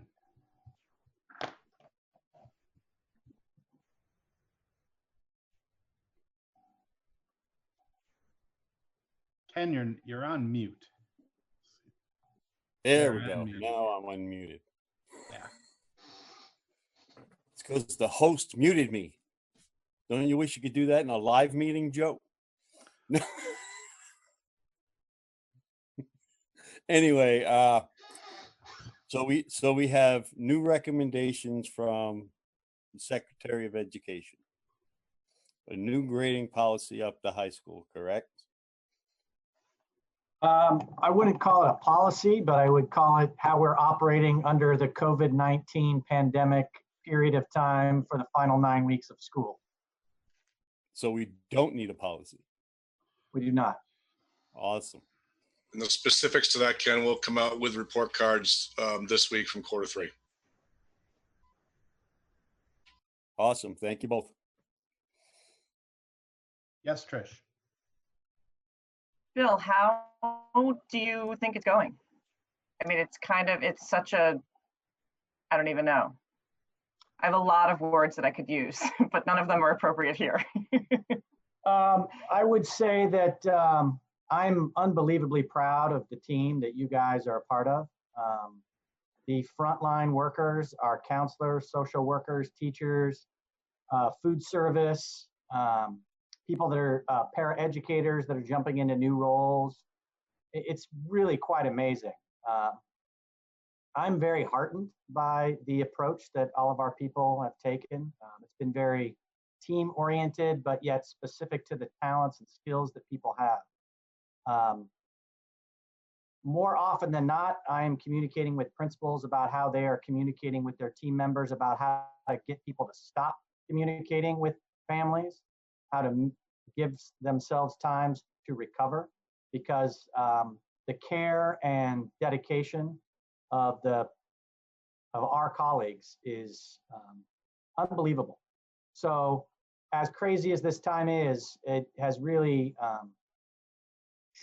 shined a light on the quality of people that you all employ.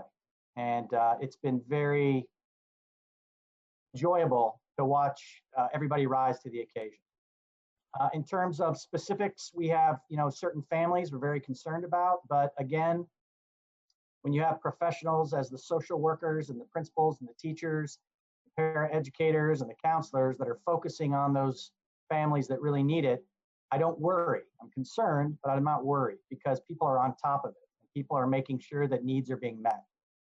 I think the flexibility and the creativity of the teachers has been amazing. And I'm really hopeful that all the skills that we build during this time will be able to be transferable for the foreseeable future. So as challenging as this time is, I'm really proud of our team and I'm proud of the work that we're doing. Good.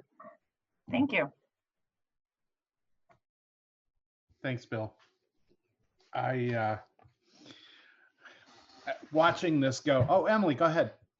You were about to say, I'm sure, what I was going to say. So I'm sorry for cutting you off. I had my hand up and you didn't notice it. But I just need to say that I so respect what we just heard from our superintendent. And I so respect our teachers and our staff and the people, the parents and community members who are working so hard to make this effective for our students. This is the most challenging time ever. And I had no doubt that our SU would step up, being intimately knowledgeable about it. But I just wanted to also say that this is what we're seeing across the state. And while we're still trying to figure out how we move forward, what we've done in Wyndham Central is exactly what needs to be done everywhere else. And I just can't thank the staff and faculty and every support system beyond that, which we have a ton of, including our community members. This is really, really challenging. And thank you, Bill, for leading that, and all of the principals and everyone beyond that, because this is really, really challenging. And our families and our students will make it through this. I have no doubt. So thank you. You did. You did. That's essentially what I was going to say, although I think you said it better. It's really, gratifying to watch. This thing twists, turns, and changes every week, every day. And you guys just kind of calmly adapt and continue moving forward and do the best you can by the kids. I've seen it in not so much because I don't have any students anymore, but in the feeding the students and the support that comes out that I see just copied as a board member that goes out, the weekly briefings and the daily briefings and some of the things that go out. You guys are doing an incredible job, and thank you. I definitely agree with that.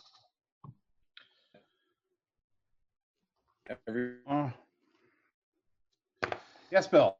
I just want to thank all of you because I've had multiple principals and teachers reach out to me to let me know that you all, as board members, have individually reached out to teachers and counselors and social workers and principals and food service professionals, whether it's a kind word or it's a quick email or it's sharing something with somebody else in the community. That means a lot to our team when we hear from our elected representatives that they feel like we're doing a good job. So I just wanted to thank you all for continuing to reach out to the people that are doing the work, because it does mean a lot.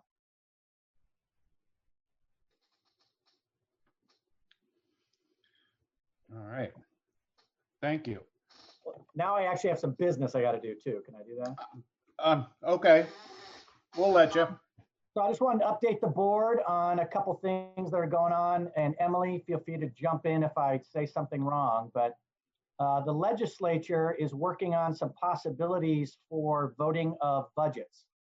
There are 18 districts or SUs or SDs that have not had a budget completed yet. 9 of them had a budget that was turned down. 9 of them, like West River, have not brought it up yet. And the legislature is working very creatively and very helpfully to have some different possibilities rather than the only fallback being the 87% of borrowing from the previous year. A couple things that are up for consideration, I believe it is coming out of the Senate, is the fallback being whatever you spent in FY20, or the fallback being whatever you spent in FY20 plus whatever the average increase is for all the budgets that have been passed, not the 18. Is all in the beginning stages. Things are moving rapidly and fast, but I just wanted you all to be aware that those paths are happening so that the legislature, I think, correctly is thinking through what would the reality be if we can't have a vote in June, and what is the position that we need to have for school districts to operate responsibly in their communities in an unprecedented time. So I'm going to ask you guys later to change your date to June, but I wanted to prepare you that June may not happen. But I think the legislature is doing good work to make sure that even if that doesn't happen, there'll be some other possibilities that would do well by our community. Emily, did I hit that? You did. I raised my hand, want to step in until Joe recognized me, but you absolutely did hit it. And just for a quick update about what's happening in Montpelier, the Senate has already been able, with 30 members, it was a little easier for them to navigate the training process it takes to vote remotely. So they have already started work kind of ahead of us a little bit in the House. We're still in the process of training members so that we can actually take a vote to authorize ourselves to vote remotely. I know that sounds a little crazy, but that's the process we're on. We need a 3/4 majority of members of the of the 150 members of the House to be able to actually vote to enact legislation or to change legislation.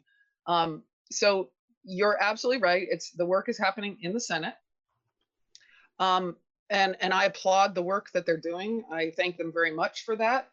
I do know that our House Education Committee and our House Ways and Means Committee, they're both meeting and they're both following this very closely and working closely with our colleagues in the Senate so that we can come forward with some form of legislation that will be supportive of not only our kids and our schools, but our state. We are in an unprecedented time for challenges around funding. If anybody has been following the VSA and the VSBA and the work that they've been doing, trying to get a handle on what this actually looks like with the loss of sales tax revenue in the Ed Fund, it is going to be a huge challenge, without a doubt. I mean, we're facing challenges in every area, but the Ed Fund is particularly a challenge. So thank you for staying connected and sharing with not just me, but everyone who's working up there trying to find a path forward. I don't know what we're going to end up on, but I do know that when we end, it will be the best path forward. I have confidence in that because everybody's focusing on what can we do for our kids and our communities. And so just stay tuned, as I guess all I would say. And the path for the House to be able to enact any legislation, because obviously the Senate can't do it on its own. It has to be both the House and the Senate, and then signed by the governor. And we're staying very closely connected with the governor as well, both of our bodies, so that we are all working in the same path to try to find answers for all these questions. But we're still in the process of training, as I said, to be able to enact remote voting. You all know, you're feeling in your own homes and your own communities the challenge even around broadband and whether our members of our House have enough internet access to be able to do remote voting. So since the governor has extended rightfully, it seems, the stay at home to begin in the middle of May 15th. We have to adapt to that. So we're moving forward, hopefully by the end of the month. Don't hold me to any schedule because it's all dependent on how things are panning out. But by the end of the month, hopefully we'll be able to start to enact some of this COVID legislation that we have on the path, and we're working very closely in our committees to have it happen. So thank you for all of your patience. We really do have a lot of work ahead of us, but we're focused on kids first. So thank you. Yes, Bill. So further segueing where Emily's coming from, Joe and Lori and I got to participate in a joint fiscal office presentation on Thursday, which followed presentations to the legislators. And just in a nutshell, FY20 revenues are looking really bad in the fourth quarter. And we could be talking anywhere from a 70 to 100+ million shortfall. That's for FY20. And then for FY21, which will be starting to collect revenues July 1st, they're predicting that it could be very similar and could go into the multiple hundreds of millions, which will mean when we build a budget in the fall, it's going to be in the context of the Ed Fund having serious downward pressure, which means serious upward pressure on the tax rate to raise the same amount of money. So don't want anyone to get too scared, but I don't want anyone to be too surprised when we have these very difficult financial conversations over the next 6 to 8 months, because the context has completely changed from everything we were talking about 4 months ago. And so I will keep dribbling the crumbs down the path and keep you guys well informed, but I think it's critically important to understand we're in a whole new world. And raising, just for our example, raising the 12,047,000, if we duplicated that next year, it would look very, very different in tax rates than it would today. So it's something to consider as we start thinking about what we're going to be doing over the next 6 to 8 months. True. VSBA sent out actually a link to go watch that webinar along with the 3 documents that were presented to the attendees. As a board member, everyone should have gotten it.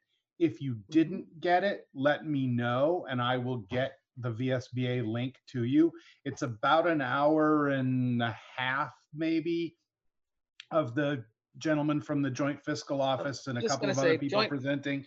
Yeah. And it's very clear. He says, it's not policy, it's just facts, and this is actually what the legislature got as well, so that we're all working from the same information. It was an interesting presentation. Yeah. So let me know if you don't have it.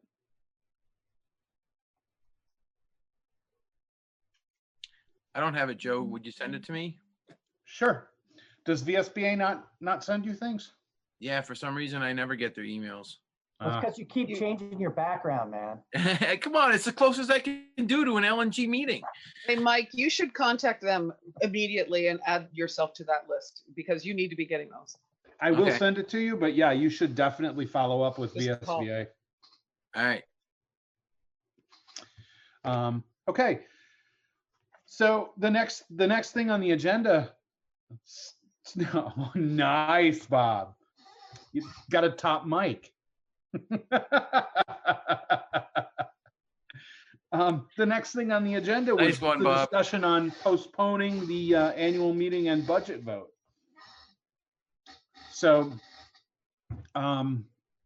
do we have to go through the same procedure that we had before, where we call the special meeting to actually do it, at the right before it, or can we just have a motion to do it right here? You can do it right here, right now, but you just have to do it in a roll call vote. You have to have a motion to change the meeting from May 5th, 6th, May 6th to June 10th. I will make that motion. Is there a second? Second. All right. It's been moved and seconded to postpone our annual meeting from May 5th, 6th to June 10th. Any discussion on the motion? What? Joe, I made the motion, so I just want to quickly say for the folks who are listening in and for minutes, maybe I should have said Emily Long, I make the motion, just so that everybody understands. And my apologies for not doing that.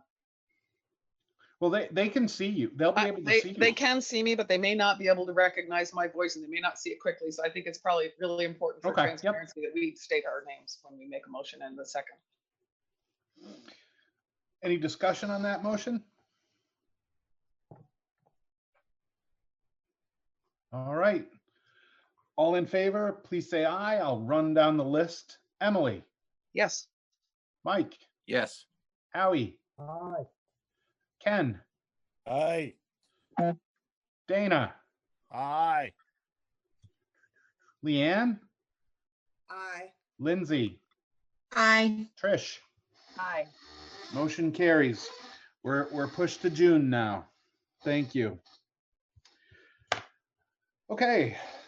Next item was the class configuration update. Bill, you have some information for us? So at our last meeting, we had a vote, I believe it was 5-4, to allow us to post the position. I made the executive decision not to do that based on after your guys' meeting, we got way into the world of COVID-19. Doesn't mean that we can't do it, but after hearing the Joint Fiscal Office report, I just don't think we should be committing any dollars beyond what you guys have proposed for the budget at this time. If there becomes a time in the future that it becomes necessary to recommend the hiring of an additional teacher, I will take the responsibility of working in partnership with the principals. I will bring that forward in an evidence-based argument saying that this is why I believe it should happen. That does not have to happen today. It does not have to happen in a month. I think we have to understand what the context of the decisions you guys will be making further on in the future. So my recommendation is to direct me not to post an anticipated position and scold me if necessary for not following your original direction. But I felt it was necessary not to take that action during this unprecedented.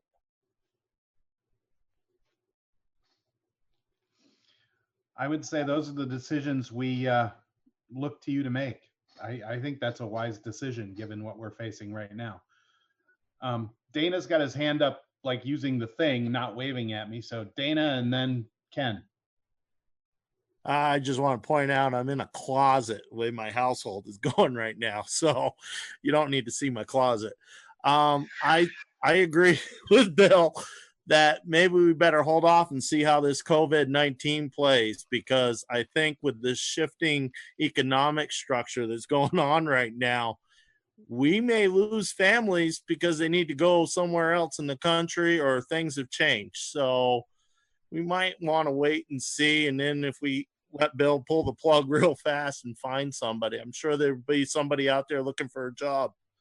So let's, kind of wait and see on it and see how these chips fall.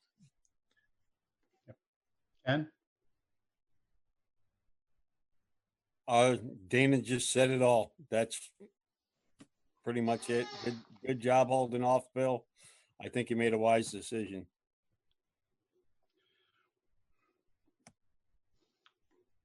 Anybody else? Okay, so there's your new direction. Well done. Okay, now we need to talk about the long-term work planning calendar. So last meeting, I presented 2 calendars to you. You guys had a little bit of discussion. We said we were going to talk a little bit about it tonight. Basically, one calendar is adding a second meeting every month for the next 5 months.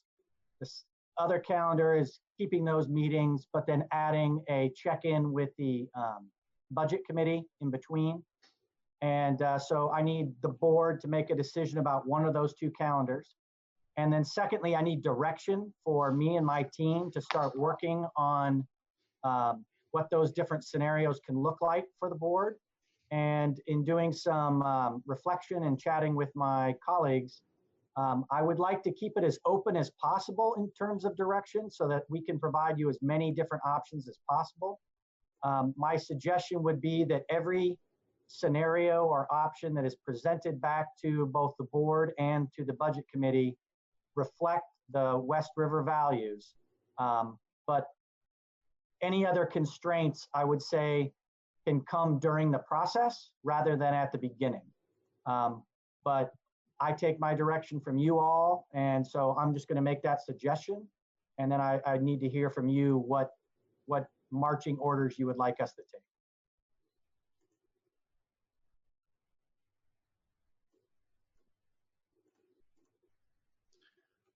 Okay. I know we talked about it at the last meeting, which calendar we wanted to use. You know, there was discussion back and forth about whether or not we kept the budget committee involved and let the budget committee do some of the extra work. You know, what's the pleasure of the board? Mike. I think it makes sense to keep the budget committee, and I mean, it's all going to go in front of the whole board anyway, but let the budget committee do some of the groundwork so we don't have to have multiple full board meetings every month.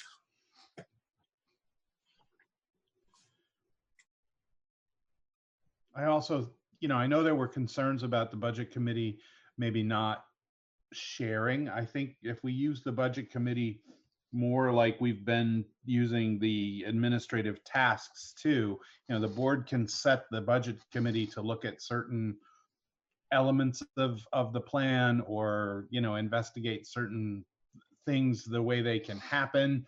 And you know, then that'll get reported back at a board meeting. So I was, you know, just trying to think of how it works. Emily's hand is up. Lindsay's hand is up.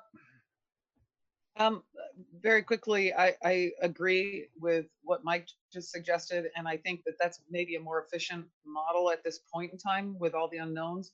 I would just also add that we should probably be prepared to be called to a board meeting in case it's necessary. So maybe a second meeting as needed by our board any month, but in the meantime, the budget committee could be acting in, you know, to keep all of us apprised and to make sure that they are sharing whatever they're learning with the full board as it unfolds. So thanks. Lindsay. Emily just said what I was going to say. That, yeah, I definitely think that's the right structure. And I also was going to say that in terms of communication between that committee and the rest of the board, I think it's totally fair for the larger board to ask for clearer communication, and also to be prepared to step up and do some more of the work as need be, because things are probably going to be pretty strange.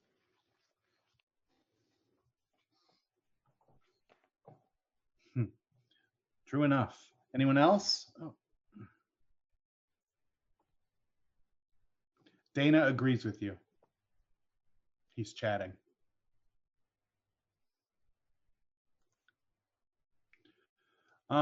Okay, so it looks like move forward with the budget committee schedule. In terms of direction, thoughts?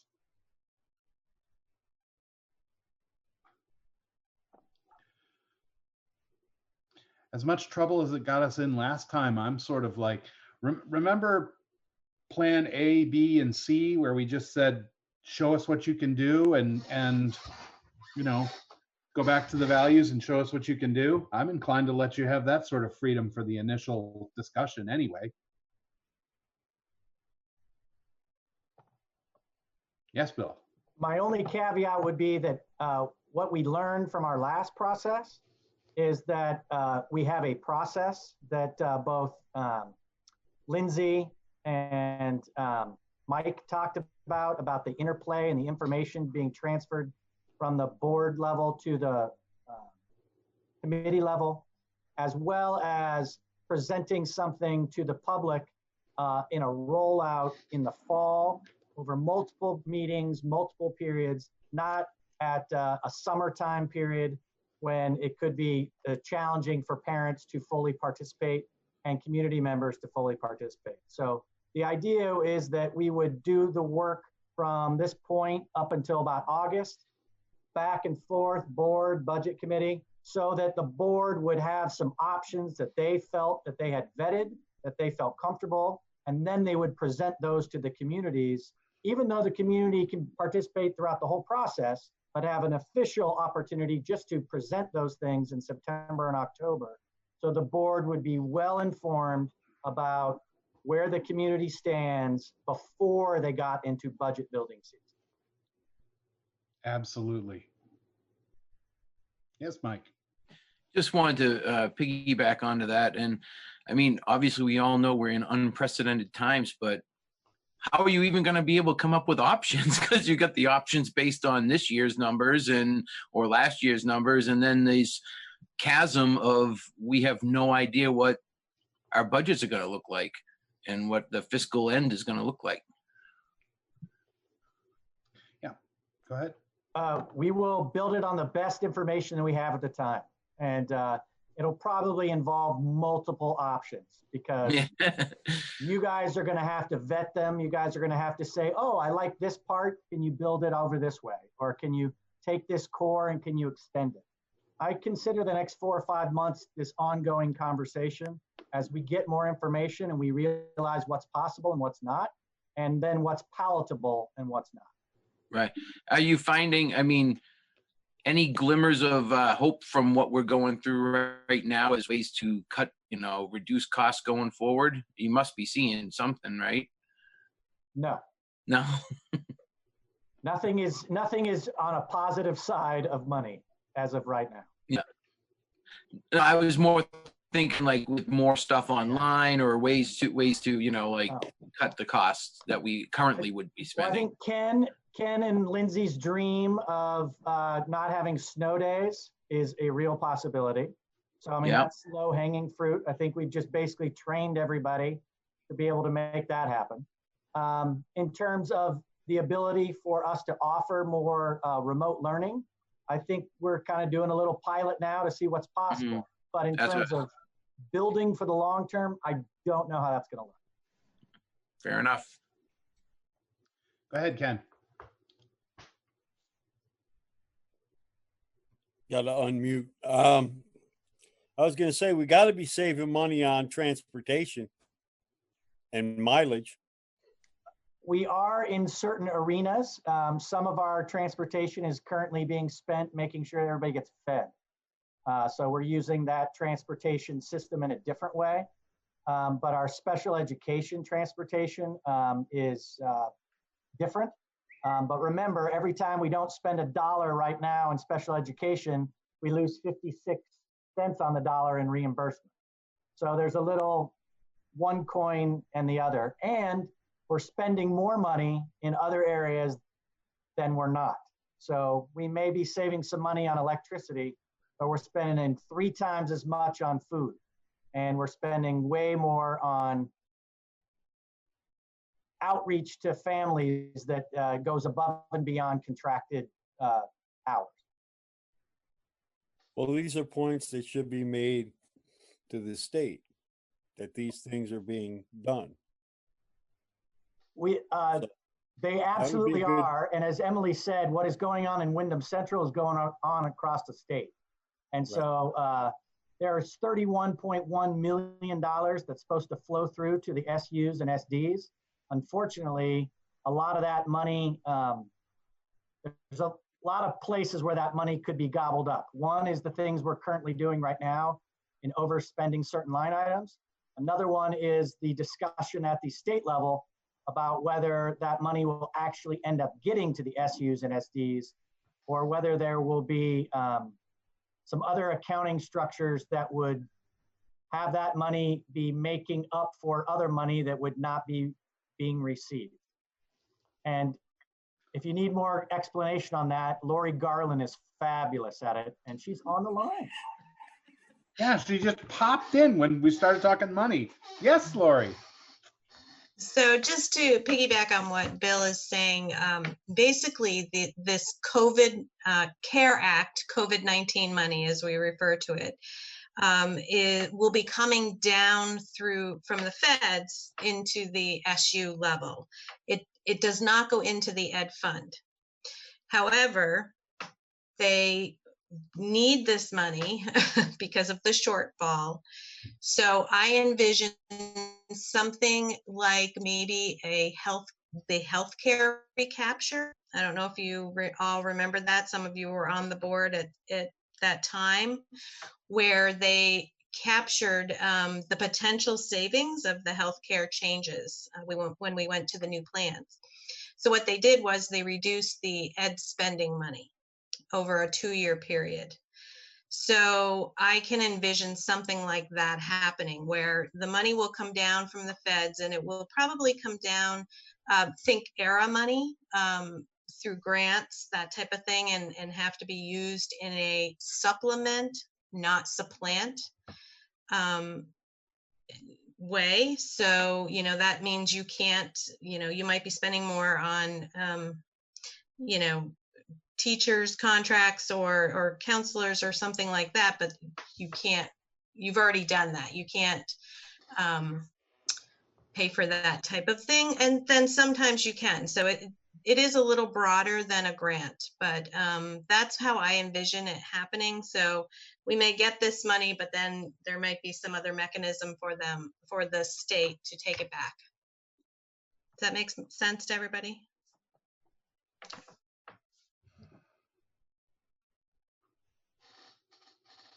Yes, Ken. It always makes sense when the state intercepts your money. Got it, Lori.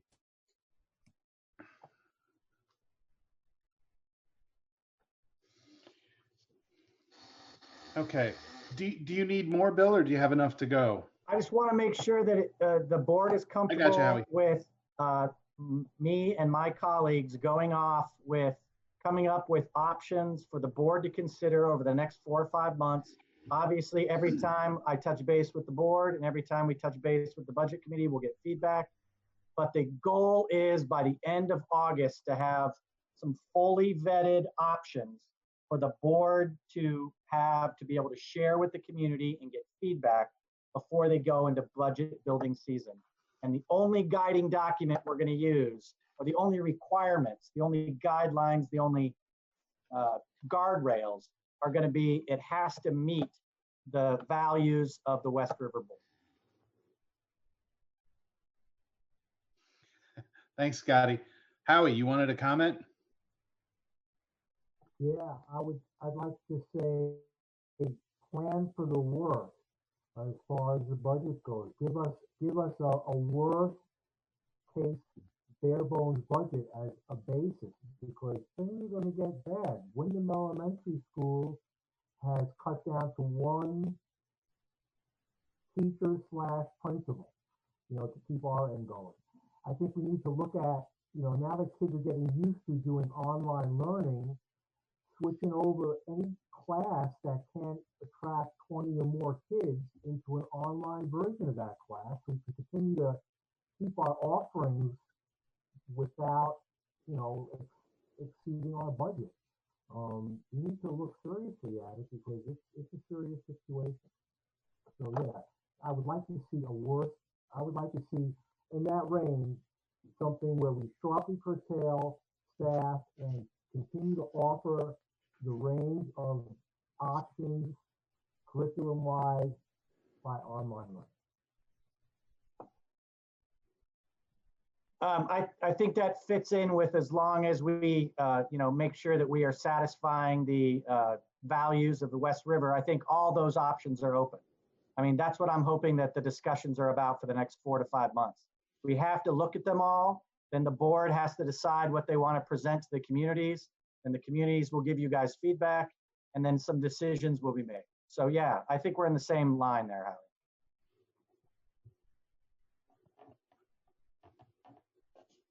All right. Thank you all. Any final words on that? Okay, so administrative tasks for the next meeting? Anything?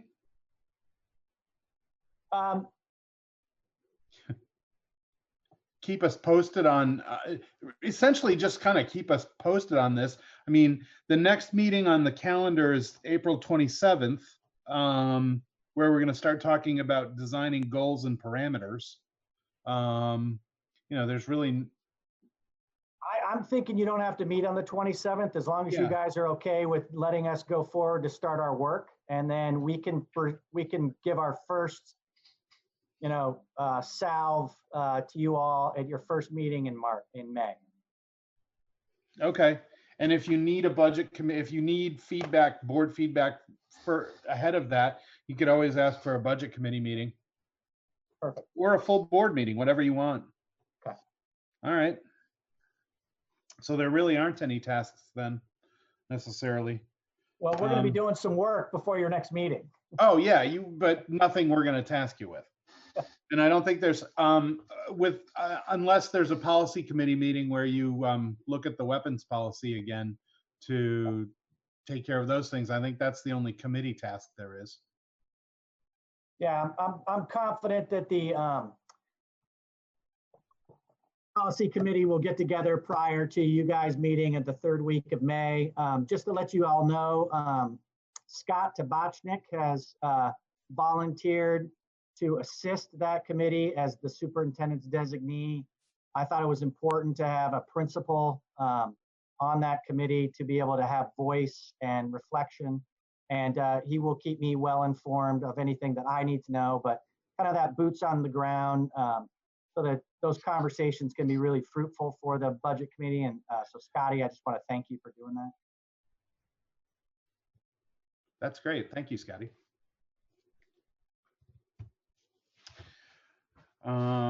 Okay, so I have a question just before we move down the list here. We're going to approve pay orders. How are we going to do that remotely, Lori? Okay, so what's going to happen is next Monday, I'm going to email or share a folder with 2 people on your board to go ahead and approve pay orders. And then that way you don't have to come in and you don't have to touch paper, because there's certain time frame that you're really not supposed to touch paper. And then because you haven't touched the paper, then the treasurer can come in and sign the checks. So typically you have a meeting on the 3rd Monday. So that's what we planned for, is the 20th. And it's been a little slower with people not being in the building, getting all the information together as well. So if you want to just give me the names of 2 people I can email this folder to, that would be terrific. I'll do one. Anybody else want to volunteer to review the pay orders by mail? Trish. Thanks, Trish. Okay, so look for an email from either myself or Terry Fletcher. It'll probably come in a Google folder type of thing. Okay. Right.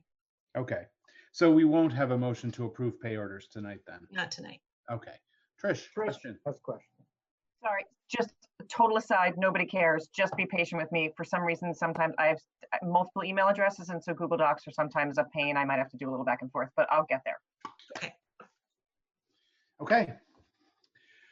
So we need a motion to approve the minutes of March 16th, March 23rd, and March 26th. Ken? I will make the motion to approve the minutes for March 16th, March 23rd, and March 26th. There a second? I'll second. Thank you, Howie. Any discussion about the minutes? All right. Ready to vote? All in favor, please say aye. Howie? Aye. Ken? Aye. Emily? Aye. Mike? Aye. Dana? Aye. Leanne? Aye. Lindsay? Aye. Trish. Aye. Thank you. The motion passes. Okay, we have an executive session for a contractual matter. There's actually a way to do this without canceling the meeting, starting another one and doing it that BCTV has figured out and given me the directions. So essentially we need a motion to go into executive session for the contractual matter. And then anybody who wants to be here after the executive session, after we come out of executive session, I'll just put you in the waiting room and then I'll let you back in. If you don't want to stay, you don't have to. So we just need a yes, Bill. So Lori and the principals can go and enjoy their evening. Thank you, Lori and the principals. I'll make the motion to go into executive session for a contractual matter. Okay, thank you. Is there a second? Second. All right. All in favor, please say aye. Ken. Aye. Howie. Aye. Dana. Aye. Emily. Aye. Leanne. Aye. Lindsay. Aye. Mike. Aye. Trish.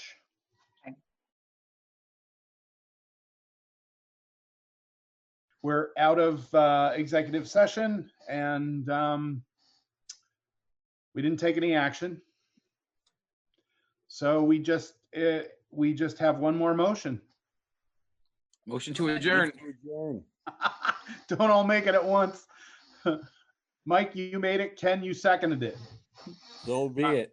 All right. All in favor, please say aye. Ken. Aye. Mike. Aye. Howie. Aye. Dana. Aye. Be safe. Emily. Aye. Leanne. Aye. Lindsay. Aye. Trish. Aye. All right. Thank you, everyone. BCTV and Aaron, board members. Stay safe, everybody. Thank you. Good night. Bye now. Night. Thank you. Bye. Everybody.